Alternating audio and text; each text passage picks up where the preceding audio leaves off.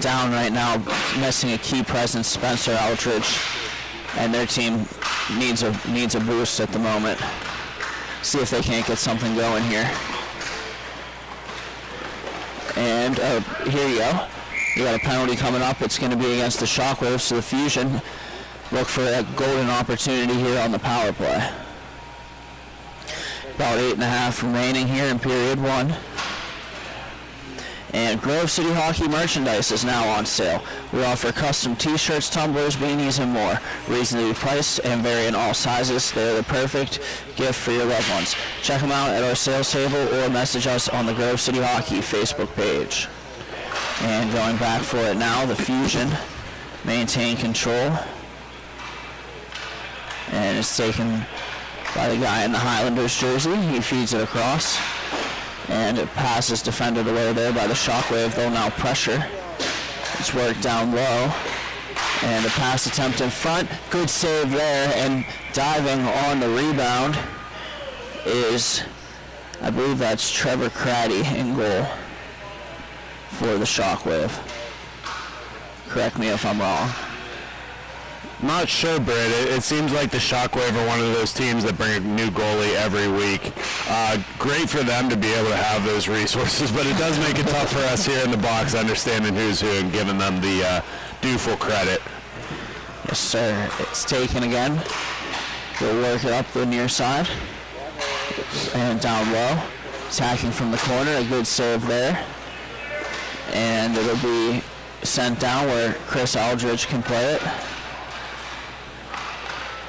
And here go the Fusion one more time. Walking in, about 20 seconds left on the power play.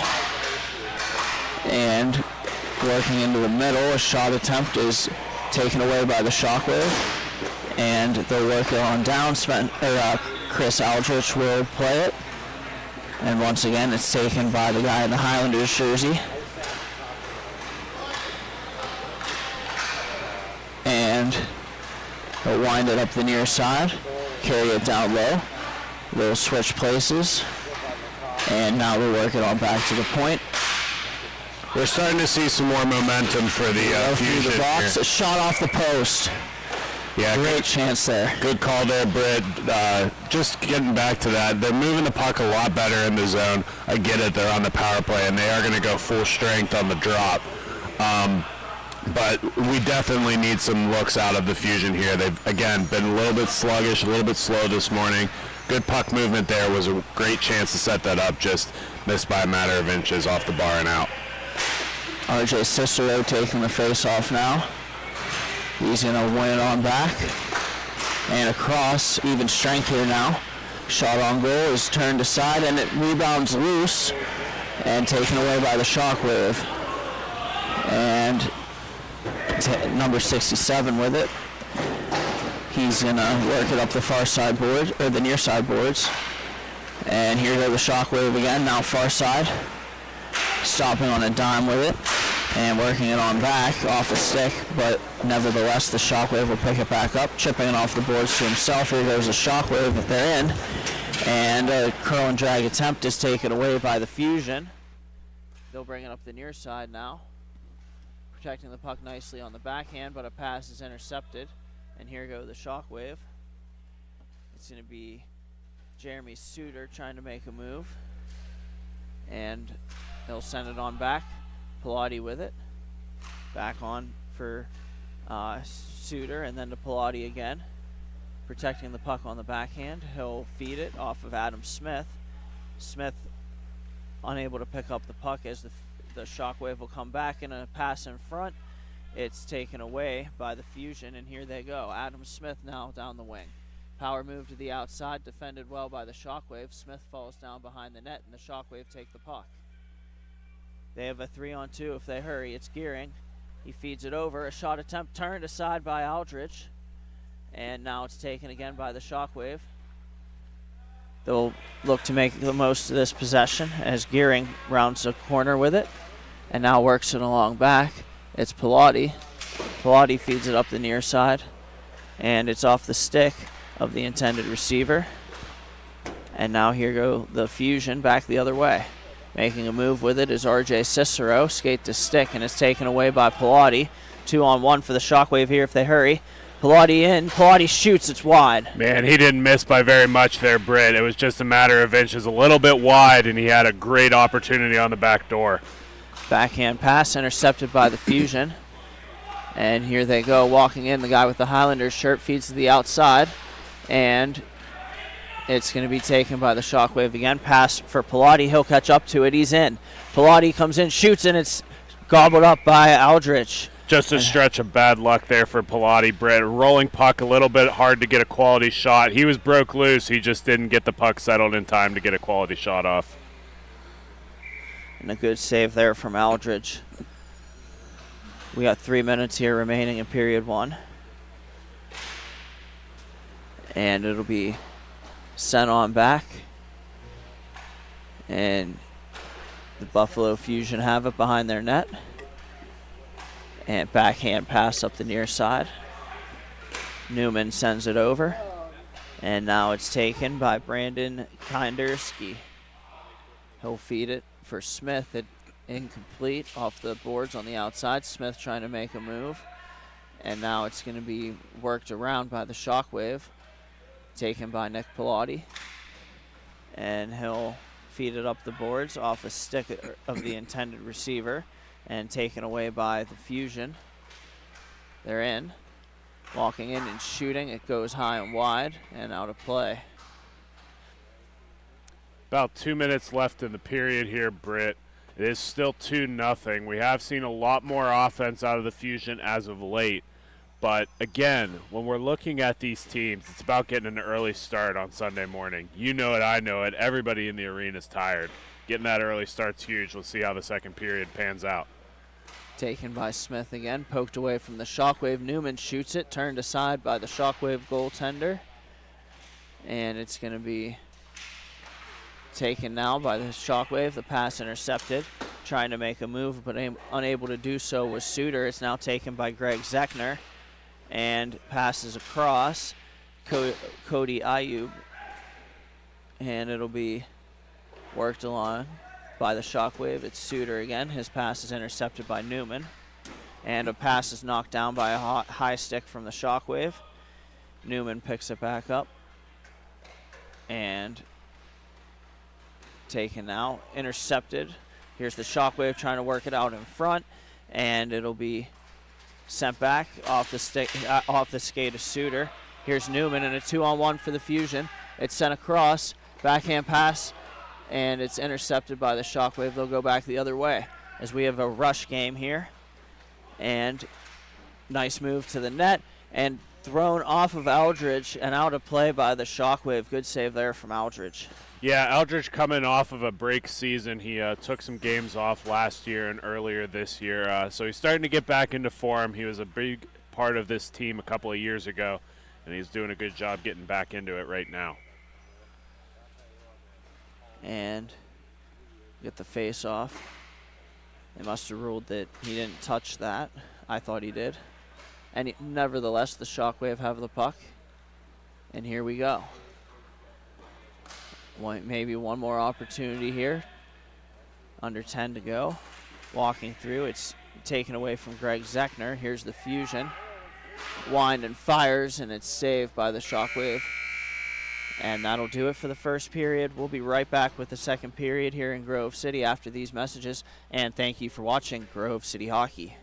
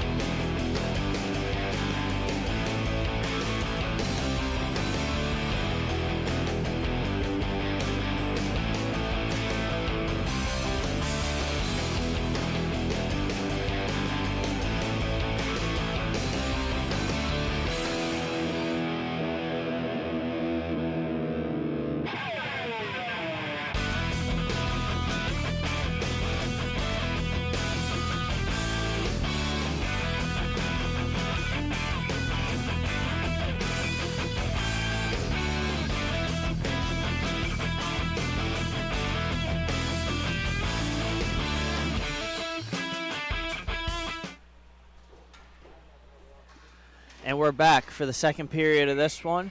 It's a T4 matchup. We have the Pittsburgh Shockwave and the Buffalo Fusion. 2 early goals from the Shockwave. That's where we stand now. And an early possession by the Fusion. Shot off a shin pad to Schmidt for the Shockwave. He'll feed Pilati. Schmidt having one of the goals on a nice backhand power move in the early stages of this one. And a pass is popped up in the air. Glove down by Pilati. Here he goes. He'll feed it on back. And now it'll be taken by the Shockwave, pressured by the Fusion. Good turn. And the Shockwave keep control. Poked away by the Fusion, and they'll try to get a chance in front. It's intercepted by the Shockwave. And with it is Gearing. Gearing sends it up the rink, up the near side. Taken away by the Fusion. They have a 3-on-2. They work it across. And try to go back the other side. It's patted away. And here goes Schmidt for the Shockwave back the other way. Shot attempt is over the net and off the glass, out of play. And the team's getting into a trading chances off the rush type of game here. We'll see who can capitalize off of their opportunities. Face off to the left of Chris Aldrich for the Fusion. And it's going to be battled for and eventually won by the Shockwave. They'll try to work it in front, but it's taken away by the Fusion. And a good pass there on the outside. Here's Newman in. Shot shut down short side. And a rebound. They got that one too. Good play there by the Shockwave. Good saves in net. And Pilati comes back the other way. Shot off the blocker of Aldrich. Rebounds there, but the Fusion pick it up and they'll go the other way. Shot attempt on goal. Sticked away by the Shockwave goaltender. And it'll be sent back up the rink and taken now. Here goes the Shockwave in. And taken away by the Fusion. Bank pass off the far boards. The Fusion with it. They overskate. Trying to get it back. And a battle for it on the far side. It'll be played out by the Shockwave. They'll clear it. And going back for it is Kyle Schaefer for the Fusion. Schaefer picks it up. He'll feed it over for Smith. And Smith walks in and shoots. It's off a stick of the Shockwave into the corner where it'll be picked up by the Fusion. Adam Smith sends it over. A shot goes wide of the net. Pops up into the air. Taken by the Shockwave. And the Shockwave bring it up the rink. Over the blue line, red line. Walking in, and a shot is sticked to the near corner by Aldridge. Here goes the Fusion back the other way. It's the guy in the Highlanders shirt. Shoots it off a leg in front of the net, pops behind the net, and taken by Zechner for the Shockwave. Here goes Zechner.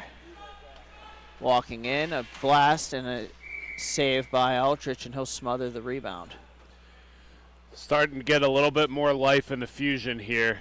Again, we're slightly under a third of the way into the second period. Still 2-0. Britt, are you starting to see a little bit of a speed come out of the Fusion bench right now? They were a little bit slow that first game, but they're starting to have a little bit more momentum and movement. They're moving it a little quicker. I've noticed that for sure. They're skating north with it. They're using their rush or their speed off the rush to try to create odd man rushes and get opportunities. Here's a forecheck play, trying to feed it in front, but it's intercepted. Good play there by the Fusion. And it's going to be battle for on the near side boards behind the net. The Fusion escape with it and feeding it in front, but nobody home.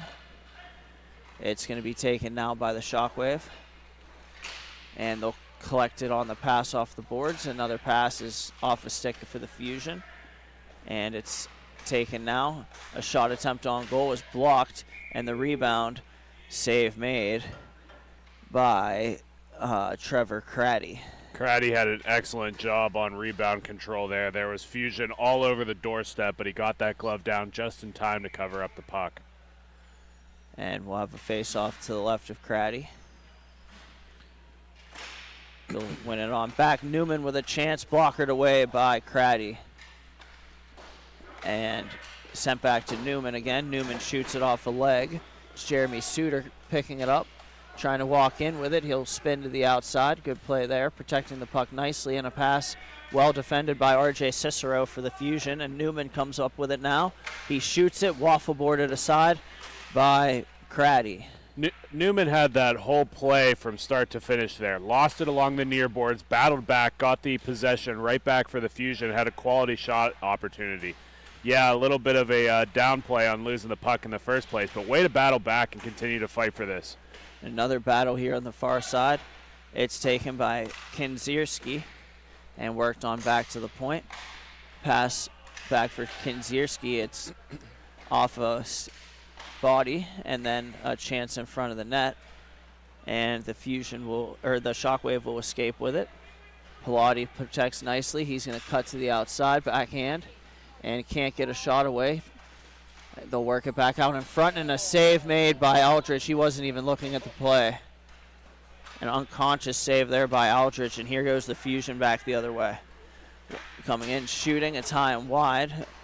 Bounce off the glass. Two on one here for the Shockwave. Cicero defending, the pass goes across, and a save made by Aldrich. What a glove save that was. And he battles for it. It'll be taken by Brandon Kinzierski. And a nice move. Here goes the Shockwave, or the Fusion in, they score.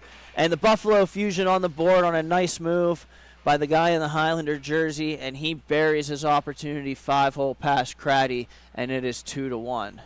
Yeah, an excellent job there, Britt. He just gets the play going right up north and south there, and a beautiful opportunity on the back door. And we'll have face-off here, won by the Shockwave. It's Andrew Schmidt going back for it. He plays it around the boards. It's Pilati taking it. Pilati feeds it across. Here's number 27 in with it to the backhand, turned aside by Aldrich. And the rebound swept in front. The Fusion have a man down the rink. It's Smith. Smith takes the pass, a shot, off the arm of Craddy. And a big save there. Pass, breakout pass attempt for the Shockwave off the Fusion, and here's an opportunity. It's going to be Gearing with it. Gearing's in, and a glove save by Chris Aldridge. He shuts him down on the glove side. What a play. Yeah, beautiful save there, and a 10-bell one. He put a little flare on with the glove there at the last second. Good save by Aldridge. It'll be played up by the Fusion. Here they go. It's Kyle Schaefer to the outside. Shot patted away by Craddy. The rebound shot off the stick of Craddy and taken on the far side by the Shockwave. Feed it across. And now it's twisted back on where it can be played further by the Shockwave. Pressure from Adam Smith of the Fusion. Zechner with it now in his own zone. This is Greg Zechner. Plays it up and taken by the Shockwave. A pass attempt, that's Barker intending to find a teammate, and the Shockwave will battle for it. Eventually one on the far side boards and a hit, and shot on goal is turned aside by Chris Eldridge now. Shockwave have it behind the net, and it'll be played along further, and battling now, the physicality of the game picking up. And it'll be the Shockwave with it down low, work it up high. It's Barker, a shot, he scores. And that's Cam Barker. And the Shockwave make it 3-1. Huge goal there. Yeah, just an excellent job. He drives down low. Beautiful way to keep away from the defense there. Cuts in through the middle and just finds a lot of space, a lot of time.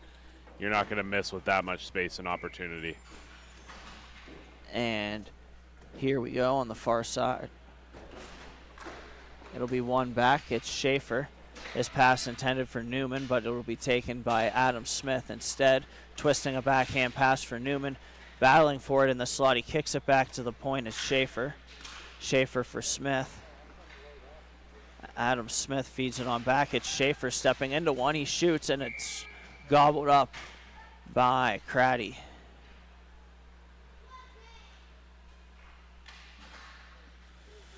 We'll have a face-off to his right now. We're trying to figure something out here in the arena, Britt. I believe the score is 4-0. The scoreboard in the rink indicates 3-1. I don't know that the Fusion has had a goal yet. Correct me if I'm wrong. They had the kid in the Highlanders shirt scored a goal in the first period. Yep. So they at least have one. I don't know.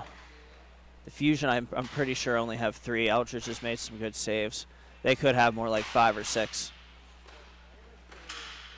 We'll have a play behind the net.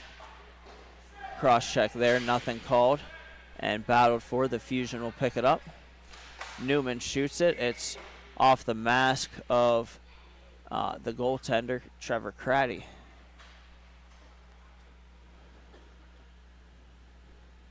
Both teams getting some fresh legs here. The Fusion is going to need a little bit of a push here. About 3 minutes left in the second.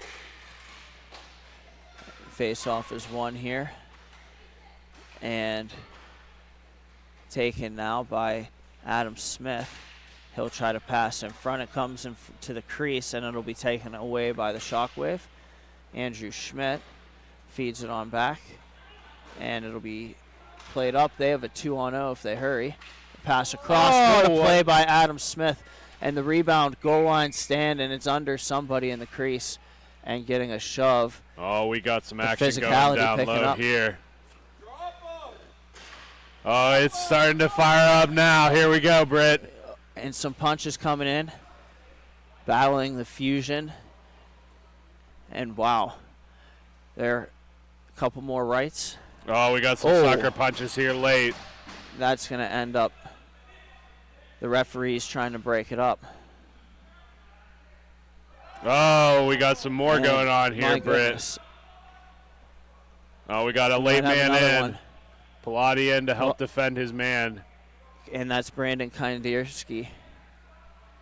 They seem to be cooler heads prevailing there. Let's see how the referees handle this one. Starting to clean up the rink a little bit. There's gear everywhere. That was Adam Smith and Andrew Schmidt, the combatants. Let's take a quick step aside, Britt, while they figure this out. We'll have some more information when we come back, but let's get the arena sorted out. Send them off real quick here, Britt. And we'll be right back. Thank you for watching Grove City Hockey.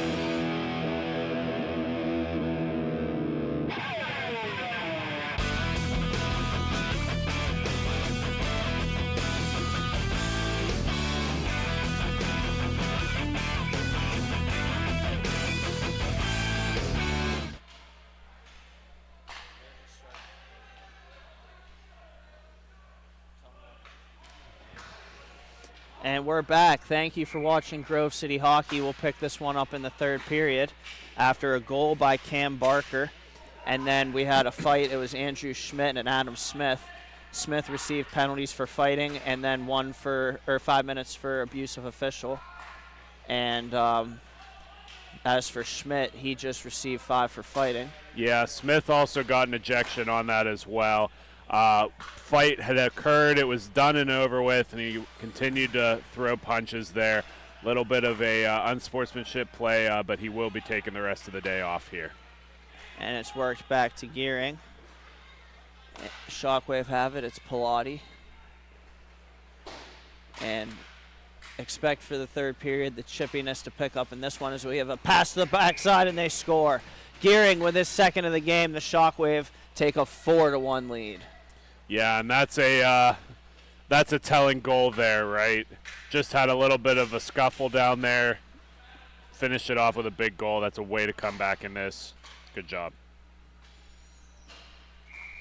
Love Cicero taking the draw, trying to go forward. And it'll be won back by the Shockwave. They'll bank pass it off the boards. It's Gearing again.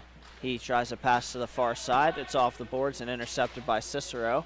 Saucer pass across the middle of the rink, and it's taken away by the Shockwave. Shockwave seemed to be a little uncomfortable in that fight. Didn't really want to get involved, but they have not lost a step. Came out buzzing. They're moving the puck well. They're sending a message on the scoreboard for this period. And we'll have the play brought back by Gearing. Bank pass off the boards. And a chance from down low, pass through the legs of the intended receiver and out the other side. And now it's going to be taken by the Fusion. And a shot attempt on goal goes wide. It'll be picked back up on the near side by the Shockwave. Gearing has it now for the Shockwave. He walks in, stops up on the near side. And back across for Pilati at the point for Gearing. And here's the Shockwave working down low. Back across Pilati with it at the dot. He'll wait and feed it back onto the point. It's Gearing again. Gearing shoots it over the net. And off the boards, it'll be taken by Pilati. Backdoor pass. Shanking it is the intended receiver. And Gearing has it back now up top. They'll work to the far side where Pilati can play it. He feeds it across in a shot attempt, and a save made by Aldrich. The rebound and knocked down in front. Oh, that was still loose, Britt, but it was out of sight of the referee, so he blew it dead. Lucky break for the Fusion there. And good play there by the Shockwave. And composure by the Shockwave, Jeremy Suter. He was knocked down in front on that one by Brandon Kinderski. Serving the penalty in the box for the Fusion is number 28, Scott Zotera. And he'll get out here at about a minute 45. And here's Pilati with it for the Shockwave. It'll be played on the near side. It's Barker to Pilati, a shot off the pipe. And Pilati picks it back up behind the net. Taken away now, it's the Fusion. Bank pass off the board, too far for Newman. It just bounced over Newman's stick. He had a wide open breakaway. Bad luck again for the Fusion. And it'll be taken now by Barker. Pass attempt. It's off the stick of Newman. They'll battle for it. Suter, the first guy to it. And it's going to be Suter with it. He plays it back for Zechner. Over to the far side, it's Barker. Sent across, Pilati. Back for Barker. And a shot attempt goes off the player in front. And now it's Pilati up top in the slot with a shot over the net. And it'll be Kinderski over for Cicero. Cicero works it behind the net. And gets it back. Here goes RJ Cicero. And it's off leg, blocked away by the Shockwave with about 9:15 in the third period here. And make sure to like and subscribe to the Grove City Hockey YouTube channel. We are close to hitting 1,500 subscribers and could use your support. Just type in Grove City Hockey YouTube and click the thumbs up and subscribe. Grove City Hockey, growing the game.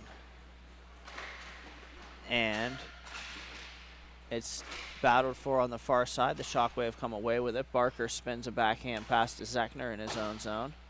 Zechner plays it across for Suter and back up.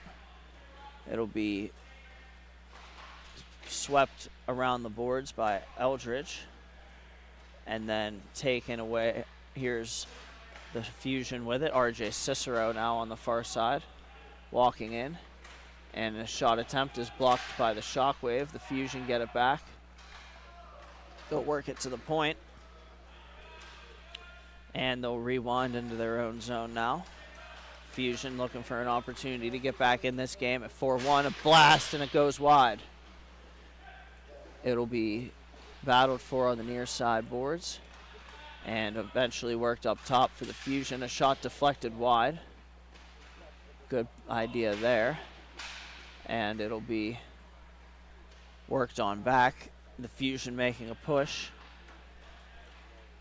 Shockwave doing a good job defensively here. And a backhand pass is going to be intercepted by the Shockwave. And they're in. A shot is turned aside by Eldridge. Shockwave are the first team to the rebound.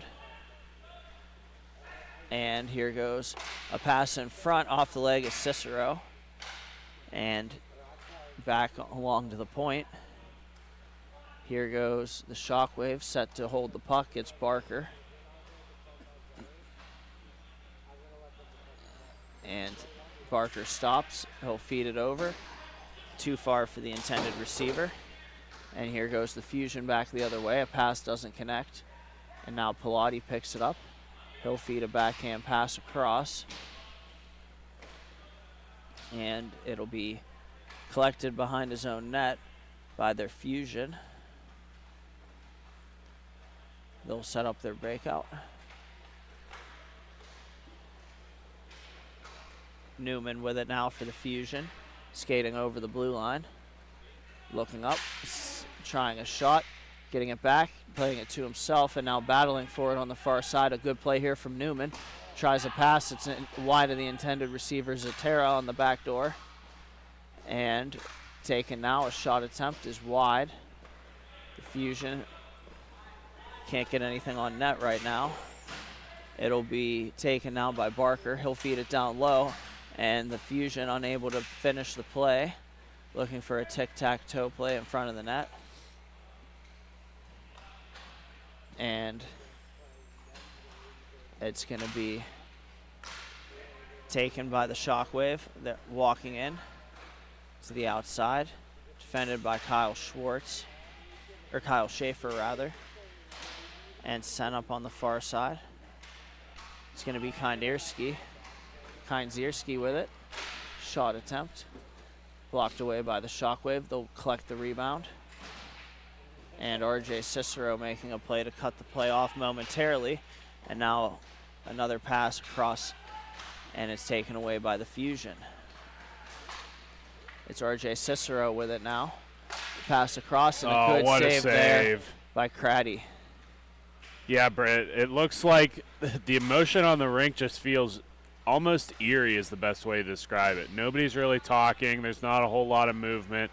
It's just like kind of autopilot hockey at the moment.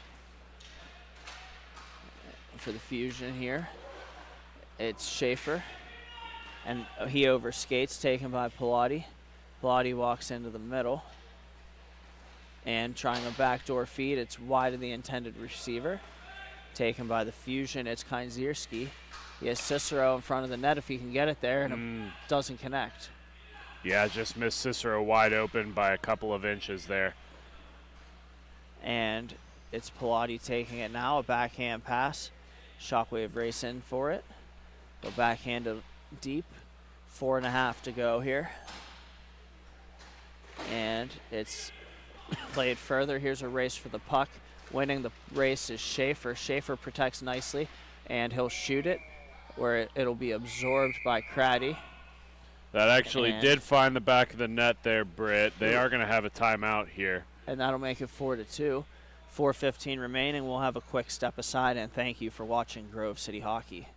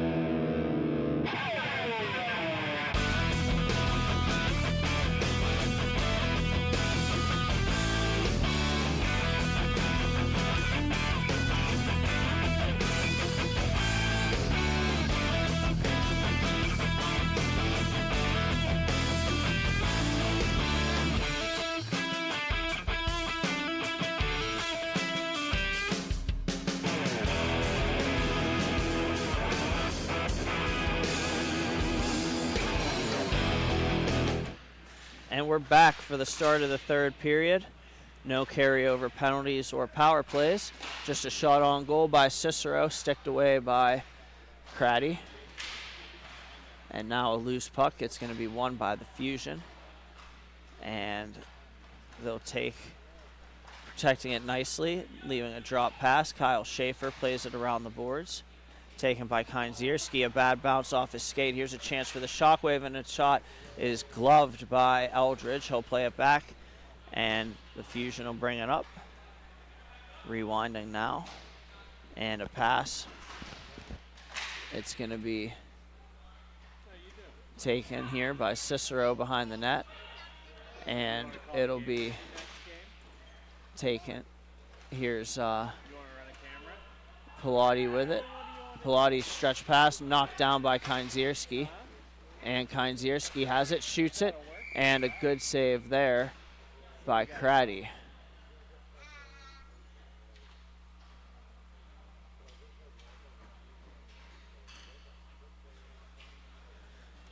Here's a face-off to the left. Look no further than Bonus Accounting for all your tax and bookkeeping needs. They can help with payroll services, tax planning for the upcoming year. Visit them at www.bonusaccounting.com. Bonus Accounting, the firm of the future. And we have another save by Craddy. Yeah, we're getting into the stop time territory here, Britt. Within 2 goals, we're a little bit over the mark for it, but keep an eye on that at home as the clock will be changing here. And we're going to have the face-off to the left of Craddy, won by the Fusion, a shot over the net. And it's going to be Zatera picking it up. Play it down low for Cicero. And back for Zatera. Down low, Cicero one more time, battling with the Fusion. Or battling with the Shockwave. The Fusion, or the Fusion net now empty. It'll be Zotera rewinding into his own zone. And here they go. It'll be swung to the outside, a shot off Craddy and wide. Race for the puck. And it'll be taken now. It's the Fusion. Getting a quick change. It's Newman coming on. He'll swat it into the offensive zone and go to work. Pass in front and a shot goes wide from Kindzierski. And then it'll be taken, Cicero digging in front, and loose puck taken by the Shockwave.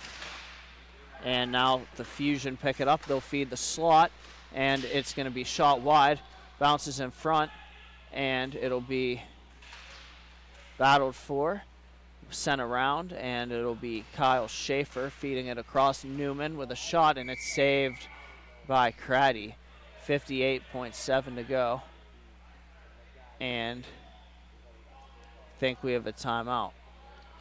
I think they're saying that the team already called a timeout and they're trying to call a second one. They're just creating a little bit of confusion here. Regardless of the timeout, there is going to be a stop clock situation. The Fusion wanted to draw it up, but we'll see if they can't. Anyways, and a shot rebound, they score. This is getting interesting, Britt. And here we go. Let's finish this one out. It's going to be an exciting one. 53.5 is the official time on the score currently. Unfortunately, our clock does not do half seconds, so we'll keep you abreast on the partial seconds for the remainder of this game. And a battle for the face-off. It's one back, and the Fusion have it. They'll play the far side. And they'll set it up. Here we go. Work down low. It's Newman with it. He just scored for the Fusion, and he'll skate back into his own zone with this one. Feeds it across. Bank pass off the boards. The Fusion still have it. Walking in and shooting. Deflected wide. And it's taken by Kyle Schaefer. He twists one in front, and now it's taken by Gearing for the hat trick. And it's knocked down by the Highlander. Works it up. Schaefer. Zotera now down low. And it eludes Brandon Kinzierski, and it'll be sent down. 4 seconds to go.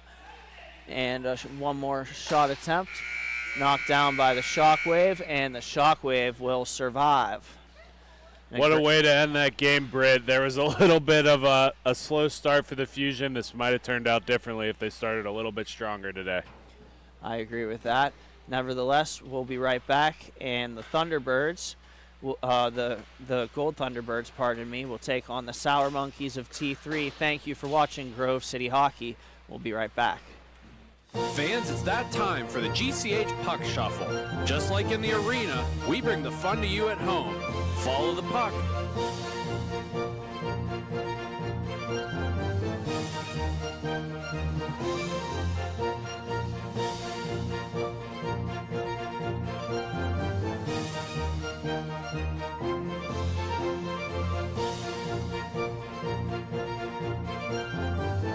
Now, which number is the puck under? If you pick number 2, congratulations. Now, back to the action. Hey fans, it's that time for the GCH Duck Races. Make sure you get your picks. We have Mikey, Duke, Tex, and Ranger. Here we go.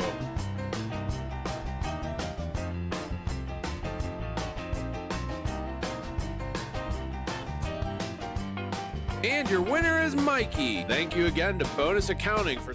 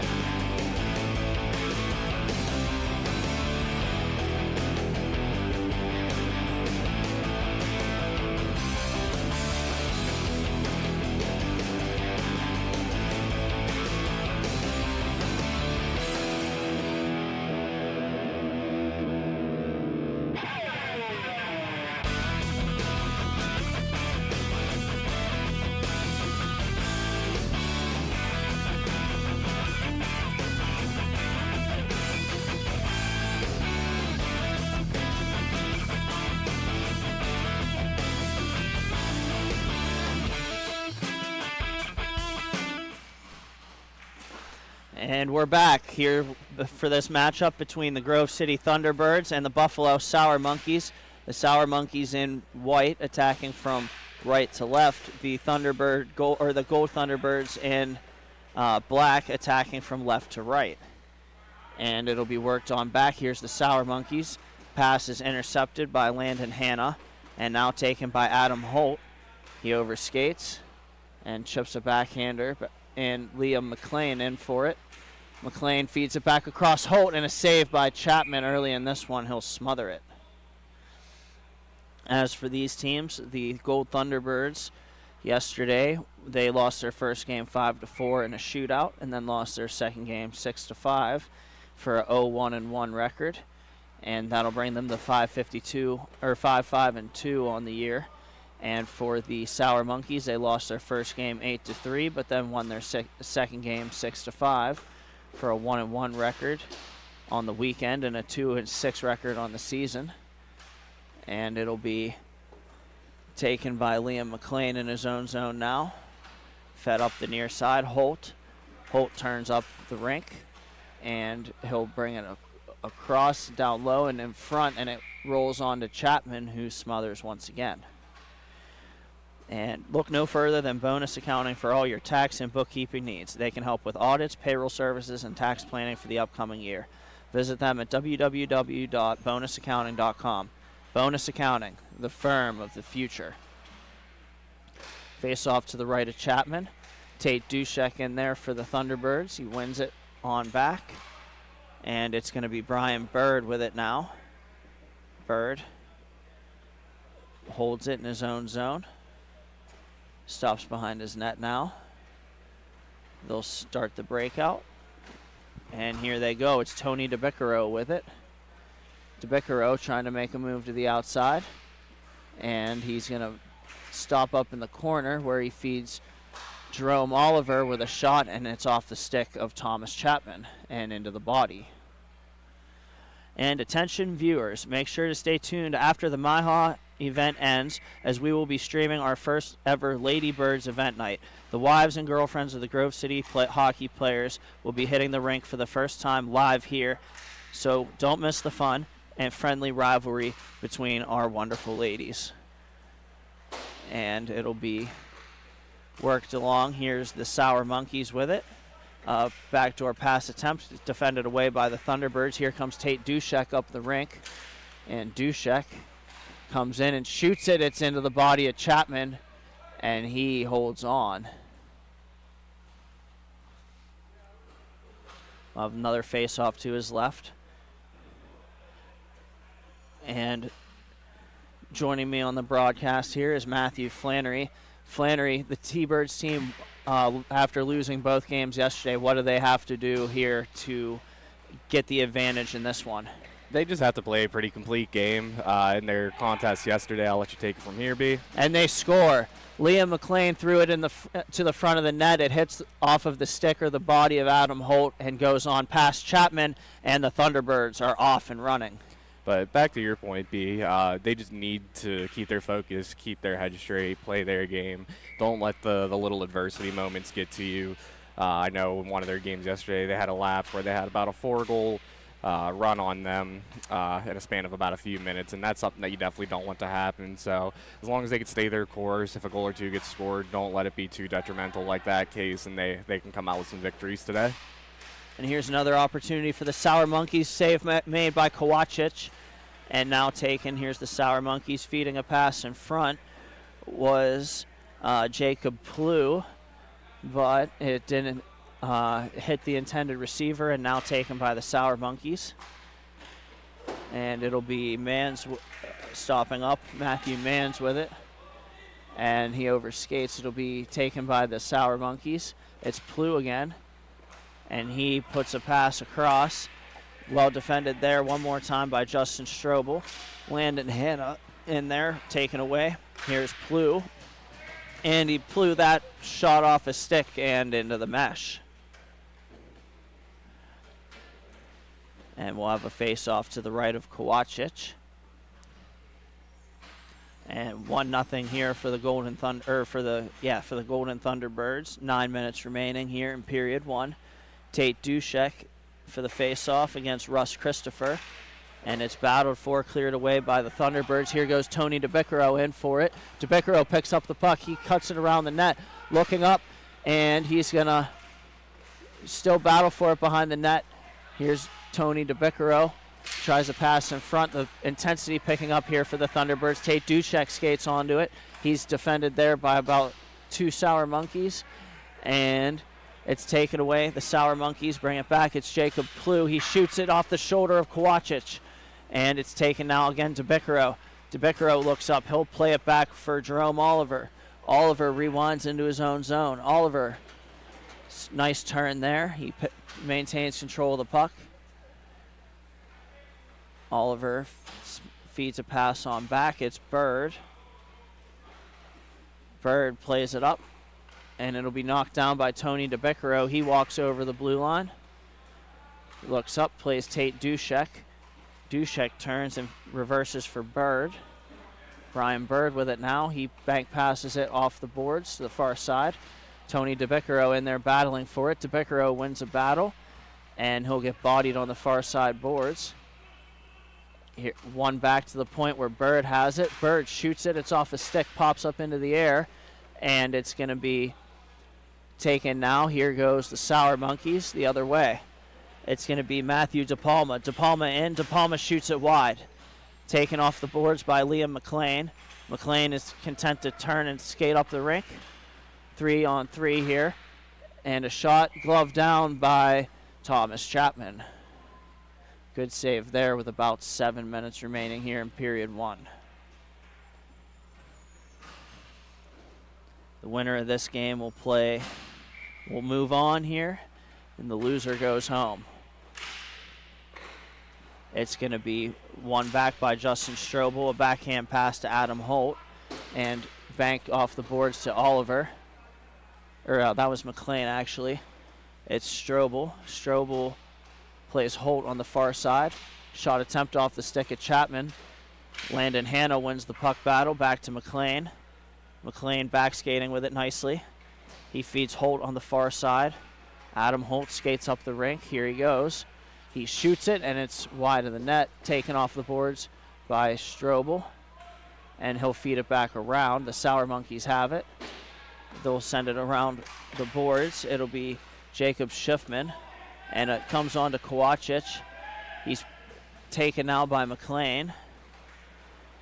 It'll be Strobel with it now. Strobel walking into the middle, trying a pass off his skate and onto Chapman, and he'll cover it.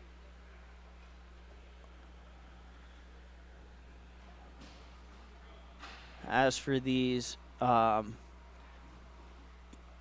Buffalo Sour Monkeys here, they're looking to get something going in the late stages of the first period. And the face-off is won. It's Jerome Oliver. Oliver skates around with it. He'll skate it up. And delaying, dictating pace. Working it on back, it's Bird. Brian Bird sends it across for Liam McLean. McLean spins, and it's taken away. Here goes the the Sour Monkeys, but a shot coming from number 72 is off the blocker of Kowachich and out of play. Face off to the right of Kowachich. Looks like it's going to be Tate Dushek against Santo Contempiello. Won by the Thunderbirds. They're doing a good job on the face-off so far. Now taken by Charlie Roskowski. He'll feed Mans, but it misses, and Mans will have to go back into his own zone to collect this one. And a backhand pass. Here goes the Sour Monkeys up the far side boards. And a shot attempt deflected on goal. Great save, Kowachich. And Tate Dushek with it now. He's racing in. He has a step. Dushek to the net. Backhander. He scores! Tate Dushek puts the Thunderbirds up 2-0. 4:18 remaining here in period 1. What a play to the backhand. He beats Chapman. And we'll get the line change.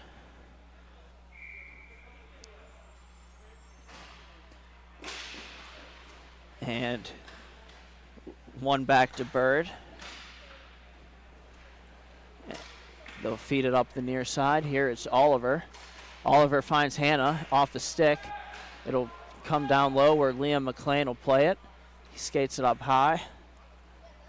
And he's going to protect nicely. It's going to be battled for on the far side and worked across. And one back. Fanning on it is Matthew Manns, taken by Landon Hanna. He'll feed Liam McLean. And it'll be Liam McLean with it again. Pass deflected off of Ruskowski. He'll get an opportunity here for the Fusion. Well defended there by McLean as he didn't let him cut into the middle. And now the pass is intercepted by Brian Bird. Bird over the red line. And it'll be taken up the near side now by the Sour Monkeys. And spinning to accept the pass is Santo Compantello. And a shot on goal is saved by Kowacic. It's underneath him. And a good play there to keep the Thunderbirds up 2-0 with 2:40 remaining here in period one.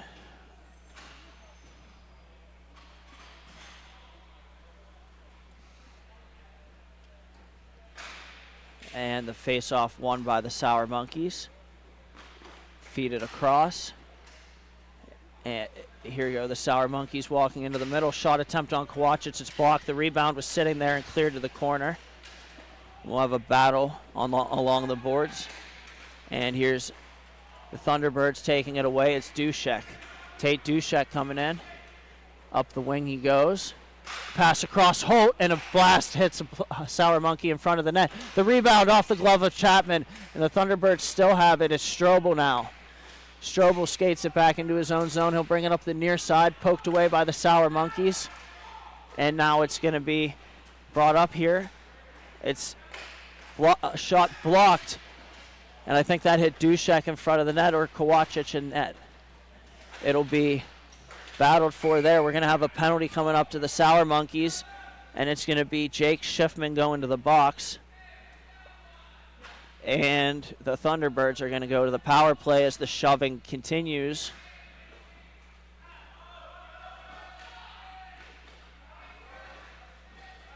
And teams will separate. Calmer heads will prevail for the moment. We'll get a check on the penalties.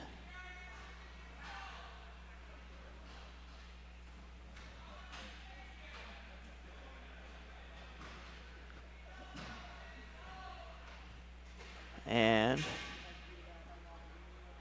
50 seconds here remaining in period one.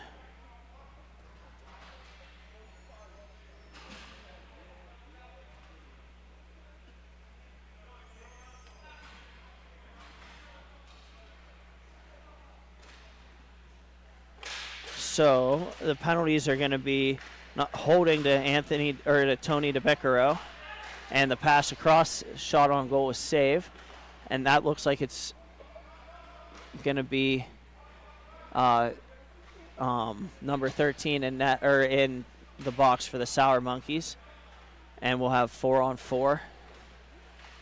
Work down low. The Sour Monkeys have it. It's poked away by Liam McLean. He'll pick it up. Plays Oliver 2-on-1 with Hannah. Hurrying back into the play is going to be the Sour Monkeys, and the horn will sound before a shot oncoming, and that'll do it for the first period. And we'll step aside here. Be right back with the second period of this one. Thank you for watching Grove City Hockey.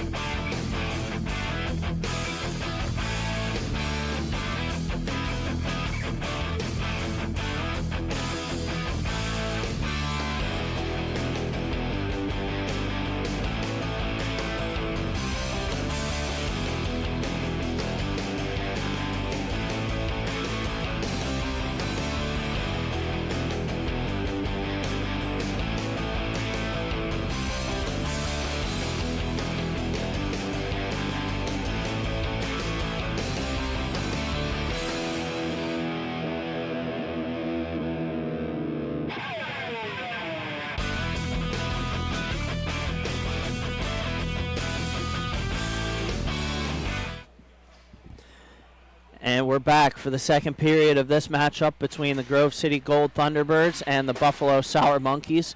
The Thunderbirds had 2 goals in the first period. That's where we stand right now. The Sour Monkeys looking to get something going here early in the second. They'll work it back across, and here they go. They turn it up the rink. The Sour Monkeys over the red line. Jacob Plew with a shot patted aside by Kowacic. And then it'll be battled for and eventually shot wide of the net.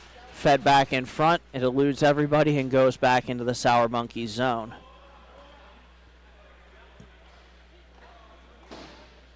And it'll be the Sour Monkeys with possession. Jacob Plew now south of his goal line. They'll look to get going north. And here goes Ryan Miller with it. Ryan Miller shoots it. Save made by Kowacic, and he smothers it.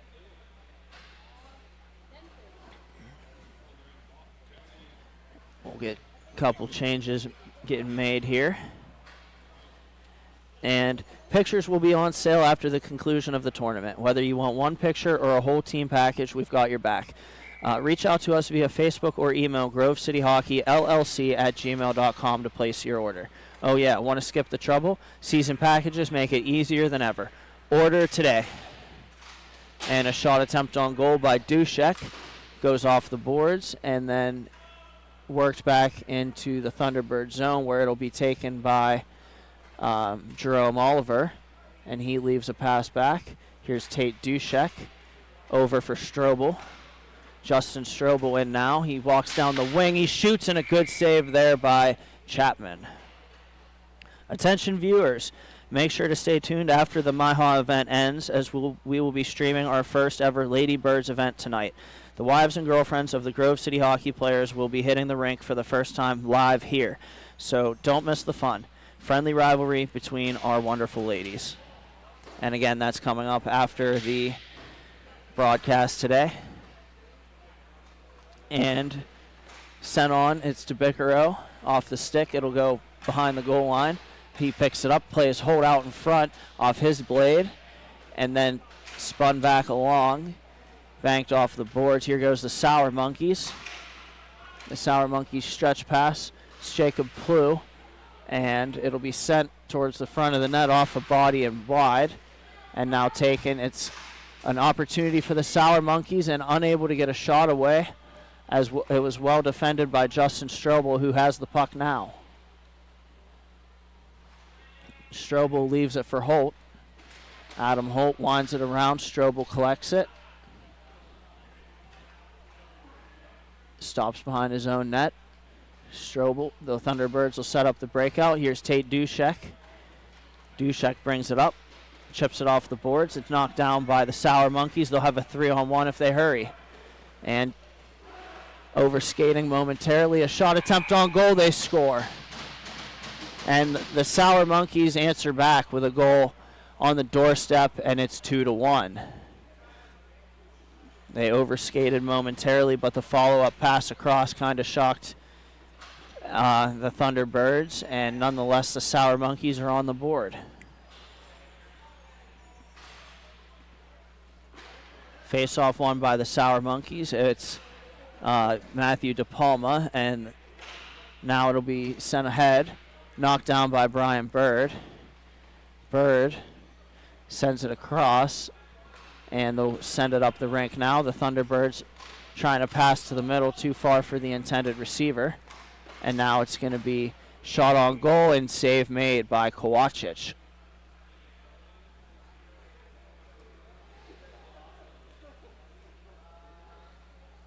Face off to the left of Kowacic now. And it'll be played across. It's Bird with it. He sends a pass, tip try, and a good save by Chapman. The rebound shot on goal by McLean, and that's also off the body of Chapman. And here go the Sour Monkeys trying to counterattack. They'll collect the puck in the corner, send it across. It's going to be Jake Schiffman with it now. He winds it on back. And now here's the Sour Monkeys. It's De Palma, defended well there by Jerome Oliver. And it'll be Sour Monkeys with it. Landon Hanna stepping up at the up to the top of the crease, now backing off. And it's going to be off the stick of the Sour Monkeys. They'll wind it back into their own zone. Passed back up the far side boards. And it's going to be Santo Compitello. His pass goes off of a Sour Monkey, and then loose puck on the far side boards and knocked away from Jerome Oliver. Oliver gets it back. Oliver skating nicely with it now, cutting to the inside, and he's got back pressure. He protects the puck nicely, comes to the front of the goal, and a good save there by Chapman as Jerome Oliver took the puck to the hoop and almost stuffed it in.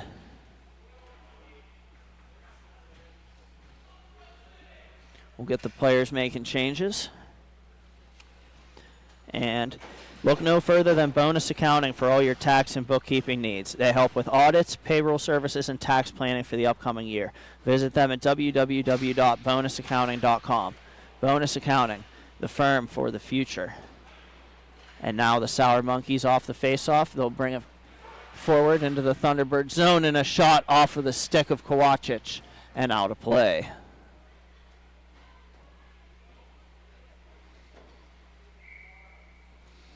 And then it'll be a face-off to the right of Kovacic. One back to the point to Adam Holt. Holt plays it off the boards. Tate Dushek breaks out. Here goes Dushek into the middle, a shot off the glass. And now battled for on the far side. Dushek has it again. He's in. He shoots. A good save by Chapman. The rebound swatted at by Dushek, and it's going to be taken away by the Sour Monkeys. Now taken away by the Thunderbirds. Sour Monkeys with it again. It's Ryan Miller. Miller's in, tries to make a move, sticked away by Holt, and now well defended by the Thunderbirds to break up a centering pass, and Tony DeBiccaro will bring it the other way. They have a 3-on-2. Here goes Dushek. Dushek in, shoots it, goes wide. And the Sour Monkeys will take the puck. The Thunderbirds have a good back check, and a shot on goal is going to be out of play. 6:20 remaining here in period two rather, and some confusion going on. Nonetheless, we'll be ready for the last 6 minutes here, the second period. A face-off to Kowacic's left, and it'll be taken on the point. A shot attempt on goal. They score. And the Sour Monkeys tie it up on a shot by Matthew Manns. And he beats Kovacic off the bar and in. A nice shot. And it is 2-2.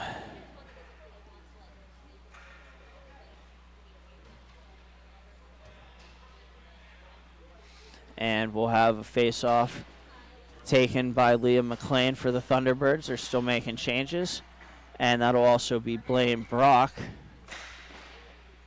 Face-off battled and eventually won back by the Thunderbirds. Landon Hanna helping out on the play. It'll be taken by Bird and back up for Hanna. Here goes Landon across the middle.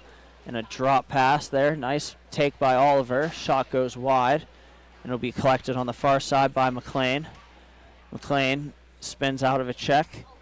And now he's going to skate towards the middle. He shoots, and a glove save by Chapman, and he holds on.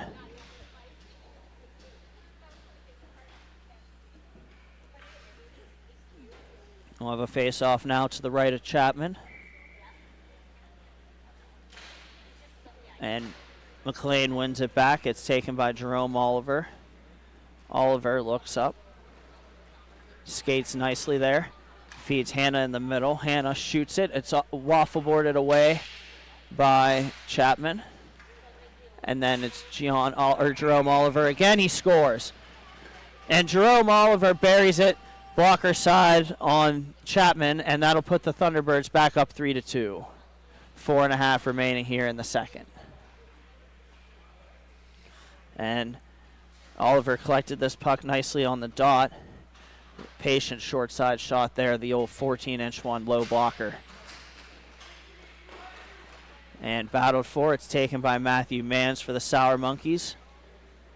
And he sends it back up. It's going to be DePalma feeding it on the near side. It's taken and turned aside by Kowachich. And it's Mans with it again. Pressure coming from Liam McLean. Mans feeds it to the far side, and they'll give and go. And here goes a shot off a stick of Strobel and out of play. Well defended there by Strobel. And once again, let's take a second. Attention viewers, make sure to stay tuned after the MIHA event ends, as we will be streaming our first ever Ladybirds event tonight. The wives and girlfriends of the Grove City hockey players will be hitting the rink for the first time live here on YouTube, so don't miss the fun, friendly rivalry matchup between our wonderful ladies. It's taken by Holt now on the far side. He gets bodied, and it's going to be sent across and taken by Tate Dushek. Dushek twists a backhander and collects back off the boards. Taken away by the Sour Monkeys. They'll send it back across, and now it's the Thunderbirds taking it back. It's Strobel, and Strobel has Dushek and Holt, sends it across, or DeBiccaro and Holt sends it across. DeBiccaro shoots it, it's blocked, and then it's going to be taken on the far side. Now shot is patted away by Kowachich and collected by Dushek. Dushek feeds it up the boards to himself. He's got a 2-on-1 with Strobel. Feeds it to him. Strobel has it. And back across for Dushek. What a save by Chapman. The rebound taken by DeBiccaro behind the net. He spins it back for Strobel in the corner. Strobel feeds it up top for Holt. And now it's going to be defended well. Played to the outside by the Sour Monkeys. The pass on the boards is intercepted by Holt. He'll send it back across. Dushek collects on the near side. And he's going to send it back up top for Strobel. Strobel across for Holt. Holt feeds DeBiccaro. And Tony DeBiccaro comes up with it. Skating. Stopping on a dime. Feeding Strobel up the weak side. Strobel, he tries a pass. It doesn't connect with the intended receiver. Taken away by the Sour Monkeys. And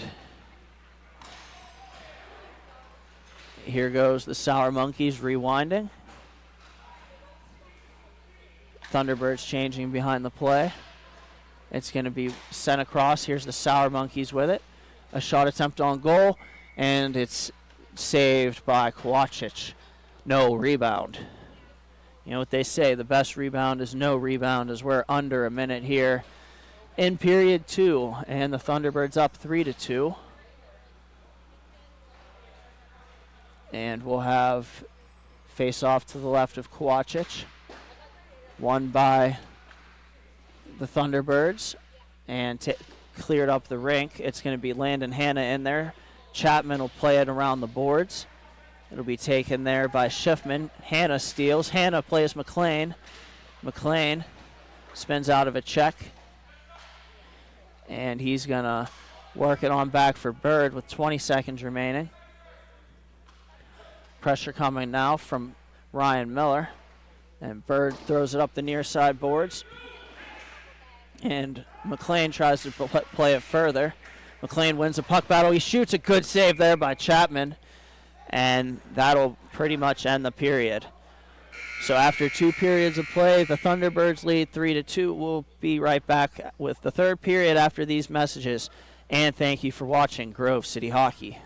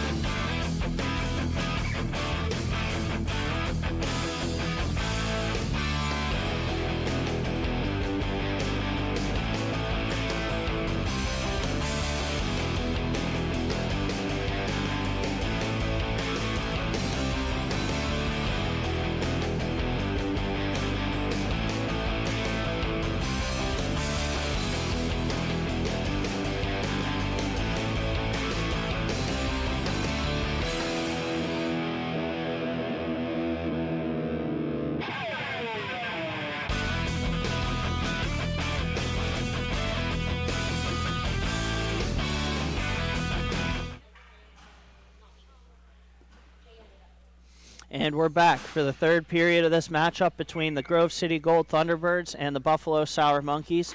The Thunderbirds were up 2-0 after one. The Sour Monkeys stormed back to tie it at 2, and most recently, the goal coming from the Thunderbirds, they're up 3-2. It was Jerome Oliver, and we're gonna have an early chance for the Thunderbirds, now battled for, and Chapman will play it to the far side, intercepted by the Thunderbirds. They're centering pass, nobody there. And now it's the Sour Monkeys picking it back up, a pass in front, and it eludes the intended receiver on the tip try. Here goes the Sour Monkeys maintaining control. It's Schiffman in his own zone. Schiffman plays it over to Jacob Plew. Plew walks across the middle, and play defended there by Strobel. Here they're in, Thunderbirds with an opportunity to McLean. He scores! Strobel across for McLean on the 2-on-0, and McLean top shelf. That'll make it 4-2 Thunderbirds on a beautiful play.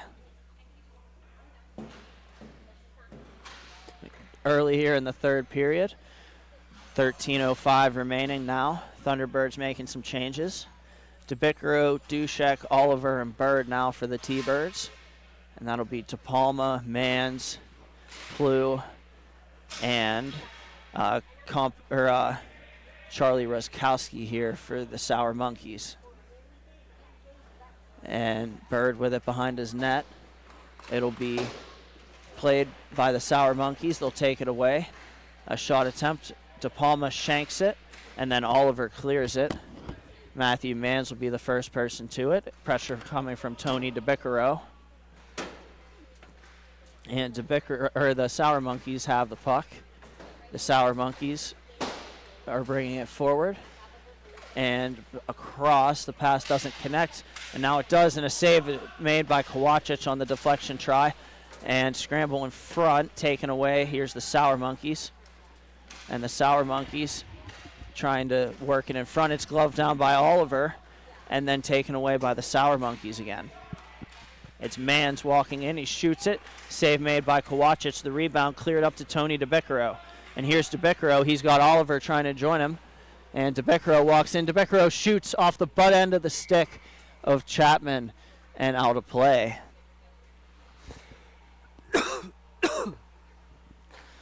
And attention viewers, make sure to stay tuned after the MIHA event ends, as we will be streaming our first ever Ladybirds event. The wives and girlfriends of the Grove City hockey players will be hitting the rink for the first time live. So don't miss the fun. Friendly rivalry between our wonderful ladies. That's coming up after the broadcast. And it's going to be taken now. Here's a battle on the far side. The Sour Monkeys have it taken away by the Thunderbirds. It's Holt. He backhands it up the boards. It's Hanna. Now over for McLean. Liam McLean with it now. Shot attempt on goal goes wide. It's Strobel. And the rebound, it flutters in. And the referee pointing. We have a goal for Justin Strobel on a bad angle. And the Thunderbirds open up a 5-2 lead. And what a play. The initial shot off the end boards. And then Strobel has it, and it rolls into the net.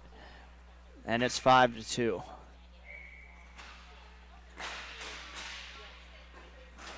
And here goes Adam Holt now back into his own zone. He plays Strobel on the near side. Strobel protects and retreats back into his own net, or back behind his own net. And it's sent around now. And race for the puck, taken by the Sour Monkeys. Nice play there by Justin Strobel with a stick. And it'll be sent back for Holt, over. Liam McLean plays Strobel. Too far for Strobel, taken by the Sour Monkeys. Turned over, here's Landon Hanna with it. Hanna shoots it, and he scored. Yes, sir, the referee points, and a beautiful shot from Landon Hanna. That'll make it 6-2. 9:45 remaining here in regulation.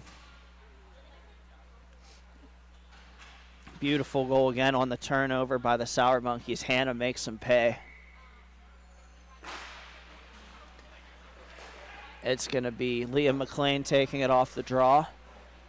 Thunderbirds send it back across. Back for Oliver. And Hannah coming underneath to support the play nicely. Shot attempt on goal, hits something and flutters wide. It's McLean on the far side. He has Oliver coming in the back door. The pass is intercepted, and that's Blaine Brock now for the Sour Monkeys. Good read on that play. Brock behind his net. Thunderbirds are just going to let him sit there. And they'll work it back across. Now it's Schiffman. Jake Schiffman protects the puck. Banks it off the boards for Blaine Brock. Brock carries it into the Thunderbird zone, and a shot goes wide. And it'll be taken by McLean. Bank pass off the end boards, D to D. And now sent all the way around. Chapman stops it behind the net. And then plays it up around the boards. Here's the Sour Monkeys. It's Compitello, and he shoots wide. Rebound shot paddled aside by Kowachich. And here goes Landon Hanna. Hanna making a move, trying to go to the backhand. And it'll be well defended by the Sour Monkeys. They bring the puck back up off the skate of Schiffman, and now taken by Tate Dushek.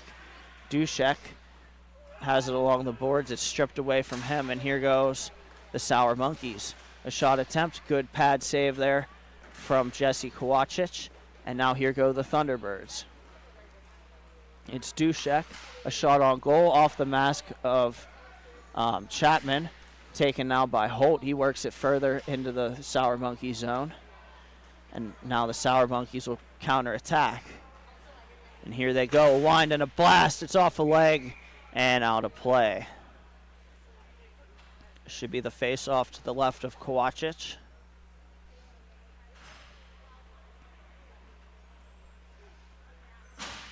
It's going to be Ryan Miller against Tate Dushek off the face-off.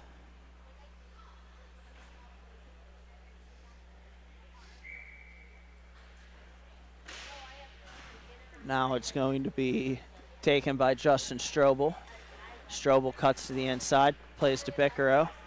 DeBickero plays back to Strobel. A shot attempt on goal off of Chapman, and the rebound goes behind the net, where the Sour Monkeys will be the first team to it. Their pass is off the leg of DeBickero, off the glass, and collected, sent on goal by Charlie Ruskowski, and turned aside by Kowachich. And a shot attempt on goal again. It's blocked by Adam Holt. And here goes Dushek with it. Dushek for Strobel. Strobel back in front. Dushek, and it's blocked. And Dushek has it on the far side. He'll bring it back to Holt. Holt slips, regains control, and sends Strobel. Strobel protects nicely down low. And DeBickero skating onto it now for the Thunderbirds, but it's taken away by the Sour Monkeys. And here goes DePalma.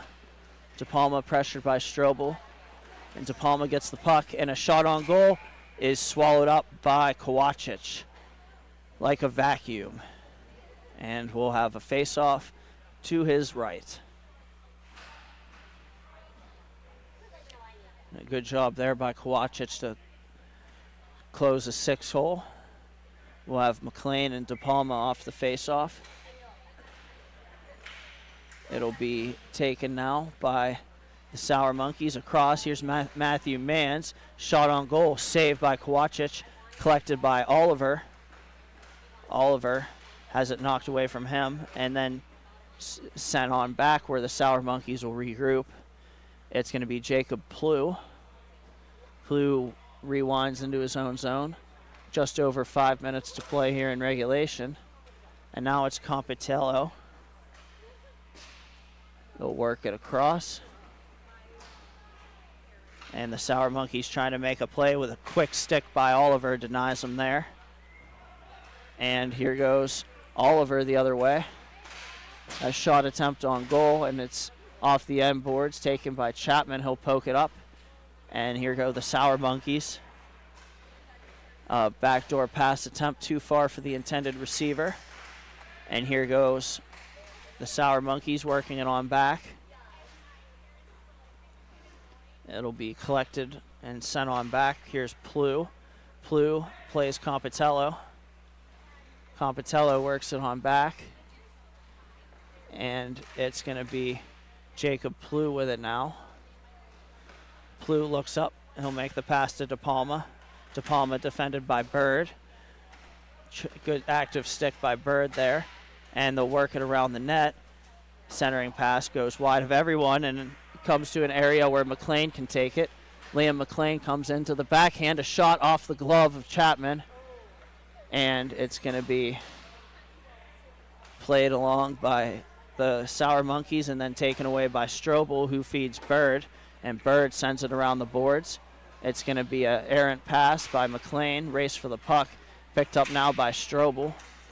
Strobel's pass hits the official on the far side. And now it's taken by the Sour Monkeys. It's Jacob Plew in, and Plew shoots it. And it's taken away into the belly of Kowachich. And a good save there by Kowachich. Of a face-off to his right. And Grove City Hockey merchandise is now on sale. We offer custom t-shirts, tumblers, beanies, and more. Reasonably priced and vary in all sizes. They are the perfect gift for your loved ones. Check them out at our sales table or on the Grove City Hockey Facebook page. Chance for the Sour Monkeys off the face-off. Kowachich makes another unconscious save on a shot that looked like it was a defended centering pass. Comes on goal suddenly, and Kowachich answers the bell. And we'll step aside here as we have a timeout taken. 2:45 remaining in this one. We'll be right back, and thank you for watching Grove City Hockey.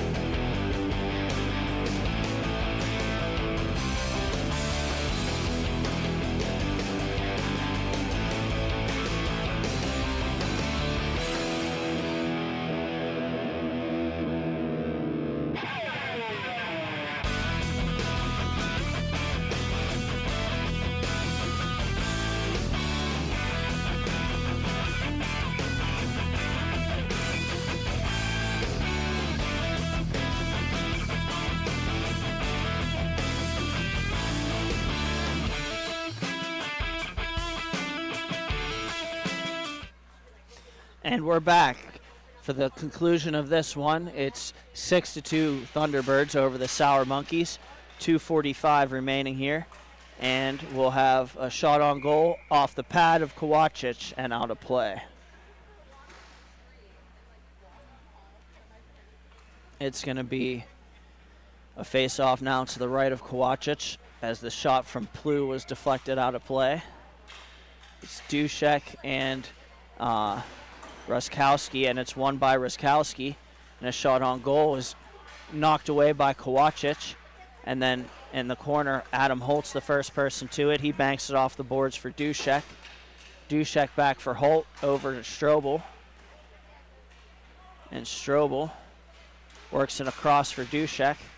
Dushek takes a bump from a Sour Monkey and maintains possession. And he's going to feed it up. Touch pass from DeBicaro to Strobel. Strobel's in, and Strobel shoots it off a stick and saved by Chapman. The rebound to the far side, or to the near side, taken by DeBicaro, stopping on a dime. Falling down, taken by the Sour Monkeys, and a shot off the blocker of Kowachich. Good save there. And it's going to be taken again. Shot goes wide, and now Holt in the corner with it. He kicks it on up the boards. Battled for there. Holt maintains control, and here goes the Thunderbirds. Holt and Hanna with it. Holt walks in, and Holt skates it down low. Hanna twists it back around. taken now, sent from McLean to Strobel. Strobel pressured by Plew. He's going to rag the puck around and bring it back up. Nice skating there by Strobel.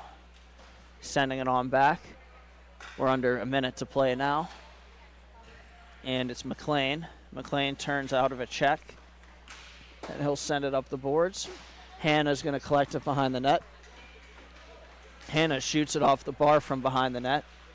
And then I think he put his hand up by his face. I think he got hit by a puck or perhaps elbow.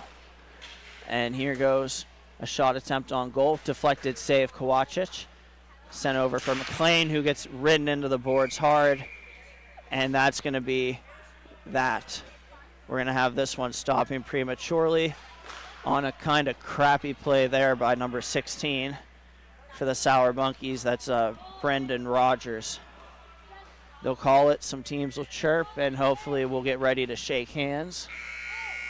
The horn sounds. We'll be right back with the next game being T5, the Gold Thunderbirds, and the Motor City Knights. Thank you for watching Grove City Hockey. We'll be right back.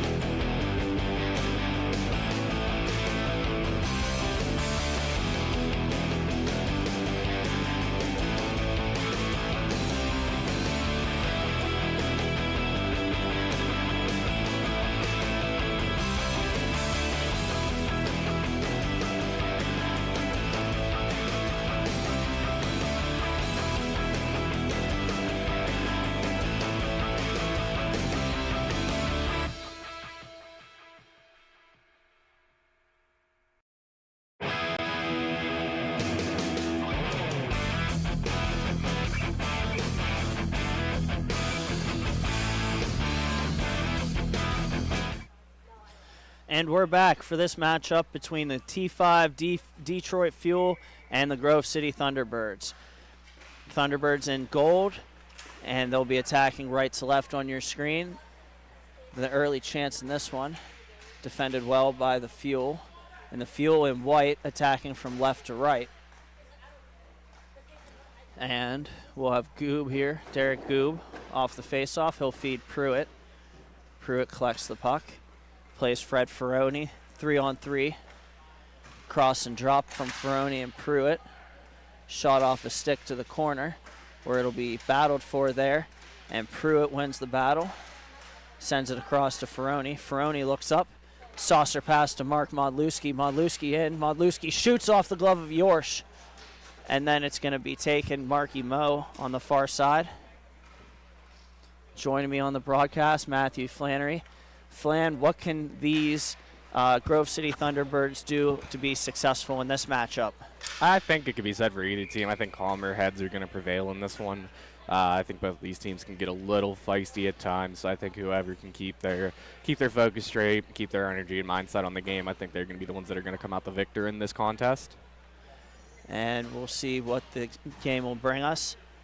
The Detroit Fuel also having only 6 players, and this one may factor in. I think if Grove City can play a patient game here, it'll work out in their favor. Yeah, being a local tournament for the Grove City fellas, it's easy to get a pretty full team, pretty full bench.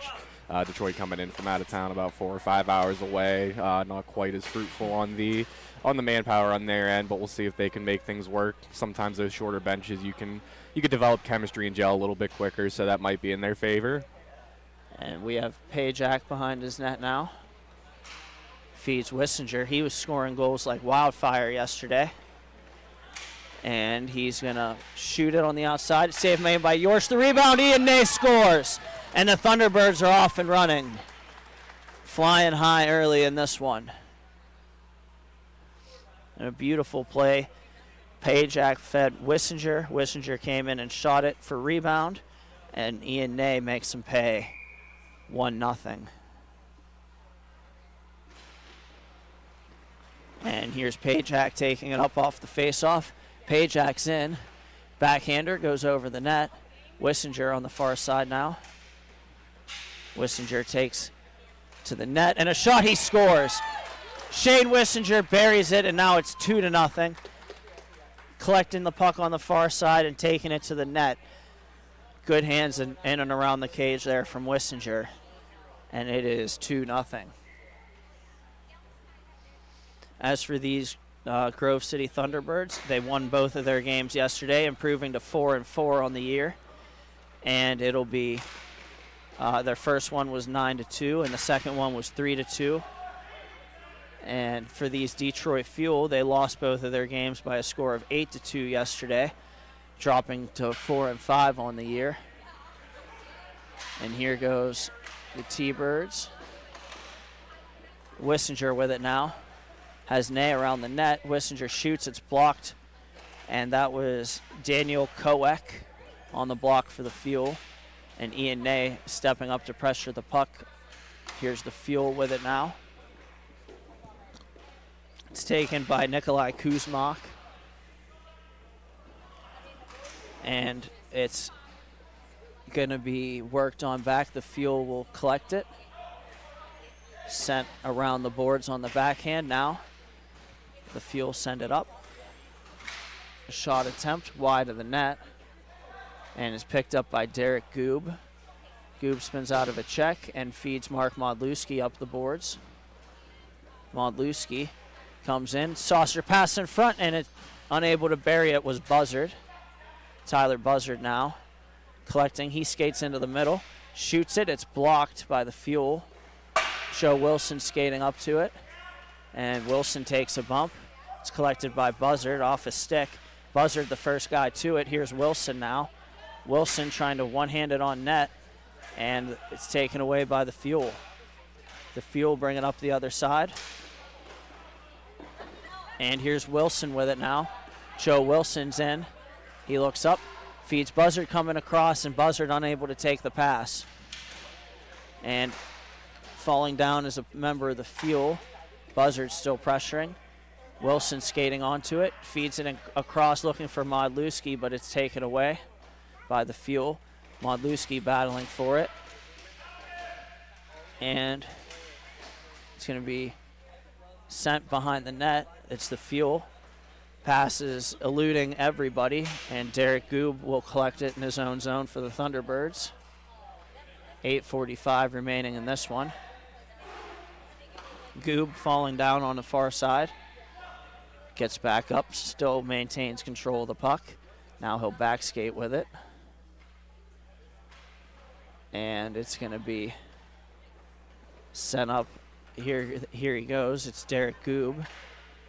And it's taken by Joe Wilson. He tries a shot, gets blocked. And now it's Modlewski with it. Modlewski in. Save made by Yorsh. And now it's taken by Daniel Koek for the Fuel. He sends it up the far side boards. Shot on goal, patted aside by Corbett. That's his first shot against. And now here's another opportunity. Shot on goal, blocked by Modlewski. And now a penalty coming up to the Thunderbirds. It's going to be Joe Wilson, and we'll see what the call is here.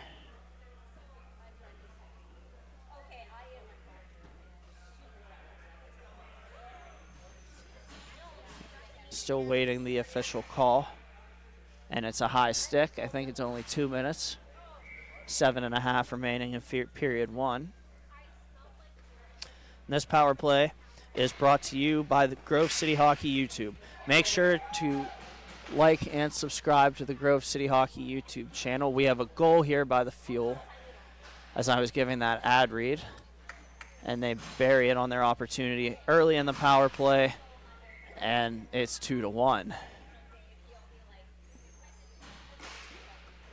And face-off is won. Here's the Thunderbirds. It's Pajak.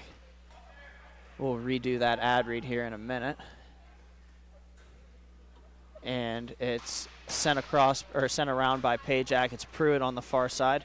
Pruitt cuts across. Pruitt skates forward to Ferroni. Tip try, and it goes wide. And now it's Ferroni maintaining control, sending Pajak. Pajak in and shoots. It's wide. Ferroni is the first player to it.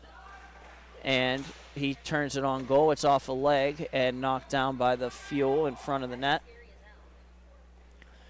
And the Fuel send it across. Collecting across the middle, it's Nikolai Kuzmak. And here's Pajak with it. Plays Pruitt. Stepping up on him as a member of the Fuel. Nice move by Pruitt. Pruitt has Ferroni. And a shot attempt goes wide. Collected momentarily by the Fuel, and now they slow things down and work it behind their own net.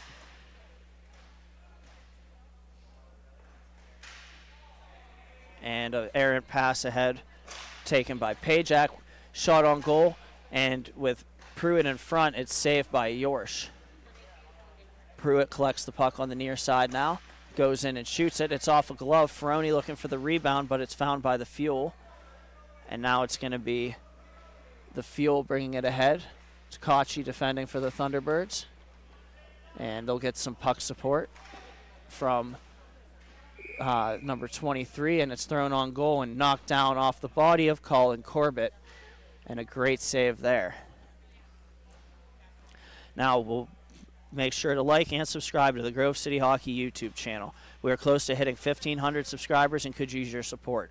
Just type in Grove City Hockey YouTube and click the thumbs up and subscribe. Grove City Hockey is growing the game. And we'll have a face-off, and attention viewers, make sure to stay tuned after our MIHA event ends, as we will be streaming our first ever Ladybirds event. The wives and girlfriends of the Grove City Hockey players will be hitting the rink for the first time live here tonight. So don't miss the fun, friendly rivalry between our wonderful ladies. And that's coming up after the broadcast. And it's Wissinger on the far side in the corner. Wissinger tries to backhand it in front, loose puck, and eventually it'll be smothered by Yorsh.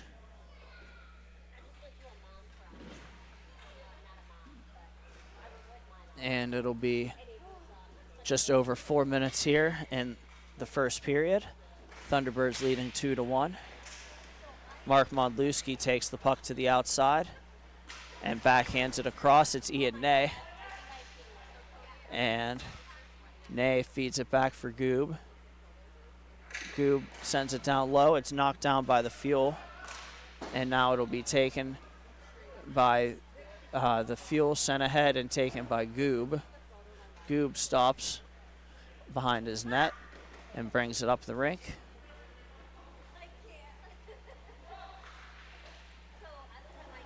Goob stops on a dime in the corner, and he's going to feed Ian Ney. Ney brings it down low. And it's going to be set over to Goob. Goob feeds Wissinger. Wissinger comes in down the wing, trying to make a move to the backhand on the outside, stops behind his net.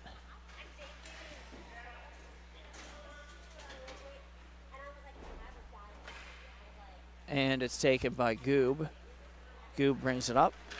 Pass goes off a stick of the Fuel. It's going to be poked to a loose battle by Ian Ney. Ney wins the battle, sends it back for Goob. It's intercepted by the Fuel. They'll play it in. Goob going back for it. Sends it around Mark Modlewski. He can't get there before the Fuel. And he's going to Fuel send it across. It's Wissinger turning up the rink, and here he goes. Wissinger. Shot on goal off the post. The rebound, and it was laying there for Ney. He couldn't bury it. It's going to be taken again by the Fuel. A shot on goal, sticked aside by Corbett, and he'll carefully cover the rebound. Good save there by Corbett. Just over 2 minutes to play in the first period. The Thunderbirds lead 2-1. And face off to the right of Corbett. And we'll have Buzzard and Kuzmak for their respective clubs. The referee's taking a second to clean up a spill. And face-off is won by Buzzard, back for Takachi. Takachi skates in front of his own net with it and brings it to the far side behind his net. Now Pajak brings it up the near side, and Damon Pajak with it, looking on a shot pass for Wilson. Doesn't connect, and then Wilson's pass is intercepted by, I think that's Kopech on the far side. And now Pajak has it in his own zone. Damon Pajak skates behind his net. It'll be Buzzard now with it. Tyler Buzzard brings it up. It's knocked away from him by the Fuel. Loose puck, and the Fuel are the first team to it. And defended nicely there. It's Takachi. Takachi skates with it behind his own net. Here goes Takachi up over the middle. Takachi brings it to his backhand. Feeds it across Wilson. A shot goes high. A good idea there by the Thunderbirds. And now it's the Fuel with their opportunity. It's Daniel Koek with it. Koek shoots it. Saved by Corbett. He glances behind him, but he has it. Good save there by Corbett. We're under 10 seconds to play, so that might just about do it here. Maybe one more opportunity. And nothing burger off of this face-off. The horn sounds, and we'll be back after these messages with the start of the second period. And thank you for watching Grove City Hockey.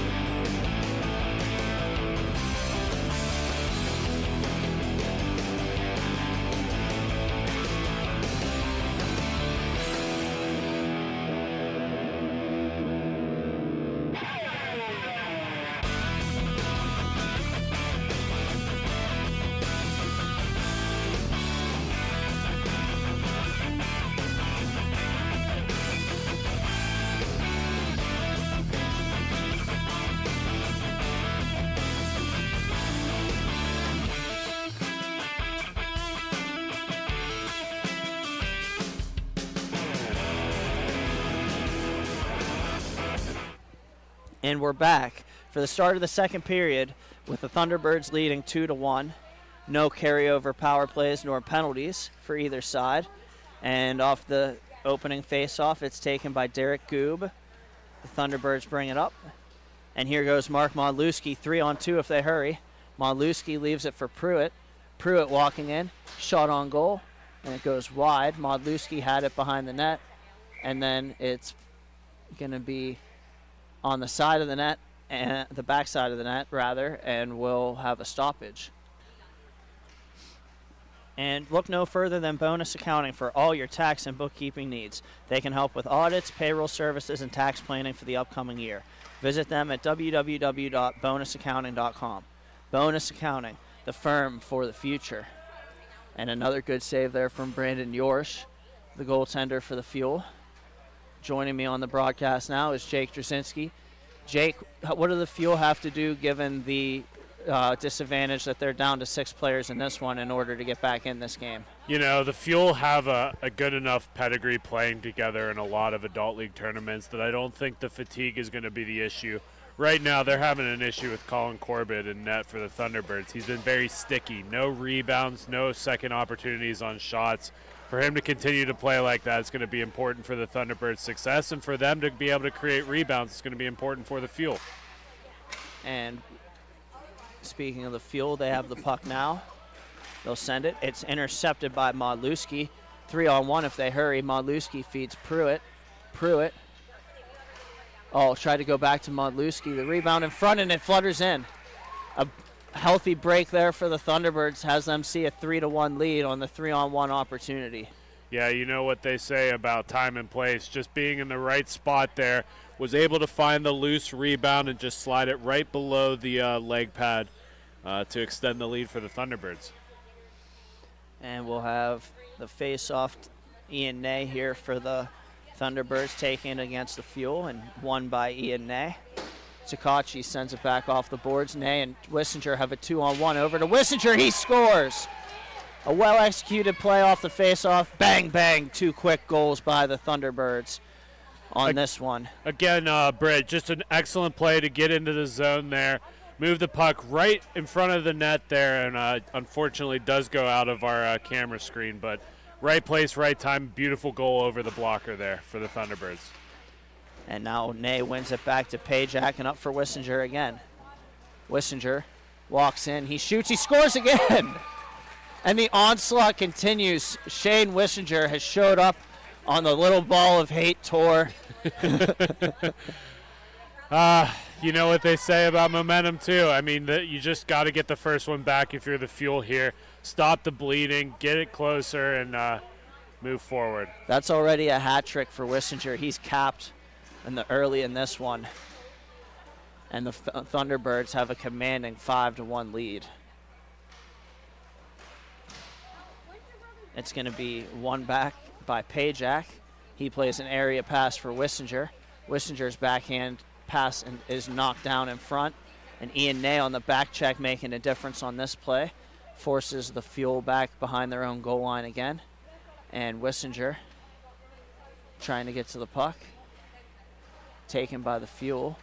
Ian Ney pressures on now. The Fuel stop up and they'll feed it back.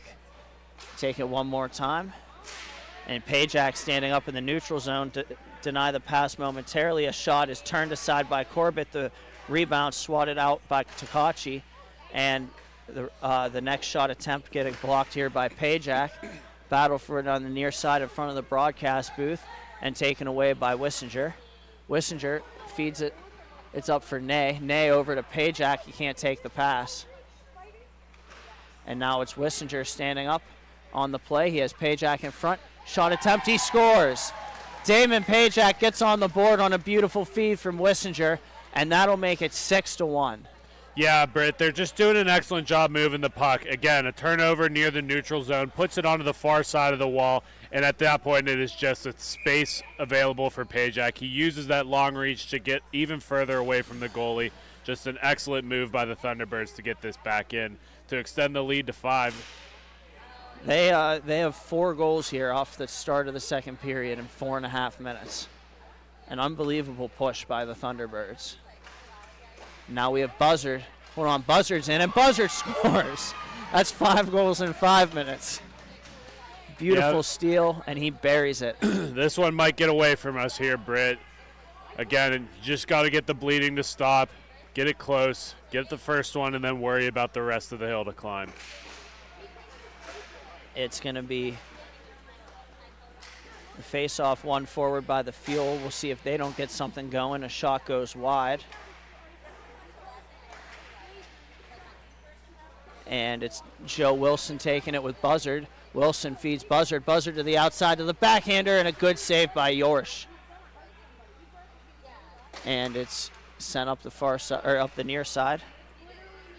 And now it's Kopech shooting, gloved by Corbett in the rebound, and he got that one too. They shoot it up. It's deflected on Corbett, and he pads it down, makes a save off the pillow. Good left leg save there. Again, the key to stopping the Thunderbirds here is to get a couple of good chances yourself, get some looks. Those were 2 great drives by the Fuel there. I love to see that they're not willing to quit despite the deficit in the hill they have to climb. And here's Buzzard going forward off the face-off, trying to split the D. Walks to the outside. Buzzard has Modlewski open in front. Finds it. Pass off Modlewski's stick towards the boards. He'll send it back for Derek Goob. Good possession here by the Thunderbirds. Bank pass off the boards. It's Wilson now. Joe Wilson. He can't shoot the puck. And then it's taken by the Fuel. It's Kuzmak. Here goes Nikolai Kuzmak for the Fuel over the blue line to the outside.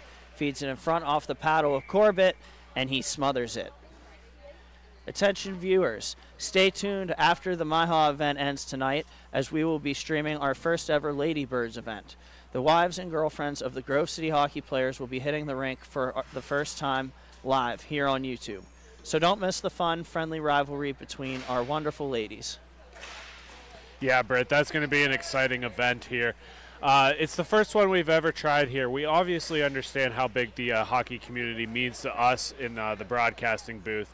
Again, sharing this game that we love with as many people as possible. I'll let you call the game. I'll get back to my point there. What a beautiful goal there by Fred Ferroni. Cheeky, he finds the pass, goes to the backhand, and beats Yorsh.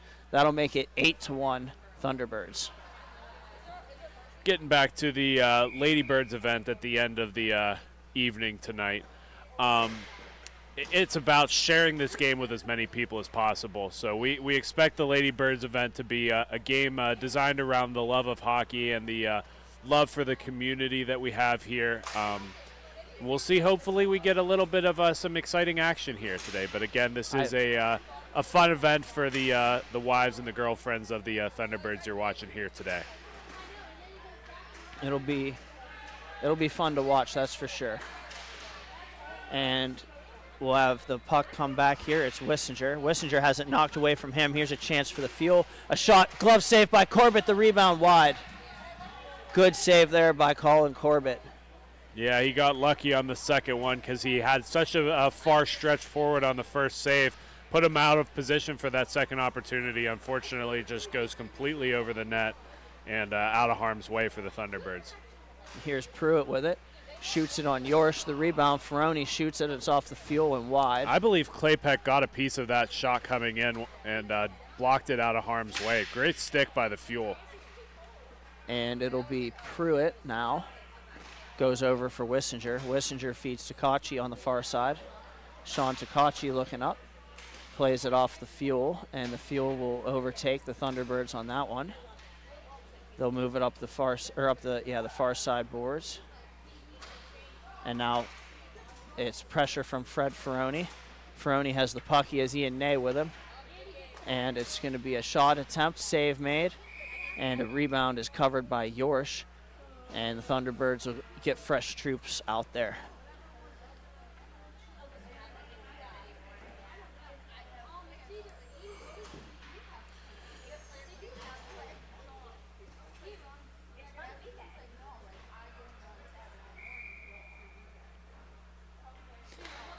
It's going to be face-off one over to Pajak. And now it's Modlewski. Modlewski coming in, shoots it. and it deflects off of something to the far side corner.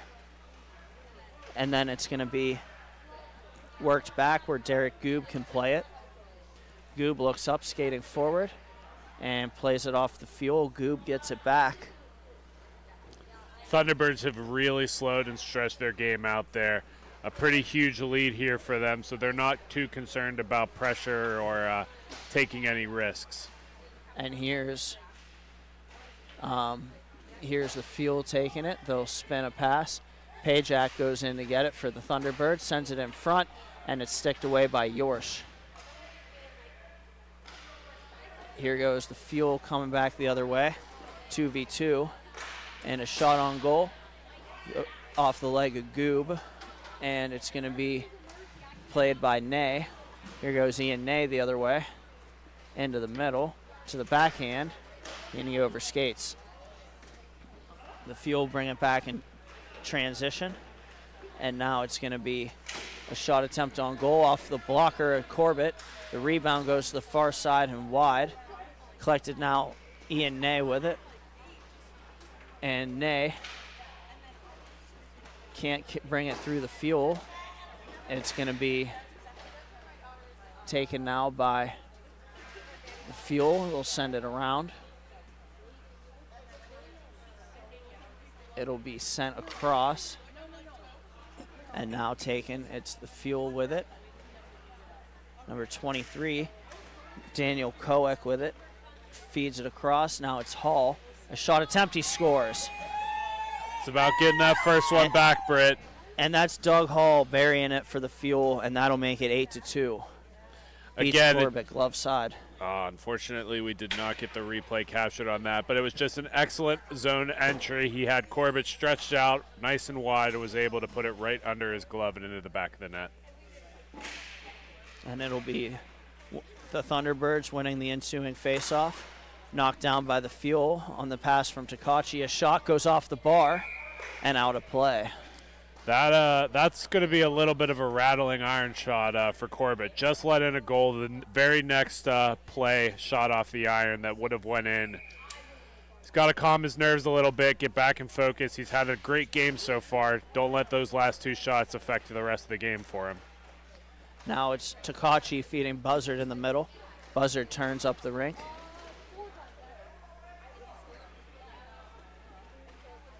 And a wraparound attempt by Buzzard is saved by Yorsh. Great save by Yorsh, able to seal that low. Created this play all the way back into their defensive end because of that play right there. And now it's Takachi. Takachi making a move, and here he goes over the blue line, red line, into the offensive zone, and a shot goes off a stick and to the corner. Smashed off the boards by the fuel, and they'll send it up. It eludes the intended receiver, and Wissinger will go back for it. Shane Wissinger.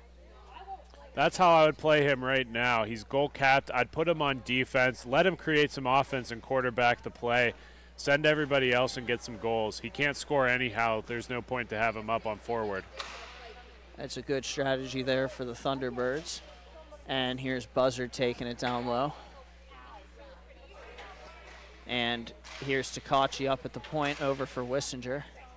Wissinger trying to make a pass, and it's intended for Buzzard, who eventually comes up with it, brings it in front of the net, and they'll scramble in front, and a good stand for the fuel. And now it's going to be sent all the way down behind Corbett, and that'll do it for the second period. So after the 2 periods of play, it's 8-2 Thunderbirds. And we'll be right back with the third period after these messages. Thank you for watching Grove City Hockey. Hey fans, it's that time for the GCH Duck Races. Make sure you get your picks. We have Mikey, Duke, Tex, and Ranger. Here we go.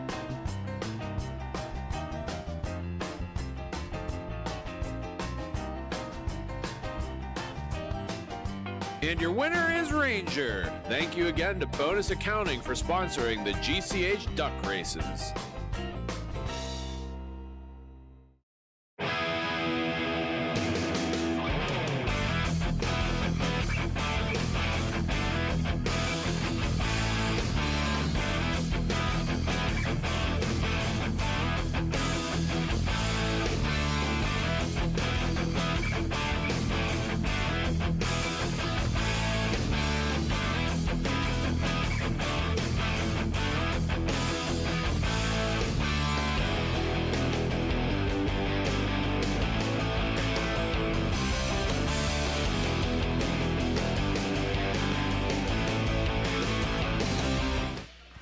And we're back for the third period of this matchup between the Detroit Fuel and the Grove City Thunderbirds. It's Modlewski with a pass for Ferroni off the hop. It doesn't connect. And back for Modlewski. Modlewski collects it off the boards. Ferroni, Modlewski, he's in. And a good save by Yorsh. A great give and go there by the Thunderbirds.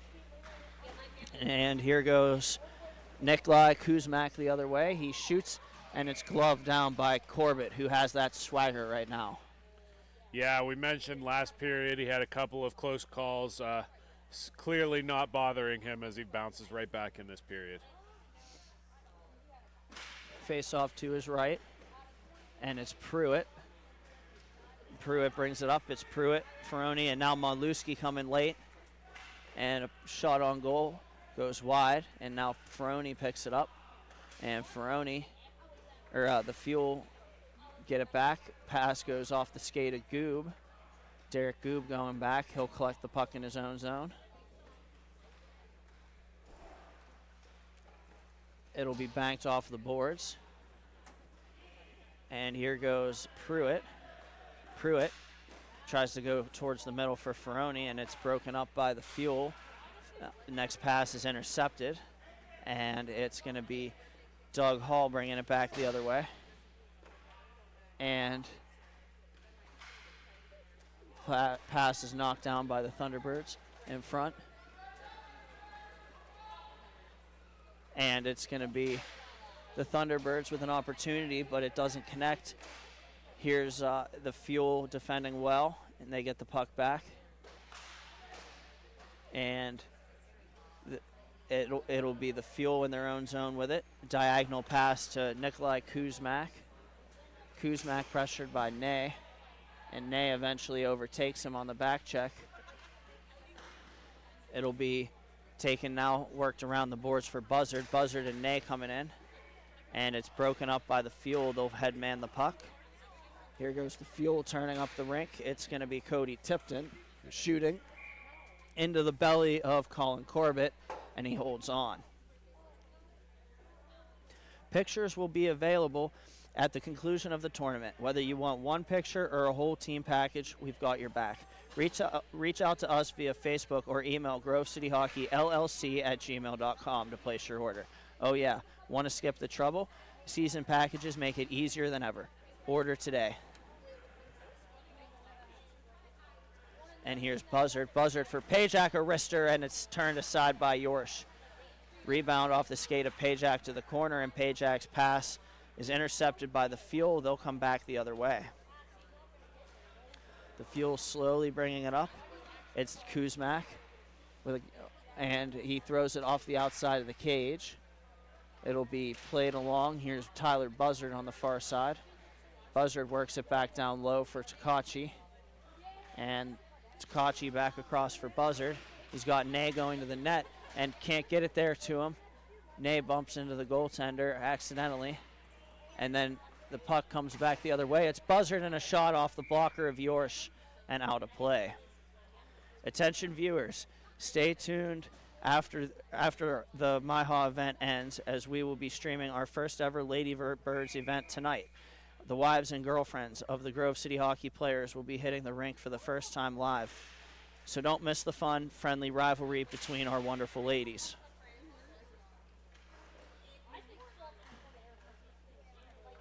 And here's the Fuel working it back. And as the Fuel work back the puck, Jake Warb, cameraman Mark Modlewski, be taking photos during the Ladybirds event. He will, and those will be posted on our Facebook page. Again, make sure everybody stays tuned for that event later today. It'll be right on the Grove City Hockey channel, and we're going to take a quick step aside when we finish up the MIHA games and start the stream right back up. So there will be a new link. Make sure everybody checks it out on the page.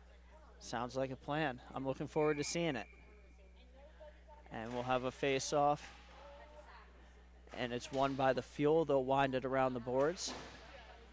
And continuing, it's Pajak taking a shot, and it goes wide of the net.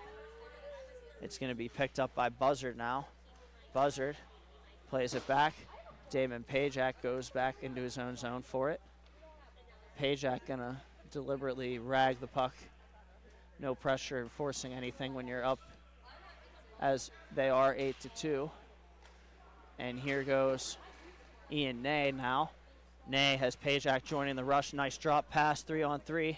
Pajak walking in, shooting, it goes wide. Buzzard picks it up off the boards. And it's going to be sent back, eludes the stick of Ian Ney. And the Fuel are going to work back. Nice move there from the Fuel behind their own net. Comes to Pajak, and a shot is off the body of Yorsh, and he'll calmly put a paw on it and slow things down. 8:19 remaining here in the third period. The Thunderbirds opening up an 8-2 lead. Six of those goals unanswered in the before the Fuel answered in the second period. Yeah, you would think that this game would almost have something happen on the score sheet by now. We're almost halfway in, and no goal for either team. And it's going to be Modlewski working it along back. And Goob has it. Goob plays Wissinger. Wissinger collects it off the boards nicely. Wissinger's drop pass for Modlewski. He's in. He shoots. It's blocked. Modlewski picks it back up on the far side and sends it all the way down into his own zone, where Goob can collect it. And Goob sends it back up for Joe Wilson. However, Wilson can't take the pass, and now it's sent back by the Fuel. Here's Goob picking it back up. And Derek Goob protecting to the outside. He finds Joe Wilson. Pass too far for Wilson, and it's deflected on goal. Save made by Yorsh, perhaps unexpectedly. And then it's going to be intercepted by Modlewski. He protects the puck on the outside and turns with it. Modlewski goes across for Wissinger. Wissinger. Right back for Modlewski. Modlewski wins it on back for Goob. It'll be taken along further. And here's Joe Wilson with it now in his own zone. He's got Wissinger joining him. Wissinger walks in, tries to feed to the back door, and it's off a stick and covered by Yorsh. Yeah, the Thunderbirds making some changes out here, putting the fresh legs out there. Little bit of frustration on the bench as the Thunderbirds thought they would have had a goal by now, but Yorsh is standing strong here, having big saves this period. And we'll have a face-off battled for there and eventually taken by Pruitt. Pruitt backhands a pass off a leg, and then it's Ferroni throwing it cross rink. Takachi follows on, and a shot attempt is swallowed up by Yorsh. Seems to be fixing his equipment at the moment, having a little bit of problem with his leg pad. Seems to be getting everything in order there. One back to Pajak off the face-off, and a shot gets blocked. It's the Fuel picking it back up. And here goes Daniel Kowick. It'll be Damon Pajak picking it up after the shot was blocked. And pass is too far ahead of Fred Ferroni. And a nice take there by the defenseman. Really nice move by Kopech to get that away from Ferroni. And now it's the Fuel maintaining. It's Kowick right now. And the give and go, they wind it around the board. And it's going to be a loose puck skated up to by Kowick. Kowick brings it on back and feeds it up the boards on the far side. Ferroni in there pressuring. It's Cody Tipton with the puck now. Tipton works it across. Good stick there from Damon Pajak. Pajak walks in. Pajak leaves it for Ferroni, and a shot goes over the net. And weird carom off the boards. It comes all the way back into the Thunderbird zone, where it can be played by Takachi. Takachi leaves it for Ferroni. Ferroni brings it off the far side. And it's worked in front for Pajak, and a shot saved by Yorsh. The rebound, Pajak banks it in. He stuck with the play. The puck was loose down low and just banks it off goaltender Yorsh and finds the back of the net. And that's his second goal of the game, and a nice finish from Damon Pajak. Good to see him getting on the board.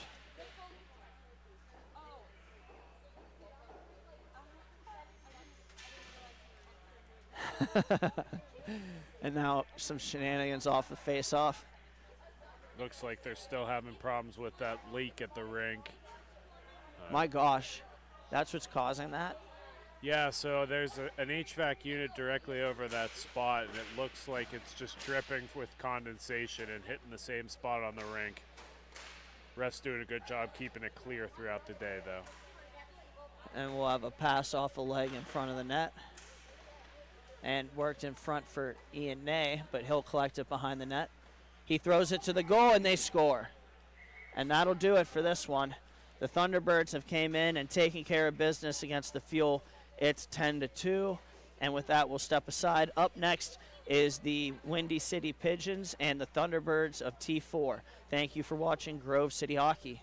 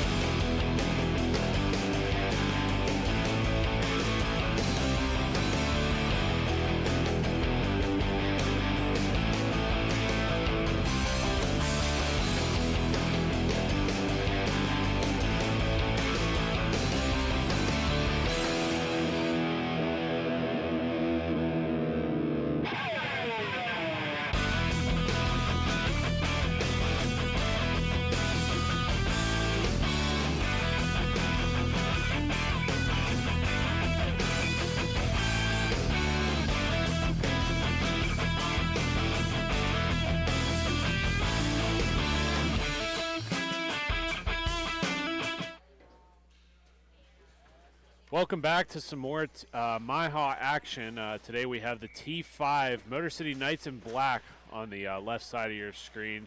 And in blue is the Grove City Thunderbirds Gold team, a fill-in team for this tournament. Nonetheless, both of these teams are battling for a chance to play the championships, and the Motor City Knights score right off the click. Number 77, Tyler Dively, with a quick goal here. Joined in studio with me is Matt Flannery as we have this replay. Just moving that puck beautifully along the blue line, cuts right through the crease and buries it in the back of the net. I mean, that's what you... Yes. Sorry, not to cut you off, but... Oh, excuse me. Sorry. I had some bad audio in my ear there for a second, but that's what you want to see from a teammate. You know, he doesn't really have anything right off the bat, so he just drives. And we got away. another one here, Flan. You will just keep having you talk, and they'll keep scoring goals here. Another great goal by the Motor City Knights. Ryan Kohler just buries it low on goaltender Porter. Sorry, not to cut you off there, Flannery. Go back to what you were saying there about getting just some opportunities early in the game here for the Knights. Yeah, it's making your opportunities, creating your opportunities, not letting the opportunity create itself and come to you. You know, if you make something happen, you're more than likely going to get a look out of it. Smith taking the puck into their own zone on the far side. He'll get forced off the puck by the Knights. Kemp will pick that up, going across into the neutral zone. Kemp gets away from Smith. Smith charging ahead. Forced wide in the corner on the back door. A beautiful save by Porter. Second save by Porter. A third save. Great series by Ian Porter. Seems like he's starting to wake up after a couple quick ones. Yeah, it's always a question on the first game on which one of the teams and which one of the players went out celebrating a little too hard last night. He seems to be tuned in after letting in two slow ones early. Puck worked into the neutral zone, turned over by the Thunderbirds, and a 2-on-0. Here come the Thunderbirds the other way, and a score by the number 17, Dale Kaufman. No, Correction, that would be Eric Galentine. Correct, yeah. Bad turnover by the Knights, create a 2-on-0 opportunity. Yeah, you'll see that the defense was just caught sleeping a little bit. No one was back. They had two blue jerseys, actually. It wasn't just a solo breakaway if he wanted to wait up, but he didn't need it. He took it, and he scored. Galentine possessing the puck, pushes it onto the near side, forces it back across onto the far wall. That'll be carried in by the Thunderbirds. Goal lost back. LaRocco for the Knights pressuring. That'll cause a turnover. Smith making a nice move to go into the low corner. Sharp angle shot, fought off, rebound loose. Second wraparound attempt. That's going to be saved as well.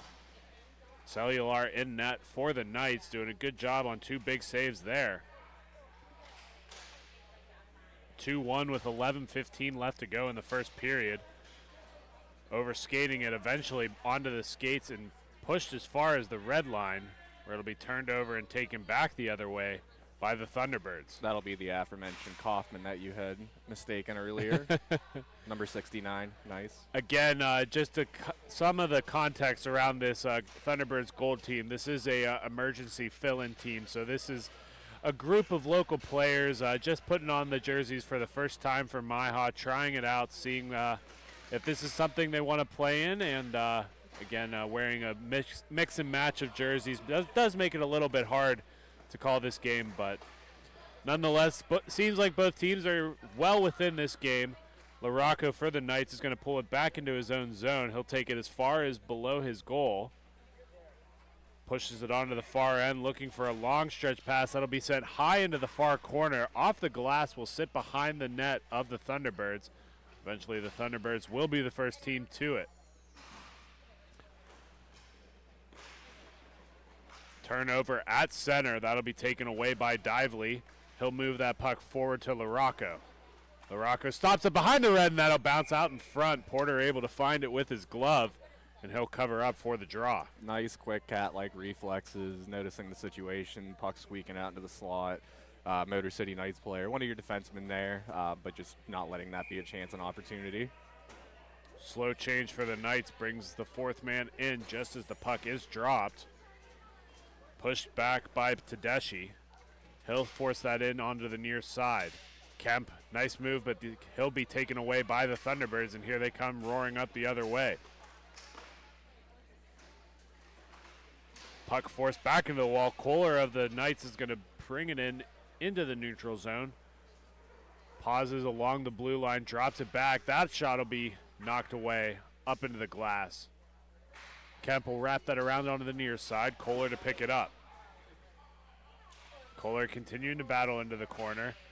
Tries to push it into center, gets caught into his skates, and eventually the Thunderbirds will come away with it. Nice move to push it onto the far wall. Another shot comes in, will be knocked aside. Tedeschi for the Knights will pick it up, wraps it around their own net, and comes along the near side. In through the neutral zone. That shot's going to go wide, kicks out to the far wall. Eventually forced back onto the near side for Tedeschi. Shot off the knee pad will go to the far wall. Dively for the Knights will be the first one to it. Sent far in behind the net. That'll be taken away by the Thunderbirds. They're going to get pinched along the wall and force it up ahead. Knights first one to take it away.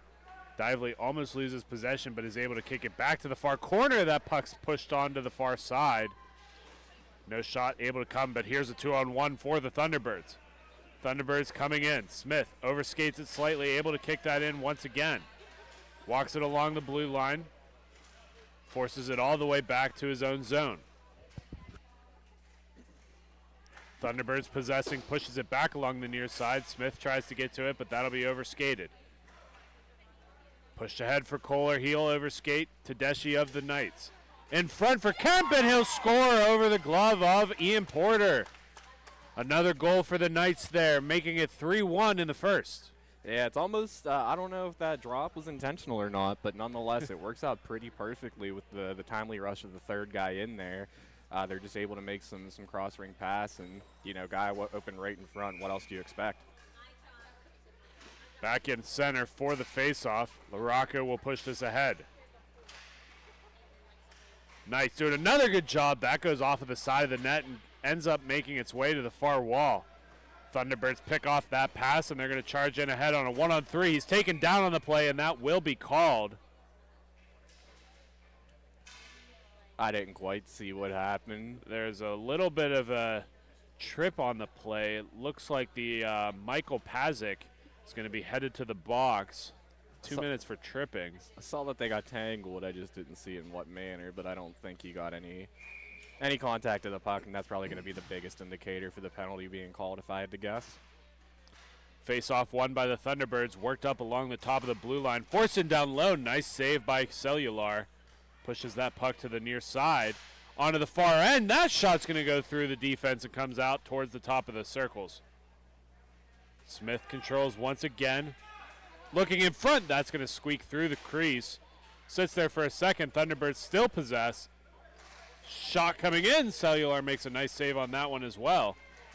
Wrapped around out. LaRocco not able to get a stick on it. It slows it down for the Thunderbirds. The Thunderbirds will work it back into the neutral zone. 5:56 on the period. Smith possesses, pushes it to the far corner. Just not able to connect on the pass. That'll stay in the corner, and LaRocco will come back for the Knights to pick it up. LaRocco working it along the top of the circle. He'll possess as they are on the penalty kill, and he'll eventually bank it off the near glass and all the way into the Thunderbird zone.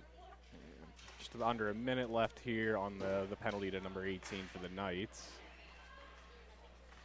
Moore with the puck for the Knights. Shot low, and Porter's going to get that one. He doesn't have it covered up.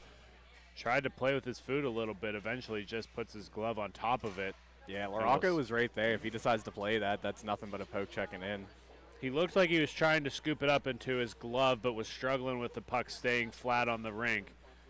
You just got to play to the whistle there and then worry about picking it up. Yeah, just make sure it's covered. Bank pass for the Thunderbirds off the wall is going to be carried in by Galentine. Galentine, part of the local NDL league. Again, those of you in the Pittsburgh area, make sure you follow them on Facebook as they have upcoming information all the time. Slippery Rock graduate as well, who played in the inline program a little bit. LaRocco for the Knights. Nice way carving through the defense there. Pushes it on the far side. Gets it right back, and a beautiful save by Porter.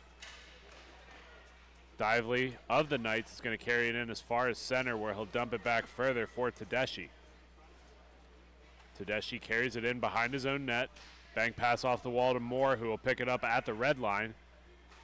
Pass in Dively with another shot, and Porter will eat that one into his equipment and hold on for the draw. 3-1 at the 4-minute mark in the first period. Both teams getting a goal here. Knights making some changes. Face-off will be on the low side. Shot into the glove, and Porter will hold on once again. Saw that the whole way through. Seems like they're starting to settle in as a whole for the team. The power play didn't seem to pay off for them, but they got some looks, they got some movement. It seems like they're finally starting to gel a little bit. Again, this is a team who has played together for less than 2 games total. Hasn't known each other as a team for more than 2 games. A good group that does know each other, but nonetheless still, and also in a different environment. It's just a completely different ball game. And it's a different competitive league. Puck worked along the blue line for the Knights, turned over. Here come the Thunderbirds roaring ahead. Nice movement of the puck is going to go to the far wall. Thunderbirds are going to fight for their own rebound. Galentine first one to it. Galentine tries to put up front, and another shot opportunity off of the face mask of Cellular. That's going to be pushed ahead by Kohler. He'll take it in. He'll wind up for a shot opportunity of his own, and Porter will read that the whole way into his glove and hang on. I mean, if you're able to scrub the first couple minutes of this game away, it's a 1-1 game right now. So plenty of hockey left just at the 2:30-minute mark here, the first period. It's anyone's ball game, in my opinion, with how this is starting to turn out. Puck won forward by the Thunderbirds. They'll take it into the neutral zone and across. In further, eventually that puck will be lost on the red line and turned over in the Knights' possession. Both teams are going to race ahead for it. Smith, first one to it. He'll put it into the corner for his teammate. That'll be number 5, unfortunately, is not rostered. Again, mixed match of jerseys with this fill-in team. We'll do the best we can with the information that we have. Kohler will take that puck for the Knights, pushes it through the crease. That's going to eventually be worked up top for Tedeschi. He'll line up for a drive right off the paddle of Porter into the far wall. Broken up in center. Thunderbirds are coming in on a 2-on-2. Eventually will turn into a 1-on-2. That'll be forced into the corner. He's going to be taken down to his knees on his own demise, so that is no penalty there. And here comes Kohler of the Knights the other way. Kohler along the wall. He'll be forced into the corner. Pushed back deep for Tedeschi. Tedeschi's going to lose that front. Another shot in front by Porter is taken ahead. Smith with the puck down low, looking in front. Nice save by Cellular. Knights along the far side. Thunderbirds are going to force that back in. Tedeschi's going to move it ahead. Smith's going to overtake that puck and continues to work it along the wall. Shot in. Cellular's going to reach that and push it out towards the far side where Kohler will pick the puck up in his own zone. Second man in is Kemp, and he's going to get the puck on the near side up above the hash marks. That's going to be going wide with 40 seconds left to go. Puck tied along the wall. Eventually the Thunderbirds will come away with it. Rolling puck just goes out of reach of Smith, and that'll be fought in by Harnish. And played up into the netting. Yeah, it'll be a tip off the stick there and stay in the zone. Referee Chapman waits at the circle with 20 seconds left to go as both teams slow to skate in. See if we get a final push here to take the score within 1. LaRocco, the veteran for the Knights, knows how to eat up that time. Had 20 seconds initially, and that pass is going to go right through the crease.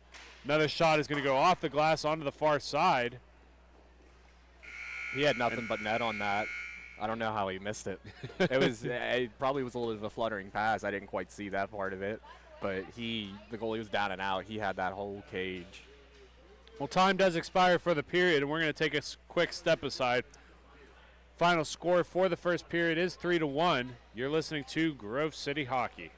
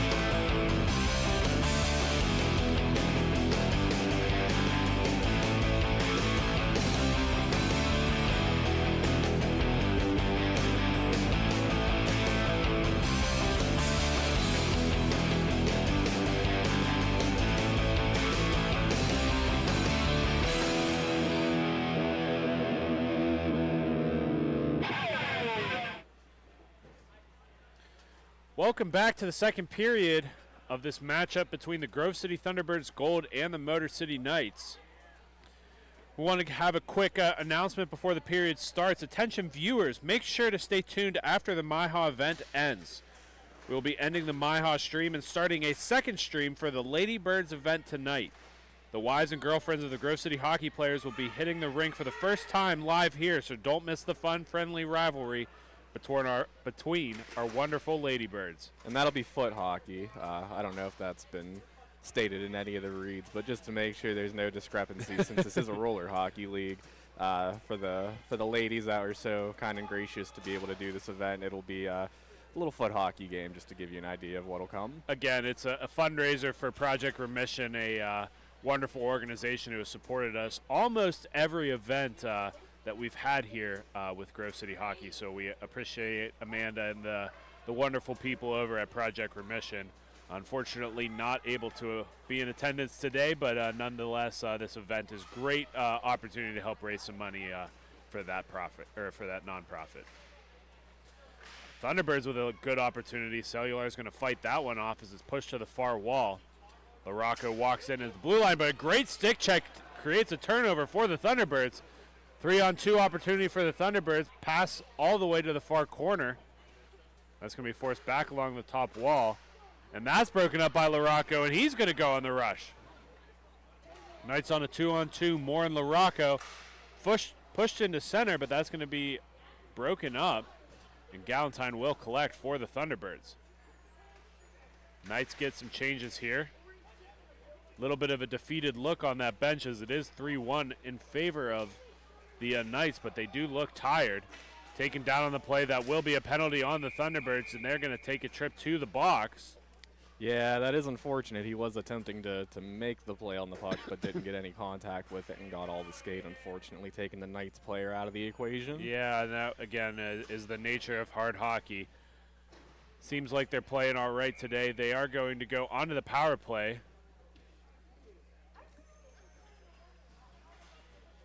That will be number 17, Eric Galentine, headed to the box. Thunderbirds win the faceoff. They're going to dump it down the length of the ice, and they are going to race for it, and another takedown is going to happen. Both refs keeping their arms down on that play. Another slash in tight. No penalty will be called, and the Knights eventually get possession and make a rush on their power play. Shot in is going to go wide. Comes out along the near wall where Smith will pick it up. Shot's going to go to the far side. Smith, first one to it again. In no man's land all alone as they are on the penalty kill, and he is just possessing in the offensive zone. Doing a good job tying it up along the wall. Eventually the Knights converge in to take possession back.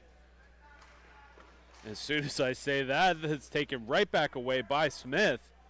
I mean, this is just a spectacular penalty kill on Smith's behalf. I mean, the whole three-man squad here. Nonetheless, Dale Kaufman started it off with some good killing time at the beginning of this. Smith ever since. This is definitely could be some good momentum for them as they try to get this done. And breaking the fourth wall here, Flannery. You and I in our playing days, that was our favorite thing about killing penalties. We are going to have another penalty called. And that's what happens when you don't stop moving your legs like they have been for this for the entirety of this penalty kill. If they haven't stopped moving their legs, you keep doing that, chances are you're probably going to draw something at some point. Unfortunately, score bug kind of is not working on us at the moment quite properly, but we have about 20 seconds remaining on the penalty to Eric Galentine. Dively for the Motor City Knights will be going to the box. 2 minutes for interference. So it will be even strength 3-on-3. As Flannery just mentioned, the Thunderbirds will be going to full strength here pretty soon and will actually go on the power play. Galentine enters the rink, but the Knights have possession, and that's going to go right into the glove of Porter. Saw that the whole way into the cage. And the Thunderbirds are going to get a crack at the power play. Yeah, I mean, that's just a quick turn of events. You get the job done on the, on the man down with the man advantage. Hopefully this will try to get the tides turning in their favor here. Smith for the Thunderbirds is going to possess and walk in. Again on the power play. Tries to push it in through the center of the crease. No man there to help collect that pass. And the Knights will eventually possess and dump it in. No surprise that was LaRocco's. He's all over the rink with the kind of speed that he has. Pushed off onto the far wall. Thunderbirds possess here. They are trailing by 2 goals. Have an opportunity here on the power play as that's pushed to the far wall. Roughly about a minute remaining on that power Pushed play. in front, and that's going to find the back of the net. Sorry to cut you off, Flannery, but we got a beautiful goal by the Thunderbirds on the power play and make it 2-3. No, by all means, you take those all day, buddy. Face-off will be pulled back out to center. Both teams will get their full roster available. With the conclusion of that goal will be the conclusion of the power play. Knights take it back over. LaRocco has more up front. Porter's going to make a diving sprawl to knock that out of harm's way. Thunderbirds well possessed, and that's pushed forward. In through center, finally takes the offensive zone. Thunderbirds with a lot of speed and some life back in them as they brought this to within a 1-goal game. Weird bounce off the corner. Possession for the Thunderbirds. Another shot's going to go to the far corner. Continuing to battle onto the far wall. That shot's going to go high and onto the near side. Another opportunity. A little bit of chatter on the bench trying to see what was happening there. It seems like there's just yelling amongst teammates as the Thunderbirds possess down low. Yeah, this is a good 30 to 45 second possession in the zone for them right now. Yeah, and we know how important possession is in this league, Flannery. I mean, you saw it with the penalty kill. You saw it with their power play. You see it now they're following. I mean, they're starting to own all these different facets of the game.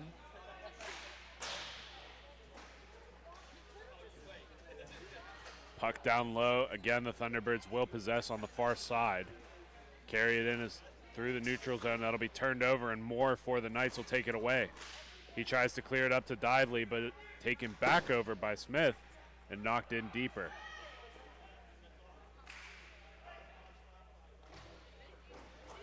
Battling along the boards, both teams trying to fight for possession. Eventually it will come to the Knights, and he'll try to clear it out, but that'll be turned back in, and the Thunderbirds have another shot that's fought off by Cellular. Puck into the corner, continuing to battle. Galentine taken in hard. Up close and personal with our cameraman there. Love that great action by young Kason Warner, first time on the cameras here today. Doing an excellent job. We love getting the youth hockey kids involved in the broadcast, and they're doing excellent here today. Galentine possesses along the boards. Nice spin move to create some space for himself. Works it on low, and that's going to go wide onto the far side. LaRocco of the Knights, first one to it. Pulls it in behind his net. He has some space along the wall, uses it for himself. Continues to bring it in. Long, hard shot off the end ward. Bounces out right to the stick of Moore, who will be taken into the corner, battling for the puck. He'll clear it out to Dively. Dively overskates it, and that'll be knocked up into the netting and kept in the zone. While LaRocco does have that shot that you don't mind being taken from that spot on the rink, I think you definitely need to try to get those two guys on the outside crashing, kind of just sitting there being covered by the defenseman. Either LaRocco's got to skate in a little bit more if he's able to, or you got to create that traffic, create that chaos and havoc. Don't make the goalie's life easy. You know, make it a living heck for him. And unfortunately, Flan, that is the downside of being at a unfamiliar rink. You don't know how the bounces are going to go. You don't know where the soft and hard spots are. You don't know where the point spots are. So it is a little bit of a learning curve for these teams while they're traveling. Breakaway here for the Knights, for the Thunderbirds. That shot's going to go off the leg pad of Cellular into the wall. Continue to battle for it as we have 5 minutes left to go in the second. 2-3 is the score. The Thunderbirds trail by 1. Long stretch pass into the neutral zone. Nice handling by Smith. That's going to be taken away. He breaks loose in front. Nice shot by Cellular. The rebound goes wide. Puck taken in once again by the Thunderbirds. Nice job by them battling here. Flutters in behind the net and will be taken back in by the far side. I mean, it seems like Smith's done everything but tally one of the couple goals that the Thunderbirds goal team has here at the moment. Continuing to work as that's moved in further. Taken back in. all the way down low for the Thunderbirds. They're going to possess this puck once again. We continue to stress how important possession is, but it is also equally important to get some shot opportunities.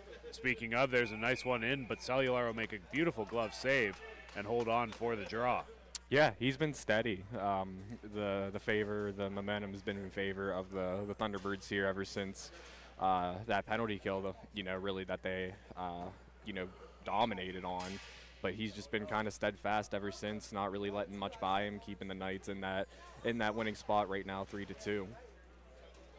Face-off will be down in the Knights zone.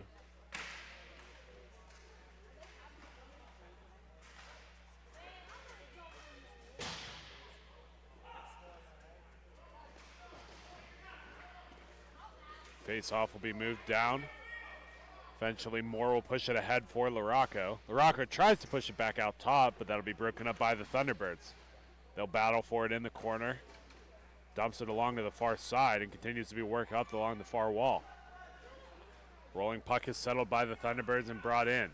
Long stretch skating, and that shot will go into the equipment and covered up by Cellular.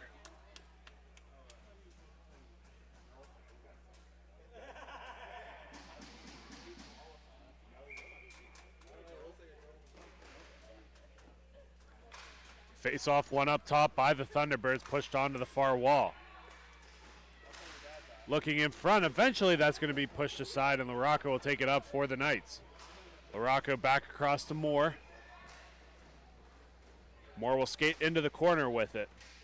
He'll overskate the puck slightly, and the Thunderbirds will race into it. Able to get back to it is Moore, continuing to get pressured into the corner. Kicks it up to his skates and works it up top for the Knights. Long shot will go off of the end wall, collected by the Thunderbirds, and be taken back over by Harnish of the Knights. Harnish gets stripped of the puck, and here come the Thunderbirds. Nice move in front, opportunity, and that'll be fought off by Cellular and pushed to the far wall. Moore will continue to skate for it as it sits on the blue line, eventually making it through center red. Larocco on the near side, onto his backhand right into the glove, where Porter will hang on.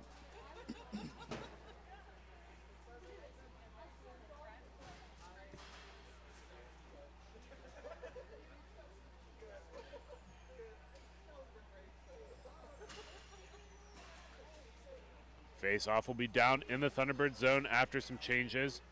Little meeting between referees at the scorekeeper's box as the puck is dropped. Larocco's gets stripped of the puck, and here comes Smith. Smith on the far wall, winds up for a shot. That'll go off of Cellular and onto the near side. Continuing to work it up, give and go between Dively and Larocco, goes to the far wall. Dively able to get to it and pushes it over for Tedeschi. Tedeschi taking some physical hits into the side wall. Eventually the Thunderbirds will not be able to possess it until it goes into the glove of Porter, where he'll hold on. You almost got to think we're getting to that point to where the next goal scored is going to be the team that's going to take this contest. It's interesting you bring that up, Flannery, because calling that right there, it kind of seemed like time stopped. Everybody slowed everything down. It was a lot more possession-based, not as physical and quick. We got another opportunity for the Thunderbirds, and they tie it up. Let's see if what you just said comes to fruition. Is a beautiful goal on the back door by Smith. Nice setup by Galentine there.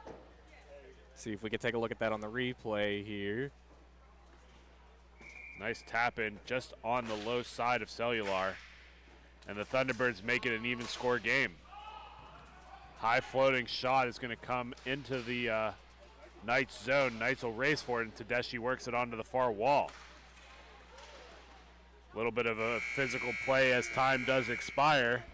But we're going to head to the third, tied 3-3 between the Thunderbirds and the Knights. When we come back, we'll have more MIHA action. Thank you for listening to Grove City Hockey.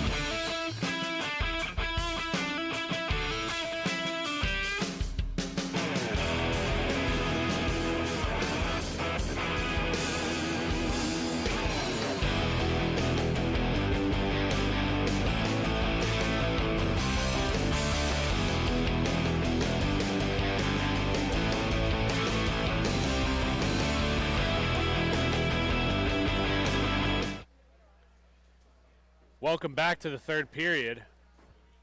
Again, we are here between the Motor City Knights in black on the left side of your screen, and in blue is the Grove City Thunderbirds gold.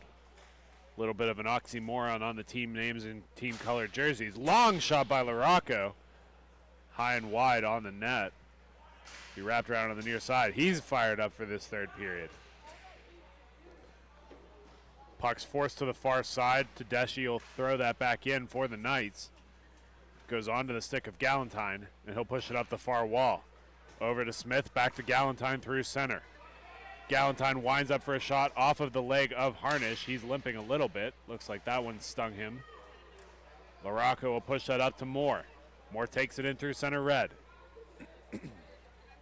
Tries to give it back to LaRocco, but that's turned over and be dumped back in to the Knights zone. Harnish of the Motor City Knights picks up the puck, wraps it around the far side to Moore. Moore's got LaRocco up top. Onto the stick of LaRocco. LaRocco has one to beat. Nice spin move, gets taken down on the play and will get drawn. And Smith is headed to the box. Yeah, that's an unfortunate series of events there, but we've already seen it once by these Thunderbirds with their penalty kill. You know, definitely anything's possible. Motor City Knights haven't gone anywhere, so there's potential that they could do some damage on this power play. Figuring out the roster changes on the fly. Thunderbirds eventually get a penalty kill unit out there. Face-off's going to be won by LaRocco and pushed up top. Harnish with the puck on the top wall. Pushes that, and that's going to go low and just out of reach of Porter. Eventually the Thunderbirds collect and will dump it down the length of the ice to kill time on this power play. Ice, which sport are you watching? Minute 45 on the power play for the Motor City Knights. They take it in through center red. That'll be brought onto the far wall by LaRocco. Shot's going to go off of a stick and into the far corner. Moore will be the first one to it. Puck squirts free and eventually will be taken away by the Thunderbirds here.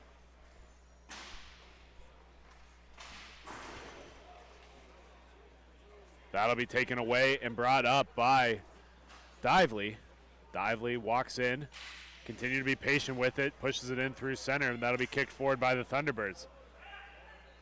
Dively eventually takes the puck right back, works it across the top to LaRocco.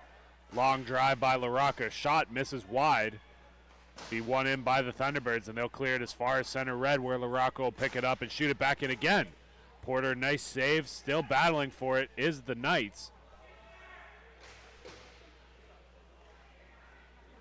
Dively for the Knights in the neutral zone, possessing. Bad change for the Thunderbirds, and they beat Porter low.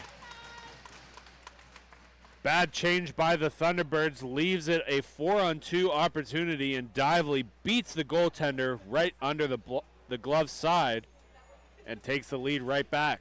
Yeah, that's just one of those unfortunate things, and especially with this weekend with some of the scoreboard malfunctions that we've had, that we haven't had the penalties shown on the clock, but it was just under 30 seconds remaining. You know, you're probably gassed at that point that you've been out on the rink for at least a minute and a half, but it's just something that you got to try to be, you know, considerate and cognizant of. Thunderbirds possess the puck. Another shot goes off of the equipment of Cellular and goes wide. Takes it along the far side, works it across the top of the blue line. Rolling puck, hard to control. Eventually the Knights will take it back over. Kohler works it along the far wall. Takes it down low, stops up along the boards. He'll be muscled off the puck by the Thunderbirds, and they'll possess it. Far corner, eventually knocked up along the wall, and the Thunderbirds will take it back across center red on a 2-on-2. Pulls it onto his backhand, another opportunity here. Continue to work in. Taken into the corner is the Thunderbirds. Tedeschi battles in tight, but that'll be taken away by Lively, and here come the Motor City Knights. Dively with the puck. Skates it across the blue line. Long shot in. I don't think Porter saw that one, as he only reacted after it hit the end wall. Thunderbirds possess on a 2-on-2 again. Another opportunity here in front. Fans on the shot, takes into the knees, and eventually will be pushed onto the near corner. Both teams fighting and battling for it as it goes to the far wall. Thunderbirds with possession. Down low. Stops up short, and that'll be kicked along to the high side. Worked along the blue line. Looking for a shot in. That's going to flutter and hit a leg. And Kohler overskates it. Another opportunity for the Thunderbirds, and that'll go wide. Rolling puck starts to make its way out. Nobody converges on it. Eventually will be Dively of the Knights. He's taken down to his knee onto the stick of Tedeschi and into the glove of Porter. Well, he will hang on.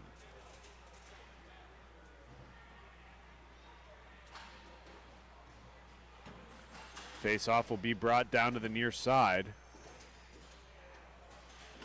Checking to make sure the door is properly closed at the rink. Eventually will be LaRocco's shot off of the face-off. Rolling puck eventually settles down in the Knights zone.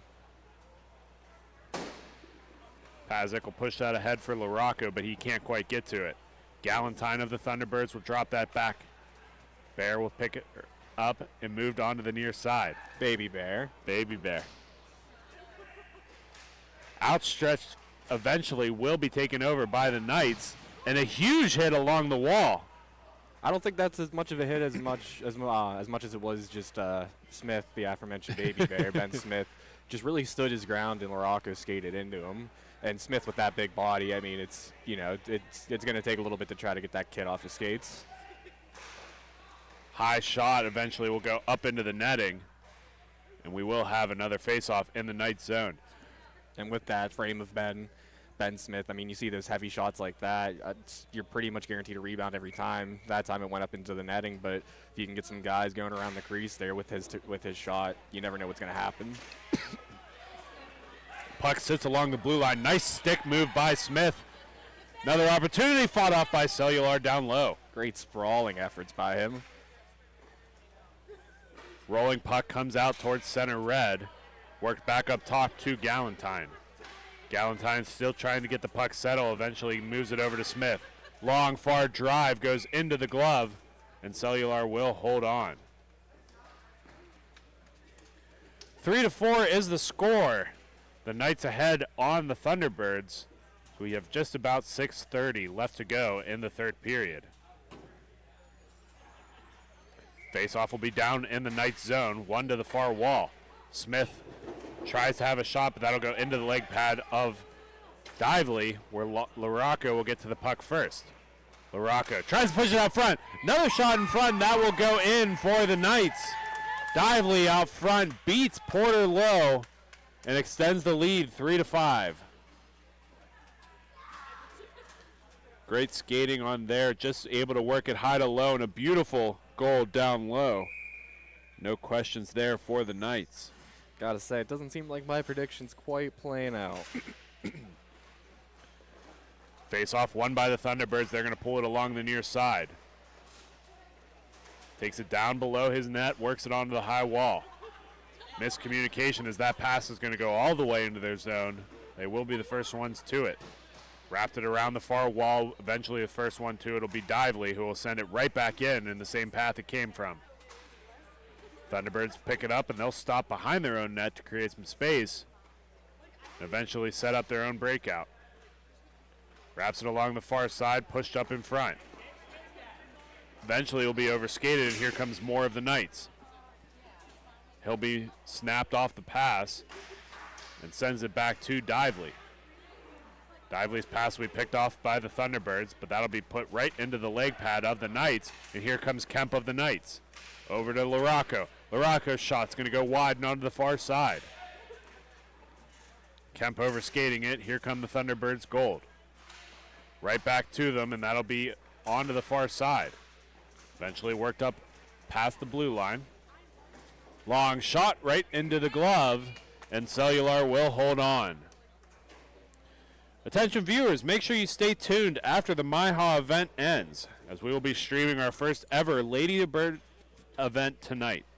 The wives and girlfriends of the Grove City hockey players will be hitting the rink for the first time live here, so don't miss the fun. Friendly rivalry between our wonderful Ladybirds will be presented on the Grove City Hockey YouTube channel.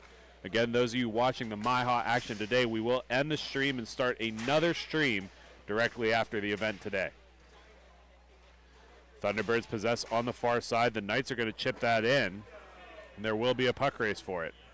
Kohler providing some good pressure for the Knights as that gets wrapped around onto the near side.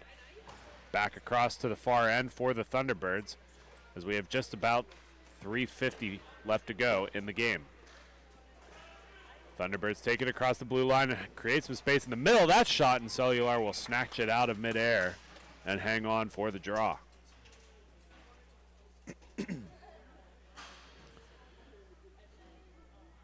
Looks like the Knights are going to make some changes here, and as we get the rest of this game wrapped up, we will have the next game be in the first T4 division between the Grove City Thunderbirds and the Windy City Pigeons. These two teams faced off against each other yesterday. We'll see how the rematch goes this morning. Knights control in the far corner. That'll be sent as far as the blue line where the Thunderbirds will pick that off. Pushed back in tight. Eventually the Knights get possession back and send that down the length of the ice. 3 minutes left to go. Porter doing some good interference, keeping his arms up high. Prevent sight for the Knights as that's sent in deep. Thunderbirds along the near side. Has a lane in front. Looking for an opportunity. Wraps it back down, but he'll miss wide, and the Knights will pick it up. Yeah, he almost skated himself out of that opportunity. You almost want to see him take that shot just a second or two sooner. Thunderbirds continuing to possess in front. They still need a couple of goals to get this thing tied up, but the Knights will take possession right back over. Knights get forced off the puck by the Thunderbirds. Bouncing puck eventually finds its way back down low. LaRocco for the Knights will take over the puck and work it along through center red. He'll continue to possess along the near side. Lines up for a shot. That's going to go wide and onto the far end. Thunderbirds not able to control. Harnish for the Knights will get a rolling puck settled and pull it behind his own net. Harnish will pass that up to Moore. Moore is going to have to take it back into his own end as he gets some pressure by the Thunderbirds. Long stretch pass by Moore is broken up by the Thunderbirds, and the Thunderbirds have a great opportunity here. Possess on the far side. Long shot off of Cellular. It gets the rebound and it's taken down on the play. He will get the penalty called, but the puck's trapped below him. Eventually they will call that, and the Thunderbirds will head to the power play with 1:43 left to go. Yeah, I think that's just what the doctor ordered for the Thunderbirds goal team here. We have the stop clock situation. It is within 2 goals right now, so that is within their favor. If they're able to get a quick one on this power play, maybe pull the goalie at some point if they can gain some possession. 2 goals isn't outlandish at this point in time. We are going to have a timeout and a quick step aside, but when we come back, the remainder of this third period. Thank you for listening to Grove City Hockey.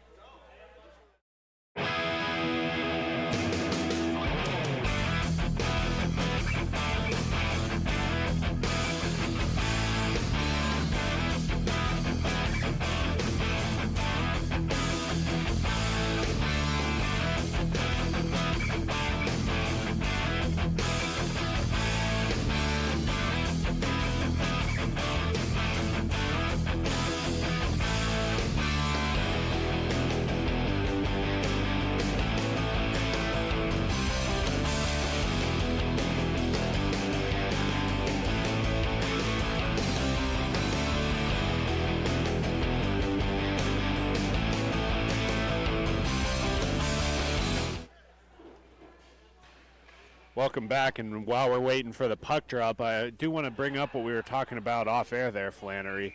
We're at an opportunity here where you need 2 goals if you're the Thunderbirds. You have the power play. At what point does Porter start making his way to the bench for a 5-on-3? Not now, that's for sure. And we got an opportunity here as a bouncing puck eludes everybody. Eventually does get dumped in by the Knights, where Smith will go back to collect. I would consider pulling him now. He's looking towards the bench. He's starting to make the call. I think he needs to be a little more vocal. Flannery's going to be on goalie watch as I call the rest of the game here. Smith down low for the Thunderbirds. Does some evasive skating, but gets tied up in the corner. Continuing to battle for it. Both Thunderbirds and Knights. Eventually that'll make its way out towards Galentine. Galentine possesses on the half wall, sends that back down low. That skates away from Bear, Baby Bear. Oh, that's going to screw me up the rest of this game. Those of you who need a little bit of context, Bear is a friend of both Flannery and I played college hockey with him a couple of times, and his brother is wearing his jersey, it looks like, for this game.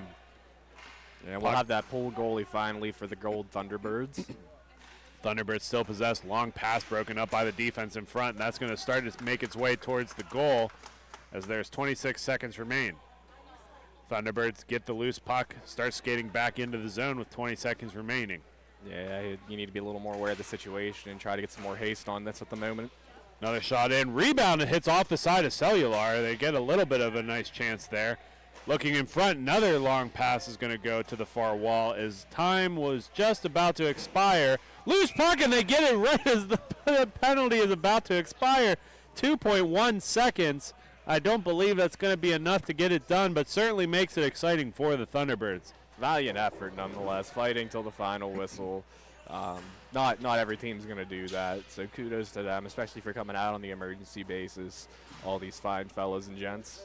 As we have 2 seconds remaining, we're going to get just enough time for it. Oh no, here comes a loose puck, and that is just going to run out of time. Doesn't matter as Cellular makes the save.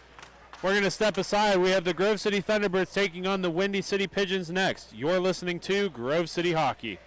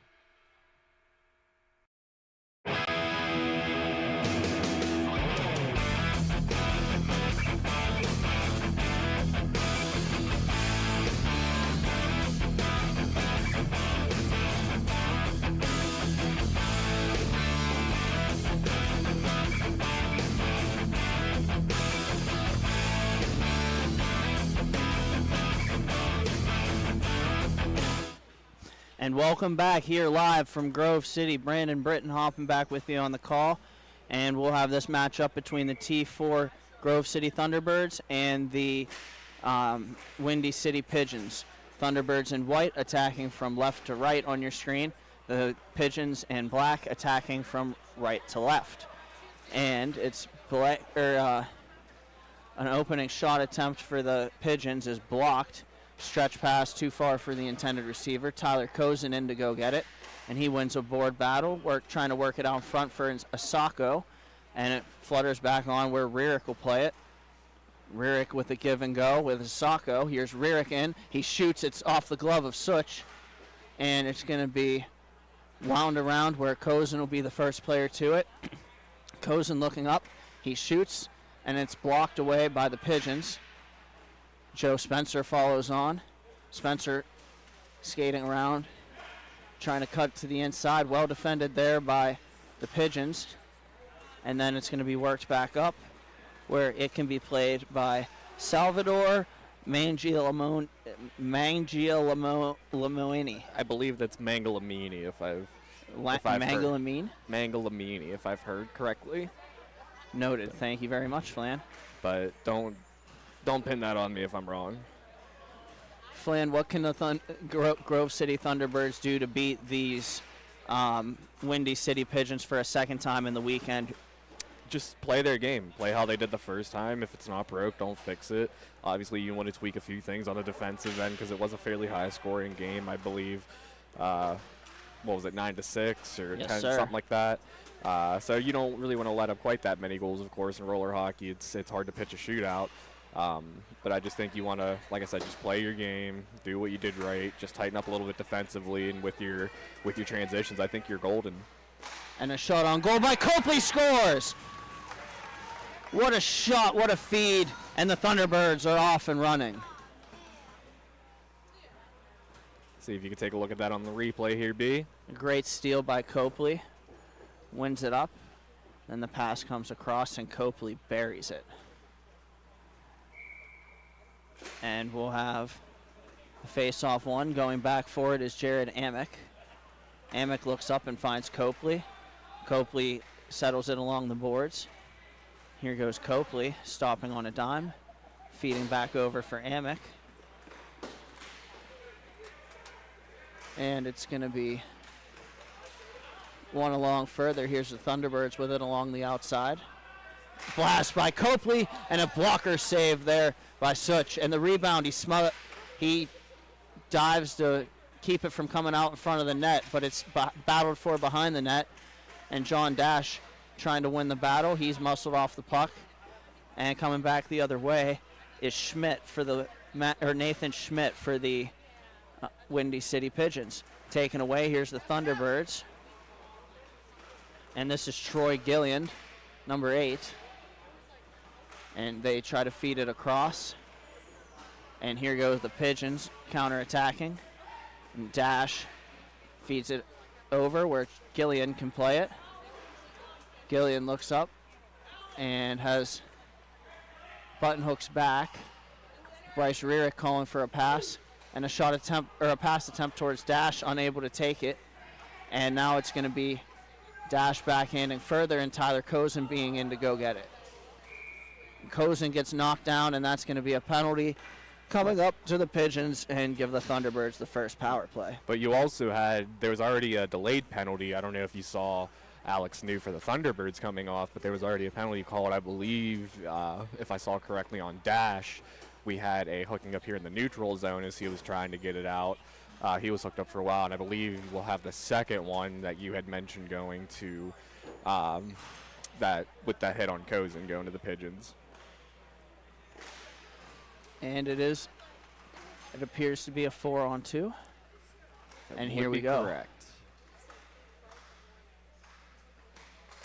It's going to be shot off a stick and out of play. And this power play is brought to you by the Grove City Hockey YouTube. Make sure to like and subscribe to the Grove City Hockey YouTube channel. We're close to hitting 1,500 subscribers and could use your support.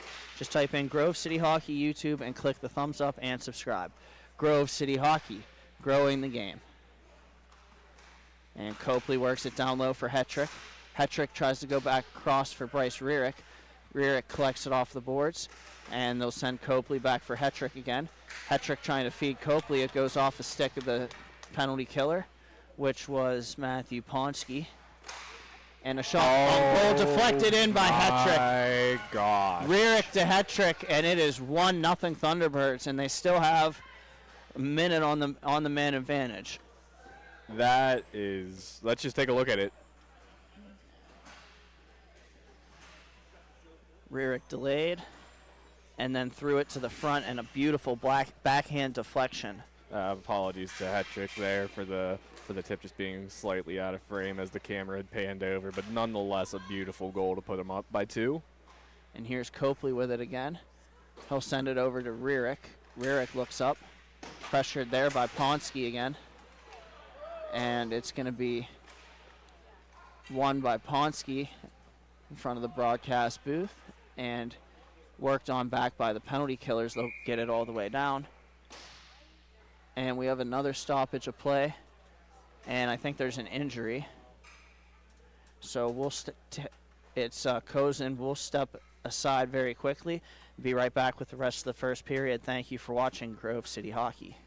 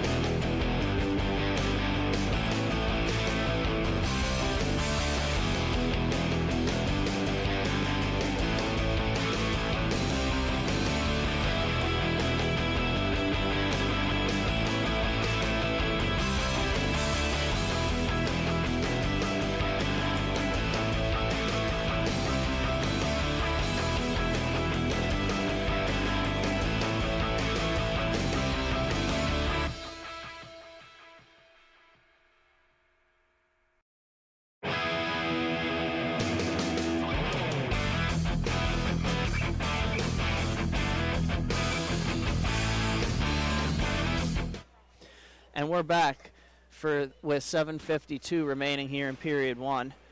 And the injured player, Bryce Rearick, we hope it's okay. It appears to be a shoulder, but officially undisclosed.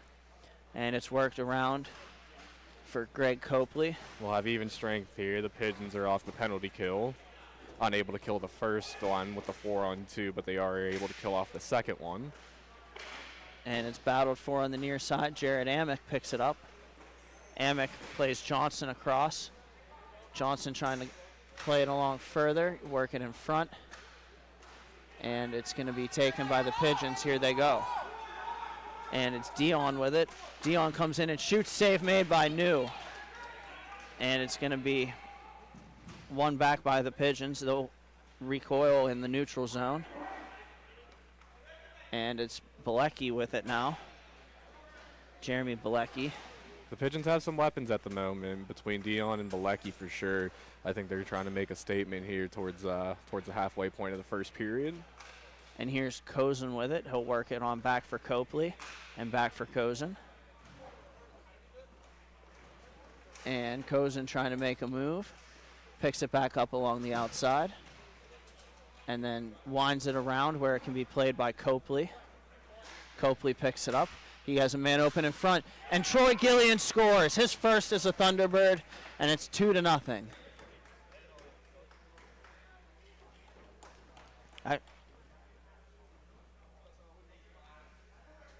And the puck came back for Copley, and he made a good pass. Gillian made the move with a nice pass reception from behind his back and buried it. I didn't see on the Such. between the legs. That was nifty. And it's going to be one thrown on goal by the Pigeons, saved by New. And now the Pigeons will continue to press forward. That's going to be Mangliamini. And now taken away by Skylar Hetrick. Here goes Hetrick down the far side. Hetrick coming into the net, stops on a dime, looks up. And he's going to feed it down low. Gillian with it. He plays it around. And Hetrick still possessing down low. It's going to be taken by the Pigeons. It's going to be Nathan Schmidt playing it around. It's knocked down by Gillian.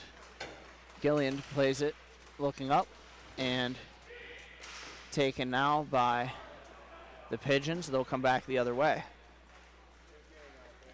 Here goes the Pigeons. It's Mangliamini. Eventually it's pitchforked off of his blade and taken by the Thunderbirds. Sent across for a loose puck, and Joe Spencer is the first to it. Here goes Spencer. Spencer's in. He shoots it, and he scores. Joe Spencer buries it either short side or 5-hole past Such, and that'll make it 3-0. Yeah, you get him moving with some speed. He can create some danger, cause some havoc. And you see this right here as he comes down the left-hand side and just decides to cut across, get the goalie moving a little bit. Bing, bang, boom. It's in the back of the net.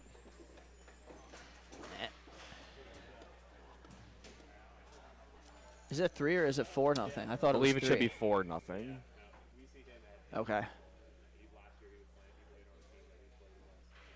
So we'll pick up at 4-0.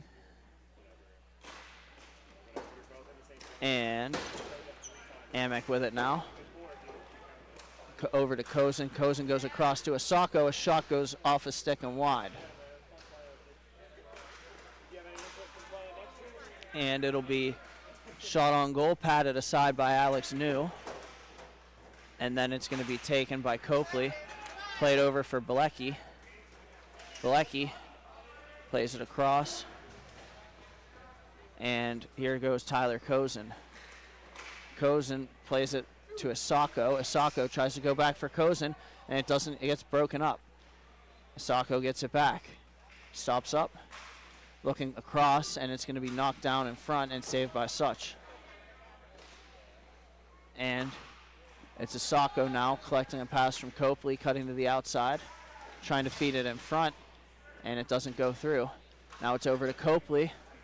Copley couldn't take the pass cleanly, and now it's going to be Amick on the far side. Good pass there. Amick works it deep, and now it's battled for by both teams. The Pigeons came away with it momentarily and then had it stolen away by Sam Asako. Asako feeds Amick. Amick tries to backhand it in front, and now it comes to Asako, and he buries it. Asako top shelf on the rebound. 5-0 Thunderbirds.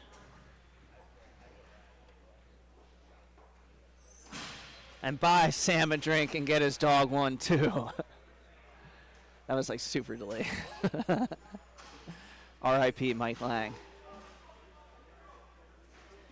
And it's going to be won by the Pigeons. Dion going back for it. It's going to be battled for. Skylar Hetrick pressuring. The puck comes to the crease and is carried out by the Thunderbirds. Or by the Pigeons, out of harm's way. Now they'll go back to it. Mike Johnson.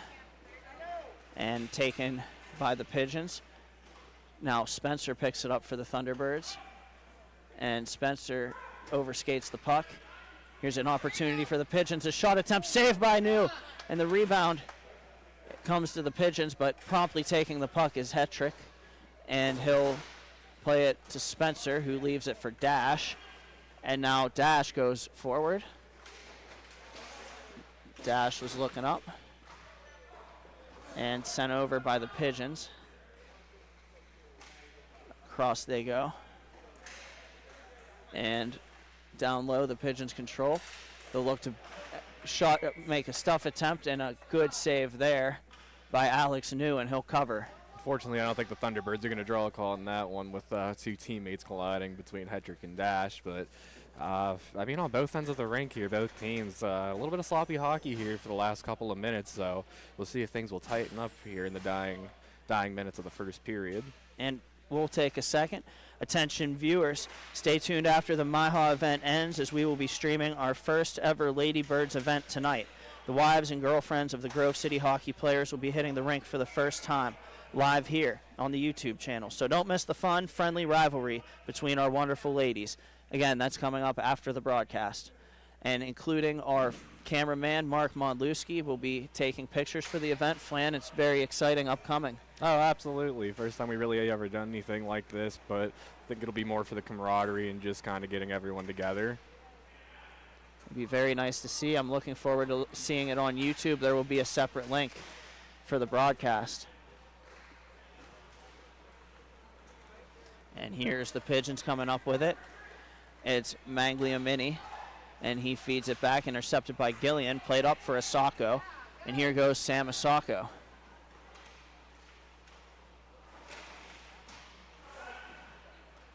It's going to be sent back and taken by Joe Spencer. Oh! It goes in. The referee's pointing and signaling a goal. Wow. What a bad break that is for Hold the on. Pigeons. I don't know if we were able to catch that with the camera panning over. But let's try it. Joe Spencer. The referee pointed. And our time isn't exactly perfectly lined up with the scoreboard, so that's a hard judgment call to make just by watching the stream. In-house, though, from our angle, that's a tough call. I'll take the rest word for it, though. And Rierick back on the bench for the Thunderbirds, which is a very encouraging sign. That's the end of the first period. We'll take a quick step aside. Thank you for watching Grove City Hockey.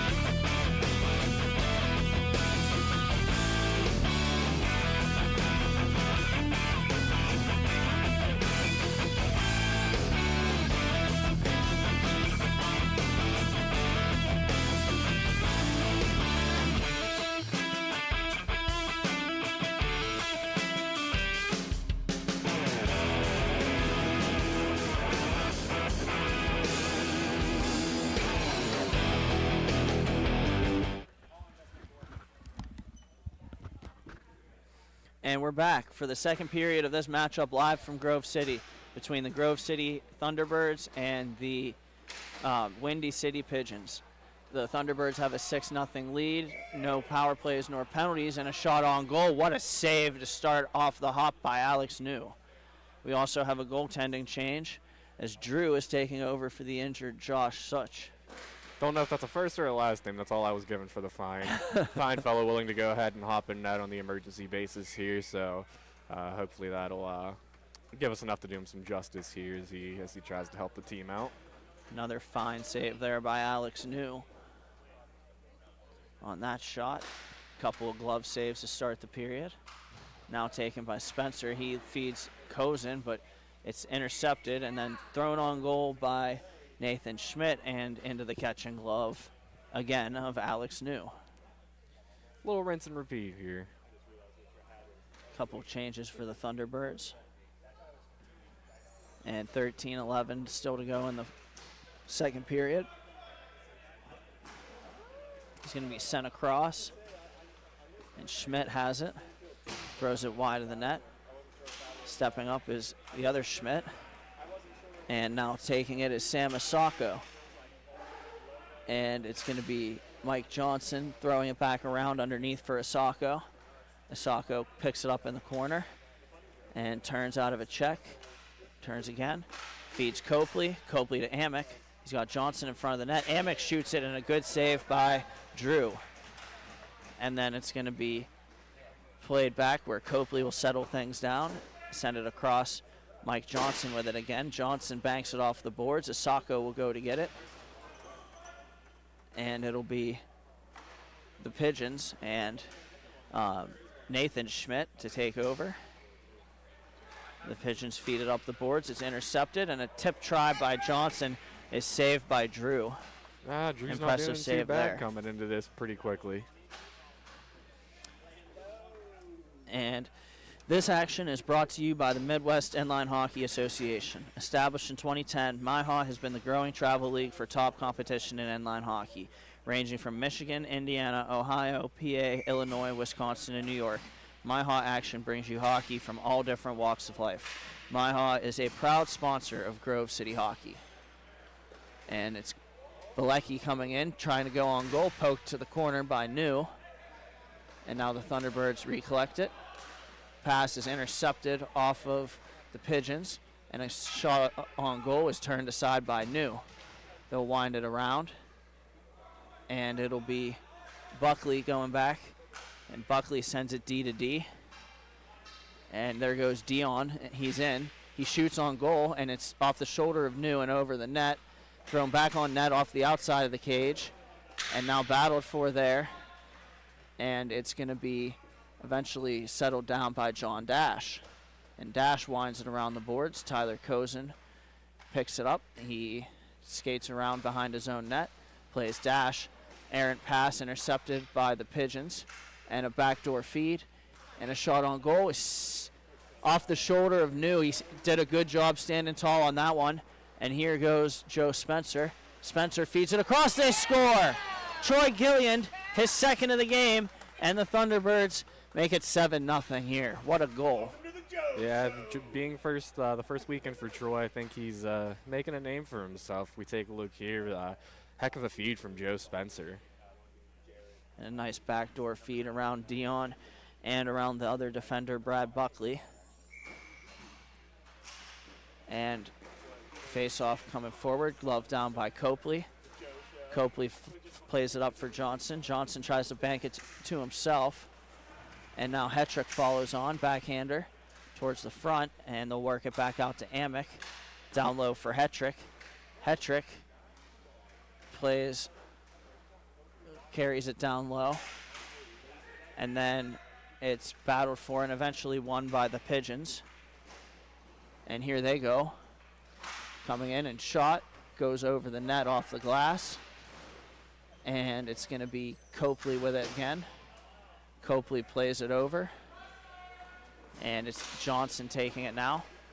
And we got a yard sale on the rink from one of the Pigeons. And it'll be pressure coming from Skylar Hetrick. wins the battle momentarily, and now it's going to be battled for again. He gets a chop in the legs, and that'll be a penalty coming up to the Pigeons. I mean, you have a battle the Titans kind of go at it with two bigger bodies right there, but that's something that really should be a part of the game there with the extracurricular. And we'll take a minute. Attention viewers, make sure to stay tuned after the MIHA event ends, as we will be streaming our first ever Ladybirds event tonight. The game will feature the wives and girlfriends of Grove City hockey players as they hit the rink for the first time live here. So don't miss the fun, friendly rivalry between our wonderful ladies. And that'll be fun to see in a separate link after the broadcast. And we'll have this Jared Amick bringing it forward. And it's thrown on goal, saved by Drew, and he'll dive out and cover it.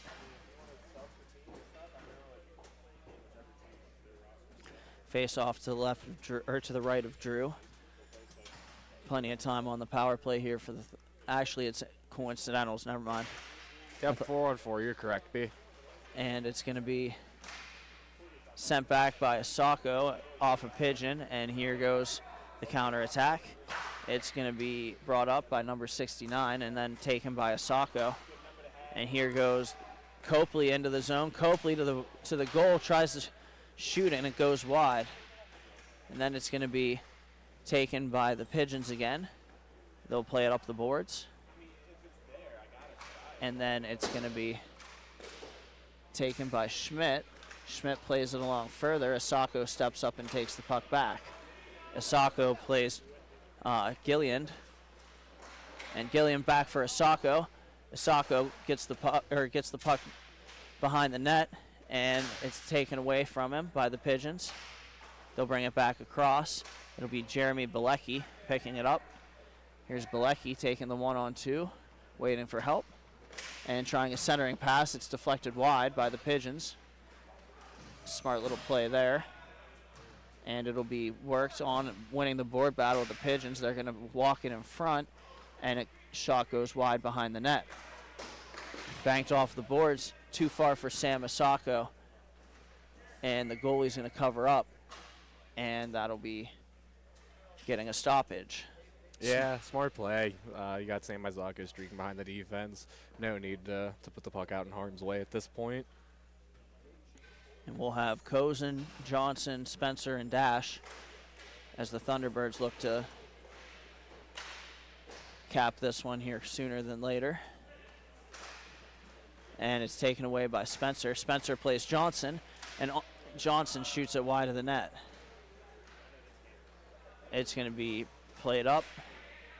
Joe Spencer has it and cuts back across to the middle, and bodied up by multiple Pigeons as he goes trying to make a move to the net. And then it's going to be brought along. Here's the Pigeons with it. And a backdoor pass doesn't connect. A nice play there, unable to connect for the Pigeons. Good idea. And it'll be the Pigeons bringing it back up. Mangliamini played it off a leg, and it'll be collected by the Thunderbirds. And taken now by Tyler Cozen. Cozen comes in and shoots it. Good save there from Drew. Drew filling in for the injured Josh Such. We'll have the coincidental penalties between Schmidt and Hetrick ending at that whistle. And we'll have face-off back, won by the Pigeons. They're going to bring it up. Quick opportunity if they hurry. And it's going to be Curl and Dragon shot wide of the net. Now the Thunderbirds have a chance. It hits the glass. Johnson bringing it back. Looks up. He's got Cozen, tries to get it to him, and it's broken up by number 92, Matthew Ponsky. And now a loose puck behind the net. Johnson in there looking for it. Johnson brings it out in front. Backhander goes wide. Tyler Cozen to the puck now. And a centering pass. Stick lift there in front. Good play by Ponsky on Johnson. And then Johnson won the puck back, however, momentarily. And now a long pass is intercepted. Here's John Dash. Dash finds Cozen in the middle. Cozen up for Johnson. Backhand deflection, and it's taken away. The rebound, and where's the puck? Dash is getting mauled. Cozen jumps in, and it's just a massive humanity in front of the net.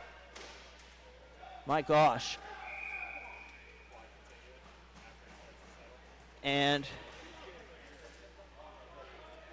mass humanity in front of the net. You have a slew of bodies right now because I can only count 1, 2, 3, 4 who are not in the pile. So that leaves another 4. And The extracurriculars continue as Cozen gets his helmet knocked off by one of the pigeons. we'll get the penalties assessed in due time, as the officials are going to take a minute to talk this over. And we'll have we'll keep it here for the moment. So it looks like we have Dash on the Thunderbirds getting 1. Ponchki for the Pigeons. Is that all we're getting as coincidentals out of that? Because that's Just 2. I don't see Cozen on the bench there. There he is.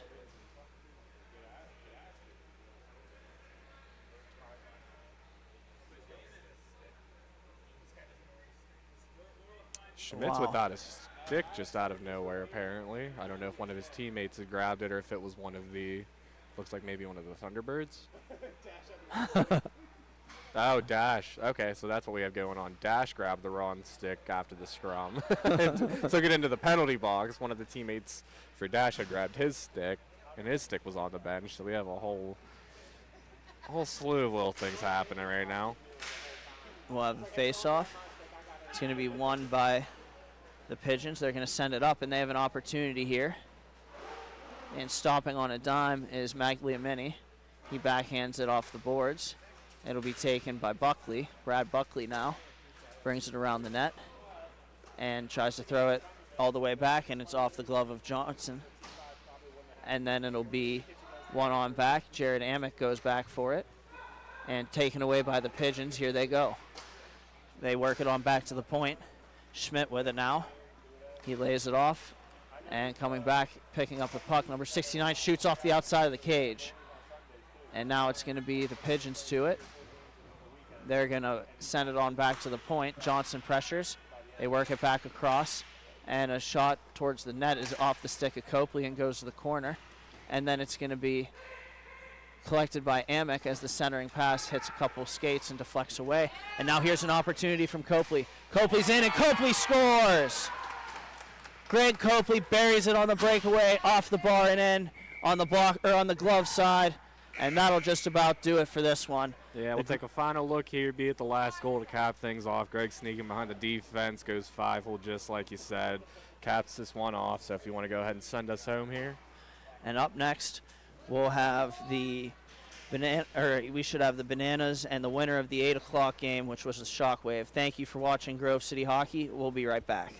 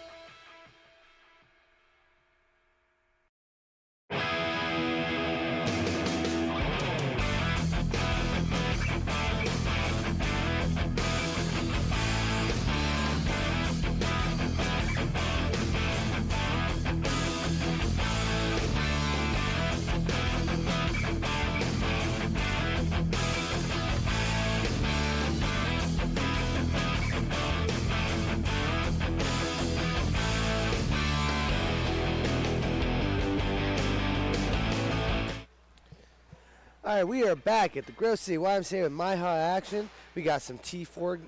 Oh, wow, guys, I apologize. We got some T4 action going on between the Pittsburgh Shockwaves and the Buffalo Bananas, and I'm joined with Damon Pajak. How's it going, my friend? Living the dream, Colin. How are you on this lovely Sunday I'm doing afternoon? good. I'm doing good. I'm a little tired from our game earlier. You know, it's just trying to watch some hockey and stay focused. How about you, my guy?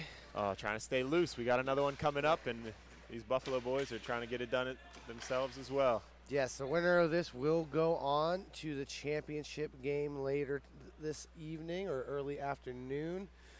We've had quite the action going on here today, especially the last game. We've had 2 fights so far. We've had injuries. We're just having a good day of hockey, I guess. Yeah, like we were just saying before we started the game, it's been a back and forth day of, you know, games ending early, games taking a little bit longer, injuries, goals, it's fights. We've had it all so far today. It's been a good one, and we're still at it here with Buffalo Bananas taking it now, going through the neutral zone. He's looking for that cross pass. He's going to decide to get it, and he does. Easy tic-tac play there. Wow. Really using the speed to their advantage, breaking it through the neutral zone, and as you'll see on the replay here as they're bringing it up, he just takes off. I'm not sure the goal scorer just takes off through the neutral zone, gets open for him, and the goaltender did not have much of a chance of stopping it was that one. definitely the Shockwave player there, hoping that someone was in that high slot area for him. Unfortunately, it didn't pan out that way. Both of these teams had some really tough battles yesterday. This will be Buffalo's first game today. Shockwave played earlier to win this opportunity here, because we got 5 teams in the T4 bracket. I believe 5 teams as well in the T3. Did we double check that? Yes, we do.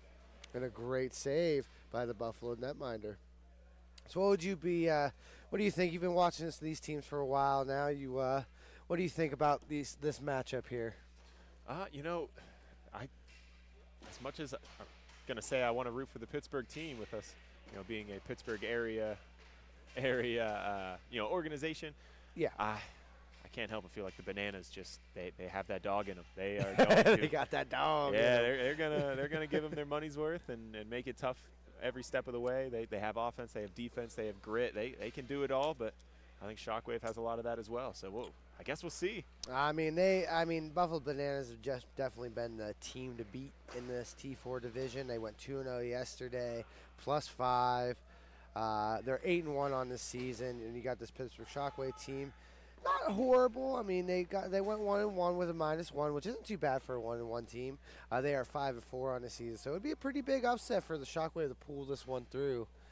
It's got to come down to defense on this Buffalo team, though. I mean, this Buffalo team can just eat teams alive in their systems. And here we are again with the Pittsburgh Shockwave with him now. He's gonna take the high shot. Good stick by number 98 for the Buffalo team. That will be Tyler Sager, as that puck goes out of play. We'll get the face-off here coming up. Shockwave trying to draw up a plan here. We'll get a face-off win by the Shockwave. He's going to put it on net. Nice little save. Juicy rebound, but good work by the Buffalo Bananas to get to it. Yeah, if they get more of those rebounds and can capitalize on some of those opportunities, this game can be knotted up very quickly. Oh, absolutely, especially with Schmidt. I mean, he's pretty good at cranking those shots high. He's a big body. I would hope he had some power in his shot. Yeah. He makes me look small. Buffalo with it now. Coming through this high slot. That'll be deflected wide off the stick. He gets back to it. Nice move around.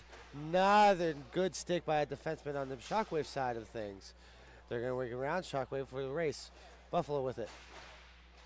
Nice work by the Shockwave to stick lift out and get it. Pilati with the takeaway there. It's a shot. Nice paddle save. Looks like he got it with the knob. Another great save and a good smart cover by number 94. Make sure he is rostered here. That'll be Zachary Pedersen in net for the Buffalo Bananas. one thing I'd watch for on this face-off, if Buffalo wins it, they're going to enter the neutral zone with speed. Look, there he goes. Oh, there he goes. They You love called doing it every time. They have so much speed on them. Oh, he tries to toe drag it. Good interception there by number 76, Nick Polati. And if I say any name wrong, feel free to put it in the comments section and make fun of me, because I always like to laugh at those and at myself. So I'm not great with names, I'll be honest. Schmidt with it. Oh, I thought that was going to find the back of the net. It doesn't.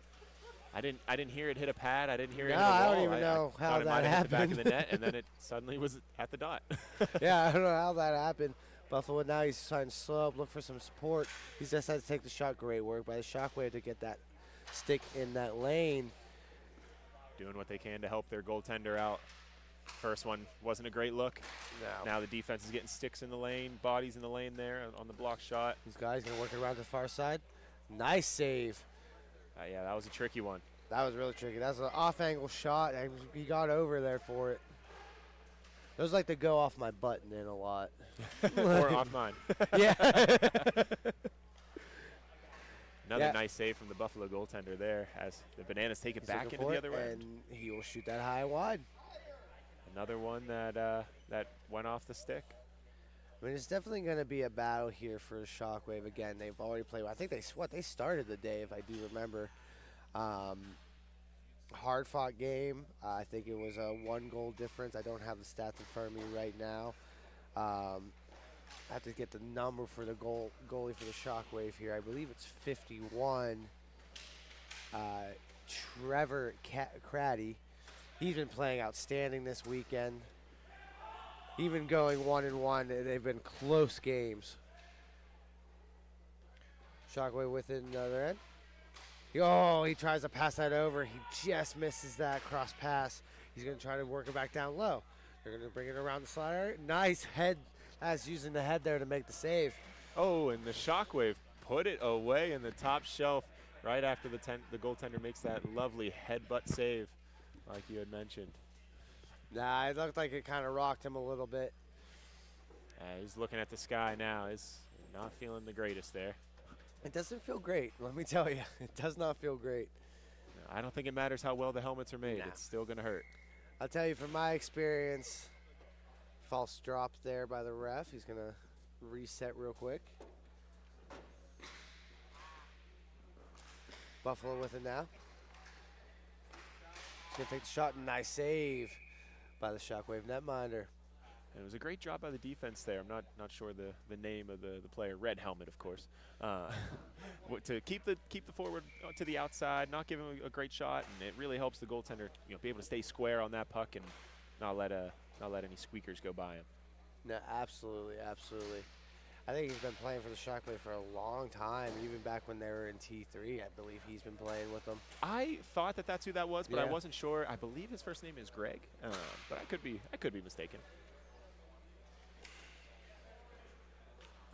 Let's see if we can get a number.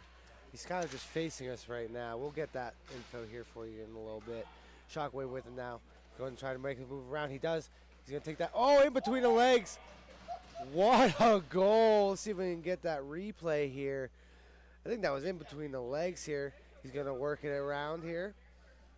I mean, nice work by the Buffalo, though, to try to get it out of harm's way. But, oh, man, that just goes top shelf by the goalie. What a play. Wow. Way to be tenacious on the puck, too.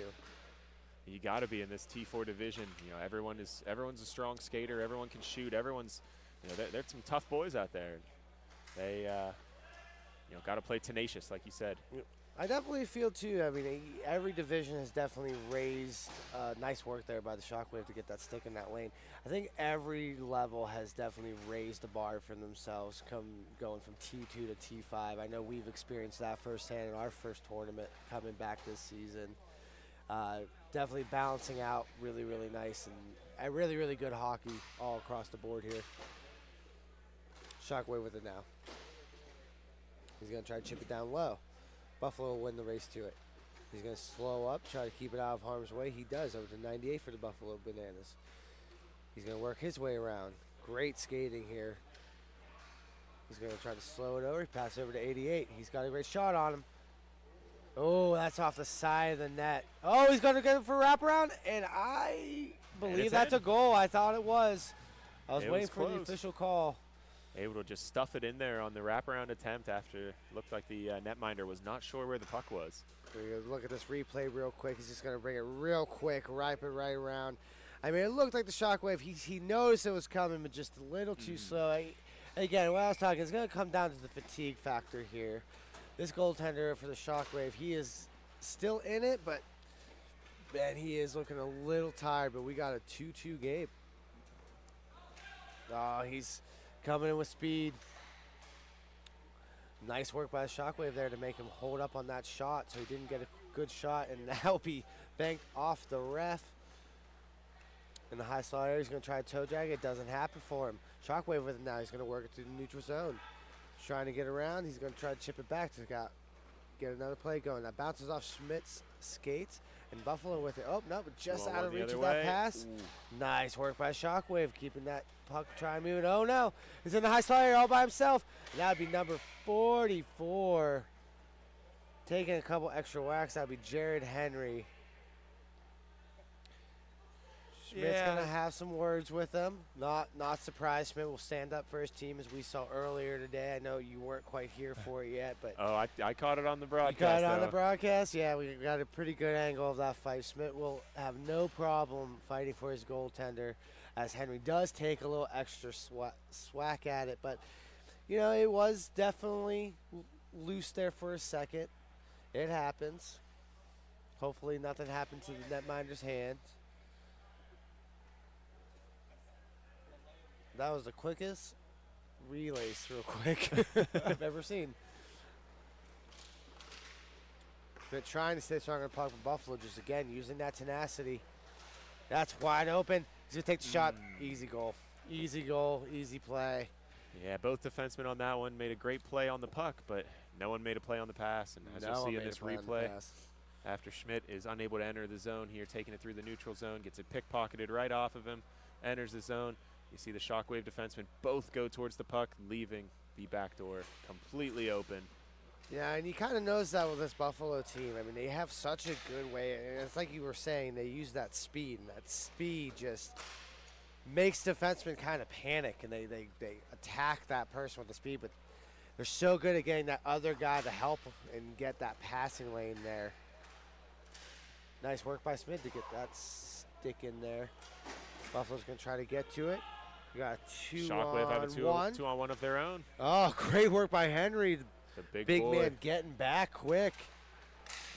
Not surprised to see this going all right. We're getting a little chippy behind the play. Shockwave with it now. And Henry's going to it was Schmidt and Henry again. Be battle of the Titans if that happens. 28's going to take a shot. Good save. Rebound loose. He's going to try to chip it out. It doesn't. Henry with it. He likes to shoot. A great work there by the Shockwave defenseman. He's definitely feeling that one. Looked like it hit the inside of the leg. A beautiful block. Went down on one knee. Just framed everything in front of him. Didn't give him anything to shoot at besides his body. And Shockwave netminder makes another great save. And here comes Shockwave trying to break it out. Got 26 seconds left here in the first 3-2 game. Shockwave with it now. Number 24. It's just out of reach. Buffalo's going to try to slow this down a little bit. They might make one more push. Oh, the Bananas have someone in front. There's not a whole lot of pressure on him. There it comes. Great. Oh, and it goes in. So that definitely went off the pad from our angle. I saw it. It hit the top of his pad and just bounces in. As a goaltender, I hate to see that for anybody, to be honest. 92 Wanat. I hope I'm pronouncing that right. He was wreaking some havoc in front of the net. Making it hard for the defense to play both sides, and weren't able to get it going. Yeah, it's a bummer, but hey, we got a 4-2 game. Buffalo Bananas over Pittsburgh Shockwave. We'll be right back after this quick commercial break. Stay tuned, guys. We got more hockey to go. Hey fans, it's that time for the GCH Duck Races. Make sure you get your picks. We have Mikey, Duke, Tex, and Ranger. Here we go.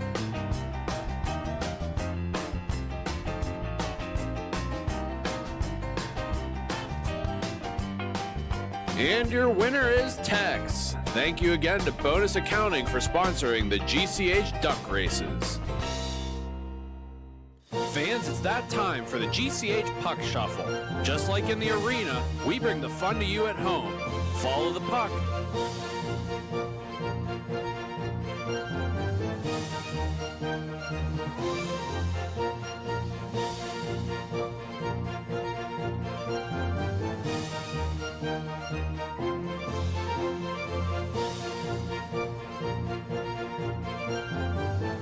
Now, which number is the puck under? If you pick number 2. All right, guys, we are back. Second period of MIHA action. 4-2, Buffalo Bananas over Pittsburgh Shockwave. Shockwave with the big face-off win. They definitely need it right now, being down by 2. Going to work it far. Oh, great work by Buffalo there to keep their stick on that, keep tapping it away. They're going to work it back. Trying to slow it down, see if he can find an open lane. He's going to decide to wheel it. He's going to try to chip it. Great pad save. And here come the Bananas with an opportunity, 3-on-2. And that Shot far wide. Well wide. And we were correct as Greg Zechner comes in with the red helmet for Shockwave. He is the gentleman we were thinking of, been playing for years for the Shockwave organization, and back at it again today here in Grove City. Great work from number 24, Austin Gohering. Great work there trying to keep it. He does. Shockwave still with it here.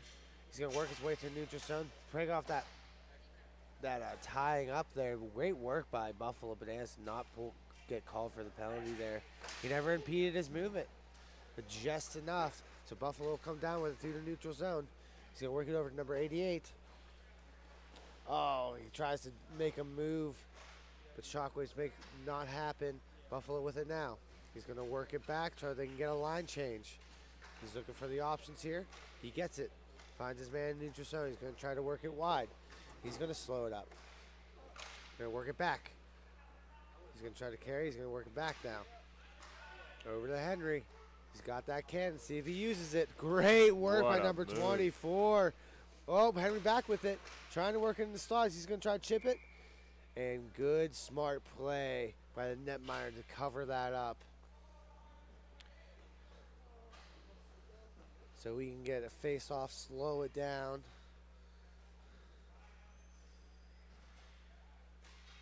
We're going to wait here. Shockwave being a little slow to line up. I think they want to be faster than the face-off circle being down by 2. It's a winner-go-home situation here. Buffalo working hard behind the net. He's going to come up with it. He's going to work back to Henry. Henry's going to take that shot. He's going to shoot high and wide. Shockwave with it now. He's going to try to bring it down. Oh, it just bounces far off his stick. Henry with it. Just in front of us, Pilati and Henry battling it out nice and clean. Henry gets it out to his teammate, and a little tic-tac play, and that one's in the back of the net as well. It's now, what, 5-2? I mean, you called it earlier. It's just Buffalo again using that tenacity. I mean, you see Henry here, as you called, clean takeaway. I know you can't really see it on the camera here, but beautiful takeaway. And again, Buffalo using that speed, getting that second man back. Or, sorry, second man forward with the play and getting that crossover pass and tic-tac-toe. And she goes, baby. Just a brilliant play right there on the defensive end. Not really anything flashy, but looking at his options, not seeing anything that he liked, just turning it back and seeing what he can make happen. That definitely bounced off a player. Did not go out of play. A Shockwave coming down with odd man here. He's going to take the shot. It was open, but just a little too far wide. Yeah, there was a space. We had the perfect angle on it from where we're sitting here today, and just not nice able to work bury by it. number 7. What a great back check. Let's see if I can find it. Unfortunately, I do not have number 7 rostered. And all the names I have for Shockwave in front of me do not have a number 7. So if we can crowdsource that information, that'd be great. Number 7 on Shockwave. If anyone knows who it is, shout his name out in the comments. Yep, absolutely.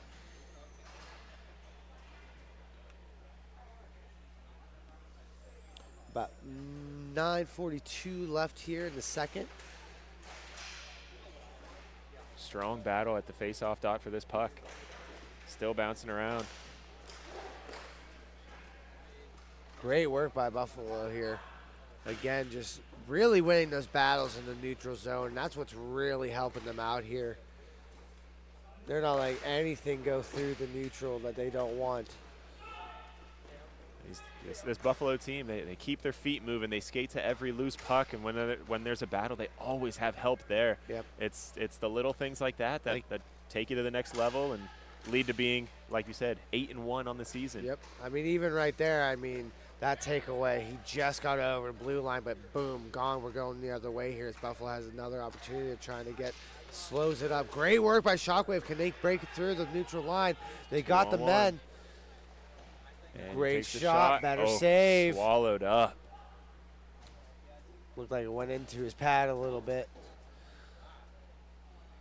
Great work here by Buffalo Bananas netminder. Just staying strong, not letting any silly bounces out.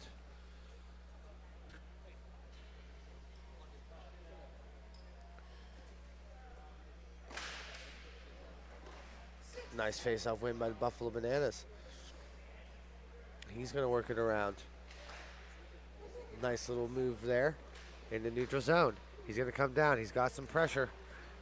Shot wide. Shockwave trying to race the puck. Bananas beat him to it. They're just going to chip it down low and try to think better of it. Nice little chip play. Rolling puck. Still just rolling. Shockwave with it now. Buffalo's going to try to intercept it.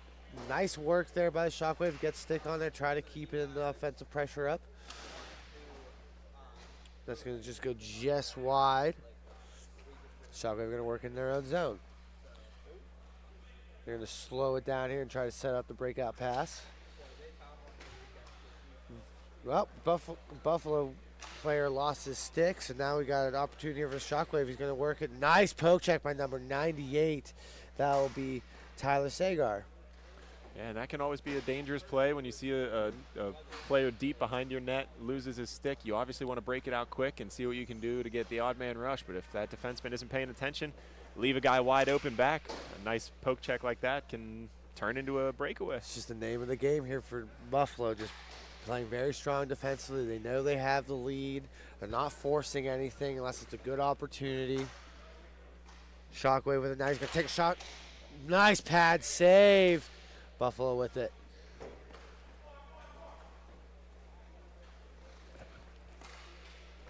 He's going to work it far pass. He's going to try to work in the slot. No one there, but it'll be shot wide. And nice work by Buffalo. Better work by Pittsburgh Shockwave.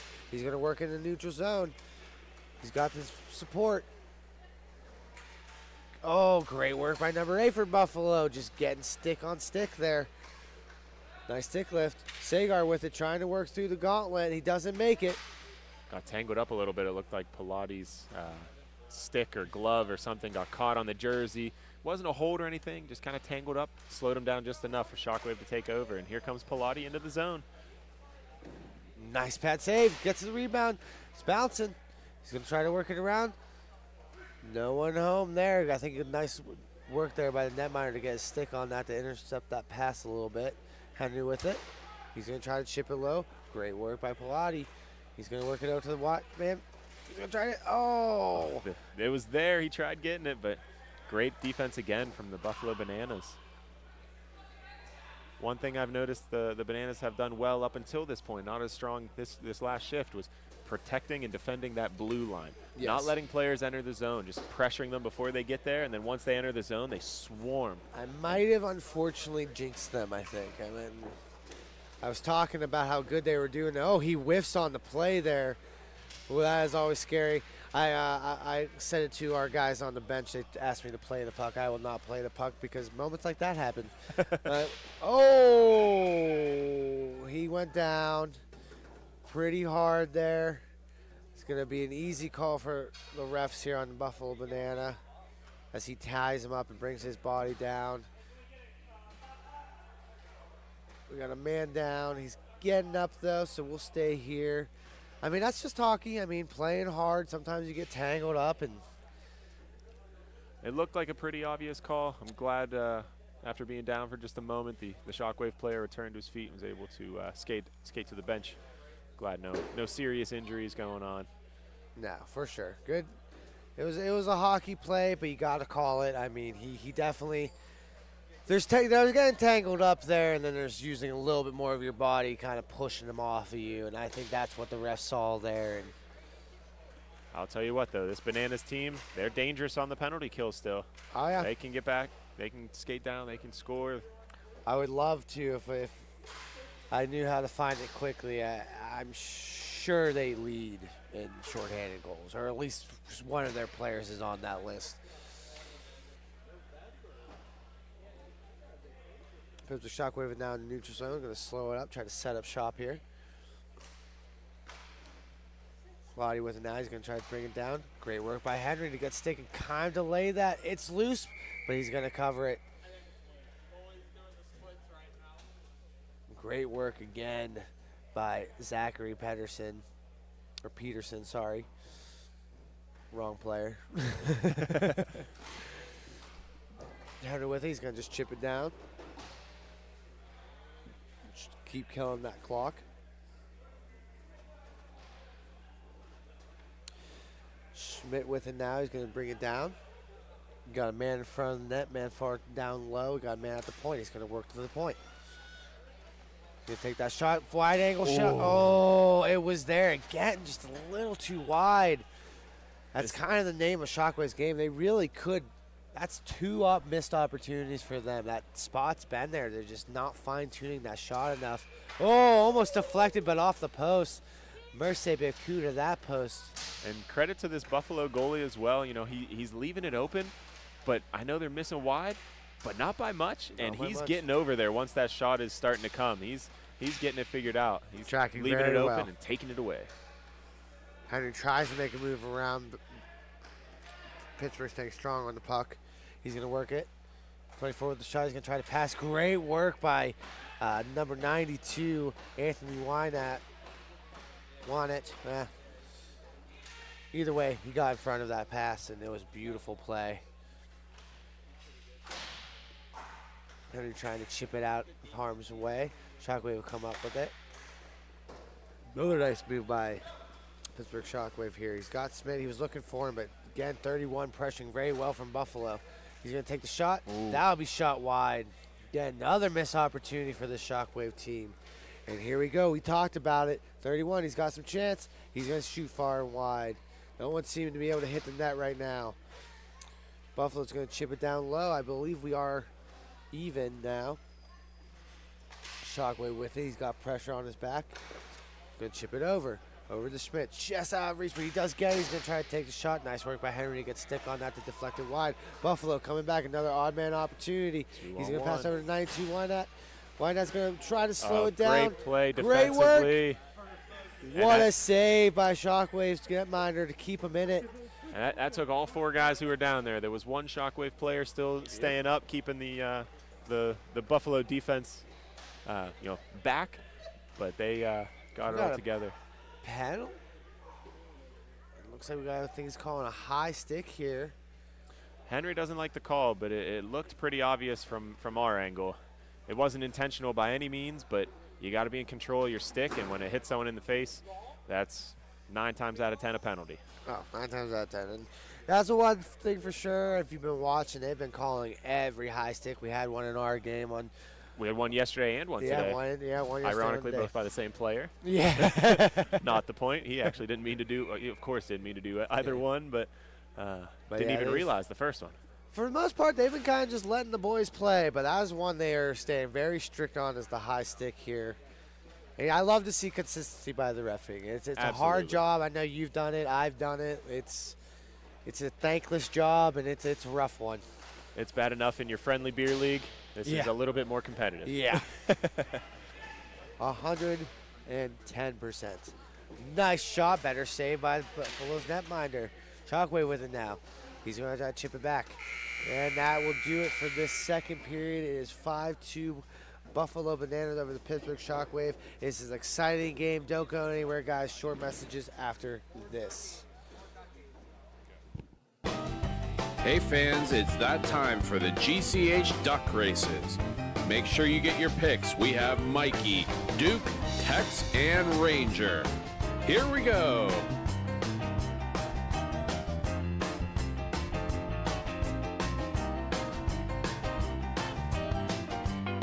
And your winner is Mikey. Thank you again to Bonus Accounting for sponsoring the GCH duck races.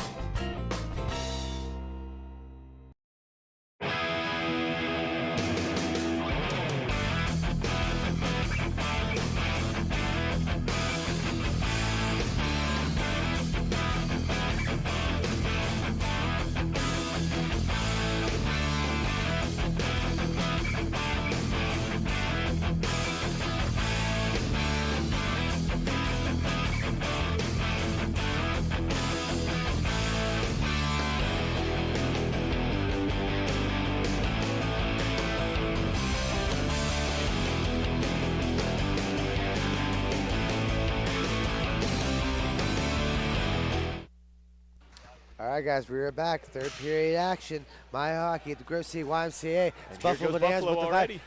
Great job by Schmidt to not take the penalty. He let go just in time. Schmidt comes down with speed. He's going to work it over. No one there.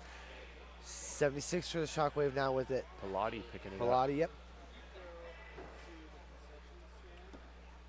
I know at Pilati's one point in working over time to he Schmidt. was the general manager, kind of ran the Shockwave organization here, and I don't believe he does anymore, but I could be wrong about that. That's always very possible. I mean, when you got someone like Pittsburgh Shockwave, they've been in this division for, well, not division, in this league for a very long time. I mean, they have an organization, youth, adult. I mean, they do it all, and very similar to what we do here at Grove City. And I mean, they got great people running those teams. Our good friend Nick Bear. Yeah. Yep.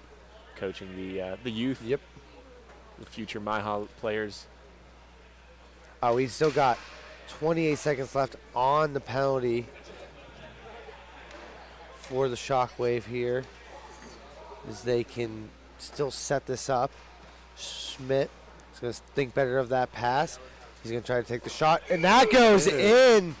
What a goal by Schmidt. Just using advantage of that traffic in front. I don't think he ever saw that coming. He gathers up here. He tries to go over to Pilati. Thinks better of it, and right call here as he just wristed it. And that was just a missile. That puck had eyes. Yeah, and looking at him, he looks like he's looking for a pass and then fires, and I definitely would have caught me off guard. Shockwave's in now. They got some life here. Definitely need to take advantage of that power play goal here. It's now a 2-goal game. You know, if 10 minutes go by, it'll be a stop clock situation. Absolutely. We're going to stop the play here real quick. No one's going to make a line change. Both teams are going to line up. Little quick toe save. Not that he needed to make it. It was going wide, but he did it. Sometimes you can get those weird bounces off the netting, and you can control it a little bit more if you use your body and your pads. I understand it. Buffalo goes so up. You're going to work it back. Again, they have the lead. They're not trying to make any more mistakes here. While not letting that handlebar just flow in the wind. There it goes again. There's that handlebar. He's got that lettuce. Oh, what a been a beautiful play. Just unable to get connected on it. Buffalo with it again. Going to find Juanat. He's in the high slot area. He's going to take that shot. Great, easy save for the netminder there, as it doesn't get any elevation, just goes straight into his pads. Yeah, I think one of the Bananas players, the shooter, thought there was a deflection opportunity, but the man in front was not able to get a hold of it. Ended up being a pretty routine save for the Shockwave netminder as they break out the puck now. Oh, good work by Henry just to get that quick step up. He's just so big, such a long reach. He's able to take away so much of the rink. And I feel like people say that about me all the time. He's got me beat. I've played with you and against you for 3 or 4 years now. I definitely have seen it. Oh, what a play, but unfortunately just shoots it wide. The Shockwave now is going to try to come up with it. They do. They're going to work it behind their own end. You can tell Wanat is not happy with that one because he is forechecking now. He's trying to make up for that missed opportunity. Yeah, it looks like he kind of just came onto his stick just a little too hard, it looked like. It almost looked like he was trying to pass it back and go for a sharp angle shot rather than just ripping it. Oh, well, yeah, with it, he's making some moves here. He's going to take a shot right into the belly, and Peterson will swallow that up.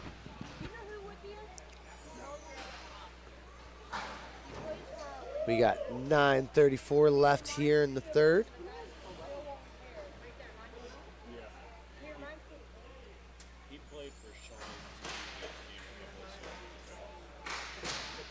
Wrapping around here. Buffalo's going to try to clean it up here. Buffalo has a man streaking. Can they get it to him?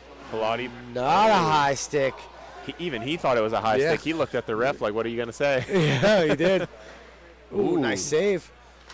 Juicy rebound, and Henry will collect that. Here comes Big Hen. Oh, wow. Right over the glove. It didn't even look like the official was, or the ref was, the netminder was ready for that one, and Henry takes a tumble into the corner after scoring. You gotta hate when those lines trip you, you know. That's my kind of celebration right there. But look at that. What a play. What a shot by Henry, though. Regardless of the tumble after, he just had too much momentum, too much speed, man. As I could hear in the crowd behind us, it sounded like someone said he slipped on a banana. Ironic. That is ironic. Guess we're playing Mario Kart out there, huh? Here's a fun question for you. What was your favorite Mario Kart? Oh, man, I haven't played Mario Kart since probably Double Dash on the GameCube. That's probably my favorite would be Double Dash. We're going to show my age here. That or 64. I was going to show my age here real quick. I was going to say 64 is still my favorite. Probably my favorite Rainbow Road. Yes, I agree. Definitely my favorite Rainbow Road.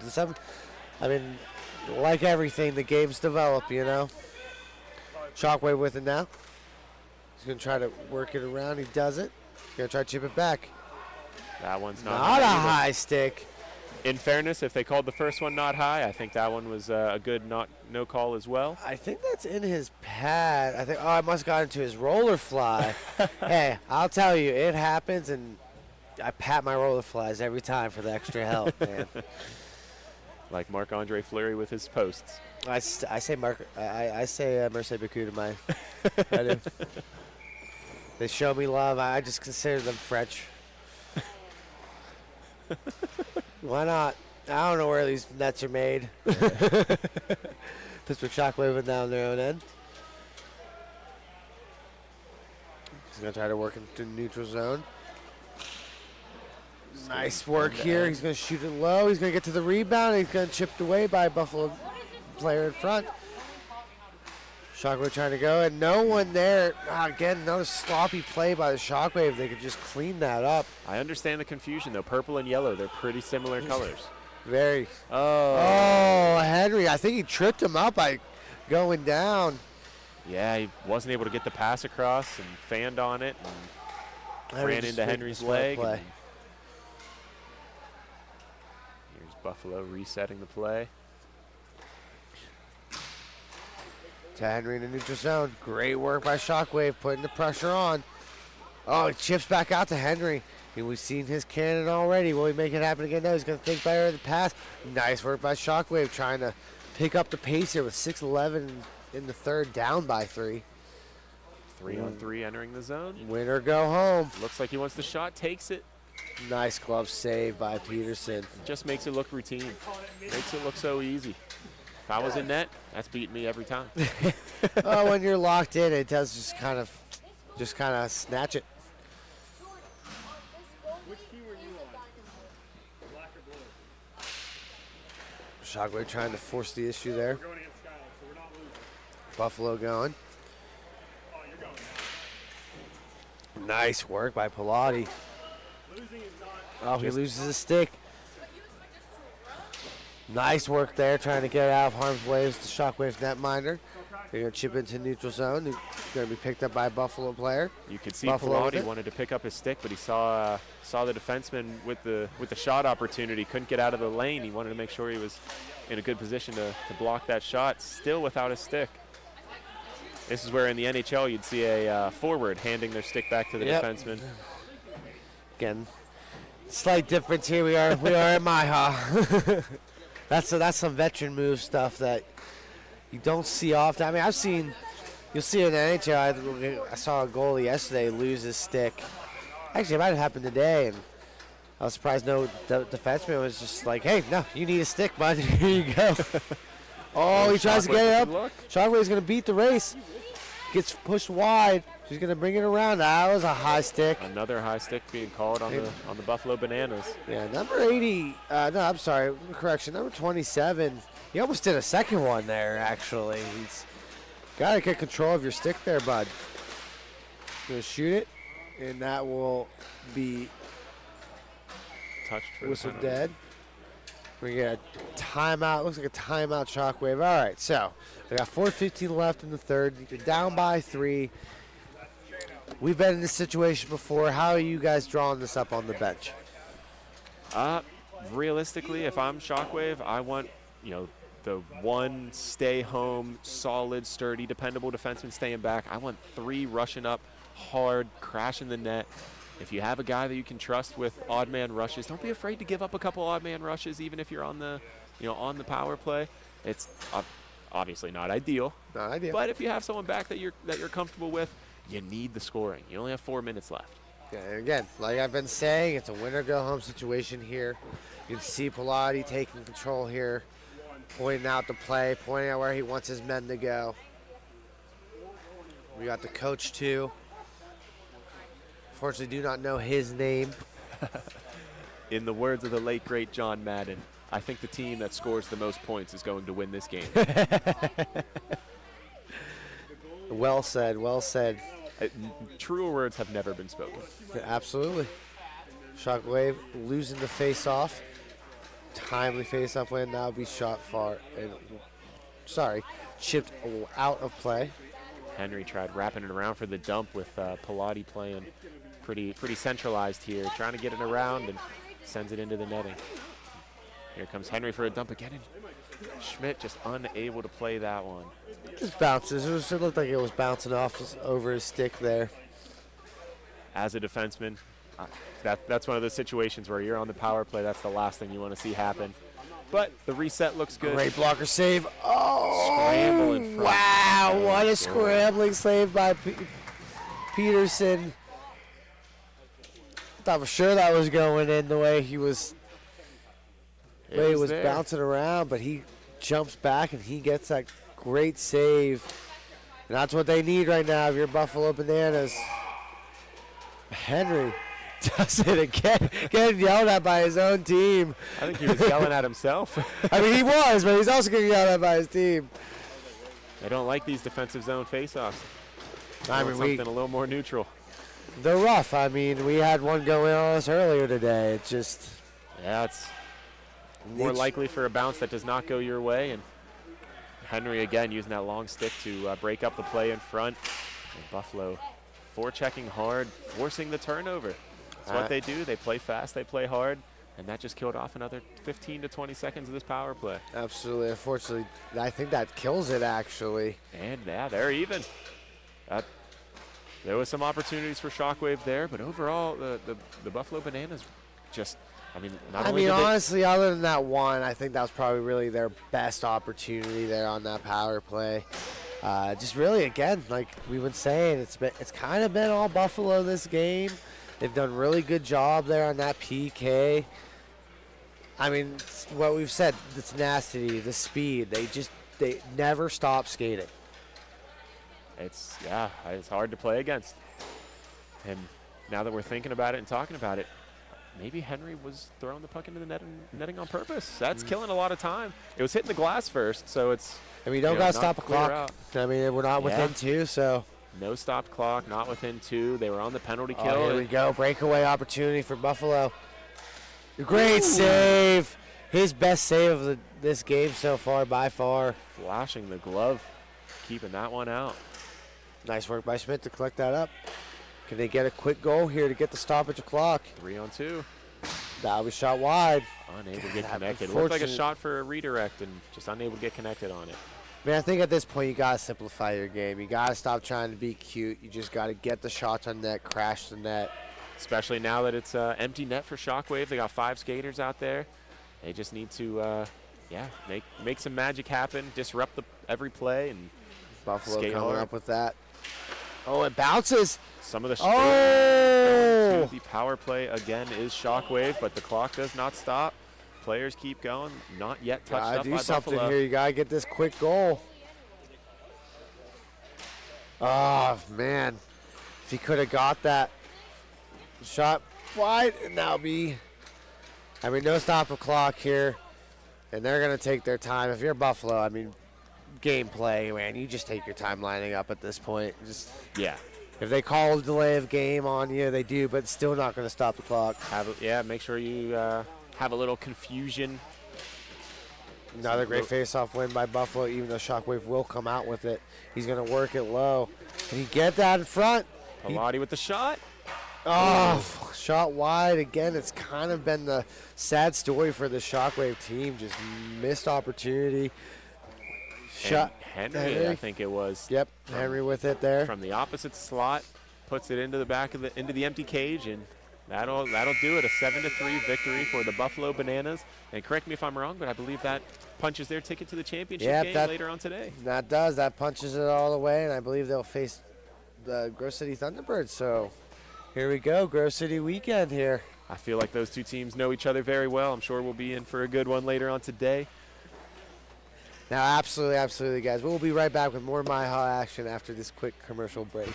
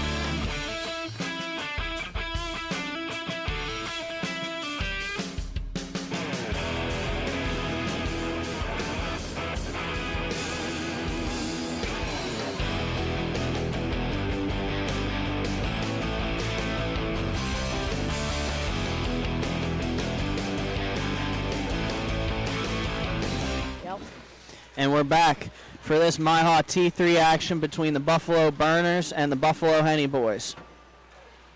Earlier this weekend, yesterday, the Buffalo Burners won their first game 5-4 in a shootout, lost their second game 5-3 for a 1-1 record on the weekend and a 5-4 record on the season. As for the Henny Boys, they lost their first game 7-4 yesterday and won their second game 8-3, also for a 1-1 record and a 4-4-1 record on the season. The Henny Boys will be in white, attacking from from left to right on your screen, and the Burners will be in black, going from, or actually that's the Henny Boys, will be in black going from right to left, and the Burners will be in white going from left to right. All right, and without further ado, puck is dropped. Joining me on the broadcast is Tayden Warner. Tayden, what do the Henny Boys have to do to be successful in this matchup? I mean, I haven't watched them play yet, so I don't know exactly, but probably, like always, pass the puck, make opportunities, get shots on net. And then it's going to come around, and they score. Right off the hop here, a rip from Austin Eleno, and it's 1-0 in favor of the Henny Boys. Yep.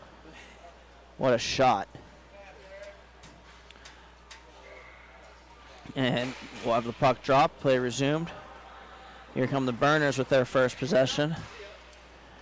And they look up, skating around behind the net, pressure from the Henny Boys. Battle ensues in the corner. And now it's going to be taken by the Henny Boys.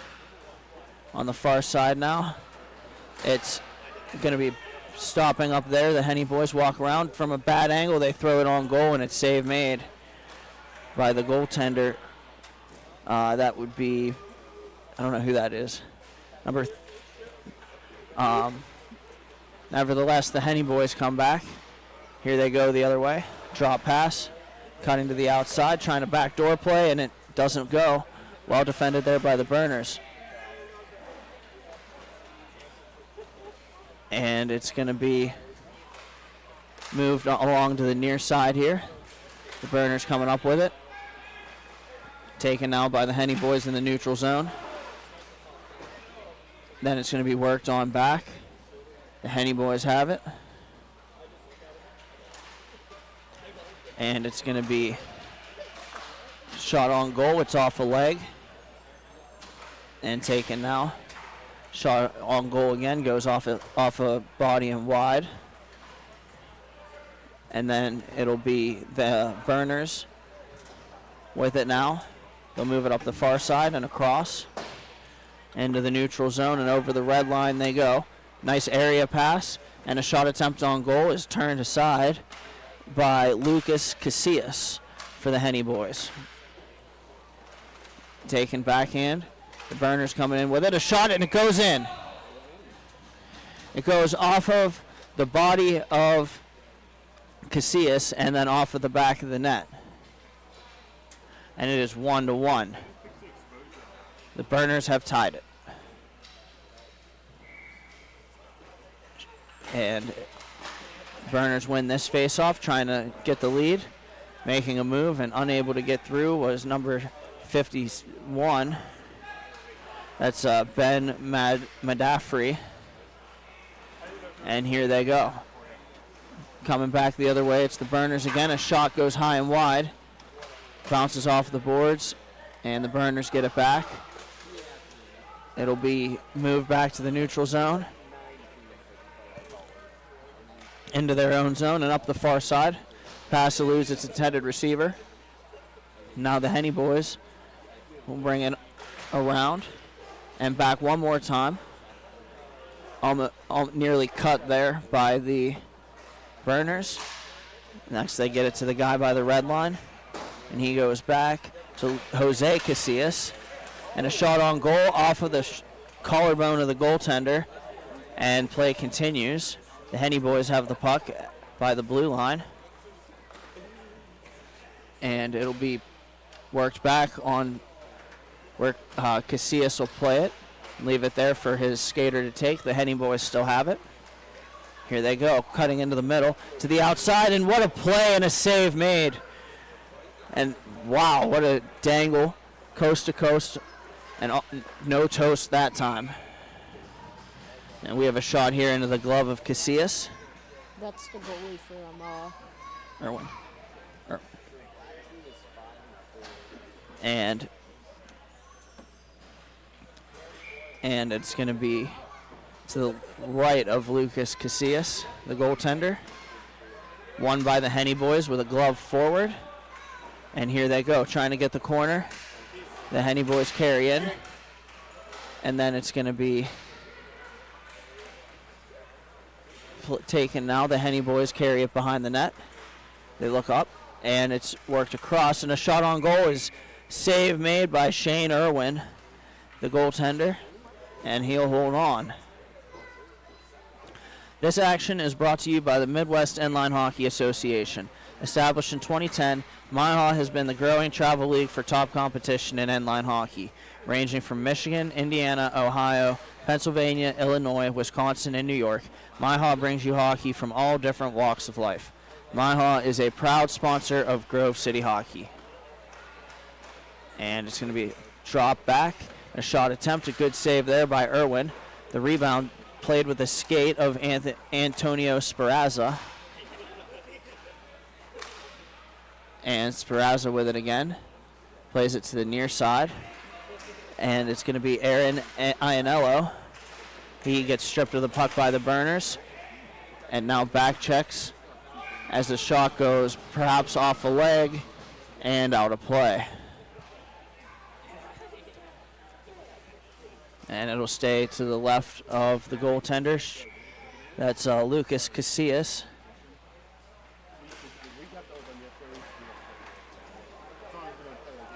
And it'll be carried up. Here's the Henny boys trying to make a play. Stood up there by the Burners. And a good chip into open space and catching up to it, the Burners. They're going to try to feed it in front, but it's broken up by the Henny boys. The Henny boys bring it back up slowly and now pass it towards the near side. It's going to be Aaron Iannello, or Iannello with it. Eleno with it now. Eleno comes in, makes a pass to the far side. It eludes its intended receiver. They'll get back into, and it's the Henny boys up top. A shot attempt is gloved down by Irwin. The rebound is passed ahead and now reversed.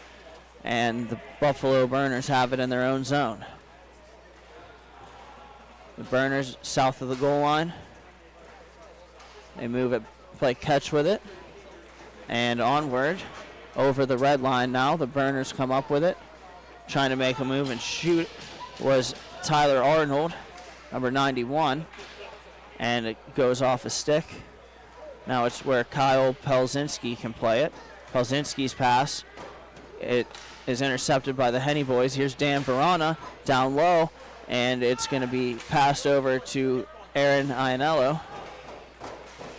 And a couple bodies collide in front of the boards. And it's going to be worked across. The Henny boys have it. And they're going to carry it up slowly and make a pass up to the far side. Shot on goal is turned aside by Shane Irwin. And now taken by the Henny boys. A shot attempt goes off a stick and out of play. Face off to the left of Irwin. We have 5:49 remaining here in the second period. It'll be won by the Burners. They'll carry it back behind their own net and reverse it. It's going to be Tyler Arnold. Arnold has it. He'll pass it across. Taken now by Zach Klein. They'll move it up now, where it can be played by Avino. And a shot attempt goes wide of the net. And now here goes the Henny boys in transition to the far side. Unable to take the pass. It's going to be the Burners. And now the Henny boys with it again. And that is number 22 behind his net. He'll bring it up. Pardon me, that's number 72, Kevin Regelin. And the Henny boys working on back.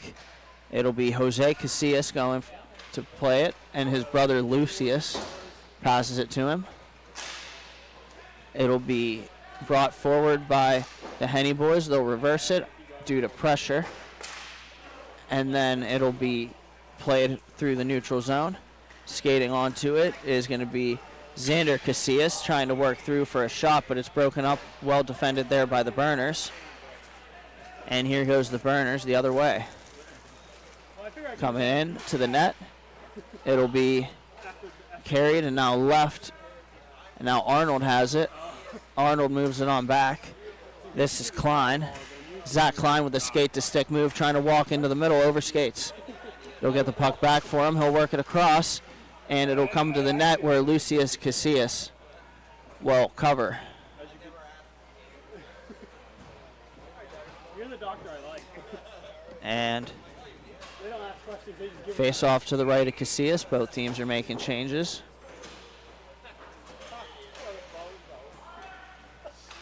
It'll be worked to the far side. Here they go. Shot on goal, save made. The rebound, they score. A beautiful shot by Aaron Eleno, and it is going to be 2-1 in favor of the Henny boys. He shoots the puck, walks across the middle, shoots the puck on net, skates to his own rebound, and buries it. High glove past Klein, or past Irwin. And we'll have a face-off, and it's going to be moved along further and worked in front, taken away by the Henny boys. They have a 3-on-2 if they hurry. And here they go. Shot on goal to the side of the net, and it goes wide. And it's followed up there. Puck battle ensues, eventually won by the Henny boys, trying to cut in front. And it's going to be taken now by Ben Madaffery. And the Henny boys will get it back and win it forward. Here's an opportunity to the net. Back door. He saved it. It hit the goaltender, hit the goalie's arm, hit the crossbar, it stayed out. What a save. Oh my goodness. Remember that one. Just filthy. I believe that hit the arm of Irwin and then the crossbar. And we'll see the replay. Coming in. And across, my goodness. It's just disgusting. We'll have a face-off now in the Henny boys zone. 1:50 left. And it's going to be the Henny boys taking it up. Work down low, shot on goal, save made by Irwin. And it's going to be number 91 with it now. He leaves it. The Henny boys coming up again. Antonio Speranza pursuing the puck on the far side. The pass for him was too far in front of him. And now it's going to be carried up by the Burners. Here go the Henny boys with it. Or the Burners with it, rather. Trickles in front of Lucius Casillas. And now it'll be taken by the Henny boys. They'll move it up quick. And now here goes a shot attempt. It's off the bar, and it goes out of play. And a good shot attempt there from Antonio Zapara. And we'll have a face-off deep to the left of Shane Irwin. 40 seconds in period one. It'll be one back. And race 4 along the boards. The Henny boys try to win it back. 30 seconds to go. Lucius Casillas leaves it there for his teammate. And now the Henny boys will start a breakout. And here they go. They're trying to dangle and having it broken up, the Henny boys. Possession will change a couple more times before bodies collide on the far side, and the Henny boys pick up the puck.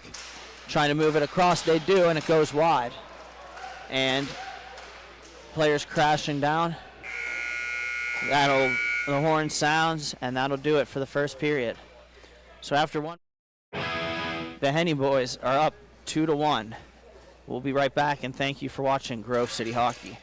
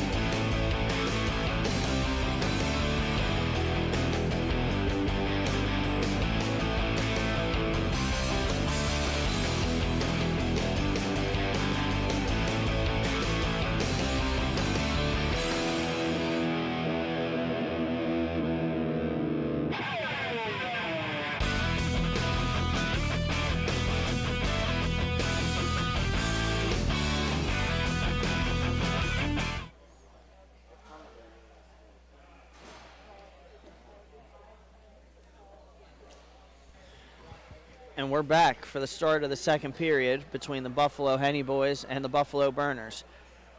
And if you're just joining us, the Henny boys in black lead 2-1 over the Burners in white. And off the face-off, we'll have an opportunity. Shot attempt on goal, save made by Casillas with the left pad. And it's going to be brought along and regained by the Burners. They'll play D-to-D with it. And then it'll be stretch pass along. It gets through to its intended target. They score. And a beautiful goal. That's Zach Klein. He buries it. And that'll make it 2-2.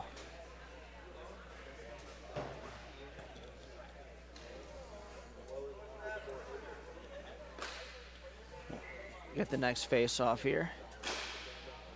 Won by the Burners. Worked on back. And eventually taken away by the Henny boys. The Burners move it cross rink. Pass too far for the intended receiver. And now the Henny boys wind it around.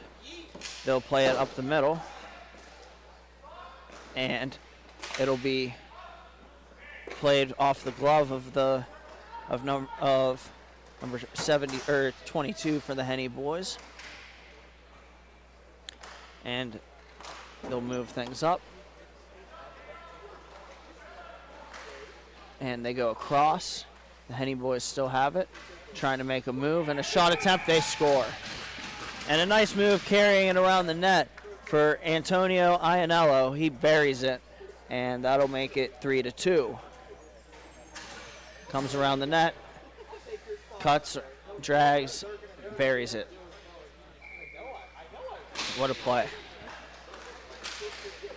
And it's going to be controlled now. The Henny boys have it. Kevin Regelin. They play it up the far side. And a chip pass. Goes across. Shot attempt. It's blocked. And then it's the Henny boys first to the puck. It'll be brought in. The Henny boys are going to stop behind their own net with it. And here they go. It's going to be skated up, and a shot attempt goes off a body and off the end boards. And here they go. And it's Klein again, backhanding, and it goes wide of the net. It'll be the Burners picking it back up, a shot, and it gets knocked down by the Henny boys. The Henny boys bring it up, and a shot attempt on goal is off the crossbar. What a shot that was. And very close to being 4-2. Now we have a shot on goal, they score. So instead of 4-2, it'll be tied 3-3. And that's Zach Klein on the goal for the Burners. All the shots have been up in the top corner. And teams continue moving back and forth in this tilt.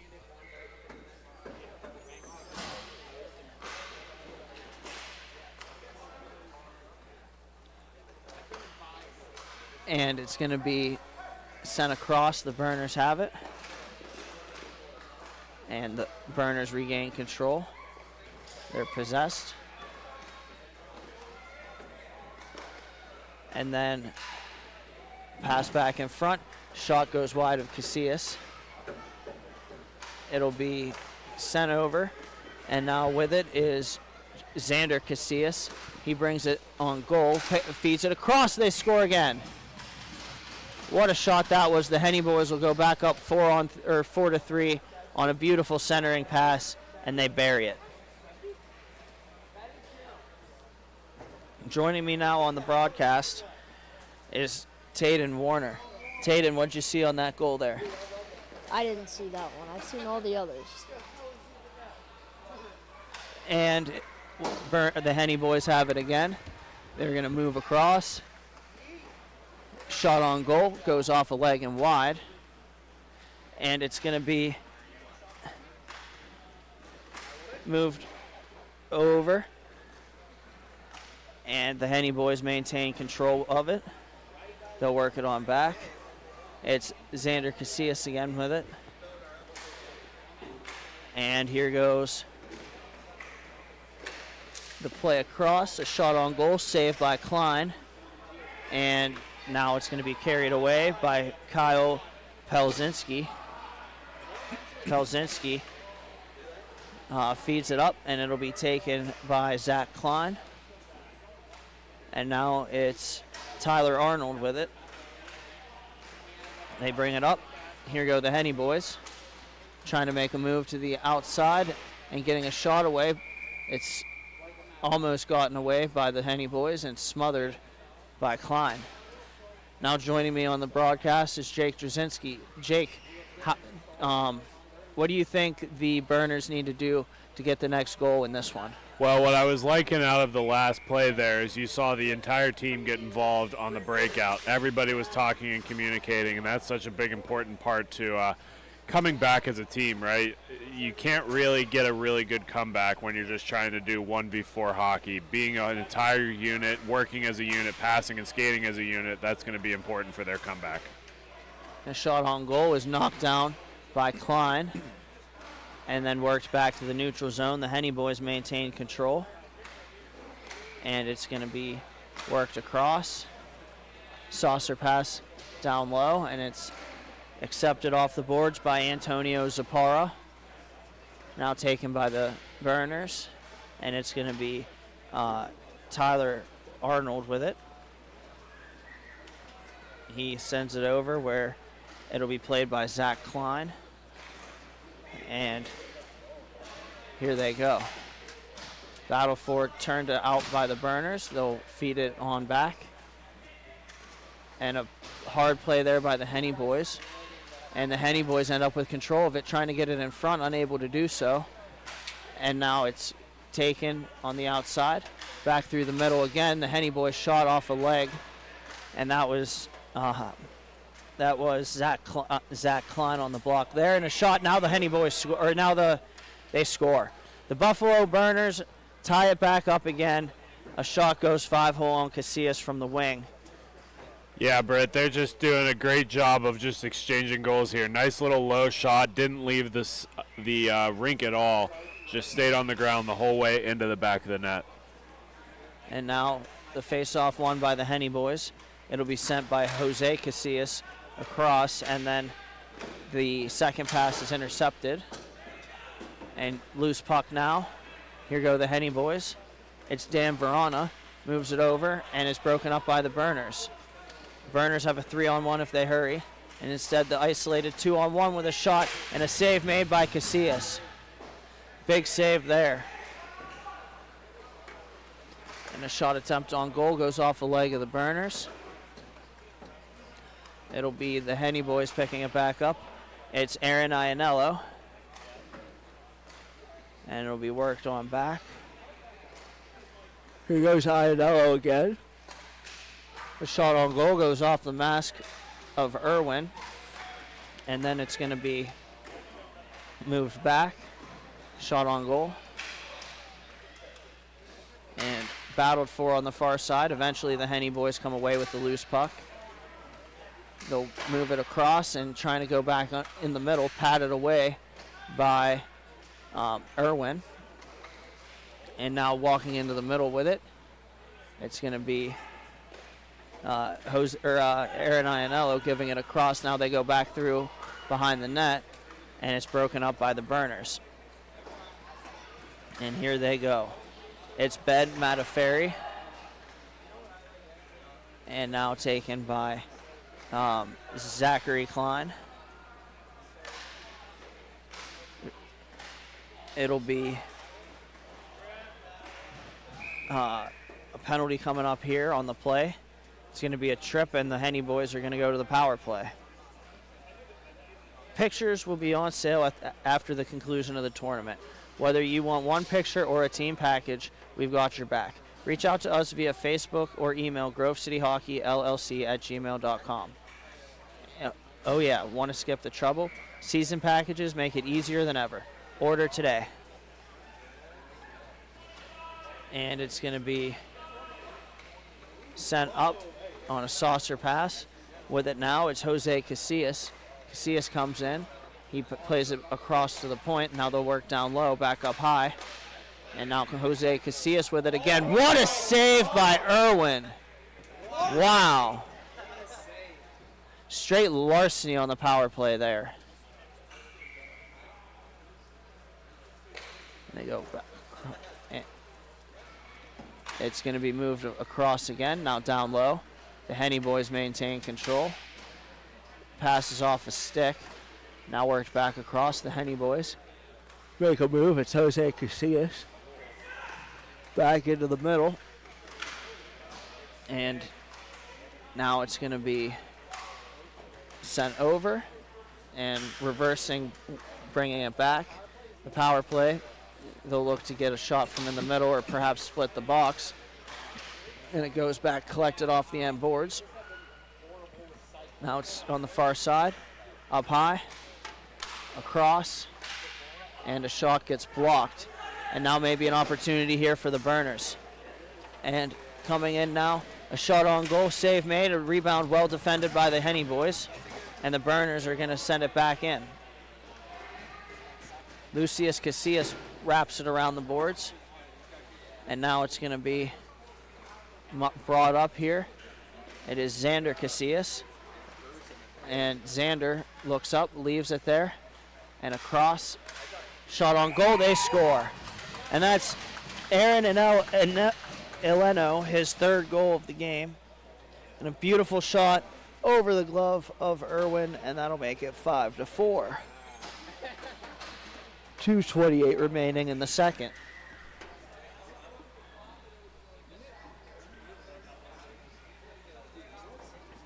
We'll have the ensuing face-off at center.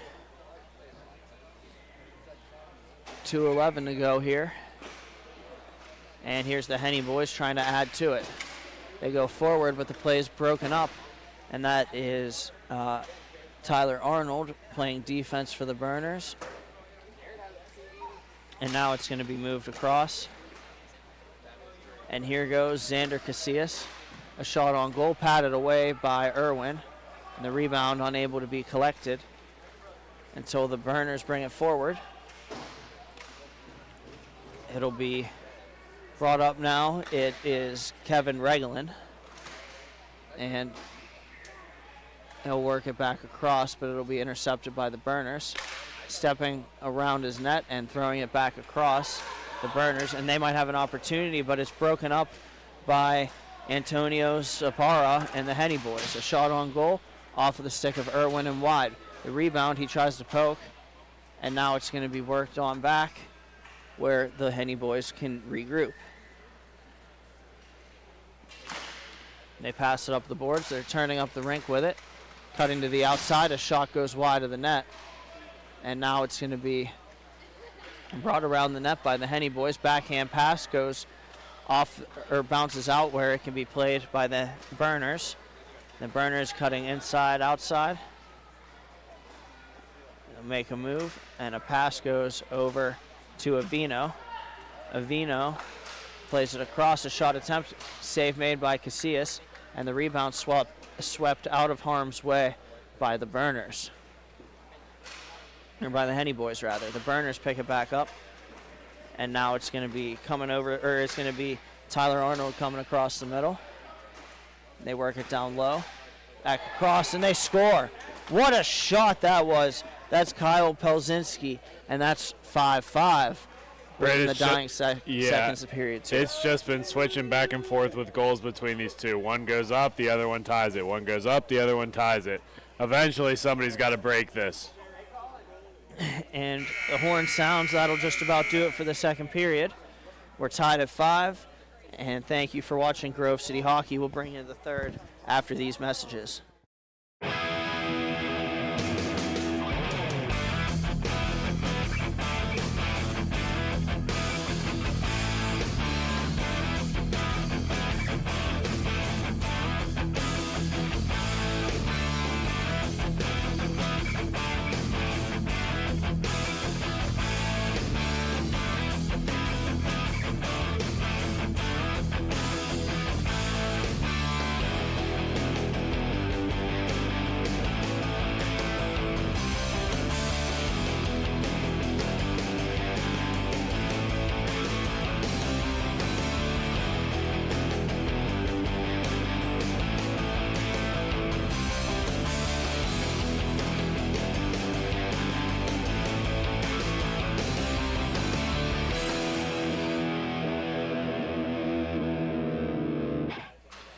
And we're back with the third period of this matchup between the Buffalo Henny boys and the Buffalo Burners.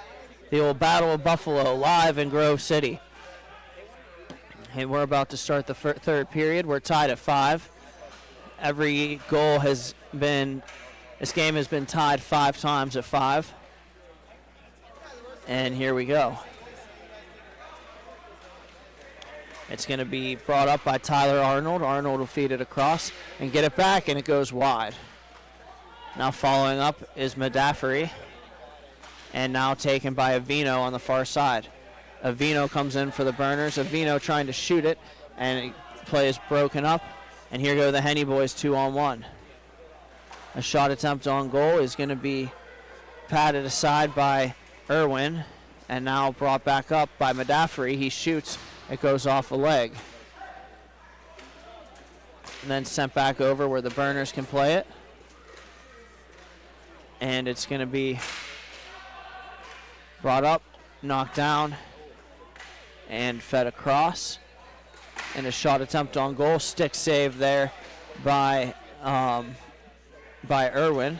Now, Britt, you're a goalie too, so let me ask you a goalie question. It seems like Irwin is playing real unconventional the way he is attacking a shot. He doesn't go down in a butterfly necessarily. He kind of stays on his feet and puts one leg down at a time. Just seems like an odd way to be playing goalie, but it seems to be working as well. I wonder if that has some advantages in terms of if you maybe allowing him to get up quicker, reset quicker. Could be. But you're right about that. He is going into a half butterfly pretty consistently. The shot attempt on goal goes wide. It's going to be taken by the Burners and worked all the way back, where it can be played by Zach Klein. Klein finds Avino. Avino plays it up for Tyler Arnold. Arnold brings it around the net, tries to work it in front, and it's smothered by Lucius Casillas. Yeah, he had a good job on that stick, keeping that low shot sealed. No chance of getting in. We'll have a face-off to the right of Casillas. Shot attempt on goal off the body of Casillas, and then cleared away by the Henny boys. Now coming back to the goal, a shot knocked aside by Irwin. And it's going to be sent across. And a shot on goal, saved by Irwin again. The rebound is skated onto by Medaffery, and he shoots it wide of the net. It'll come all the way out to the neutral zone where it can be played back in. And then it's going to be taken away by the Henny boys again. Here go the Henny boys. Pass across and a shot attempt on goal. They get it back, and a great save there is made by Irwin. For these Buffalo Burners, they're overcoming the challenge of having 6 guys. Henny boys have 8. We'll see as the time winds down in this one if that benefits them or not. And to the left of Irwin, it's won by the Burners momentarily, and then worked on back to the point by the Henny boys. The Henny boys play it across. It's Aaron Eleno with it, and Eleno plays it off a leg and goes behind the net, where it can be taken by number 22, and then back across. And now it's going to be taken again by Aaron Eleno. And Eleno plays the far side and gets it back, skate to stick, and over skates. And now it'll be played by the Burners again. Pass attempt across, eludes the intended target. And then it's going to be worked on where the Henny boys will bring it over the middle. And it's moved up, and a shot attempt to the goal. They score. It's Medaffery, and it's going to be 6-5 Buffalo Burners. That might be one of the first leads Buffalo Burners have had this game with this give and take back and forth. And, man, it's a big one late in the third. He tucked it in far glove side high on Casillas. And now here goes the Henny boys trying to answer back right away. A shot goes, I believe, off the butt end of the stick of Irwin, and now back the other way. And here go the Burners trying to make a move with it. Shot goes wide of the net. And now it's played by the Henny boys, delaying with it and sending it back across. It's the Burners. Now the Henny boys have it again.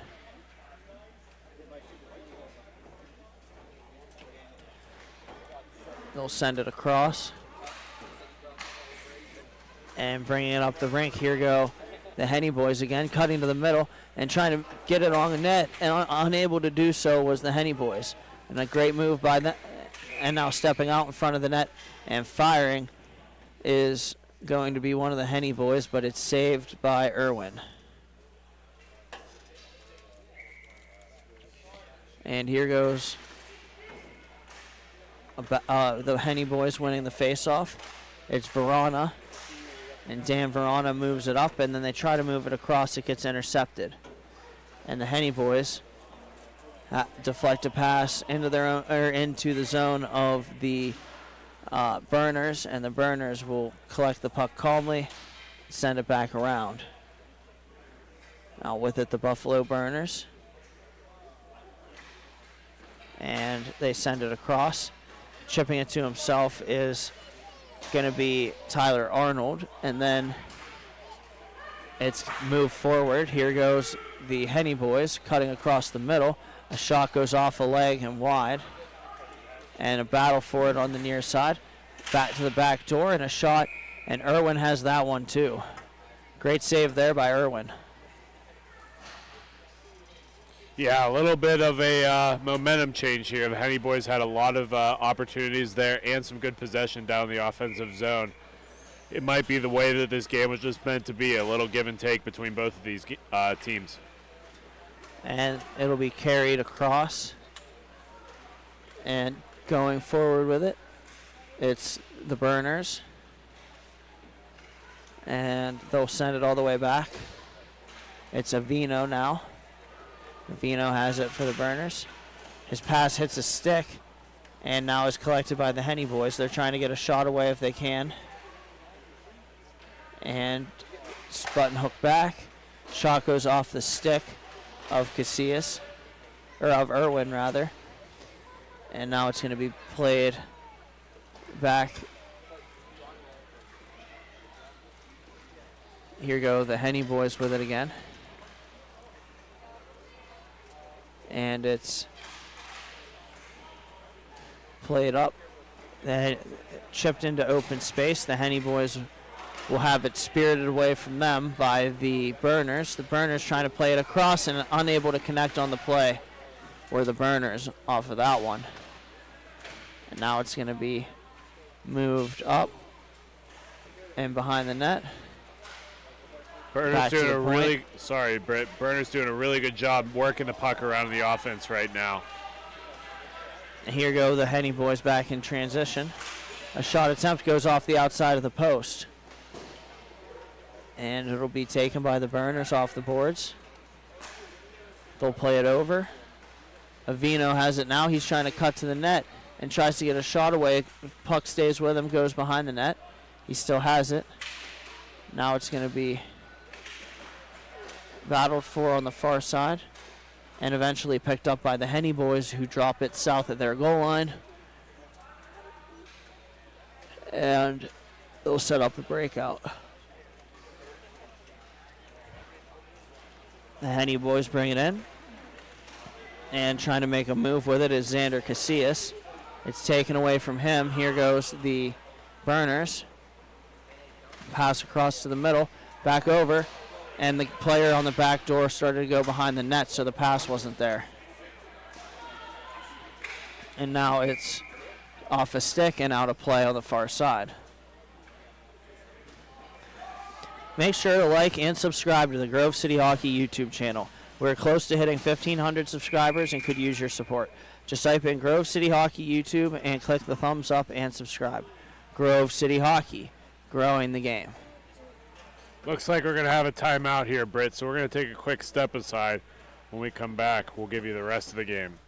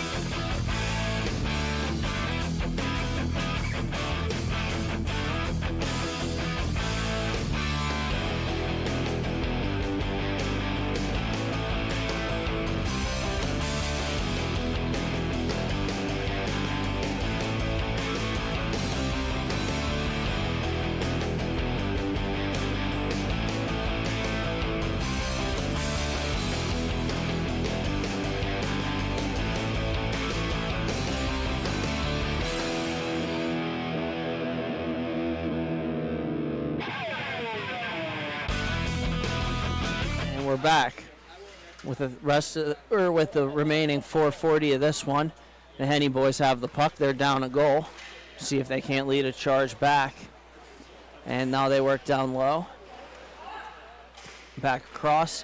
Pass off a stick, but it goes to the intended receiver. And a shot attempt is high and wide of the net. And the Henny boys have it back. And a shot.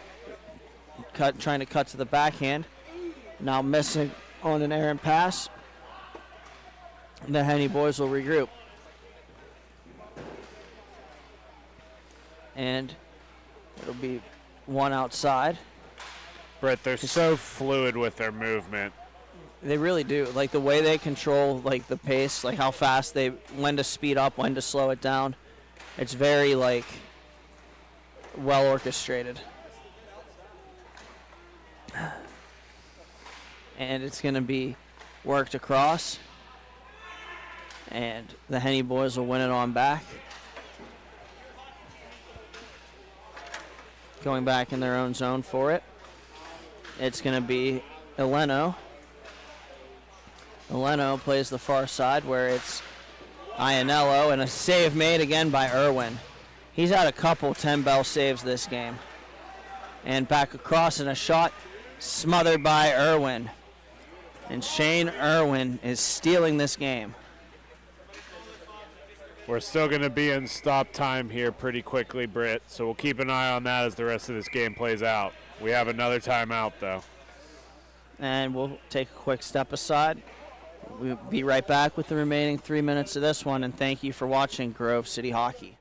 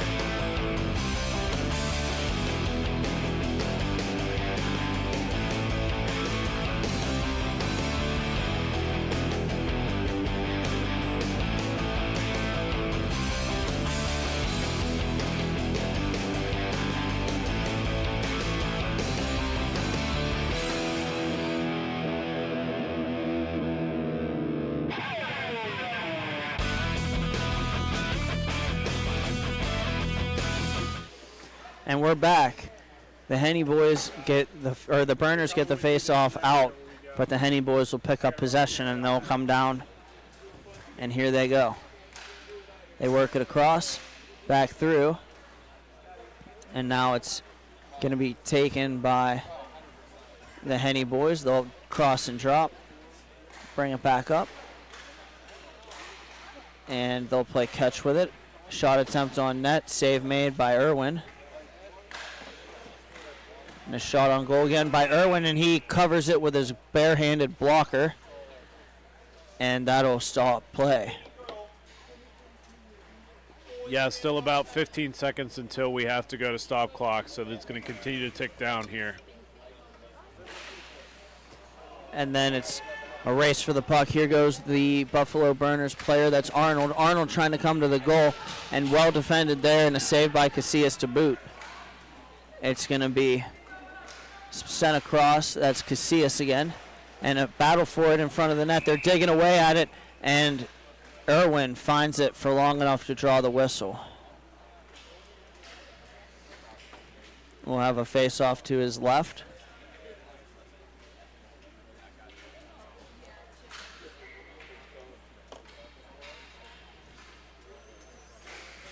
And it's one on back. They'll feed it point to point. And one more time, fake a shot. And now back down low. Nice move to the outside, trying to make a power move to the net. One-handing it wide was the Henny boys. They'll win the puck battle along the boards, work it back in front, and a good play there defensively by Arnold to take that puck away. And it's taken further and sent all the way up by the Burners. Casillas can't stop it. And now it's taken by the Henny boys. And the Henny boys bring it up. Casillas goes to the bench for the extra skater. And we'll have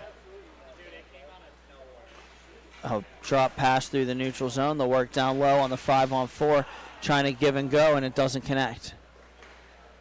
It'll be moved over to the point for a shot, and it's into the glove of Irwin.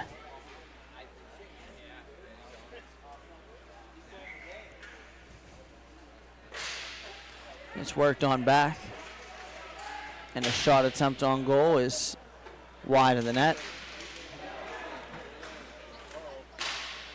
It'll be moved up and towards the empty net. Arnold will sauce it in there, and that'll make it 7-5. Our first 2-goal lead of the game. That's a good point. It took a pulled goalie to get it a lead of extended more than one. We're still at stop clock, though, with a 5-7 score.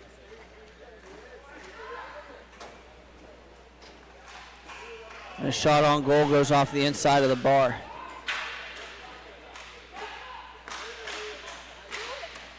And another shot on goal was off the glove of Irwin. The Burners will continue to battle for it. Net's still empty, 15 seconds to go. And then it'll be played up. Stepping in and blasting. Goes off the shoulder of Irwin. And the rebound is just gently pushed back out to center as time expires. And that'll do it for this one. The Battle of Buffalo is won by the Burners, a score of 7-5. We'll be right back with more MIHA action after these after these messages, and thank you for watching Grove City Hockey.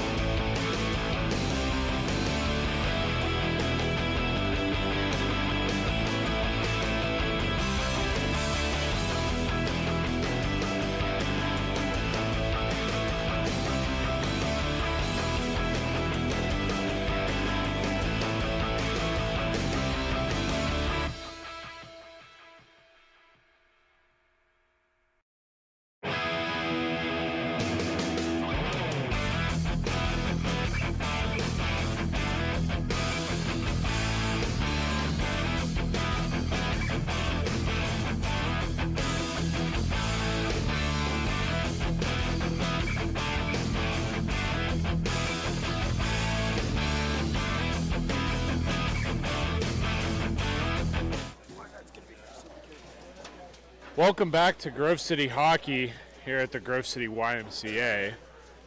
We've got the Grove City Thunderbirds taking on the Pittsburgh New Era. In white on the left side of your screen is the Thunderbirds, and New Age is in the black and red on the right side of your screen. Joined with me in studio is Skylar Hetrick. Now, Skylar, I know you're more interested in watching this game than talking, so I'll get you early before this starts to ramp up. We expect this to be a really good team. You know speed is one of the assets for both of these organizations. What do you think is going to move the ticker one way or the other?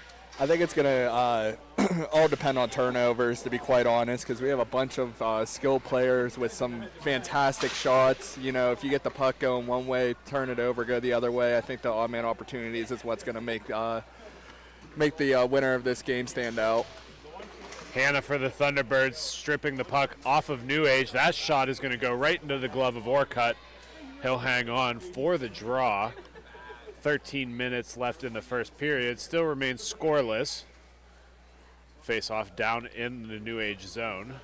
That's going to be one to the sidewall. Strobel will pick that up for the Thunderbirds. Cutting through the defense. Nice move onto the backhand, and Orcutt fights that one off. He'll cover up immediately and hang on for the draw. Sky, again, we just talk about the quickness. The hands are something that I get a little nervous about as a coach and as a player because it's a 50-50 gamble. You put your faith in the Thunderbirds team, the way they can cut through the defense like that, or do you still want to see more of a pass style out of them? I'd like to see more of a pass style because they have a lot of speed. You know, if they want to do like a little one-cut move, go in, go out, that's fine, but I think they need to keep it simplified if they want to win this game. And then one other thing I want to point out, too, is not only do we have skilled players on offense and defense on both teams, but we have 2 stud goaltenders. So that's going to be a exciting thing to watch. New Age yet to lose a game this weekend, undefeated as of yet. That shot's going to be fought off great by Kowacic, and that came in with quite the velocity, Skyler. Almost about 5 seconds from the time that came off his stick until it finally hit the ground. The shots are flying really fast for both of these teams. Again, we got to see a really heavy scoring matchup, I believe, by the end of this. Bird for the Thunderbirds is going to carry that behind his own net, getting pressured hard by the forecheck of the New Age. He's going to kick that over to DeBicro on the far wall. DeBicro pulling that in below the red line, looks to push that back out front, but New Age is going to come away with a turnover. Doyle with the puck is going to wrap it around the near side. That's going to fall onto the stick of Waxter, who's going to send it right back across. Aranos is going to push that back down to Doyle. Doyle back across. This is going to be a nice pitch and catch game for the New Age as they're working the defensive zone well. Forecheck of the Thunderbirds have prevented them from making a significant move into the offensive zone. First chance entering in is a shot, which Kowacic will fight off into the netting up above. All right, Jake, so what do you think of these sort of alternate Grove City Thunderbird jerseys? You know, we've had a lot of question about the Thunderbirds jerseys. What I really appreciate about them is it is different enough. This isn't unlike other organizations where multiple teams in the same division have the exact same jerseys. It does get a little confusing who is who. The T3 Thunderbirds and the T3 Thunderbirds goals having different layouts does help a little bit, and I'm all for the interesting design.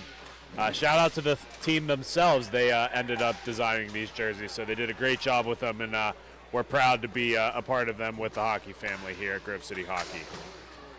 Since that little interruption there, Skylar, we have had the intensity of the game ramp up significantly as both the speed and the physicality are presenting themselves on either side of the rink. As we say that, a big battle in front forces that puck down into the New Age zone. That'll be collected back by Slovic. He'll hang behind his own net, surveying his options. Good amount of speed here, and New Age as a team has played together for many, many years. First year in the league here at MIHA, but this is not the first time these guys have played together. Waxter around the far side of the net. He's going to bring it down low below the red line. Sharp angle shots fought off by Kowacic, and Hannah's going to pick up the puck. Gets tied up along the floorboards. He'll drop that back to Holt. Holt's going to have some pressure as he'll kick it over to McLean. Weird bounce out of the corner of the rink.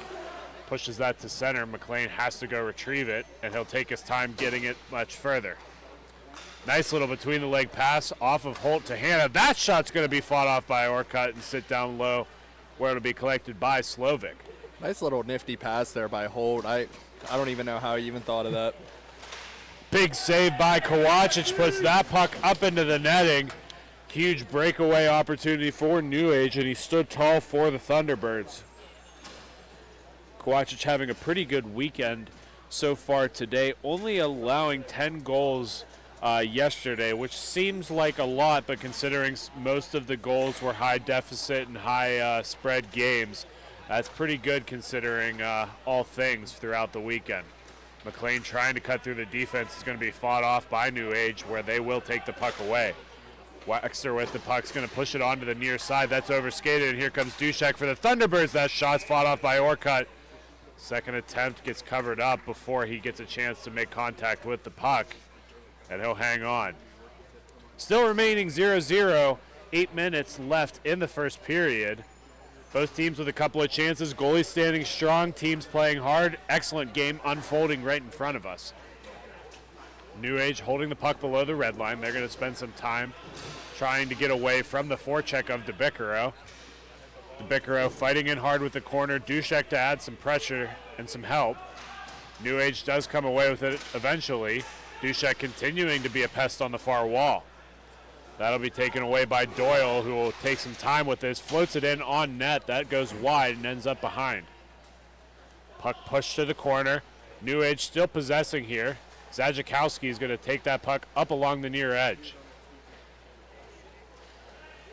Puck moved onto the near side.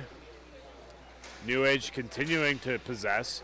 Again, Sky, one of the things we talk about so much when it comes to MIHA hockey especially is how possession is key with these leagues.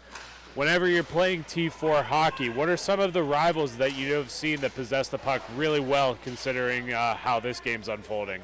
A few teams that come to mind is definitely the Bananas. They're one of the top teams in the league. The way they pass is just unreal, and even whenever you don't think they have the room to make the pass, they still somehow manage it. D-Rev is also a great team that possesses the puck pretty well, but they have a very nice program over there in Detroit. And outside of that, I mean, you got Lansing as well, a bunch of former college kids that are, very seasoned to the game, and they definitely play a well-possession game too. Face-off down in the New Age zone. Officials are putting everybody on side. That's going to be won back by the Thunderbirds. Holt up to Strobel. Strobel fakes a shot, pushes it on the side wing. Sharp angle shot off of Orcutt. It's going to be continued around the outside of the wall. Strobel still possesses, pushes it over to McLean, works it into the corner, takes a stick up high. Nothing will be called on that. Either he's selling it good or they just got caught up with all the traffic in front. Slovic for the New Age, taking the puck eventually, trying to be evasive out of the way of Hannah. Cuts through center, forces that back. Picked up and moved forward by Brandt. Brandt, sharp angle shot that's going to go down below the back of the net. Tries to play it up along the near side. The Thunderbirds respond as Hannah picks up the puck and moves it over to Strobel. Strobel across the blue line, tries to take a step in, drops it off to Hannah. Hannah shot off of the glove of Orcutt, and that'll be kept out. Both teams responding well to the 0-0 game, and we do have a stoppage in play as Orcutt's helmet comes off mid-play. I think Hannah's shot hit him up high in the head and broke that buckle loose. He's going to get his equipment resituated here. New Age really. Sorry. Go ahead, Skyler. I was about to say New Age really lucked out there. It looks like the Thunderbirds had a opportunity that was arising for sure, but then the mask coming off definitely helped them. So attention viewers, make sure you stay tuned after the MIHA event is over, as we'll be streaming our first ever Ladybirds event tonight. The wives and girlfriends of the Grove City hockey players will be hitting the rink for the first time live here, so don't miss the fun, friendly rivalry between our wonderful ladies. Puck deep into the Thunderbirds zone. Oliver back to collect it. Getting pressured hard by Brandt of the New Age. Pittsburgh New Age doing a great job pressuring the Thunderbirds. That pass is pushed off the corner. Sharp angle attempt off of DeBicaro, and that's going to be kept out by Orcutt. Orcutt is standing on his head right now for New Age. New Age takes a step in. Long shot goes high over the net. Kept into the Thunderbird zone. New Age tries to dump it back. Orcutt has to come out of his net to help. Backhands it off the far corner onto the stick and kept up the wall is Slovic. That puck's going to be pushed in deep. Bird for the Thunderbirds is going to be pushing that around to Oliver. Oliver back to Bird, captain of the Thunderbirds. Big part of the T3 division. And again, Sky as one of the captains of the T4 division. What's it mean this year in particular being involved in the Thunderbirds? The Thunderbirds have one of the biggest organizations as teams supplied in the MIHA organization this year. And you're one of the original members and a big part of this league. Honestly, it means a ton to me. Like you said, I've been a part of it since the very beginning. I love seeing, all these new players coming through, a lot of familiar faces that I played with over the years joining the program, getting involved, and it's just a fantastic thing to see. And we're starting to see a lot of success too. We were a little bumpy coming out of the gates for the beginning of our program, but now, whenever Team C, they play the Thunderbirds, I think they shake their heads a little bit and know they're going to have a hard match coming up. Speaking of hard match, best shot attempt of the day, McLean just fanning on a wide open cage. Thunderbirds still possessed down low in their zone. Holt up across the top of the blue line, passes it once more to Strobel, who continues to work it deeper into their zone. Strobel back to Holt. Holt walks the blue line, fires it on net. He's continuing to whack at it. McLean can't get it into the back of the net before it's covered up by Orcutt. And again, Skylar, as you might have mentioned earlier, a lot of familiar faces, especially in this game, in more than one case. New Age and a lot of the Thunderbirds playing in other leagues, other tournaments, together and against each other. A lot of friends, a lot of enemies, a lot of familiar faces here. For the longest time, there hasn't been a travel league like that in the Grove City area. You being local to the Grove City area, again, tell me a little bit about, again, representing what's home to you, what you really haven't been able to do in a MIHA organization until pretty recently. Honestly, it means a ton, just representing the area, just to show, the Pittsburgh area has fantastic hockey players, and I like being able to go to all these different tournaments, playing against teams out of Chicago, Detroit, Buffalo, and there's a lot of fantastic players, fantastic teams that we play against, but I love to, be able to go to these tournaments and just sort of show them what Pittsburgh hockey is all about. And I know we're technically Grove City, but we're in the Pittsburgh area. Fair enough. Holt continuing to battle for possession. Will push it along the near side.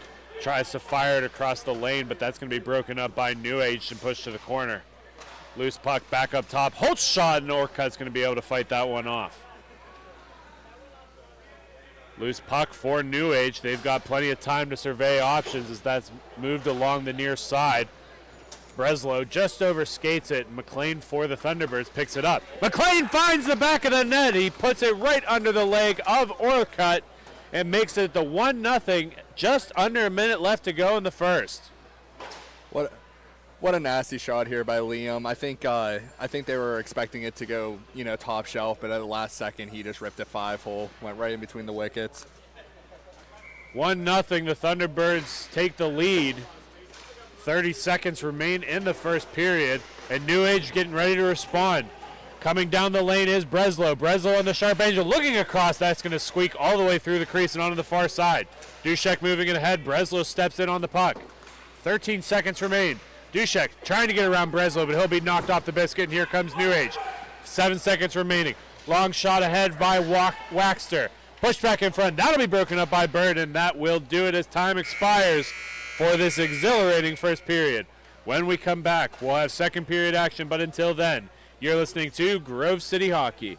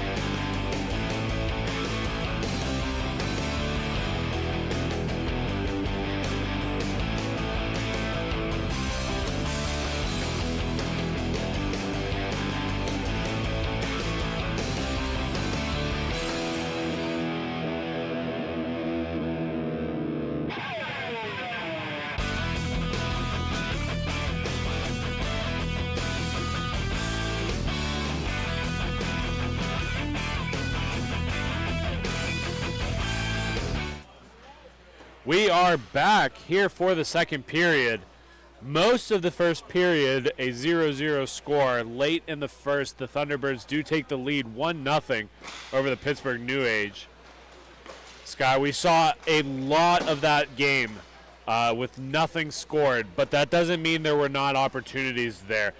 You are a personal friend of Jesse Kowachich, and you've seen him play in a lot of these big-time games. What does it mean to have a guy like that in the back kind of protecting the last final defense? Honestly, it's a fantastic feeling. Jesse's an amazing goalie. He takes up a ton of the net. He's a big boy. So having him back, it's hard to beat him straight up as well. He squares himself pretty well. He's usually on his angle. So if the defense gets beat, you can normally count on Jesse to make that save that the team's looking for. New Age possesses behind their own net.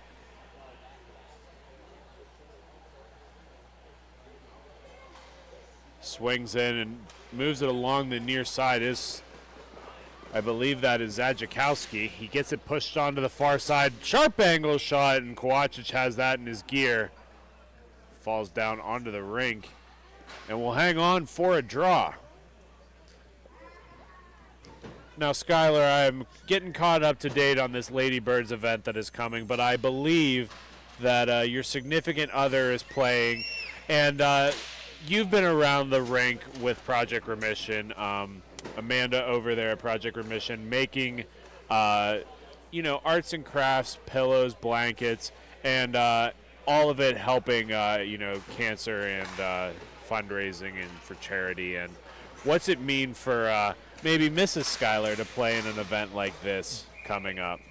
It means a lot. It's nice to see her getting involved into something, I hold very dear. And I think she'll enjoy it a lot as long as she doesn't take anyone's head off.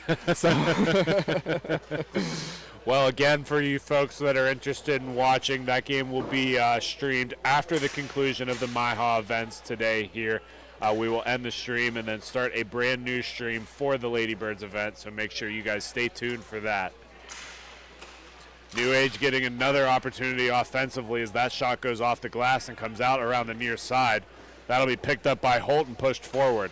Holt, again, recently coming off of the IR, had a collarbone issue earlier this season, has not been able to play since. But his first game back, and he looks like he's being a big difference maker here early in the game, as he has all weekend. Speed again, Skylar, that's one of the big things that Holt brings to the table. And when you talk about speed in hockey, there's a lot that can be attributed to it. What's really that you've seen a good way to kind of shut down speed? If you don't have it, you don't have it. You can't just get faster because you hope.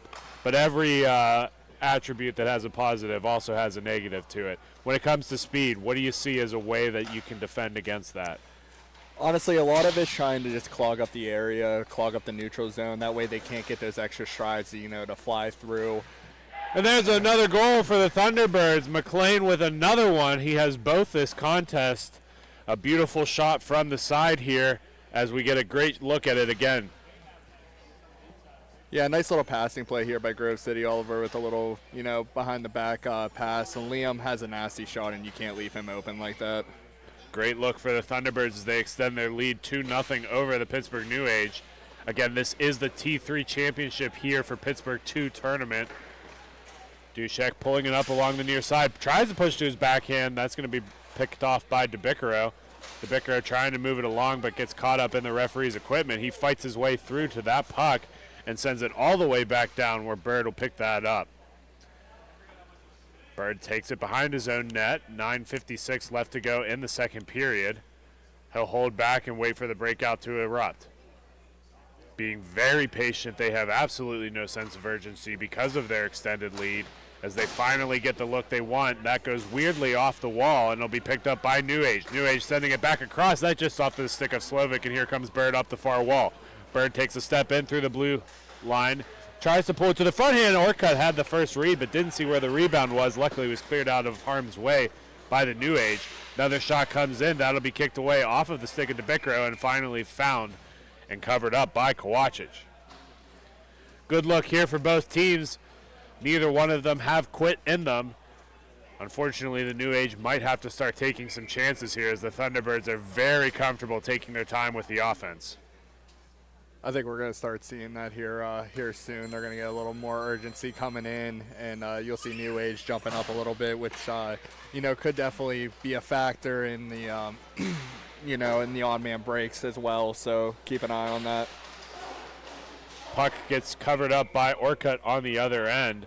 Good movement by both teams. Lots of physical play coming down here, and that's just what you were talking about, Skylar, where New Age is trying to take some chances. Almost blew it there, but luckily able to get back in time. Yeah, New Age has a fantastic goalie in net. I know we were talking about Jesse earlier, but he found out yesterday that he went through the RIT's roller hockey program, and if anyone's familiar with collegiate hockey, RIT usually has a good program every single year. That's some high accolades there. Again, shout out to all of our collegiate players. A lot of the collegiate players find their way into the MIHA organization. And speaking of collegiate hockey, we want to give a quick shout out and a update that MIHA will be bringing their formula that we love about the game in inline to the ice field. We're going to have a test weekend coming up here after the conclusion of championships. That will be May 31st and June 1st. That will be a 2-day event at Big Boy Arena. Go check it out on the MIHA website. We have some highlight videos with some little bit more information, but make sure you guys interested in ice hockey get involved in that as we have some events coming up in the near future. New Age doing a good job to fight through that battle in the corner to come away with the puck. Waxer's going to move it on the far side, looking for a man in front, and Kowachich was able to find it through the traffic and cover it up before it got into the back of the cage. 7:15 left to go in the second period. 2-0. The Thunderbirds still the only ones to find the back of the net. Kowachich has been perfect to this point as we get ready for another faceoff down in his zone. Dushek pushing it to the far wall where Oliver will pick it up. Oliver works that back down low to Bird, who will pick it up on the near side, skates it in to his own zone. He'll hold up behind the net. Again, the Thunderbirds very disciplined at setting up this breakout. Oliver will take it back to where it was vacated behind the net and skates it up the far side. Crossing the blue line into the neutral zone, he'll find a man along the near side in DeBicaro. DeBicaro stalls, waiting for some help to come through, switches places with Dushek before pushing it back to Bird. Bird uses the far side, finds Dushek with pressure along the far wall. New Age doing a good job defending, but breaks loose, and another shot by Dushek, and that'll be covered up by Orcutt, and he will hold on. Fantastic rebound control there. You had DeBicaro right on the doorstep, but Orcutt kept it and got a nice little whistle right there for him. Face-off ensues in front of the net here. DeBicaro pushes that back to Bird. Bird walks the red line at center, switches plays with Oliver. That floats in before Slovic knocks it down. DeBicaro pestering him, and Dushek comes in to help. Dushek's going to be sprung free. Nice move to get around one. Lines up for the shot, and Orcutt fights that off to the wall. DeBicaro keeps possession going for the Thunderbirds as that's worked around the top to Oliver on the far wall. Oliver back down into DeBicaro. DeBicaro getting some heavy pressure here by the New Age. Continuing to work it in up top. Shot by Birds, fight off by Orcutt. Another opportunity comes to the wall, and here comes the New Age the other way. New Age down low. Robles' shot is going to be taken down, and we got some little bit of pushing and shoving. Looks like DeBicaro is going to get tied up with number 15 of the New Age. Don't have a roster spot for him. Both of them are going to head to the bench after that exchange. We'll keep 4-on-4 hockey going here, but those two will be taking a break. Yeah, I think that's a good call from the refs. A little bit of a scrum, tripping over each other like that. Might as well make them both sit for 2 minutes. It's been a pretty heavy contact game, and that's a good idea to show where the line is and to define it pretty clearly.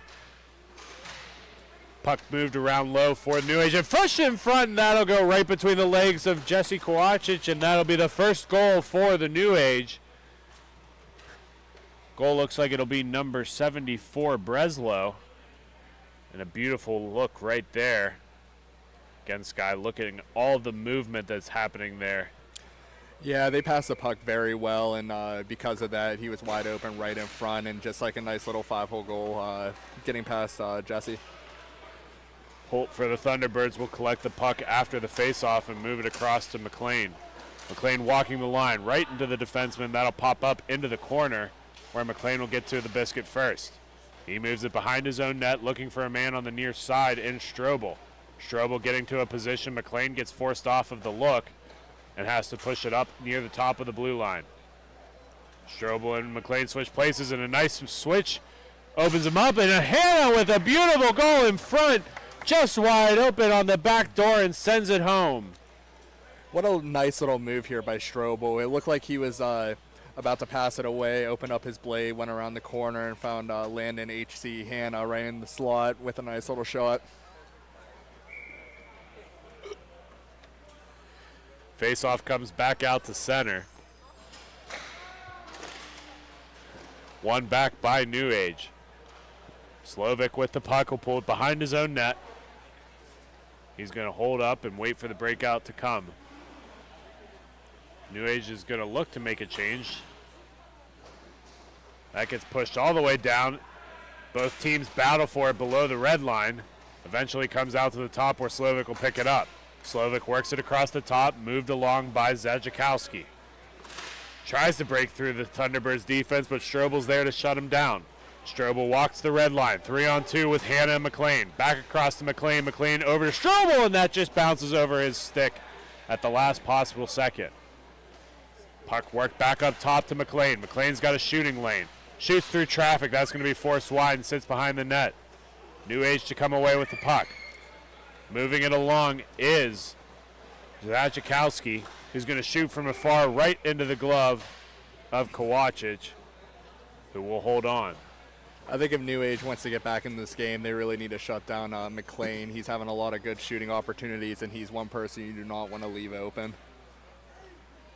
Puck will find its way into the faceoff dots as we get just below the 2-minute warning in the second period. New Age finally finishing their change, as that will get dropped and pushed to the far wall. Dushek the first one to it.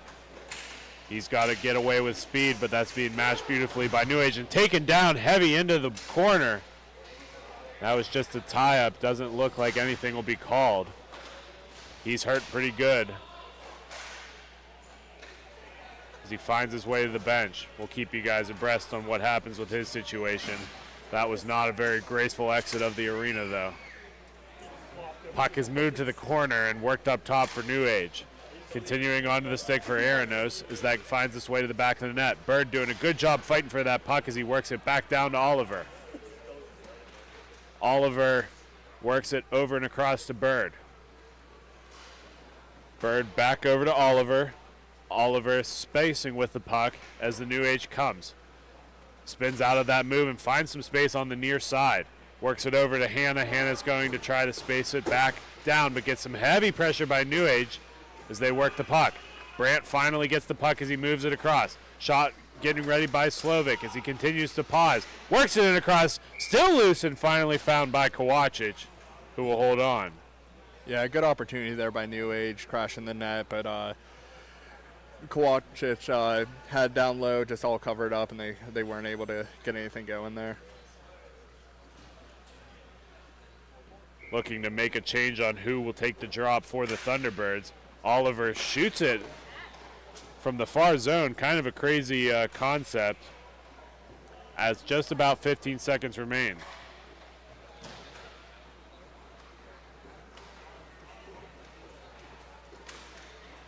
Another shot saved by Kowachich as he scrambles with the last seconds, and it finds the back of the net before time expires. Beautiful goal by the New Age to get it within one at the end of the second period. We'll have another quick look at this here. Slovak with just an absolute dart beats an out of position Kowachich, and we will wait until the end of the third period to find out what happens. It's 2-3. Thunderbirds lead the Pittsburgh New Age. You're listening to Grove City Hockey.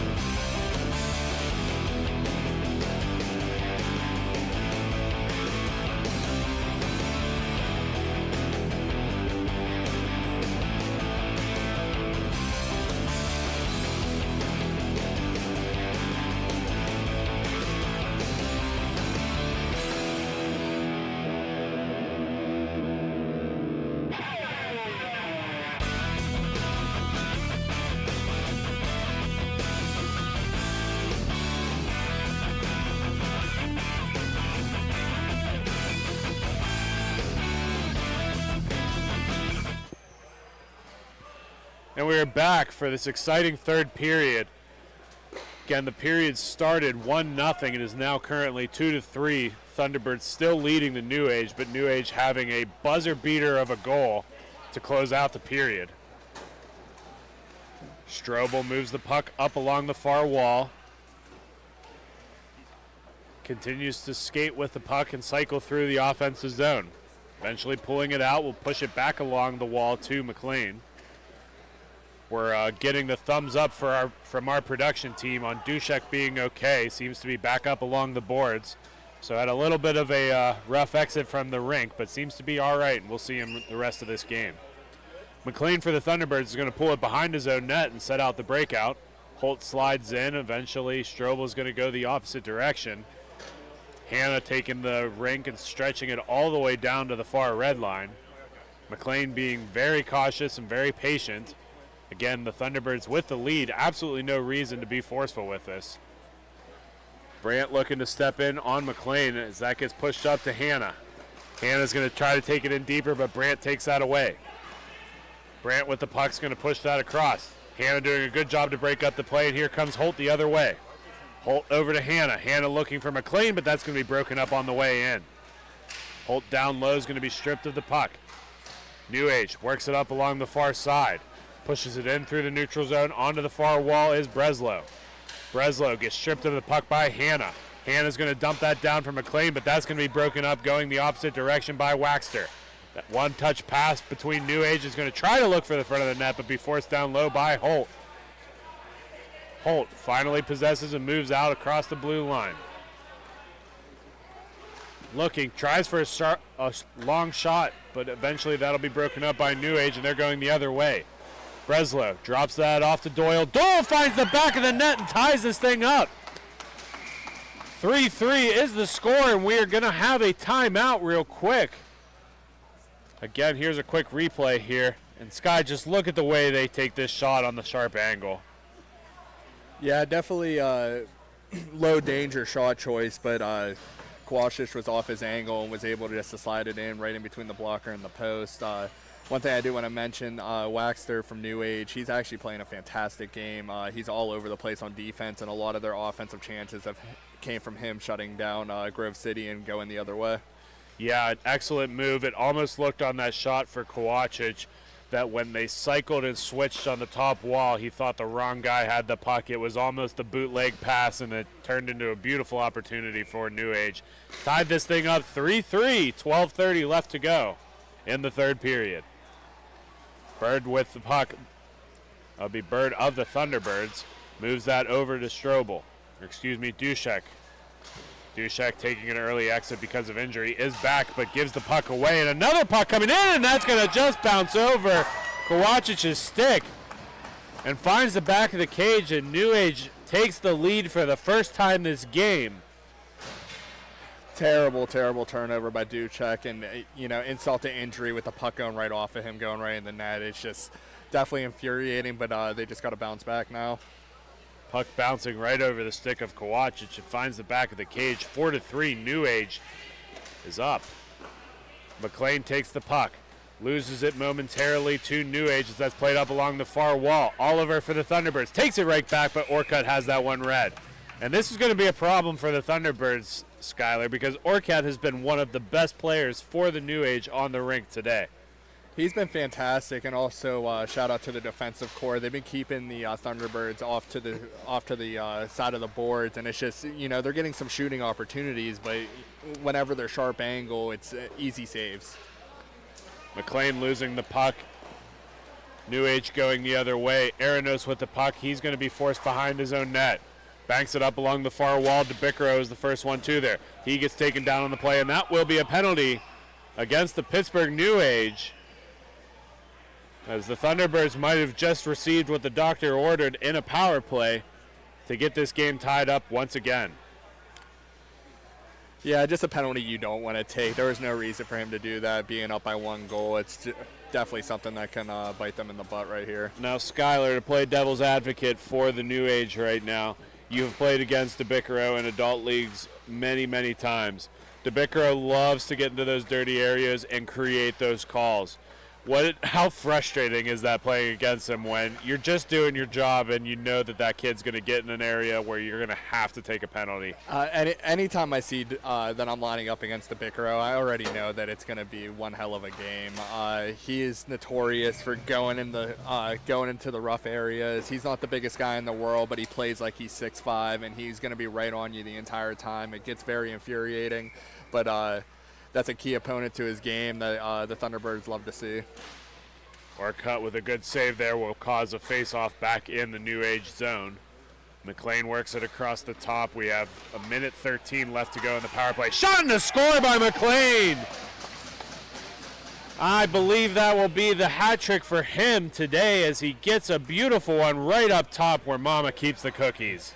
Like I was saying earlier, Jake, you cannot leave him open, and that's just a prime example right there. You give him room, and he's just going to snipe that every single time.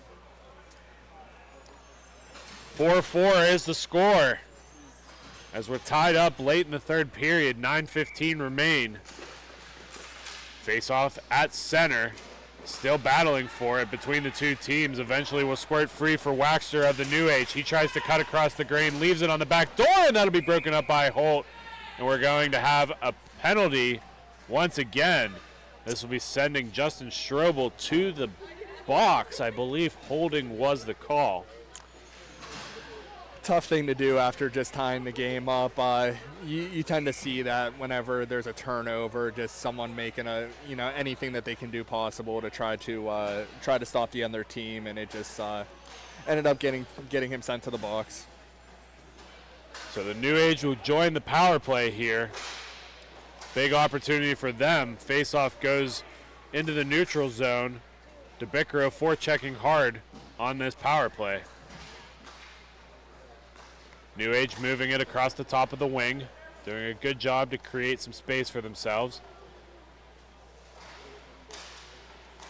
Little give and go pass across the top of the circles. Lines up for a shot. That'll go off the iron and go to the far wall. New Age will keep possession. Fluttered pass across the top of the blue line. DeBickero again pressuring hard here. Nice step up by Bird as he's able to knock that loose for a second, but it's still possessed by New Age. Worked on the backside, and that'll be kicked away by DeBickero and kept in by the New Age. Great job by 15 of the New Age. Not sure on the roster who that is, but that'll be dumped as far as the second blue line where New Age will collect. Breslow walks the blue line, pushes it down into the far corner. Back up to Breslow. Shot off of Hanna is going to be knocked forward, and he's going to go for it short-handed. Landon Hanna with a breakaway. Shooting, that'll be a big save by Orcutt. Fantastic save by Orcutt. Hanna just sitting there cutting across, and he just covered down low. New Age battling the other way. Big save by Kowachich that's forced to the far corner. 41 seconds remain on the Strobel penalty. So that's going to be played off the glass, and Hanna with another breakaway. Hanna with more time on the breakaway. Orcutt made another big save. 2-0 for Orcutt on the breakaways by Hanna. As that's pushed to again in a big diving effort by Bird to keep that puck out of the back of the net. Continuing to work at his New Age. Big shot on Kowachich and another big save as 15 seconds remain on the Strobel penalty. Massive play by Brian Bird, getting down low, covering that pass. Bird, as you can see, the captain of the Thunderbirds. He's not someone who's going to get on the score sheet all the time, but he is the backbone of that defense. He is so defensively sound and just a fantastic person to have on your team. Strobel will enter the rink on the drop as the Thunderbirds go to full strength. Thunderbirds winning the faceoff, keeping possession as Strobel will stay out on the rink and take this up along the near side. Uses his speed and his height to get away from the defense as he continues to just carve through as he drops it off to McLean. Long shot by McLean. Orcutt will play that out as it's continued to be worked along to Waxter. Waxter up along the far side. He'll drop that off to Slovic. Slovic taking some big strides to create some space. Long shot, and that'll be blockered away by Kowachich, who looked to be a little bit out of position there, Sky, but makes the big save anyhow. Yeah, he just got just enough on it to get it out of play. Something he's probably happy about since he was off his angle. Faceoff will be pulled down into the Thunderbirds zone. One back by the Thunderbirds, and that'll be raced for in the neutral zone. Waxter eventually to come away with it. Up along the near side is Doyle. Doyle on his backhand pushes it through the crease, and that'll be forced along to the far side. Now, Sky, this is an exciting event for the Thunderbirds, as all three Thunderbirds in all three divisions have made it to the championship game. Your game will be a later one today where you'll take on the Bananas. You already mentioned they were a hard and difficult team to play, physical. What do you think some of your keys to win are going to be? The big thing with us is with how well they move the puck, I feel like we tend to just get a little lost in the defensive zone. I think if we could tighten up and make sure that we're on a guy, we can make a good run at the Bananas. Puck moved along by Roble. Roble's shot's going to go into Kowachich. He'll hold on for good measure. Coming up after this game, speaking of the Thunderbirds games, that will be the Grove City Thunderbirds taking on the Motor City Knights in the T5 division. Both of these teams having a dominant first part of this day will finally find their way to the final dance after this game is concluded. DeBiccaro of the Thunderbirds, walking it in through the neutral zone, is winged by Hanna. He'll be forced into the corner, does a good job to make it away from the defense, as Hanna's shot's going to go through the crease into the far corner. Puck will be moved along for New Age. Both of these teams have not given up an inch yet, as it stays 4-4, less than 4 to play. New Age bringing it up along the near side. That'll be Breslow with the puck onto his backhand and shot through the crease. That'll be knocked down by DeBiccaro, who's going to kick it forward to Hanna. Hanna drops it off to Oliver. Oliver gets onto his backhand, pushing it forward and tries to sneak it low, but he'll be sealed off by Orcutt. And here comes New Age the other way.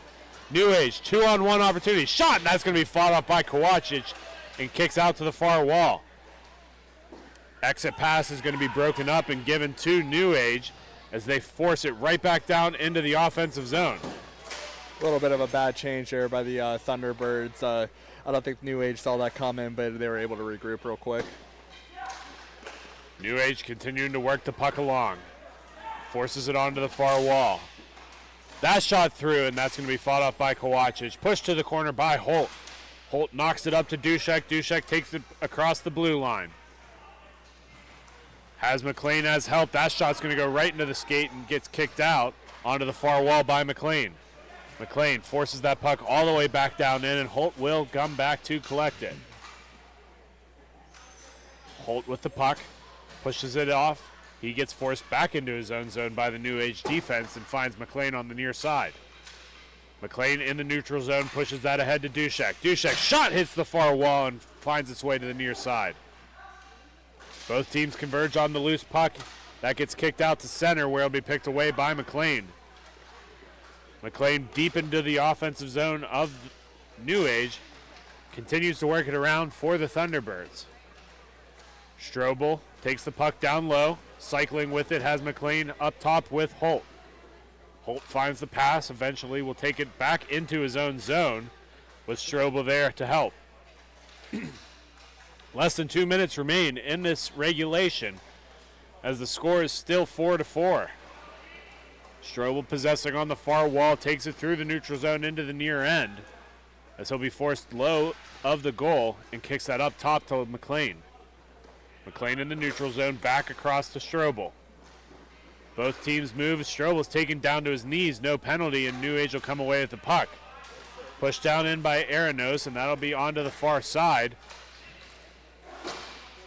And kicks out towards center.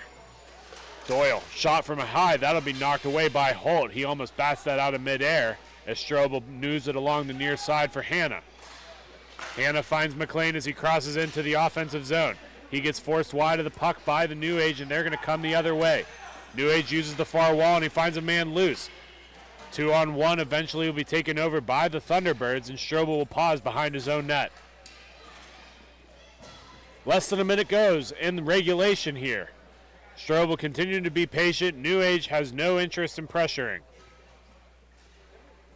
Breslow's just sitting right in front of Kowachich, having a conversation, waiting, as both teams are going to continue to let time click down. Strobel switches with Hanna, and Hanna's looking to get it changed as well as he moves that up to Holt in the final seconds of the game. Giveaway gives the possession to New Age as that gets forced right back down, and Kowacic fights it off. Still loses it. He finds the back of the net.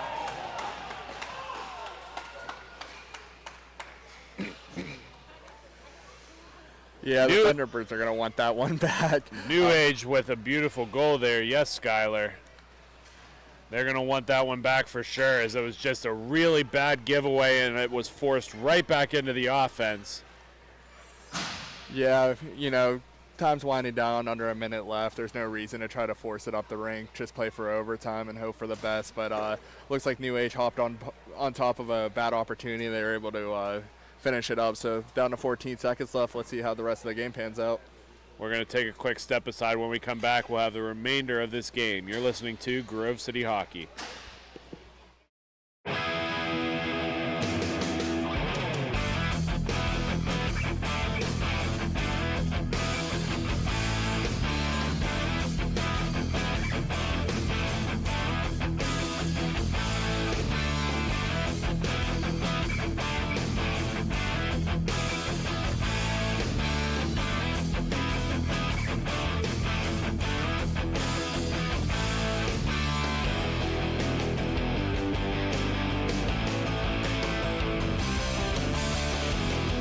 Ready, Freddy? We're back for the dying seconds of this game. Thunderbirds win it to the wall. Eventually that'll be forced in. Kowacic vacating the net for the Thunderbirds as 10 seconds remain. Strobel possessing the puck. Long stretch pass hits off the end wall. Loose in front. Continuing to battle for it. It's still there. And eventually gets forced to the wall as time does expire. The Pittsburgh New Age are your T3 champions of the Pittsburgh 2 tournament. We're going to take a quick step aside. When we come back, you will have the Motor City Knights versus the Grove City Thunderbirds. Thank you for listening to Grove City Hockey.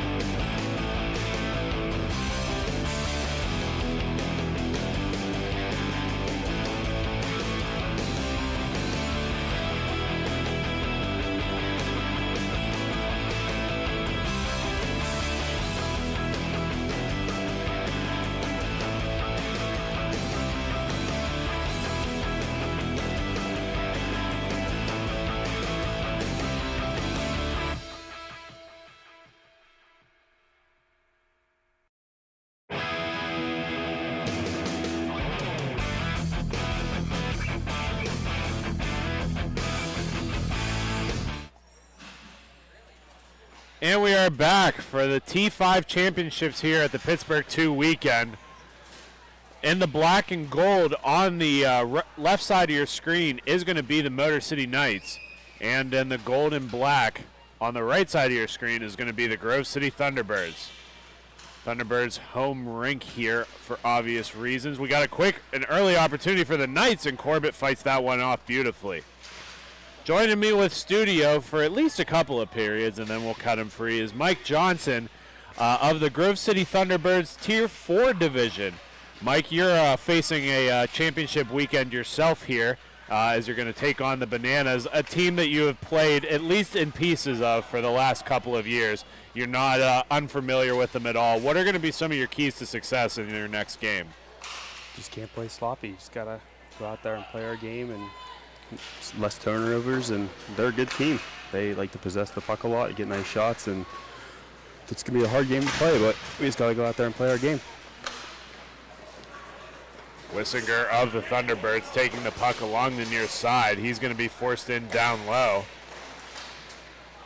Fights off the defense there by the Knights and continues to battle through traffic. Almost gets the puck taken away from him, but still has it on. Eventually finds its way to the net, where Cellular will fight that off. Puck moved into the near side for Dively. Dively's going to use the wall to create some space. Finds a shot lane, and Corbett's going to have a rolling puck towards the net, and that will be kept out. Dangerous opportunity there for Corbett as the referee just lost sight of it, but that puck was rolling to the back of the net. I think we got lucky with that one. That was definitely trickling in after the ref lost it. Now, I understand I forced you into the position of doing color commentating, but you had talked about one of the things that you would like to do would be to talk about one of your good friends, Ian Ney, on here. Ian, obviously a big part of this Tier 5 division, both last year and this year, but you've played a lot of hockey with some of these T5 players. Tell me a little bit about the camaraderie between divisions of the Thunderbird organization and the players out here that you've played with. I think it's just a good mix, just even with all the teams, not even just T5. I feel like all of us just kind of get along with each other. It's a great group of guys. It's always fun, no matter. I know you want to go out there and win every game, but it's and a big goal by Mazalewski. Speaking of one of those players across divisions, huge opportunity for here. Why don't you break down the play here, Mike, on the instant replay? It just looked like a nice little breakout out of the defensive zone, and just keep with the puck. You just got to keep your feet moving, and Mark kept with it and ended up getting a nice rebound off of it. Beautiful goal for the Thunderbirds as they take the lead in this game, 1-0 at the 11-minute mark of the first period. Pruitt of the Thunderbirds keeping the puck possession going for them as he forces that in down low. Pruitt continuing to battle, has possession, drops it off to Buzzard down low in Gretzky's office. Looking for him out front. That'll be pushed along and moved by LaRocco across to Prasek. Prasek's going to give that puck away as it gets onto the stick of Buzzard, who's going to one-touch it up to Pruitt. Pruitt's shot is going to go around the near side, come all the way out to center where Moore will collect for the Knights. Moore pulls it onto his backhand, and he's going to overskate the puck, and Buzzard for the Thunderbirds will create some havoc. Wilson steps in, but not before it gets onto the stick of LaRocca, who fires it down along the boards and onto the stick of Goob. Goob taking it in along center red. Looking in front for Pruitt. Pruitt trying the wraparound attempt gets broken up by Prasek at the last second, but Pruitt keeping possession for the Birds. Pruitt taking it into the corner. Prasek's going to move it along the near side where he'll find LaRocco in the neutral zone to cross over into the offensive zone. Eventually that'll go onto the stick of Pruitt where it'll be pushed along and Buzzard will move it along. Seems like the T-Birds are getting a lot of nice shot opportunities. Just got to hopefully bury a couple. Takachi will walk the line into the neutral zone, gets around LaRocco, looking in, but that'll be fought off by Cellular. Buzzard trying to leave it for Takachi, but not before it gets onto the stick of LaRocco. LaRocco moving the puck, gets fought off by Takachi. That's going to go through the crease and out to the far side where Dively will shove it back in. Nice stick by Pruitt, breaks Buzzard free. Buzzard on the doorstep looking to go to his backhand, but that'll fall off his stick and be forced up to LaRocco. LaRocco skywalls, that'll be played by a high stick, called off by Damon Pajak. Little bit of a disagreement there between the referees. Regardless, Pajak doing the right move and not playing it with a high stick. Puck kind of sitting there for the Knights. Very big miscommunication. Almost cost them dearly, as that'll be fluttered in on net and a save by Corbett. Puck worked along to the near side. Takachi with the possession as that's touched by a couple of Thunderbirds and eventually onto the stick of Ferroni where he'll cut through. Long shot into the gear and held on by Cellular. 8 minutes and 25 seconds left to go in the first period. 1-0 the Grove City Thunderbirds over the Motor City Knights. Now, Mike, a couple of years ago, this Motor City Knights team was a T4 team, and it was a T4 team in the time that you had played. So you've played against a lot of these players. Back then, the team looked much different than it does today. But what are some of the things that you remember thinking about that team, especially when you look at them today?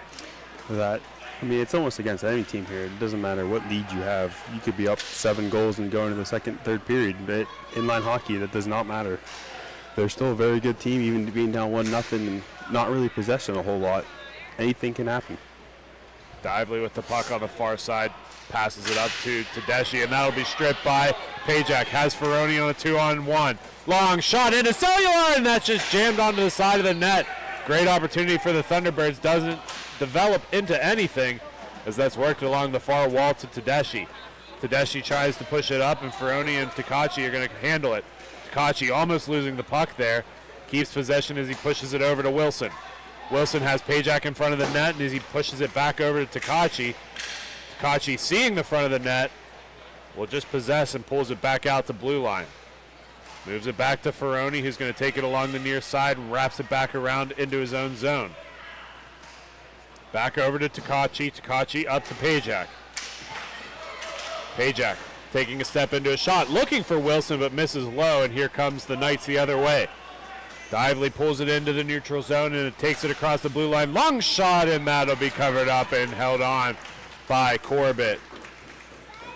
Mike Corbett, one of the players that you've played a lot with, heavily involved at the Grove City YMCA on the adult league side, and he's put a lot of tournaments together. I know you've played in a lot of those tournaments. What are some of your favorite memories in some of those Ironman tournaments? I feel like it's always just a good turnout, and especially when you get a nice group of guys going and everyone gets the fun jerseys, and just this is a good time. It's always just fun hanging out with the guys, and again, you always want to win, but even if you lose, you're still there having a great time with everybody. So make sure you take a look at our Facebook page and like and subscribe on the YouTube channel. We put all of our information about tournaments and upcoming events up there, and we will continue to post about what we have going on this summer. Shot out of play will keep the face-off in the zone down here as Ney converges in on the puck. He pushes it in deeper to the corner. He's going to have 2 men on him battling hard. Knights eventually come away with it, and LaRocco will take that puck up once further. He'll find more on the far side, but Majdaluski does a great job of shutting him down. Pushed up further to Ney. Ney does a good move between the legs. That'll be pushed into the corner where he'll have to skate for it. Krasik's going to get to the puck first and finds LaRocco on the near side. LaRocco with the puck in the neutral zone. Eventually Wissinger finds his way to him. And LaRocco, and that was a great example of what I was just going to talk about, Mike. LaRocco has this little knuckle puck that just, it's almost like a sinker or a slider in baseball where it just hits that point and just drops out of midair. How do you even play defense against something like that? It's just a little floater but finds its way right on net. That's why you just always got to get on the guy. You can't leave anyone open. Any opportunity can happen, especially those knuckle pucks. Those can go any which way. So you always just got to get a stick or something on it. Thunderbirds on a 3-on-1 opportunity. That shot's going to go wide and onto the far side. LaRocco of the Knights will pick it up. Long shot into the gear of Corbett. Didn't know where it was, but it appears to be in his knee pads. Good save by the Thunderbirds netminder to keep this scoreless for them. That's just what I mean by that one. It could have popped loose, and you had 2 guys crashing the net there. Anything can happen. You just got to, get shots to the net. Anything can go. Goob of the Thunderbirds will take the puck behind his own net, given away to Kemp. Kemp's going to lay it out in front, and big save by Corbett from Dively. And he springs Wissinger free. Wissinger along the near side. Onto his backhand, gets forced off the puck's taken down on the play and will keep possession. Eventually the Knights come in and take it off of him, and here they come the other way. Kemp with the puck, takes it in through the neutral zone, lines up a shot. That'll be kicked away by Corbett. Left on the doorstep, forced to the far wall, and the Thunderbirds will push it in deeper. 3:50 left to go in the first period. On to the near side for Mazalewski. Mazalewski is followed in by Wissinger, and that shot's in front. That'll be fought off by the Knights. Dively with the puck. Has Kemp on the near side. Just out skating it. Takachi in to collect. Knights do some evasive skating to get away as that's pushed on the top for Dively. Floated off the glass and into the far corner. Takachi trying to knock it out. Eventually will find its way to Dively and over to Tedeschi. Tedeschi is going to give it back to Dively, who will break free from Ney and is finding open on the top wall. Shot in, rebound is loose and goes to the far corner. Kemp back along the top, and here comes Buzzard sprung free. Buzzard 1-on-0, all alone. Cellulard can't make the save, and Buzzard finds the back of the net. The Thunderbirds are up 2-0. Again, a beautiful start here, Mike, and just look at the space he has. It's a beautiful breakout pass, and it's another beautiful fake backhand. Switch over to the forehand. Just buried it. Cellular did all he could, but Buzzard had the best of him as he extends the Thunderbirds' lead 2-0. Knights have possession. That shot's going to miss by a matter of inches and go along the far side. Moore pushes it back over to LaRocca, who blasts another one and finds the back of the net. Dustin LaRocca right over the glove of Colin Corbett and makes the lead in half for the Knights. Just what we were saying. Just LaRocca, you got to watch that slap shot. He'll shoot it from anywhere because, as you can see, it is deadly from anywhere. Beautiful goal by the Motor City Knights to get this within one. Buzzard wins the face-off and pushes that in deep for Takachi. Takachi plays it up along the far walls. Pruitt up to Buzzard.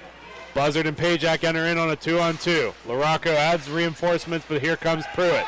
Drop pass to Pruitt in on Cellular, and he'll hold on to that one. Knights doing a good job in net, keeping this game a lot closer than it is. They just need to get more into the Thunderbirds net and get this within 0. Face-off one back by Pajak over across to Takachi. Takachi back down to Pruitt. Pruitt gets muscled off the puck by Prasak. Back onto the stick of Pruitt, who winds up for a shot. That's going to be a little floater off of a defenseman and into the corner for Moore. Moore getting pressured by Pruitt. Eventually gets reinforcements by Buzzard and knocks him off the puck. Cellular fights another good one off as LaRocco goes into the corner. LaRocco working it along the near side.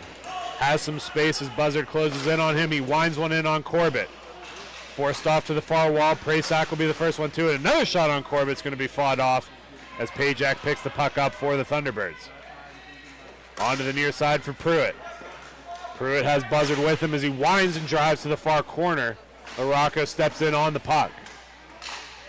40 seconds left to go in the first period as that's cleared up. One touch from Pajak to Takachi, back to Pajak. Pajak on the far wall pushes it up to Buzzard, who's going to try to move it in past center red, but gets broken up by LaRocco of the Knights. Knights in the offensive zone. Gets forced off the puck by Buzzard, and here comes Takachi. 23 seconds remain. Stepping in. That's going to go high up into the netting as running clock will bring this just to the end of the period. Again, we're going to get ready for the remainder of this period as the last final seconds arrive. Face-off shot, and Cellular makes one final save, and that will do it for the first period. 2-1, the Thunderbirds over the Knights. You're listening to Grove City Hockey.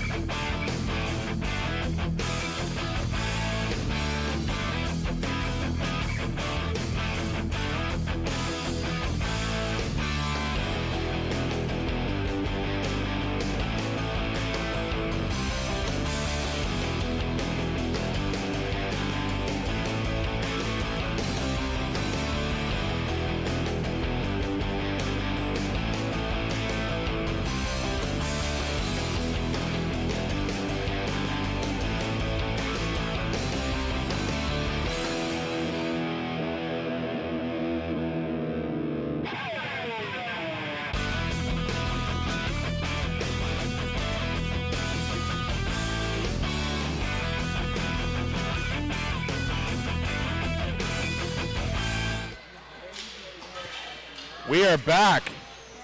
We have the second period upon us for the Grove City Thunderbirds versus the Motor City Knights in the T5 division. During the first period, the Grove City Thunderbirds were able to pot 2 goals, but the Knights have responded, making the score 2-1. Thunderbirds' Modzalewski takes the puck into the neutral zone, passes it along the near side to Ferroni. Ferroni shot off the iron and onto the far wall. Tedeschi's going to move that puck along the far side where Goob of the Thunderbirds will help out. Wilson will get the pass off him and drops it off to Ferroni.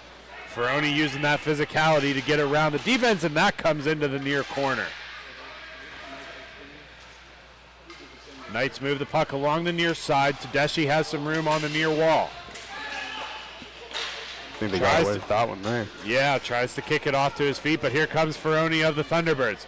Ferroni walks it on the near side. That shot off the end wall. It's going to sit behind the net. Modzalewski comes in to help. Eventually the Knights are going to come away with that, and a long stretch pass off the far side. Kohler is all alone. Doesn't have room for that sharp angle shot as he's turned back out. Dively not able to get a stick on that as Wilson did a good job lifting. And Tedeschi goes back to collect it. Tedeschi banks it off the wall to Dively. Dively is supported by Kohler and Larocco on the wing. Pass in front off the skate of Goob, and Kohler will pick that up. Has Dively back in front off of the body of Corbett and onto the wall of Ney. Ney surges on the far side, tries to cut through the defense. That'll be played off the glass onto the stick of Larocco, who will drop it back off, and Ney will collect. Ney of the Thunderbirds forces it on goal, still loose, and Ney has possession. Dumped all the way in deep where Modzalewski will pick it up. Modzalewski, nice move around one, tries to make a move around another one, still has a lane, onto the near side, drops it off to Wissinger, and that'll be fought off into the netting for the Thunderbirds. Really good opportunity by Modzalewski, and again, Mike, you've played with Wissinger plenty of time. How many times does he miss that shot? Oh, that's the Shane special right there. That's the guaranteed whiff right there. But it's all right. He'll come back and he'll get another one. He's got to keep getting shots on goal. Puck moved along top to Pajak, over to Takachi to Ney. Ney's shot coming in onto the stick of Wissinger, who's in traffic in front, still has the puck. Looking for a man in the center, but that'll be taken away by Larocco of the Knights. Wissinger goes in to take it right back. Give and go by both of these teams as they switch possession multiple times. Eventually it's calmed down and pushed out to center for Pajak. Ney for the Thunderbirds on the wall. That shot, and Cellular will hold on.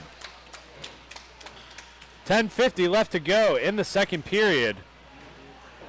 Scores 2-1. The Thunderbirds over the Motor City Knights. Face off onto the right of Cellular. It's dropped off to Takachi. Takachi just outweights more, and that shot right into Cellular's gear. I love that little move by Takachi there, Mike. He just outweighted the defense, just held on to it rather than getting fancy, just let the defense go right over his back and around, and then was he able to create a play out of it.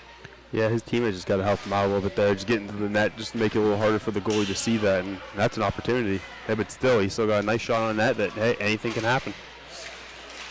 Takachi making a drive, loses it on the way in, and the Knights come the other way. Knights stop up along the near side, onto the stick of Moore. Moore enters into the blue zone, makes it around one, can't make it around the second as Wissinger picks up the puck for the Thunderbirds. 9:50 left to go in the second period. Wissinger almost taking a spill there as he moves it along the near side. Picked up by Pajak. Pajak crosses the blue line. Shot for far! That's a far down shot. Beautiful goal by Pajak as he rifles it past Cellular. What a shot by Damon. Basically taking the puck back from behind the net and just coming down the center and just whipping it between the posts. Beautiful goal by the Thunderbirds, extends the lead 3-1. And that's a hard goal as a goalie. Not only is it a hard shot, but that ting sits with you. It reverbs in your ears. You hear it for a couple more shots. Until you can get it out of your ears, the jitters are there. That's a confidence shot, and let's hope Cellular can bounce back strong from it. Oh, yeah, 3-1 is nothing in hockey. 2-goal lead is the worst lead, so Thunderbirds got to keep playing their game if they want to win this. Dively losing the puck on the far wall, Pruitt to chase after it. It'll make its way onto the near side for Takachi. Takachi has a lane in, and that'll be kicked away by Cellular and pushed to the near side. Here come the Knights surging up along the near wall. Tedeschi winds and drives and finds the back of the net. Right over the blocker of Corbett, and the Knights have responded in typical fashion. That's what I mean. You just got, again, just getting shots to the net. Anything can go in. You just get an opportunity, get shots to the net, get bodies to the net. Takes it the whole way from the back of the net. And I believe, Mike, that was a rare instance of where the goalie would got an assist on that goal. So we have a goalie assist on the most recent Motor City Knights goal. That's not something that you see every day. No, not too often. They almost scored it the exact same way that Pajak had scored the goal before. Pruitt of the Thunderbirds surge back in for another opportunity. Cellular fights it off. He fights off the rebound. Good two-shot opportunity there for the Thunderbirds. Great response by the Knights. Knights work it back in deeper into their own zone. That'll be taken behind their own net by Tedeschi. He's going to bank it up the wall. Mazalewski doing a good job to take away the defender there as they lets it go all the way back in for Goob. Motor City Knights player drops his stick. Little yard sale action. Yeah, creates some space for the Thunderbirds. Another opportunity is going to go over the net and come along the near side.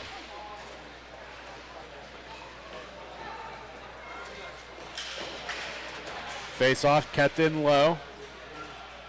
Eventually pushed around by Buzzard. Buzzard looking for the wraparound attempt. That's sealed off by Cellular. On to the far side. Here come the Motor City Knights. Looking across, and that's just over the stick of Kohler and pushed into the near corner. First one, too, is going to be Pruitt as he bounces across the center and pulls it into the middle of the rink. Looking for that pass across. That's fought off by the Knights. Second opportunity still there bouncing around, and Tedeschi will converge on it for the Knights. Out and around to Pruitt. That shot's going to be kicked away. Buzzard with another opportunity, looking for the rebound attempt, and it's still kept out. Looking for the back door, still loose, and what a save by Cellular. Puck is still around, and the Knights have just bought a chance there with nothing finding the back of the cage. There were so many opportunities by the Thunderbirds you couldn't keep track. That goalie was making some unreal saves down there. Props to him for keeping that puck out of the net. The vibes in the stands are going crazy as that was just an unbelievable athletic effort there by Cellular to keep this within one. That could have easily been a 2-goal game after that couple of seconds. Yeah, he definitely stood his head out there keeping that puck out. LaRocco of the Knights takes it in through center red. He's going to shoot it right into the legs of Ferroni, who's going to move it along the far side. Ferroni, nice move to get around LaRocco. He's got a 2-on-1 with Wilson. Shot into Cellular. Second opportunity's covered up, and he will hang on. 5:30 left to go in the second. Score is still 3-2. Thunderbirds over top of the Motor City Knights. Thunderbirds getting some reinforcements as Ney takes the center faceoff dot against LaRocco. Ney to win that back to Takachi. Takachi's going to walk it in further deep, finds Ney on the far wall. Pasek with a great opportunity to take that puck off of Ney, and he banks it off the near side to LaRocco. LaRocco works it into the corner to find himself some open space and moves it over to Harnish. Moore's going to step to that puck first and works it back to LaRocco, who's going to dump it all the way down, and that finds its way on the red line. Now, Mike, we saw an earlier game today. In fact, it was the game that you were playing in where that shot worked. It's not too often that it works, and what was it like to be a part of that particular goal? What were the vibes on the bench? Because that happened right at the end of the game. Oh, it was spectacular. Joe Spencer with a beautiful shot from beyond the center rink, and he picked the top corner just right as a buzzer beater. It was a beautiful shot, and it doesn't happen too often. We were ecstatic. Knights doing a good job to regain possession. Gives it right away to Ney, and a big sliding effort saved by Cellular. Keeps it out of the back of the net. Ian got a little bit more on that and wasn't shooting a muffin out there. I think he had a better opportunity. He's been watching my highlight reel a little too often. Knights do a good job getting some changes here. Unfortunately for them, they're slow, and the clock just keeps on ticking down. Knights need another goal to tie this game up. They win this puck forward, and here comes Dively. Dively's going to use the wall to get around Takachi and has a lane, and he's going to miss high and wide as that skates out to Ney. Ney's got Wissinger with him, and a rolling puck he has to settle. Puck continues to roll, eventually lies flat, but it's going to be kicked out to the near wall and back on edge by Ney. Worked up top to Takachi, back down low to Ney. Ney's going to try to cut across the grain of the defense. Has a man on the back door. Off the leg of Cellular and work to the far wall. Tedeschi's going to work it up along the near side. Larocco of the Knights in tight for Dively as he crosses center red. Long drive. That's going to be missed by Corbett, who had a little bit of an interesting play there, Mike. And I know Colin Corbett is a big fan of the Grove City Thunderbirds and the Grove City hockey organization. So we'll pick on him again for the time being. Why the heck would you spin facing your back to the puck there? Colin, we love Colin. He is special. He is one of a kind, but we love him. He's such a good guy. But Knights wind up and they beat Corbett low glove. Oh, we can't make fun of him like that and have him let up that goal. Some of his decisions, I was going to say, but well, we love you, Colin. And the Knights tie the game up. They're 3 apiece. 2 minutes remain in the second. A nice shot on the top of the circle. And again, Kohler just beating him low glove. Pajak skated in to block the shot and ended up blocking the eyesight of Corbett instead and ties this game up for the Knights. Pruitt for the Thunderbirds. Walks in. That shot's going to go over the glove of Cellular and into the near corner. Buzzard banks it off the wall to himself and back in further to Mazalewski. Mazalewski over to Buzzard. Buzzard is going to walk into the blue line, and he's going to get pressured on by Kohler. Kohler and Harnish double team on Buzzard and take the puck away from him. Buzzard's got Kemp in front of the net, but he's forced off the puck, and here comes Goob for the Thunderbirds. Goob the other way. On the far wall, past center red, long shot, and that's going to be just wide of Pruitt, who's going to get to the puck first, but had no chance at a redirect. Backed up along the wall, Kemp overskates it as it works across the wing to Goob of the Thunderbirds. Thunderbirds possess and pull it in below their red line and use the net as a screen to come out the near side. Goob over to Buzzard. Buzzard with a nifty stick maneuver to create some space on the near side. Pushing that in center, and that'll be cleared out and kept along the red line by Mazalewski. Mazalewski finding Pruitt. Pruitt lining up for the drive, and he's going to be forced in deeper, but eventually finds his way onto the stick of Buzzard. Buzzard pulls it onto his backhand, and a sliding effort by Cellular keeps it out of the back of the net. That was a nice move by Buzzard. Thunderbirds doing everything they can to get this lead back, and the Knights prevailing. 30 seconds remain in the second period. 3-3 is the score in this T5 championship here at the Grove City YMCA in Grove City, Pennsylvania. Face off one forward by the Knights, and Larocco will cross center. Long drive by Larocco off of the gear of Corbett and up into the netting as the clock continues to kick down with the final seconds of the game. Of the period, excuse me. And that will do it. As we step into the third period, we will be right back after a few messages. Thank you for listening to Grove City Hockey.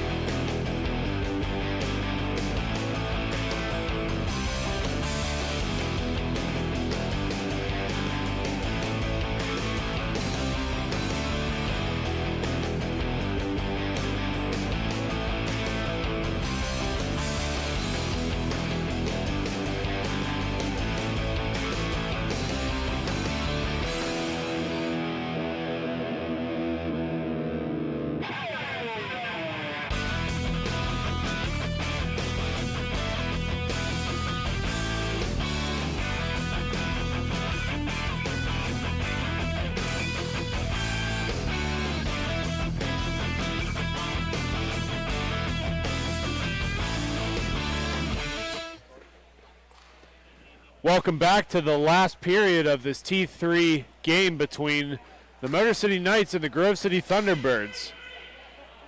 Game is neck and neck at 3 goals apiece between these two teams, and neither giving up more than an inch. Puck going up into the netting. Eventually we will have a face-off be pulled back out to center. Face-off remains. That's going to be one to the near side by Larocco. Larocco of the Knights holds it into his own zone and blasts one from full length ice. That bounces off oddly in front of the net, but that's kept in by Corbett. Pajak of the Thunderbirds keeps it along the far wall and finds Ferroni on the near side. Ferroni gets around one, pushes it in front, and Wilson just didn't have his eye on the puck as he skated right past it, and Larocco of the Knights pick it up. Larocco sends it along the near wall, where it'll be moved along by Dively. Dively walking the blue line, shoots it past Corbett, and that'll come out towards the near side where Wissinger will pick it up. Wissinger has Wilson up ahead. Wilson's got no help with him and banks it all the way back out where it'll go down for Corbett to assist. 12:25 remain in the third period. Pajak holding the puck behind his own net. He's going to wrap it around the far side of the wall where it'll come out to Tedeschi. Tedeschi with the puck, banks it up to Larocco on the near side, who works it across to Dively. Dively's shot goes into the gear of Corbett, who will hang on for good measures. 11:56 remain in the third period. Both teams aligned at 3 goals apiece.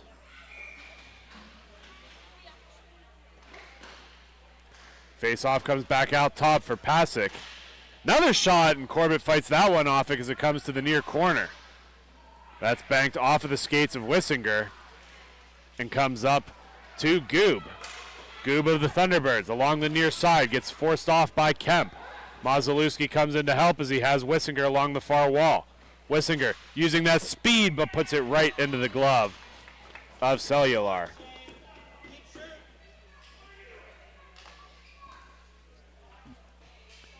Thunderbirds line up for the face-off draw with 11 minutes left to go in the third.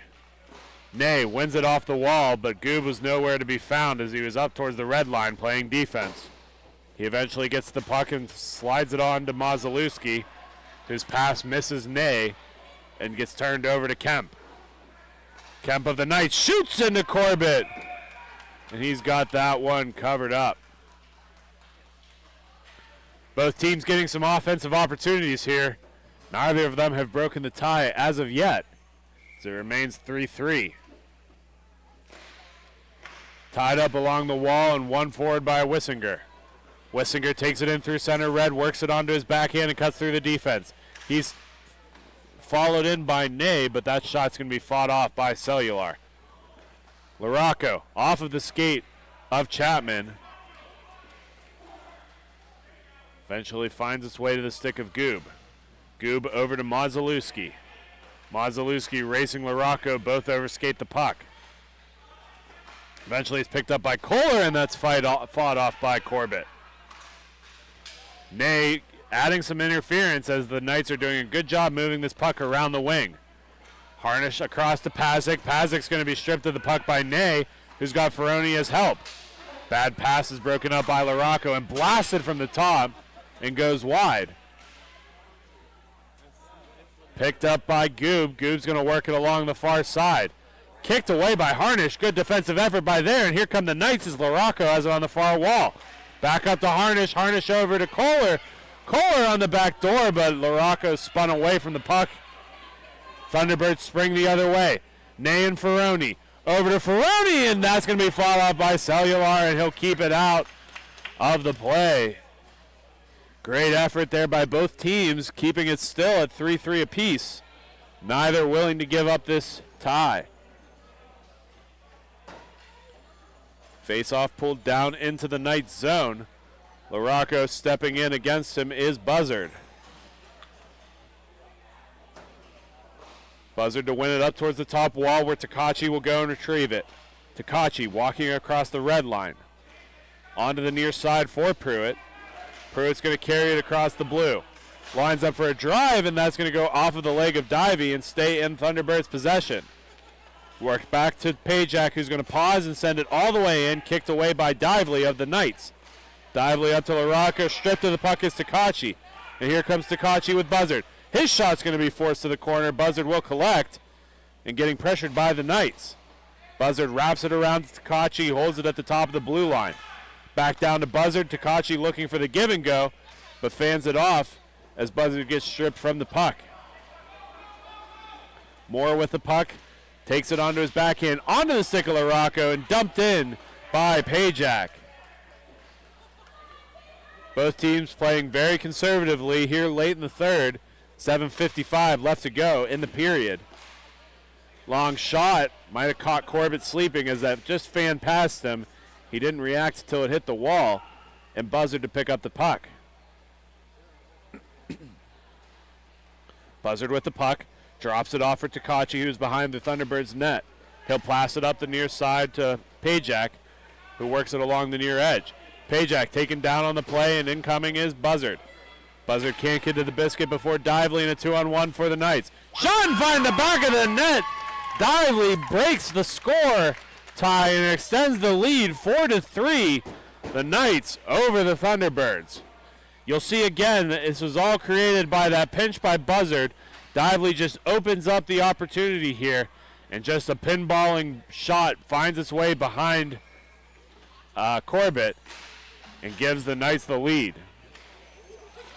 LaRocco and Ney battling along the far side as this banked around to the near corner. Wissinger of the Thunderbirds steps in on, but Harnish is going to battle for it as well.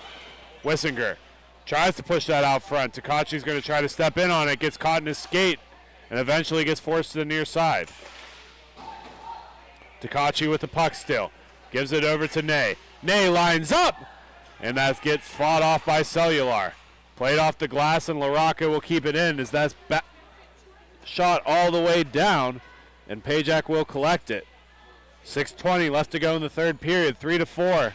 The Knights over the Thunderbirds currently. Eventually that's wrapped around the far side and comes all the way out where Prasik will pick it up for the Knights. That's sent in where, once again, possession will change. Thunderbirds taking it back away. Pajak across the blue line into the stomach of Cellular where he will hold on. Pajak a little bit upset with himself, as that was a good opportunity for him to find a goal there. Just not able to beat Cellular. Cellular having an excellent game, and a big reason this game is only 3-4 and nothing crazier. Puck won forward by Kohler of the Knights. He's going to take it along the near side. Kohler bounces it along the far wall. Dively's going to step into it, but Ney's able to get to it first. 3-on-1 opportunity. Wissinger, Ney, and Mazalewski. Over to Ney, and that's just out of reach for him. Mazalewski's going to have to battle for it. Eventually gets it onto the stick of Ney. Ney lines up for the drive just over the net and behind the goal. Both teams battle for it as it's stuck along the goal. Wissinger knocks it out to the far corner for himself. One tap up to Mazalewski, who finds Goob just in the neutral zone. Goob, nice move to get around the defense. Kemp continues to pressure. Kemp being a pest on Goob right now. Goob taking it into the corner once more. Drops it off for Pruitt. Pruitt gets stripped of the puck by Tedeschi of the Knights, and here comes Kohler. Kohler over to Tedeschi. Long shot's going to go wide, bounces out towards the front of the net, and Goob does a good job prevailing that away. Goob on the far wall. In through center red, gets around LaRocco. Goob, that shot's going to be directed wide by LaRocco. Tedeschi and Dively. Dively knocks it out as far as center, where Goob will pick it up and move it over to Mazalewski. Winding drive for Mazalewski. So that puck sits behind the net. Eventually gets pulled out by the Knights. 4 minutes left to go in the third period. Sky pass shot is going to be bounced up to Kohler. where Mazalewski will get to it and help clear it out of harm's way. Pruitt will take the puck through the neutral zone. Nice move to get around the defense there as he lines up for the backhanded shot. Pushes it through the center of the net, and Buzzard just was pinched in a little too tight. Buzzard will still get to the puck as he works it along to Mazalewski. Mazalewski tries to kick it back. Has to skate for it a little bit with 3:30 left to go. Mazalewski gets the puck settled. Eventually comes around the near side. Drops that back for Takachi. Takachi on the far wall. Stops up looking for a good pass. Pushes it out of the way of Pruitt, but finds Mazalewski on the wall. Long shot by Mazalewski's kicked wide by Cellular. LaRocco back around, Pruitt to pick it off. Pruitt can't settle it. Still caught in the skates, and Buzzard will, and that's going to go through the crease and onto the near side. LaRocco and Buzzard battling in the near corner. Pushed out and around by Buzzard. Buzzard gets stripped of the puck by Kohler, and that'll be cleared all the way down. 2:54 left to go. Mazalewski comes in to collect it. Will be pulled out. In between the hash marks is Mazalewski. Over to Buzzard. Long stretch pass by Buzzard's kick to the far corner. Ferroni steps in. Ferroni out and around. Onto his backhand. Continues to work it on his backhand. Pushes that type angle shot, and that's going to the far corner. Takachi works that back and just out of reach of Pajak as it continues to the corner. 2:20 left to go. Thunderbirds need a goal here as they're down 1 in the third. Long shot by LaRocco. Bounces out front, and that'll be stuck behind the net where Pajak will pick it up. Pajak out and around to Takachi. Takachi and Wilson come into the zone here. Onto the backhand for Takachi. Works it out, but that's going to be broken into the corner. Eventually, Ferroni will take it right back. Ferroni down low to Wilson. Wilson can't control it, and that'll be wrapped around by LaRocco. Takachi stops it at the blue line. Pushing it in, and that'll be broken up, and here comes Harnish of the Knights. Harnish over to LaRocco. LaRocco dumps it in deep, and that comes all the way out and around for Wissinger. Minute 37 left to go. Back in for Pajak. Pajak over and across to Wissinger. Wissinger breaks away from the defense here. We'll keep an eye on Corbett as he is still currently in the net. Long shot, and that goes out of play as time will stop. We have a timeout, and we will take a quick step aside. When we come back, the rest of the third period. 3-4, the Knights lead the Grove City Thunderbirds.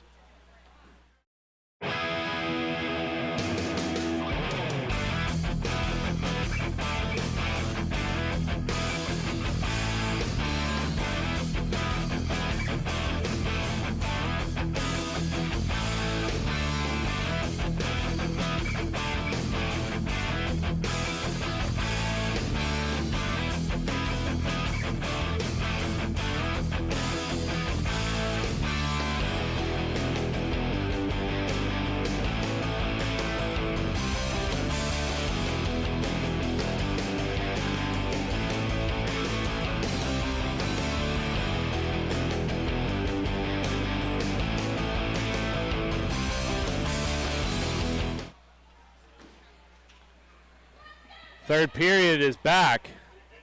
Quick recap, the score is 3-4. The Motor City Knights over the Grove City Thunderbirds. Minute 20 left to go in regulation. Lining up for the next game is the Buffalo Bananas and the Grove City Thunderbirds once again for the T4 championship. Clock winding down for the Thunderbirds as we're just above a minute left to go. Mazalewski and Goob playing pitch and catch to create some space from the defense. Corbett keeping an eye on the bench as he's not ready to go yet. Starts to look. Wissinger steps in. He's going to miss wide. Corbett staying in the cage still currently, and the Knights are going to pull it out in the far corner. LaRocco with the puck. He's going to send it all the way down. A bouncing puck's going to go to Kohler, and Kohler's going to get a sharp angle look at it. Kohler looking for a wraparound attempt. That's going to be broken up. Another shot in, and here comes Goob. Goob's going to drop it off to Mazalewski, and Corbett's heading to the bench. Mazalewski over to Wissinger. Wissinger out and around. That shot's going to get broken up and go up into the netting. 25 seconds left to go.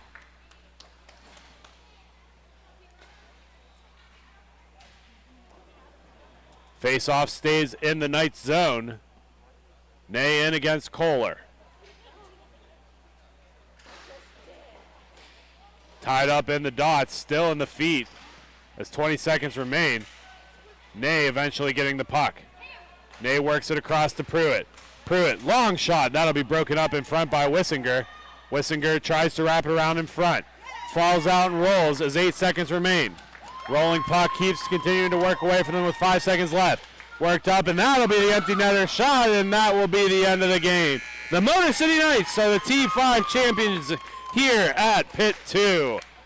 We're going to take a quick step aside. When we come back, the T4 champions. Thank you for watching Grove City Hockey.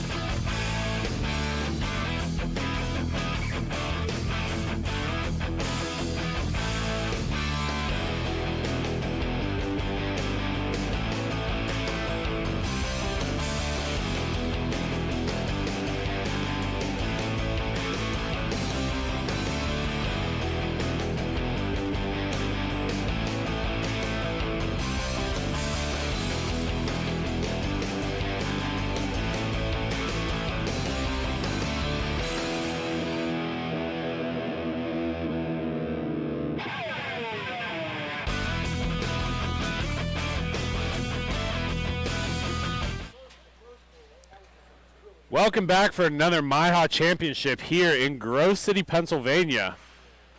On the left side of your screen in the white and gray is the Grove City Thunderbirds. And in the gold on the right side of your screen is the Buffalo Bananas. Bananas and Thunderbirds very used to seeing each other. That shot by Henry off the iron. Waking up new early in this game. And the Thunderbirds doing a good job pressuring here. Buffalo doing a better job cutting through the defense.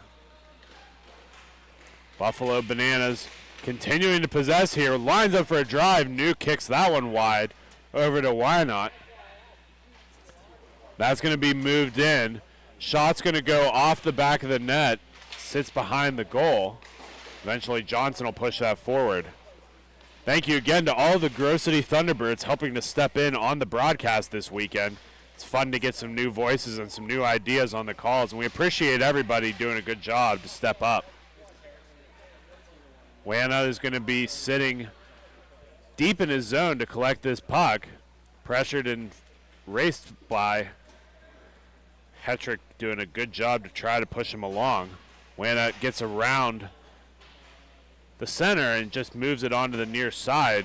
Eventually the Thunderbirds will collect it. Johnson's shot is going to be covered up by the goaltender, and that will be held on for a draw with 12:30 left to go in the first period.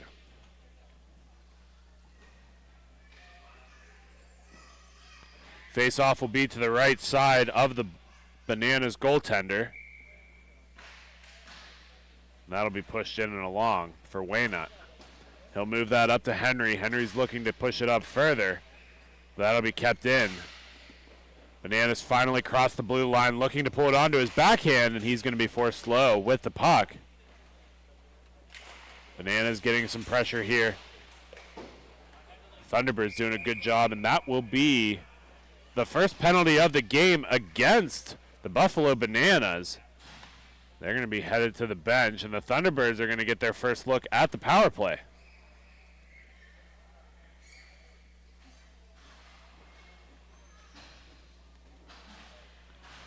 Face-off's going to be pulled down in the Banana zone. Thunderbirds power play unit enters the rink. Those of you who were around earlier saw a pretty tragic accident with Rierick. Was very hurt and left the rink. He is back on the rink now, so it seems like everything seemed to work itself out. Copley with a long drive. That's going to hit the end wall. Sits in loose and covered up at the last second by the Bananas netminder. Want to remind everybody that at the conclusion of the weekend, we're going to have the first ever Ladybirds game tonight. We will be streaming it. We will end the MIHA stream and start a specific stream for the Ladybirds. Not sure what the Ladybirds are. Those are the wives and the girlfriends and all of the female hockey influences within the Grove City hockey community. And we'll be raising some money for Project Remission. That game will be at the conclusion of the MIHA event. As this one continues, still 0-0. Thunderbirds working it down into the zone on the power play. Minute 05 remain on the power play here. Puck works its way up till top. Rierick moving that in deeper.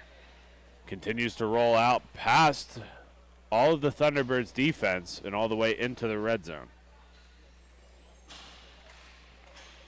Azako on the near wall is going to work that over to Copley. Copley back over to Azako. Azako is going to knock that in further. Onto the stick of Kozin. He's going to dump it in further, and that will have to be played out by New.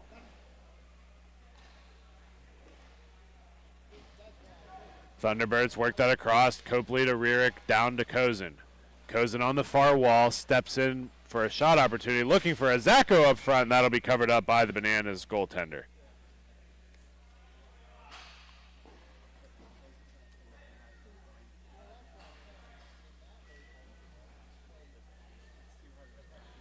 Face-off will be down in the Bananas zone.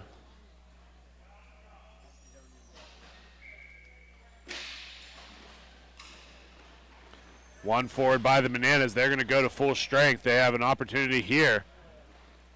Continuing to possess. That's going to be kicked in towards center. Onto the backhand. He's going to look for a wraparound attempt. And that would be a nice save by New. Keep that out of the back of the net. Face-off will be kept in the Thunderbird zone as New adjusts his helmet. Gets ready for another face-off drop. 8:50 left to go in the first period.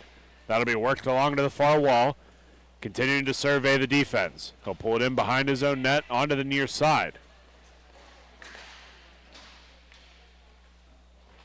Puck continued to be possessed by Buffalo. Back into the corner. Buffalo is all that's happening right now as that shot went wide and onto the near side. That's going to be dumped past center and will roll all the way into their own zone.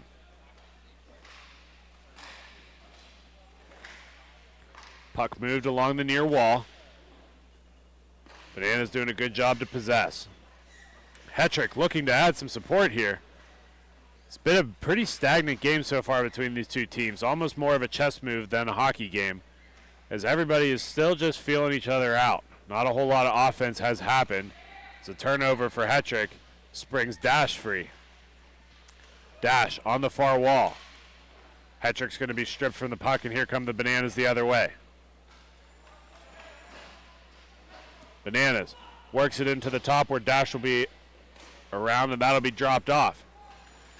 Thunderbirds, 2-on-1 opportunity, and finds the back of the net. Beautiful goal by the Thunderbirds to get the first one in this contest, and it's 1-0.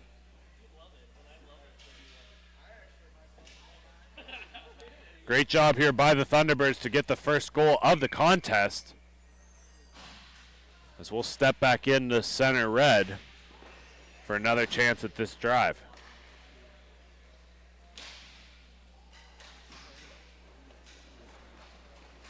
Moved along the far wall. Thunderbirds continue to possess here. That shot's going to get directed on the way to the goal and go up into the netting.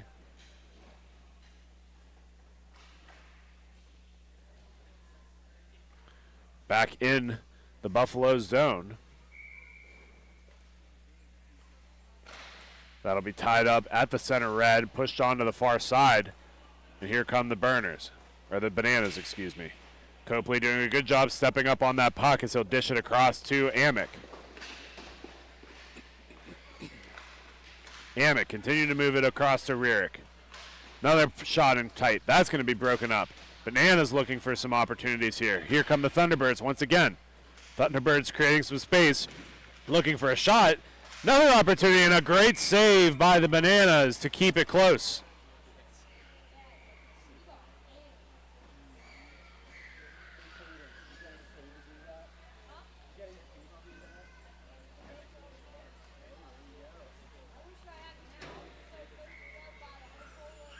Face-off is going to be won back by the Bananas.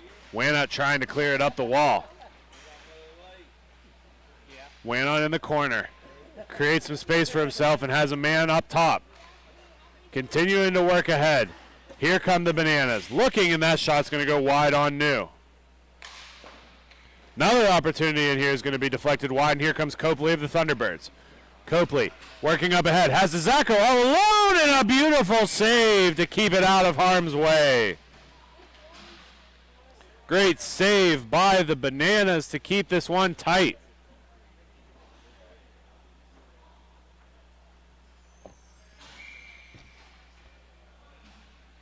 Face off down low.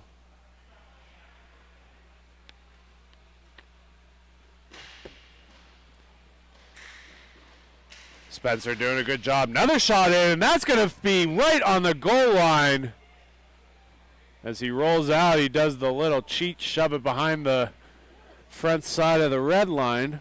But nonetheless, it was blown dead before it made it in the back of the net.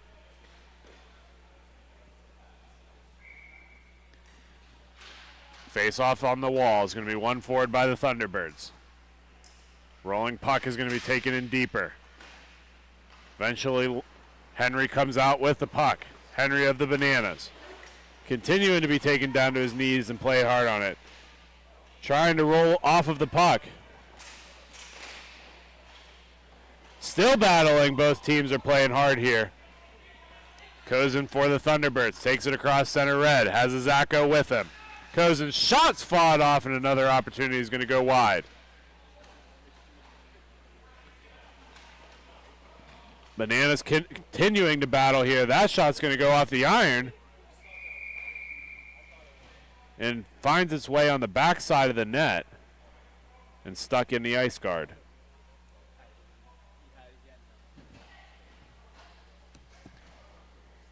Face-off pulled down in the Thunderbird zone. Both teams making some changes. Hetrick stepping into the dots for the Thunderbirds. Face-off will be one up towards the top zone. Be skated in by the Bananas. 1-0 is the score. 3:30 left to go in the first. Bananas being patient with possession here as that's kicked up along the near wall. Continuing to work it in farther as Amick provides some pressure for the Thunderbirds. That's going to be pushed in through center red. Looking to chop it in one more time. The Bananas still in possession here as they're getting forced off of it on the far wall. That shot's going to find the back of the net. The Bananas strike right back to tie this within 1-1 after 3 minutes left to go in the first period. Just an excellent job working it across the slot there. He finds his space onto the near side, and News just not able to adjust as he slides across. Johnson for the Thunderbirds takes the puck off of the faceoff dot, loses it along the near wall. Hetrick provides support, but that'll be turned over for the Bananas. Bananas doing a good job controlling here as that's worked along the near side. Kicked up and along onto the far wall. The Bananas doing another good move, and that's taken onto the backhand. Another goal for the Bananas as they score low blocker on New and make it a 2-1 hockey game.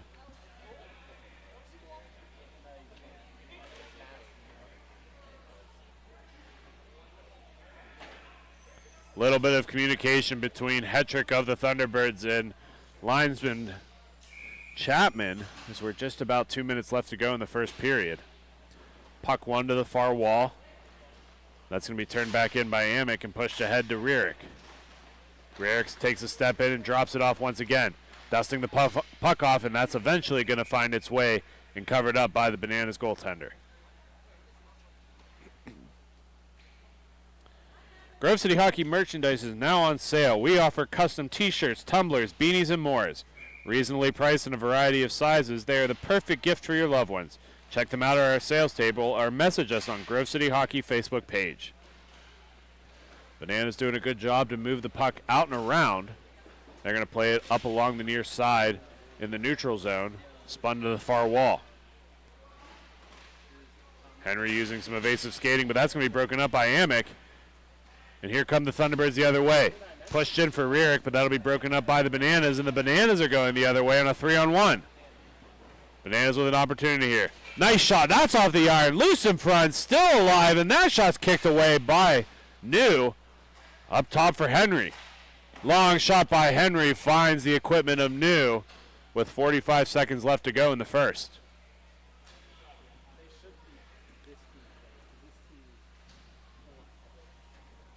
Face off down in the Thunderbird zone.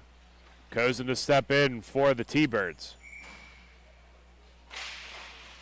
That puck's going to be pushed on the top where Henry will step into it. Another opportunity, and New has the first one saved, but the rebound's out in front. Eventually finds its way onto the stick of Azaka, who will push it down into the corner. He's going to chip it off the wall to himself and continues to get pressure as he moves it up and along. Using some evasive skating to keep the defense off his back. Finds a lane in front, pushes it over to Dash. Dash lines up, and that'll go into the glove and covered up by the Bananas. Time will expire, and we're going to step aside when we come back. Second period action. You're listening to Grove City Hockey.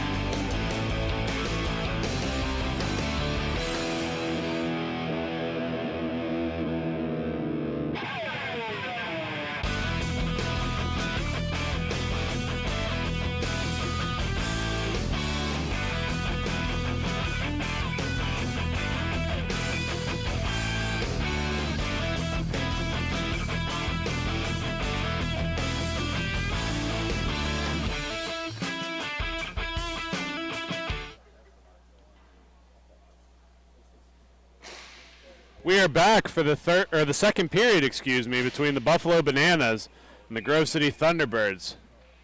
Bananas currently leading 2-1 over the Thunderbirds. Face-off will be down in the Bananas zone. Puck one to the sidewall where Amick will step into it.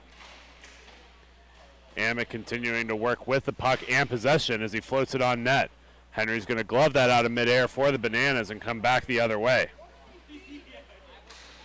Works it in along the top of the circles, pulls it onto the far wall. That puck's going to come out to the blue line, and Wana's going to shoot it on, but that's going to go up into the net and out of play.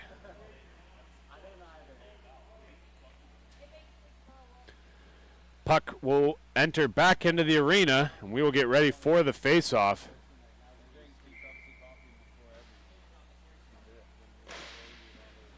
Puck will be won forward by Kozin. Eventually, Azako shoots it, and that puck's going to sit loose. Azako to spin it back out. Kozin with the puck. He's going to be getting heavy pressure by Nowak. Eventually, Kozin will overskate, and here comes Nowak the other way. Nowak comes through center red. Tries to get around Copley, and does, and that's going to be forced to the far side. Azako the first one in on the puck. Azako stops behind the back of the net and works it along the near side to Amick. Amick pushes it far across. Waynut the first one to it. Waynut with the puck on the near side. Shoots off the bar and into the back of the net, beating goaltender New. And this is a 3-1 hockey game. A rip by Waynut, and he just puts it right up top into the corner of the net and doesn't think twice about it. Face off back out to center. That's going to be one to the far wall. Waynut's going to try to chip that up ahead. That'll be moved along by Nowak. Nowak back to Waynut. Waynut overskates it. Here comes Johnson. He's taken down on the play a little bit, but it goes on to the stick of Dash. Dash's shot's going to be fought off. Second shot in is going to be fought off. Two good opportunities there for the Thunderbirds. Dash pinches in on the puck. Works out for him, and he collects it along the far wall. He's going to be stripped of the puck, and here comes Waynut. Waynut comes in through center red. Inside, outside, and Spencer does a great job keeping him out of the play. Puck loose. And it landed on the Bananas player, and goaltender New said, I'll just freeze it right there. Covered the puck right up as we have just about 11 minutes left to go.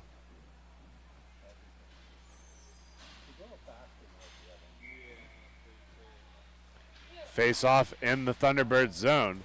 Dash will wrap it around the far side. Spencer tries to step in on the puck, but that'll be played along by Henry. Henry battling down, pushes Dash to the floor, and will have a penalty. Delayed call, and Johnson is all alone, and he will be stripped of the puck at the last second.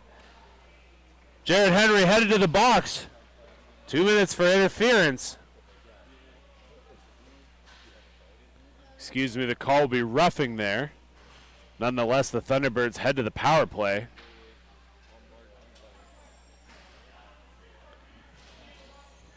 Power play begins. Kozin in the face-off dots. He'll tie up, and Copley will come in to help. Copley back to Azako. Azako across to Rierick. Azako down low, and Copley puts it right into the leg pad of goaltender Peterson. Loose puck in front. Kozin still battles for it. It rolls, and that'll be chopped out into the Thunderbird zone. And Azako will go back to pick it up. Azako collects, works it out past center red. Over to Rierick. Rierick will walk the line back over to Azako.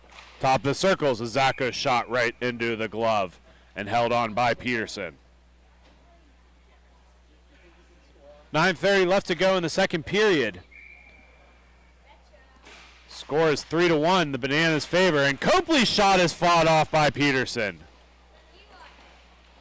Both teams battling for it along the boards. Eventually the Thunderbirds come away with it. Minute left on the power play. Another shot comes in off of the skates of the defenseman and out to Copley on the top of the wing. Copley down to Rierick. Rierick overskates it. Stepping in, Sager is going to come away with the puck. Sager mushes it out to Copley. Copley steps up into it, but loses his step for a shot. Shot by Rierick, finds the back of the net, and a beauty by the Thunderbirds. 2-3 is the score as they get this within one. 8:50 left to go in the second period. Great comeback by the Thunderbirds to get it within one. Face off back out to center. One to the wall where Rierick will step into it. Rierick sends it out and around where it'll be picked up by Amick. Amick steps into the top of the circles. Tries to shovel it towards the net, but that'll be broken up by the Bananas, and here they come the other way. Brunka with the puck. He's going to overskate it, and here comes Copley. Copley up to Amick. Amick's going to try to get it right back to him. Nice play off the skates to collect the puck. Copley winding it all alone, and he finds the back of the net. Greg Copley with a big goal to equalize the contest. 3 goals apiece late in the second. Just does an excellent job creating a space wide and just shuffles it low. And Peterson couldn't seal low and gets the score within reaching distance of the Thunderbirds. Puck one back to Sager. He's going to play it over and across. Brunko with the puck on his stick, taking his time, surveying his options. Moves that across, stepping it in. Looking for a man on the back door, and that's going to be kicked wide. Sager wide open, just couldn't find the back of the net. Henry doing a good job with that big body. Spencer trying to equal up to him. That's going to be knocked forward where it'll be picked up by the Thunderbirds. Thunderbirds pushing it along, looking in front, and that's going to slide off of his stick. On to the far side for Spencer. Spencer down for Gilliland. Over for Rierick. Rierick is taken down on the play. We have a little bit of head contact there. There's going to be a penalty against the Bananas once again. Likely culprit, it's going to be Henry headed to the box once again.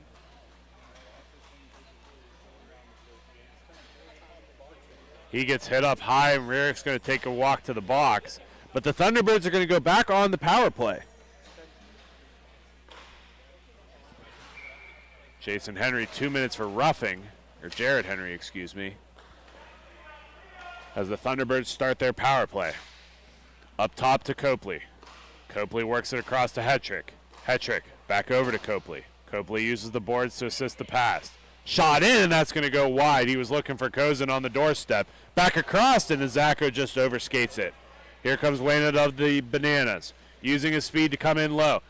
Nice move to cut across, but Copley had that one read. Here comes Kozin, battling in with Azako. Azako crosses through the blue line. Shot in, that'll be kicked wide by Peterson. Azako with the puck on his stick up top to Copley. Copley fakes a shot, takes a step, and over to Hetrick, and that'll go off the side of the skate. Azako keeps possession as he works it around the circle. Up top to Copley once again. Line drive from Copley gets fought off by Peterson and onto the near corner. Hetrick once again with the puck on his stick. Up top to Copley. Right down low looking for Kozin, but that'll be blasted out and around. Brunka not able to get a stick on it as that goes deep into the Thunderbird zone with less than a minute to go on the power play. Azako for the Thunderbirds over to Hetrick. Hetrick on the near wall. Off of the skate of Azako and into the near corner. He's going to reach into it to try to push it back to Kozin. Kozin's going to give it right back to him, and Azako's going to have to skate to go get the puck. Works it across to Copley, back over to Azako. Azako down to Hetrick. Hetrick up top to Copley. Back down to Hetrick, and he's going to send it through the crease and off of the glass. They're going to say that hit the netting, and it will appear that Henry will be loose on the puck drop.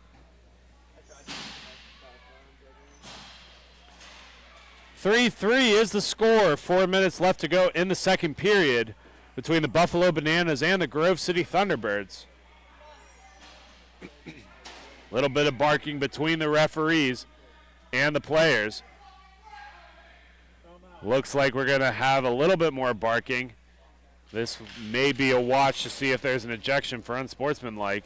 Looks like they're going to just let that cool off for now. Thunderbirds trying to possess here. We've got another penalty. This one will be against the Thunderbirds, I believe.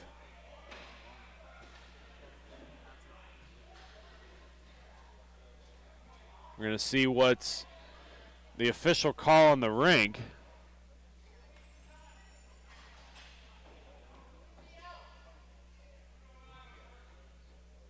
Looks like that's going to be number 92, Anthony Waynut, is who's going to head to the bench. Excuse me, the penalty box. And the Thunderbirds have a gracious 4-on-2. Another opportunity here for the Thunderbirds. Rearick's going to move that out and around. Dash is going to have a shot opportunity. Down for Gilliland. Gilliland with the puck in the corner. Up top to Copley. Line drive by Copley is going to go wide. Sticks onto the puck of Dash. Dash works it up top to Rearick. Rearick to Dash. Dash taking a step in, forcing it low, and shot's going to go wide. Gilliland will pick up the loose puck. Gilliland up top to Dash. Dash steps in, and that's going to be forced wide again. Peterson doing a good job keeping these shots out of the back of the net. Gilliland steps in, that's another wide one. Thunderbirds have no issue shooting right now on a 3-on-2 opportunity. 4-on-2 opportunity, excuse me. Copley's shot's going to go wide again. Kept in again. Knocked down for Gilliland. Thunderbirds dominating possession right now. Gilliland will skate the line as he drops that off to Copley. Copley's shot's going to be fought off by Peterson. Rolling puck's going to come out to the neutral zone, and Henry joins the rush. Waynut still on the penalty for a couple more seconds, but this puck is going to be in the Bananas zone. That stick is going to break on that pass by Henry. A little bit of confusion there. I apologize on the stuttering. Henry trying to freeze the puck along the walls. Does not have a stick. And they will blow it dead.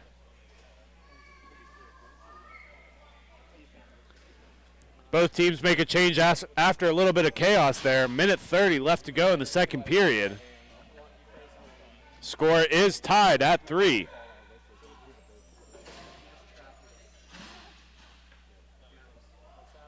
Henry is headed off the rink to get a new stick. And on the drop, the Bananas are going to go back to full strength. Zacco into the corner, fighting for the puck. He's going to move that down low. Bang pass up top to Amick. Amick, nice move around the defense. Shot in, and that's going to be fought off by Peterson. Zacco with the puck in the corner. Has a man in front in Kozin. Looking for the wraparound attempt. That's fought off and sits up top for Amick. Amick leaves that back for Copley. Long stretch pass, and that goes right off the skate of Zacco and stays out of the back of the net. Bananas with the possession over to Waynut. Waynut's got Brunka on the near side. Finds him in Brunka, cuts in towards center. Nice move to get around the outside, and that shot's going to be fought off by New. Still battling. Waynut with a shot, and New kicks that away, and here comes Kozin and Zacco. 2-on-1 opportunity. Good effort there by the Bananas to get it out towards center. Bouncing puck kicks forward, where it'll be picked up by Copley and moved to the far wall of Kozin. Kozin has Zacco in front. Zacco all alone, and he finds the back of the net. Sam Zacco with the buzzer beater in the second, and they get the lead. Beautiful goal by the Thunderbirds, just in the right place at the right time and puts it right over the blocker, and that will take us into the third period. When we come back, we will have the third period ahead. Thank you for listening to Grove City Hockey.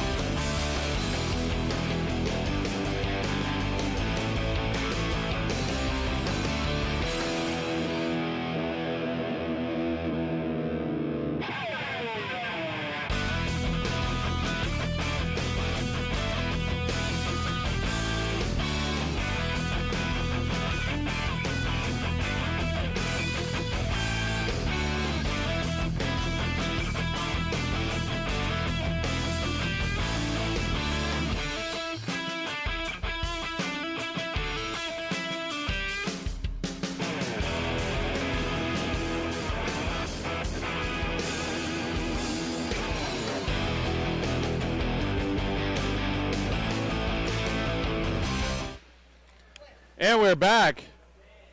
Third period here of this one-goal game between the Buffalo Bananas and the Grove City Thunderbirds. Thunderbirds lead 4-3 with a late goal by Azako. That pass is going to go off of the skate of Hetrick and up into the netting. Faceoff will be pulled down into the Buffalo zone.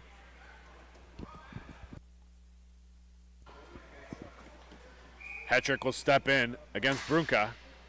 That's going to be one forward. Eventually onto the stick of Dash, and that'll go in towards the net, and Waynut will pick it up. Waynut comes along the near side. Continuing to push it along, onto the backhand. Looks to push it in front, and New has a good job of reading that one. Dash leaves it back for Spencer, and Spencer's going to kick it up along the near wall. Off of the waist of Henry, and in on New, but New's going to do a good job keeping that out of the back of the net. Down low to Henry. Off of the stick of New, and sits out top. Moved along by Nowak, back to Waynat. Nice fake pass, puts it onto the stick of Brunka. Brunka's shot goes over the net and sits behind the goal where Hetrick will pick it up for the Thunderbirds. Hetrick looking to move it up to Johnson, but a little bit too far behind him. Great sliding effort to take the puck right back. Here comes a 2-on-0. Johnson alone, and he finds the back of the net. Michael Johnson with a great goal and extends the lead 5-3. Beautiful breakout pass that all started by the great reception of Hetrick. Knocks it up to Dash, and Dash found Johnson all alone and makes the Bananas pay. Face off one forward by the Bananas, but kicked over to Rearick. Bryce Rearick back for Greg Copley. Copley over to Rearick on the far wall. Henry's going to pinch in on the puck, but Rearick does a good job to keep it away. He's going to push it onto the near side. Hard hit into the boards, and the Thunderbirds continue to possess. Kuzbach is going to knock that puck out towards center, and Gilliland's going to come in on it. Gilliland leaves it back for Amick. Amick up to Gilliland. Gilliland's got Rearick on the far wall, and he's going to take it in through traffic. Gilliland pushes to the far side. Down in front, and that'll be knocked wide and into the corner. Kuzbach with the puck. He's going to knock it up on the near side to Henry. Henry's going to be stripped of the puck by Azako. Azako has Rearick.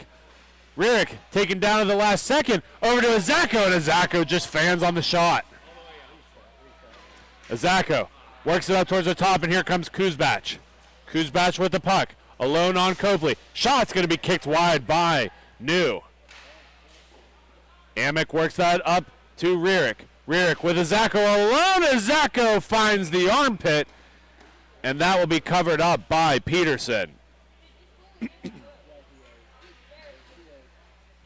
Peterson having an excellent period here, making some unreal 10-bell saves. And this will be continued to be worked up and around for the faceoff. Faceoff won by the Bananas and forced to the far wall. Sager with the puck, stops at center red, enough to get the defense off his back and create some more space for him. Onto the near side and into the glove of New.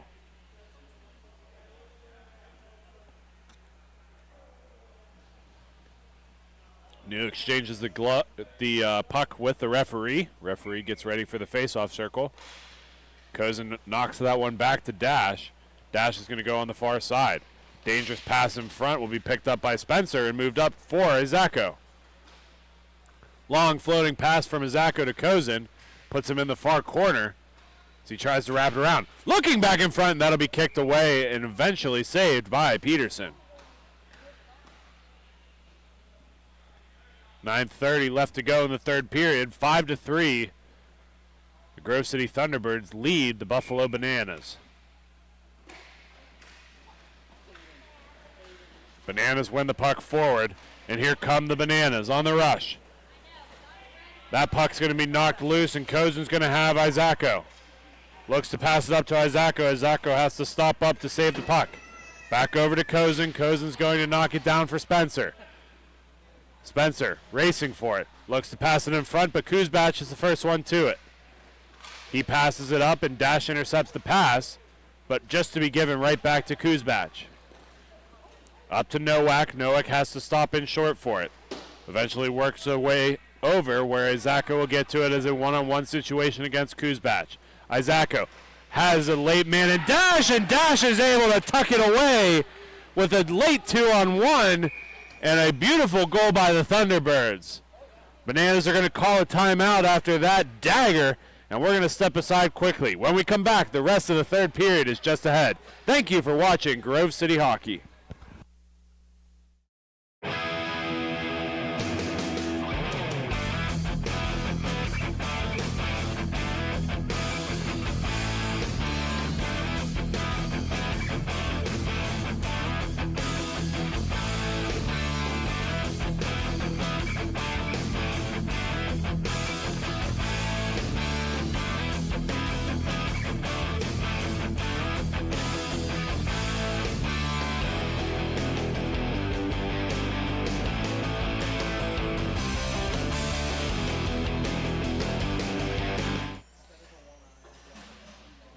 Welcome back, folks. We've got third period action just ahead. Grove City Thunderbirds and the Buffalo Bananas in a good battle here. 6-3, the Thunderbirds do lead the Bananas. That puck moved up ahead. That'll be worked along by the Bananas. He's going to be taken down on the play, and that'll be a penalty against Copley. I imagine interference will be the call. Official call is going to be 2 minutes for roughing. So the Bananas are going to join the power play.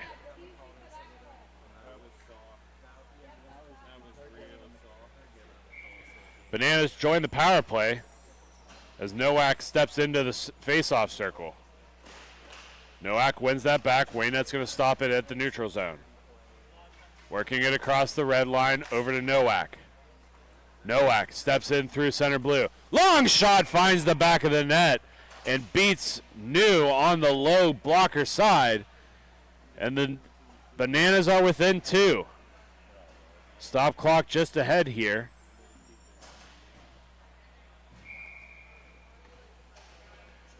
Get some reinforcements out for the Thunderbirds.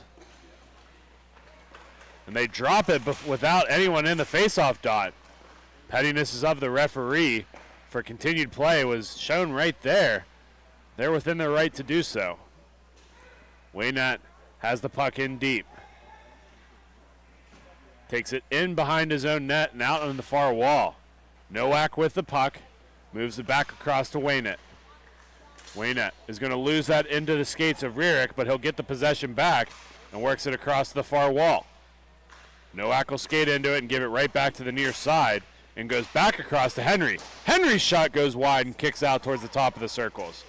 Nice job by Gilliland to pressure that puck, but it's forced back in deep to Nowak. Nowak bounces it off the near side for Waynette, who sends it across for Henry. Henry, long shot into the glove and held on by New.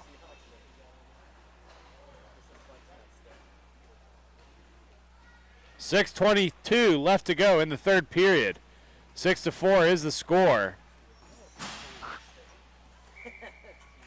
The faceoff will go into the corner and picked out by Cozen. Cozen in deep for Spencer. Spencer around for Dash. Dash passes that up to Cozen, but that'll be broken up by Henry. Henry takes it along the near side, but accidentally passes it back to Izako. Izako has to split the defense. Nice move to get around one. Onto the backhand, but a better save by Peterson. Bananas are fighting for every last inch in this game as this puck's pulled into the zone by Nowak. Nowak drops it back for Waynette, but that's going to be a good step forward by Cozen.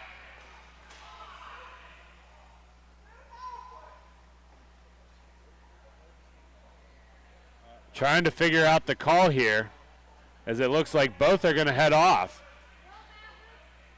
We've got a slash and a roughing against Waynette and Cozen.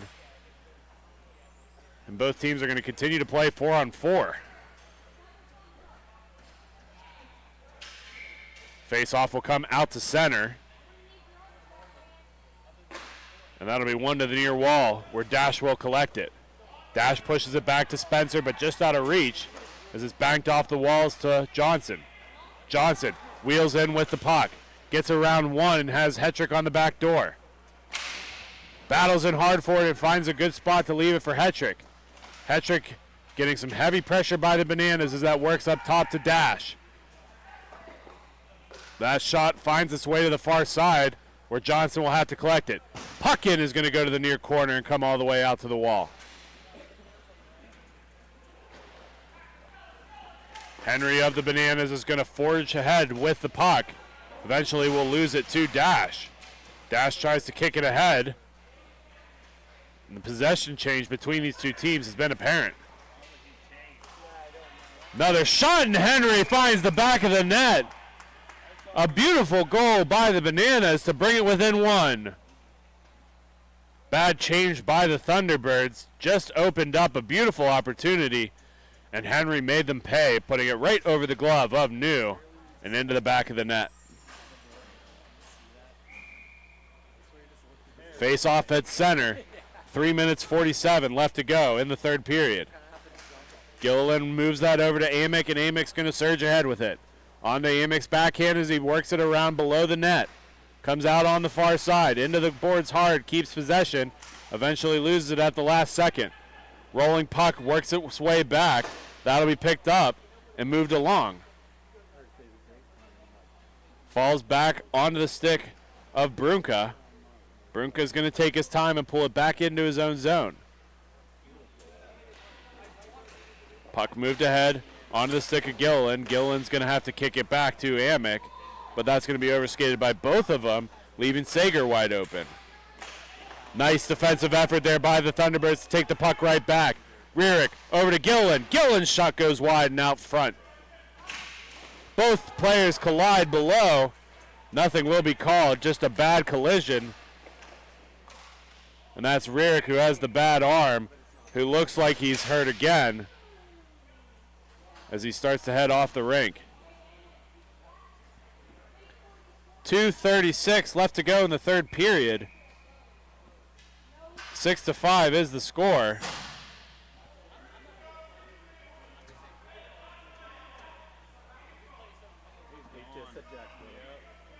They're going to have an ejection here as the Bananas continued to pester the refs.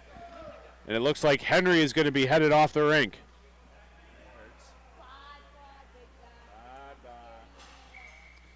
That's a big loss for the Bananas. And out of pettiness, he just leaves the door wide open. Bananas work the puck down in their offensive zone, and it's going to be tied up along the wall. Clock stopped at 1:54. A strange quietness has fallen over the rink as neither one of these teams are really talking. Focus is ultra competitive right now. And here come the Bananas. Worked up top. That'll be off of the skates of Sager. Back over to Nowak. Nowak working the puck in his neutral zone. Continues to skate backwards with it. 1:40 left to go as he takes it all the way into his own zone and behind his own net. Nowak with the puck. Comes out in front of the net. Drops it off to Brunka. Brunka with the puck on his stick. Nobody pressuring. Continues to work it out and around. Sager with the puck on the wall. Sager creates some space, has a man on the far wing. Nice breakup of the puck by Copley, and he's going to knock it ahead to Kozin. Kozin works it on the wall for Izako. Izako getting pressured off of the puck. 1 minute remains in the third period as Kozin strips him of the puck. On the sharp angle shot, and a beautiful decision there as he works it all the way into his own zone to eat up some more time. Copley with possession up top to Izako, back down to Copley. Rolling puck squirts away from Copley. Finds its way onto the stick, looking for the wraparound attempt, and here comes Copley off the far wall. Chips it up in front for himself. That's going to be taken away by the Bananas. Dash doing a good job getting back into the play. Another opportunity here for the Bananas, and that's going to be kicked wide. Loose man in front as Dash knocks it ahead for Izako. Izako is going to chase down Waynette as it comes in through the neutral zone. Both are going to peel off in opposite directions as the Bananas vacate their net. Waynette pushes that all the way up ahead. That'll be onto the stick of Kuzbach. Kuzbach knocks it back for Waynette. 7 seconds remain. Bananas not willing to give up. Still loose in front. Another opportunity loose in front, and that'll be covered up as time expires. The Grove City Thunderbirds come away with the T4 championship here at the Pittsburgh 2 event. We're going to take a quick step aside, and when we come back, the last game of the day before the Grove City Ladybirds event. Make sure you guys stay tuned. Thank you for listening to Grove City Hockey.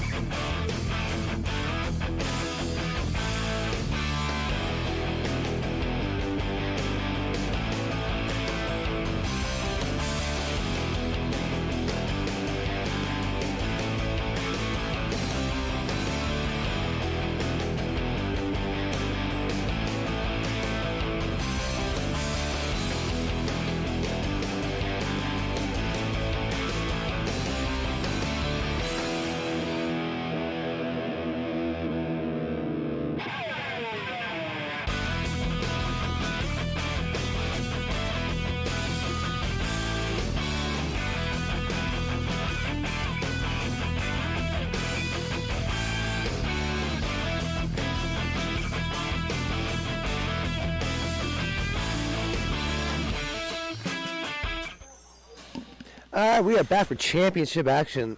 MIHA Grove City YMCA. We got the Buffalo Burners against the Pittsburgh New Age T3 action. We've had a heck of a run here this weekend. We're wrapping it up here. In a win or go home situation, the Burners win it. Finds the open man. Gonna work through the neutral zone. Gonna cut into the slot, and he shoots wide. Buffalo trying to get it now. Good battle on the boards. Buffalo with it again. They're gonna work in the neutral zone. Gonna try to chip it down low. New Age will win that race to the puck. He's gonna chip it up. 42 with New Age has it now. He's going to try to work his way around. Good work by number 19, Zach Klein. He's going to try to find his open man. He does connect. He shoots, and now it'll be deflected wide. New Age with it now. Working it through the neutral zone. And that will be a nice blocker there to intercept that pass by the netminder. That will be Shane Irwin. Works to the slot. Good work by New Age. Get his stick on that lane. New Age with it now comes to neutral zone. They will cross. 74. He's going to try to work his way around. Nice work by Buffalo to work it out. He's going to try to chip it back to his point. He gets to his point. They're going to slow it down now. Working in their own end. Looking for the setup pass. He decides to wheel it. Through the neutral zone. He's going to make his way wide. Nice shot. Better save by the goaltender.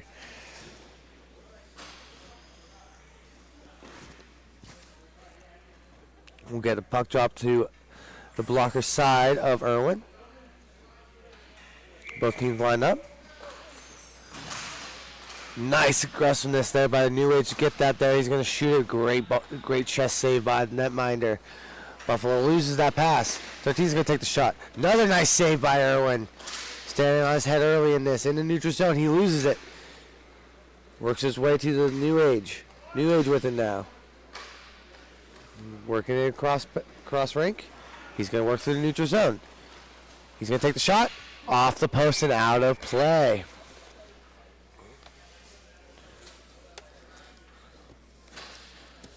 Both teams coming off great wins today.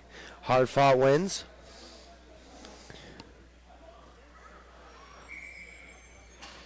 Puck drop. Buffalo Burners will come out with it. Working to the neutral zone. He's alone. He toe drags it. Tries to get the shot off. Great work by number 95. Buffalo with it now.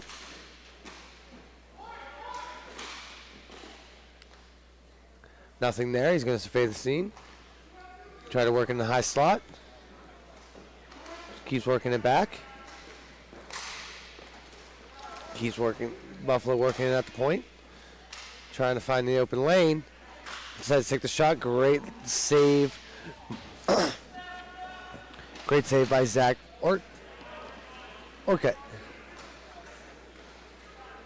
New Age with it. High slot. He takes a shot. Great paddle save. Buffalo with it now. He's going to work it. He takes a shot, and now will do it. Looks like he got slightly deflected by the New Age player. We'll take a look at this replay here. Again, great paddle save by Irwin. That gives a chance for number 51.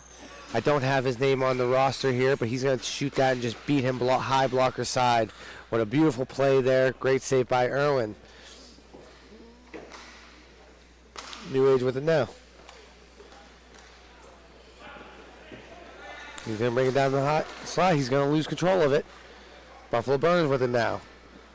2-on-2 situation. He's going to take that shot, try to chip it up. Great work by New Age to get body in front of that. He's going to get it over.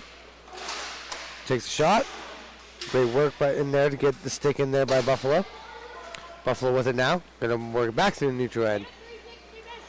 Looking for a shot. Great stick there by number 2 for New Age.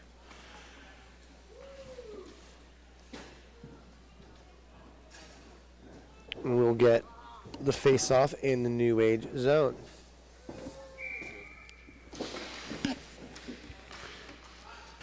New Age is going to work it back low.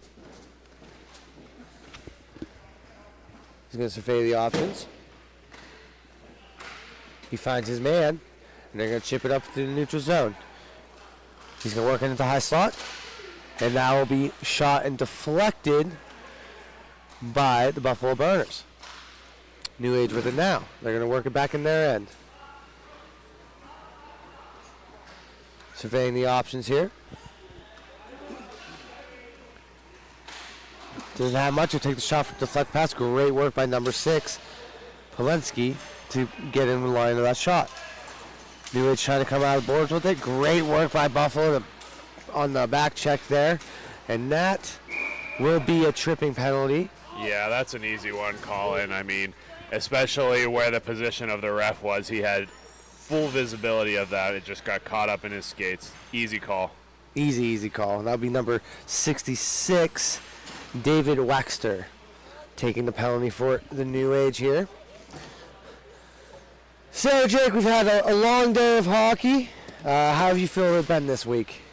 It's been some good hockey, though. I was bringing it up earlier in the show that it was exciting to see the all the Thunderbirds teams make it to the final final couple of rounds there. So it was a good round here. Now, wonderful turnout for all the teams, and a great look by the T4 Thunderbirds finishing it out. You love to see it on the home rink. Burners with it. He's going to shoot it, and I believe you don't really see it from at home, but I think he got just the tip of the blocker on that. Number 19 for Buffalo. He takes a shot, and that goes. Wow. What a shot.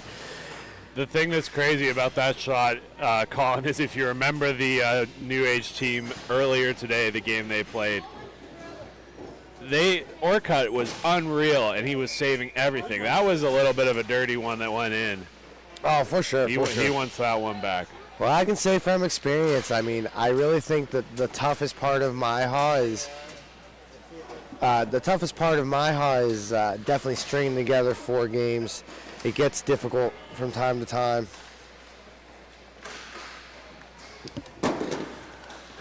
Buffalo Burners with it.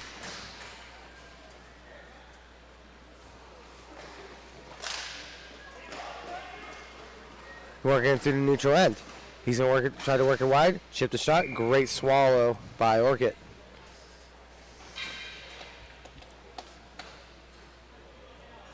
He'll settle that down. Give his team a chance to recalibrate here.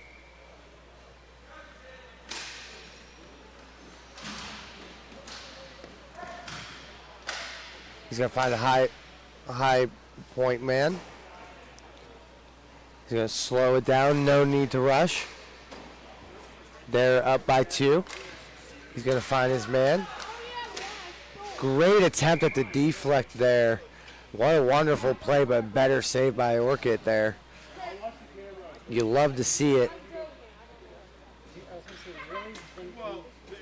Yeah, a really good exchange between these two teams. New Age has some bite, though, too. They have the offense to be able to do this. Oh, they're never out of it. Nope. They're never out of it. Stealing things from a hockey rink, you are a scumbag. New Age with it now.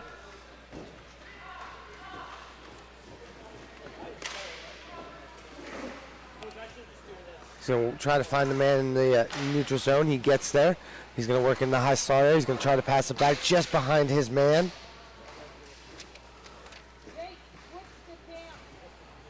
Burners with it now, looking for the open man. He's going to think better of it and circle back. Now they're going to work it down the Burners' end. Behind the net now. Fakes the man.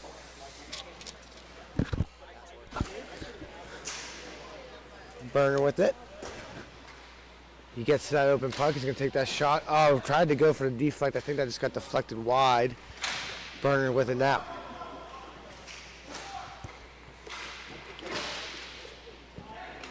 He's going to try to go into the nice back check by number 66 with the New Age. Get that stick lift right as he's about to take the shot.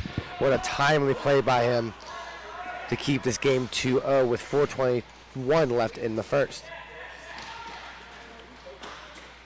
All Burners right now just playing smart, working it back in their own end, trying not to give up even an inch here. Nice little workaround. They pick it up in the neutral end. He's going to come down now. Trying to sell the puck. He loses it. New Age with it now. He's going to circle around back behind his own end. It honestly really still feels like both teams are just still trying to feel each other out, even with the Buffalo having a 2-0 lead right now. Great forecheck by Buffalo, keeping them in their end. In New Age end. You're going to slow it down here, try to set out the breakout play. He's going to bring it out now. Bad error pass there. Easy collection for the Buffalo Burners as they keep it in their end now. He decides to wheel it. He's trying to grip with speed through the neutral zone. He finds his man down low. He's going to just try to protect the puck and work it over to the other far side. Lost an escape, but good work there to keep it. He's going to try to just take the shot. That'll be shot high and wide.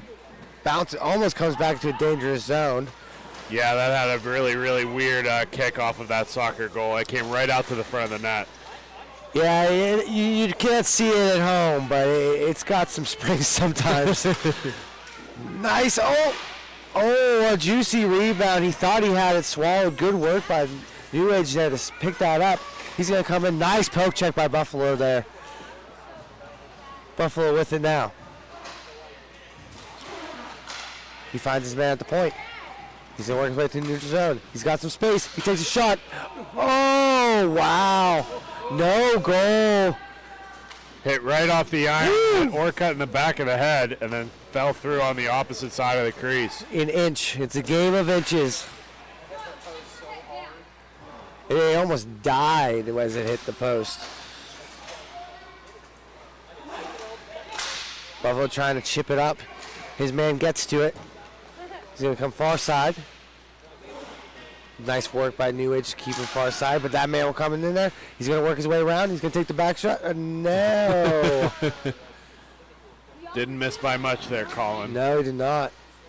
Oh, a weird angle shot. Almost went in. Good heads-up play by Orchid.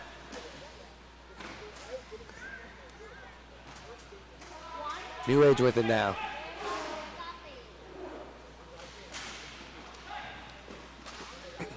Oh, could not get solid contact on that play, and now be deflected up and out. And I believe a face-off will happen in their end with 1:14 left in the first.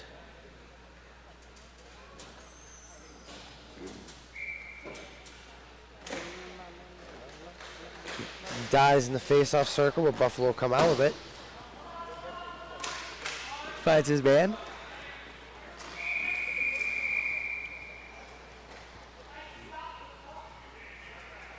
I guess we're going to call a hand pass there.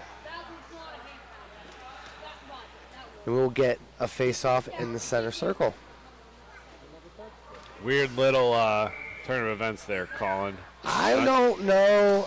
I mean, reffing is not an easy job. We've talked about it many times on this broadcast here. He saw something, and he called it. But now New Age is going to be with it. Going for the deflect. Good work by Buffalo to deflect it out of harm's way. Buffalo with it now. Coming to the neutral zone. He's going to go wide. He's trying to find a pass. He gets there, and great kick save by Orchid. Look out. New Age comes out with speed. He's kind of losing control of it. He gets control. Oh, he loses it. Never mind my previous statement. As we get a nice board battle here, he's got no help, and that will do it for the clock. It is 0-2 Buffalo Burners here, and don't go anywhere with this last game of MIHA weekend here in Pittsburgh. Stay tuned after this.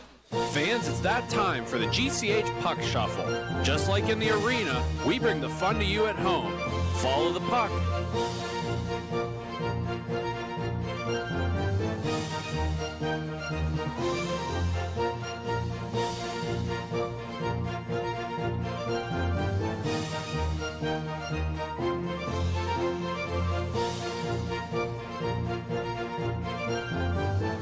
Now, which number is the puck under?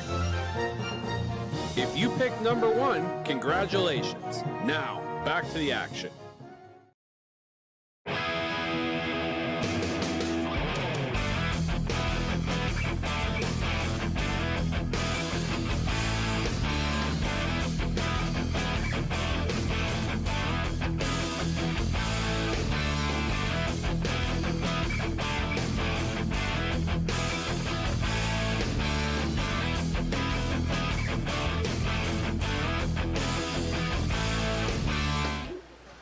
All right, guys, we are back. Second period MIHA action with the Buffalo Burners up 2-0 on Pittsburgh New Age. I am joined by my brother, Joe Malgeri. How's it going? It's going good, buddy. How are you? Doing good, doing good. First time ever appearing on the broadcast. How's it going? It's going. Yeah, It's been you an excited? interesting day. Yeah, excited to see how this game plays out. Yeah, you get to ref the Ladybird event after this. Yeah, that'll be way more interesting than this. It's honestly, yeah, it's going to be very, very, I'm very very interesting to see. Did you bring your stick to score on my wife? I don't think I can. I think I can use anybody's. If she plays anything like you. Yes, that is fair. That is fair. Just get to the rebound, right? As Pittsburgh gets it now. Interested to see if the short bench is going to start to affect Buffalo. Yeah, I am interested to see that. I mean, they've been playing this way all weekend. I mean, doesn't seem like it's slowing them down at all yet, as he takes a slapper far and wide. And he'll collect it in his own end. He's going to slow it down, look for the breakout pass. Decides to hold on to it. He finds his man, working his way through the neutral zone. Slows it down. He's going to work it back behind the net. Work it back down low. He's going to try to find the guy. Misses the error pass there just ahead of him. That seems to be like the play you like to do back at home. What do you think could have been done differently there? You got to just hope you actually connect with the puck there. All right, we got a 3-on-2 option here for Buffalo. He's going to try to work it. Great work there by number 95 for the New Age. That will be Dominic Slovek. What a good name. That is very solid. What a good name. Buffalo Burner with it. He's going to chip it. He's got some pressure. He's going to stay hard on the puck. He gets knocked down. New Age trying to come out with it. Still there. He chips it down. Aaron with it. He's going to leave it for his man. Great pressure to get that puck down low, but Buffalo will collect it. He's going to slow it down. No need to rush. Up 2-0. 11:48. He gets the man chasing. He's going to chip it in the neutral area. Just behind his man. Buffalo with it. Try to work to the far side. He still gets the shot up, but that'll be shot wide. Buffalo with it now. Works it back into his own end. Back over. That'll just be try to be out of harm's way. His man does get to its slot area. Great glove save by Orchid. What a wonderful stand-up play by him.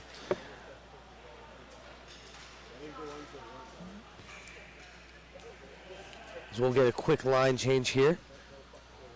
Figured they would be changing a little more often with how many guys they have versus the two sitting on the guest bench over there.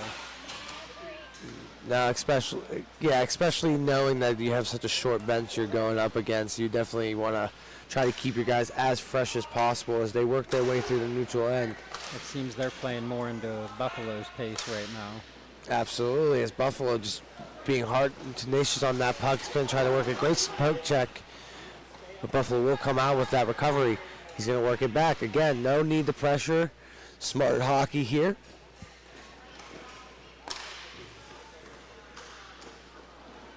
Oh, bouncing puck. New Age with it. He's going to take the shot. That'll be shot wide.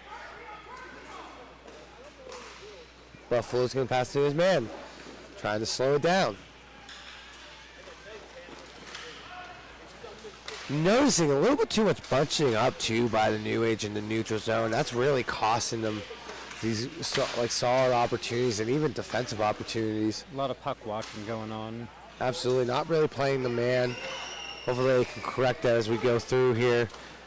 Great way to shrug that off. Wow, that was almost getting to his own rebound.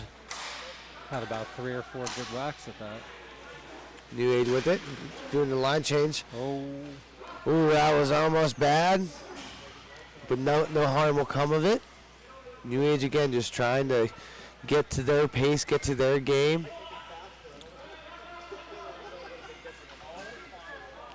Getting his man to the line change. Starting to see quickening line changes here. He works his way through neutral end. He's going to try to power move it. Great stand-up, I shouldn't say stand-up play, but great play by Irwin there. Good pass. Oh, what a pass. Oh, looked like he shaked it up on this stick just a little too much there. No one there. New Age coming, trying to get possession of it. God, this Buffalo team, they don't even look like they're playing with a short bench. No, they are relentless on the puck. Nice work with his own skate there. That definitely comes from the pace they're setting. Yep.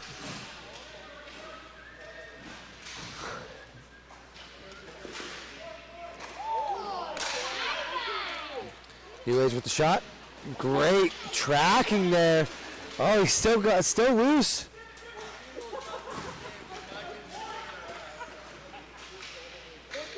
Buffalo with it now.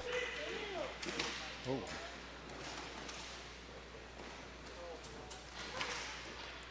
And he tries to tuck it real quick, but great work by Irwin there. Sticking with it.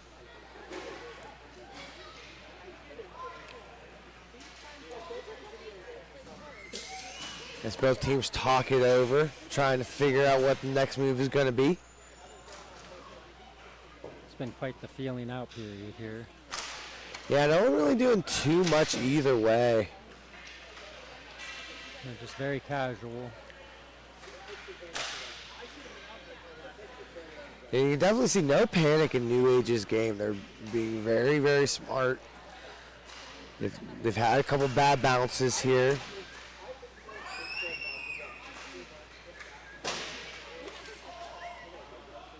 He's going to work it down low. He's going to try to get it back to his man. They're playing patient and looking for their chances. Right there could have almost been bad if 14 felt like really putting the pedal to the metal there. But again, as you mentioned earlier, they do have a short bench. He's actually probably smarter not chasing that. Seems to be a very smart team here. Nice work there, collecting that recovery here. Gonna have the man, I think he just got his elbow on that to deflect that wide. Bad turnover. Oh, great work by Buffalo, just waiting, being patient as you were saying, taking their time with it, looking for those golden opportunities. New Age is going to want to do something about that sooner rather than later. Yeah, you let that happen too much. I mean, one of the goals was already one of those plays. You keep letting it happen, it's going to go in eventually. 2-0 isn't an issue. When you start getting into that 3, 4, 5, yeah, that's when it becomes a problem. So lots of hockey left. We got 5:51 left in the second. Again, pretty quiet so far. Takes a shot, great glove save. Oh, it just squeaks out of his glove, but his man was there to clean up the mess. That's what you need. With it now. He's going to try to work to the side. He works it on 2 guys. He's going to try to go for that pass. It's not there. Ooh, I think he just got a stick in time, but it might have hit the side of the net. Off the side of the net. Side of the net. A skater go right into my line of view. He's going to take another shot. Oh, off the post. Mercedes Bakuda, that ringer. Buffalo still working it slow.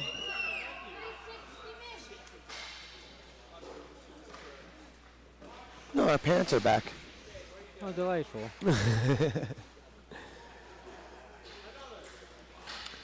Buffalo with it. Oh, nice work there by number 19.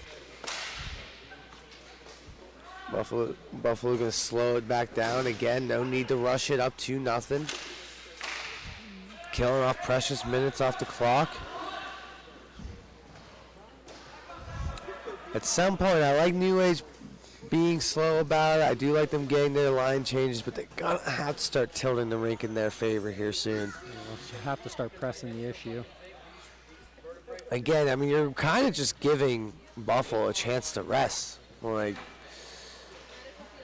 doesn't leave for good options for you when clearly this team is definitely strong on the puck and on the player, playing the man nice. We got a little bit of a tussle going on neutral zone, but the refs are going to let them play.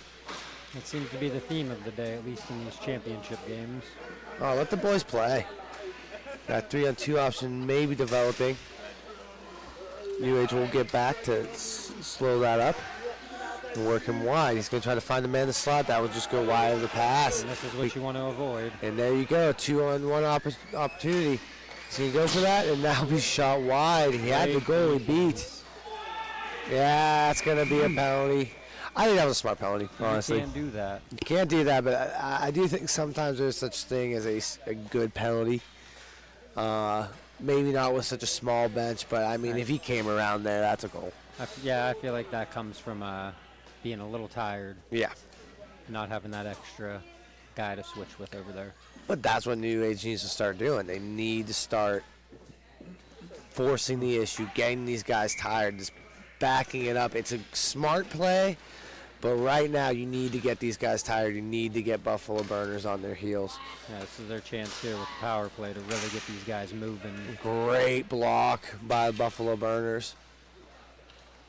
He's going to try to slow it down, set it up here. He's going to try to work it wide. Error pass. He's going to try to dump it down. Their team is going to collect it in the neutral zone. Work to the far side. Work it back to the point. Allowing them to set up in the diamond here. Try to work his way around. Great work by 51 for Burners, pressing the point area. Oh, telegraphed that play. Hands down. Second too late. Well, you hesitate, you might as well just take the shot at that point. New Age still got a minute left on this power play.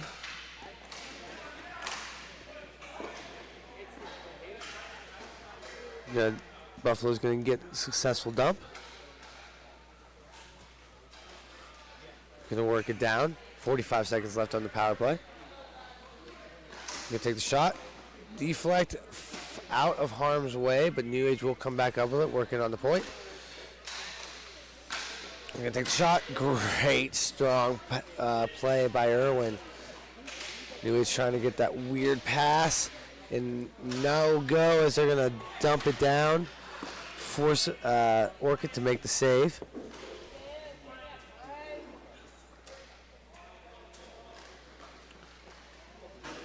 New Age with it. 10 seconds left. That should about do it. We're about to be even here in 5 seconds. And yep, that clear will do it. He's just taking an extra 2-minute breather. Probably didn't mind that at that point. New Age trying to come in with speed with 50 seconds left. 13's going to try to take a shot. Nice work by number 4.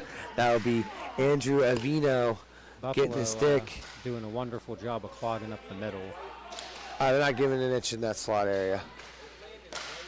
New Age is really going to have to figure it out this upcoming period if they want to change the outcome of this game. That's all they got left. Great save. With it again. Always going to work it over. Oh! Couldn't quite connect. What a play by Buffalo. They'll go the other way. 13 seconds left. He's going to windmill. I don't know if that was necessary, but he did it. Oh, what a great stick work there by Irwin now, making up for the interesting windmill. Interesting to say the least there. But hey, great work there by Buffalo, not giving an inch to New Age here. We'll be right back after a quick commercial break for this third and final period of MIHA action at the Grove City YMCA. Thank you for watching Grove City Hockey.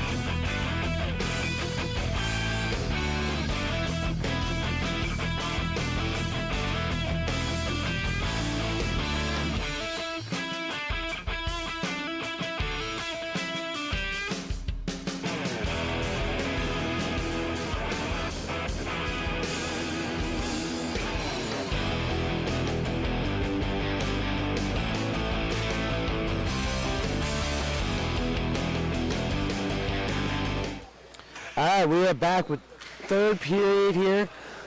Final play here. We got an issue with the clock. I guess we're just going to let them play.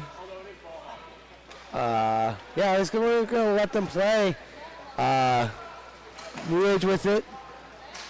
Hopefully keeping track here. New Age with it. All right, there we go. We got the clock back up and running here. We got 12:54 left in the third period.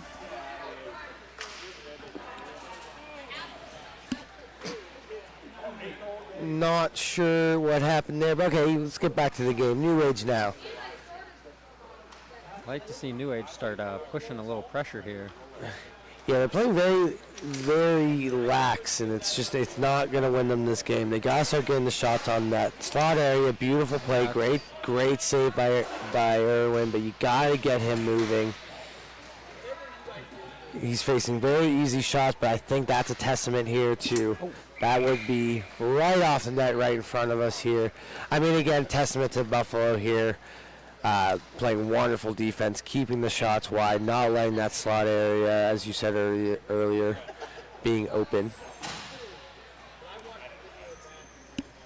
We get a face-off here. Ooh, almost gotta watch that stick there. But Buffalo will work it in the New Age end and take the shot. Goes for the rebound attempt. Great work by work it. Buffalo gonna work it back to the point area here to the neutral zone. Completely content just keeping that possession and slowing it down. No reason to rush it. A win or go home situation here. One team a little bit further drive than the other.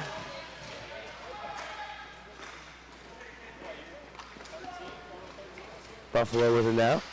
Gonna try to get that. Easy save by Irwin. Well, somebody for this New Age team is going to have to step up and be a little selfish here. Oh, what work in there. What a goal. Wow, we're going to get the replay up for that one, I believe. That is like... We're going to go to our replay here. Great stretch pass. Buddy. Smooth and sweet. He works his way around here. He's going to work it wide and then just gets the goalie down. What a play here by Buffalo Burner to make it 3-0 with 10:37 left in the third. Buffalo again just taking advantage of just playing really good defense, turning into solid offense as he works his way through the neutral zone. That'll be shot wide, and New Age will come back with it. 2v2 situation here. He's going to work in the slot. Work it back. Oh! Oh! Man, that post was singing after that one. Those ones are heartbreakers. Oh! I mean, what else can you do there? What a beautiful play. As Buffalo has it in the neutral zone now, he's going to work it back. That's when at least you know at this point that you can beat them. So you just got to keep your head up and keep trying to score here. Seemed like he was thinking about playing it out, but decided otherwise. Down by 3 here.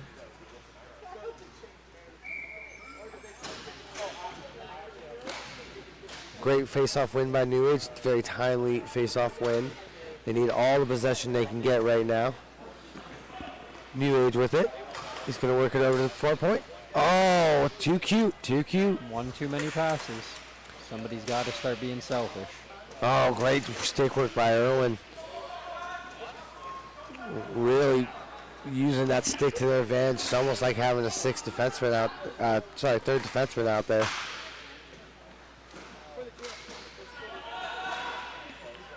Nice work again by Buffalo. Just again playing smart hockey, working it back to their own end. He's going to get his man out. Slow it down, let the man chase. He kisses it down. Big shot. Big shot, big shot. Unfortunately, will be wide.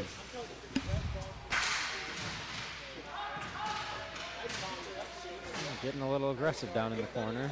He's down, he's hurting.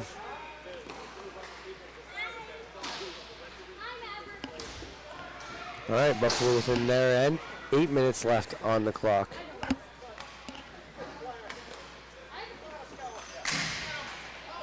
New Age with it.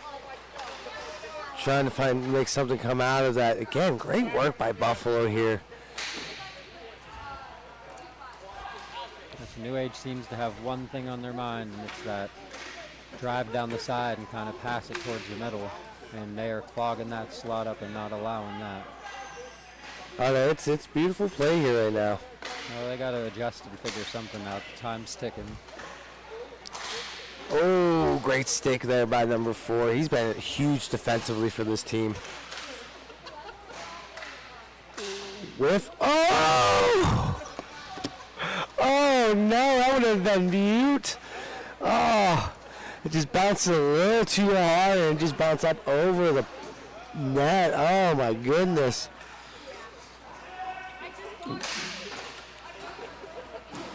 You're shaking your head over there. You're not liking what you're seeing out of this New Age team right now, huh? That's not a championship effort. No. Definitely just trying to be too cute. I think at this point you just need to get the shots on net. You're down by 3, 6:52 left. Get the shots on net, get to the goal. Because what you've currently done for the first 2.5 periods has not worked. No, 100%. Oh, great save. Escapes out of the catcher, but goes right down in front of him. He covers that easily. He has absolutely been playing very solid this game. And a testament when you got a team like this playing in front of you, giving you nothing but easy shots too. That's what you need your netminder there for. Well, they're keeping the traffic out of the front. They're doing a very solid job for him today. Oh, that deflects weird. Oh, great work with the skate. Again, Buffalo just not letting them have that slot area. As they turn this potentially into a one-on-one situation, that pass will go wide. No harm, no foul. Oh, interesting.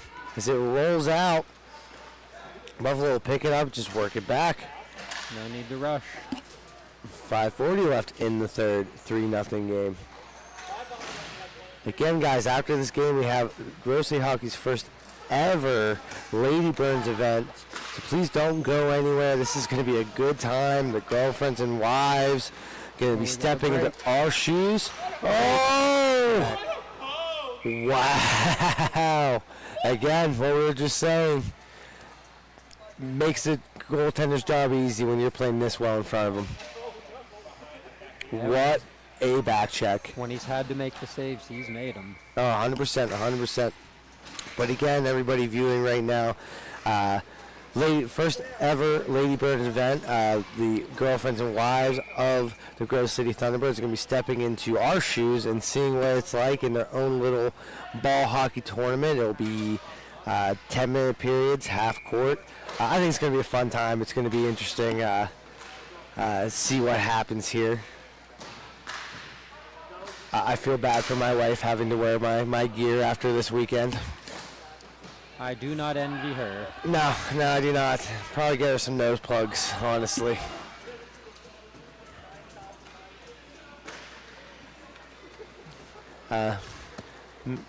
Mrs. Corby making her debut, though. This will be a very interesting time. See if she can bring a championship home for her team. Yeah, definitely needs it. Buffalo with it now.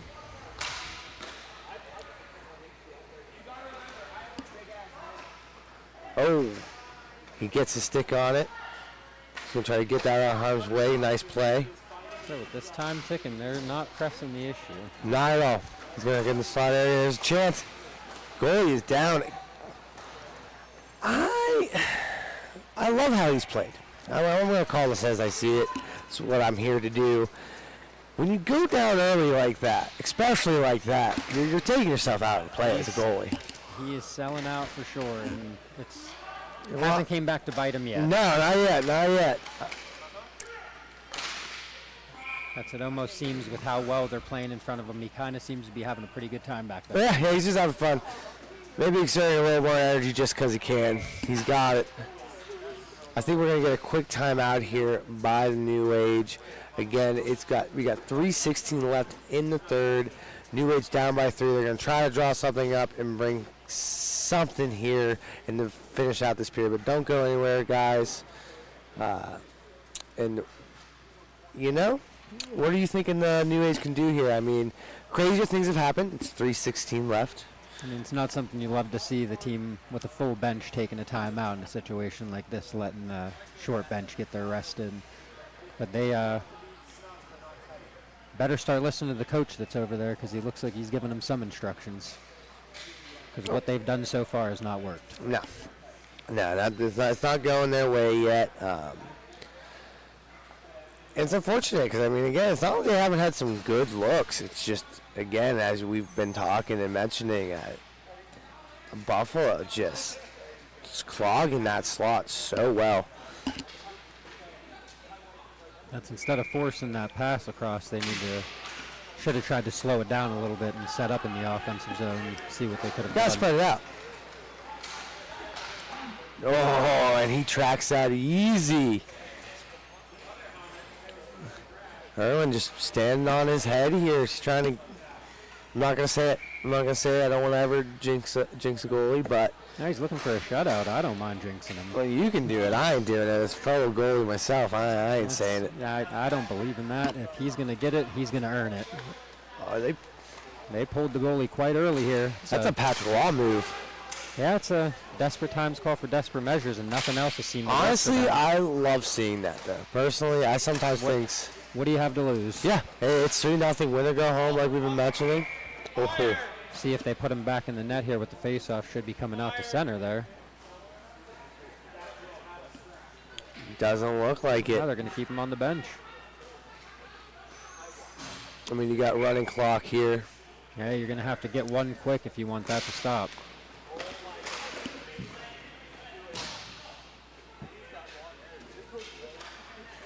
New Age with it now. Buffalo's just content playing defense here. No need to try to get the empty netter. I don't blame them. The way they've been playing, why would you risk it? Erwin's been standing on his head when he needs to make the big save, making all the easy saves when the team makes it easy for him. With how well Erwin's played, you'd love to see maybe him get a shot at this empty netter with how much time. I think it would be the first one. It would be the first one in MIHA, at least from what I know. That'd be a fantastic situation to have unfold. It would make me feel good. Another face-off back out at center here. Again, clock running. I understand what New Age is doing. Oop. I think this is going to be... Oh, great block. Again, nothing against New Age's netminder, Orchid. I think he's still played a great game. He played phenomenal. Just when you're not getting the offensive support sometimes, not much you can do. No. Guy on the other end is seeing it like it's a beach ball today. Yep. And you love it when it happens for you. You hate it when it doesn't. New Age take the shot. That'll be wide. A minute left.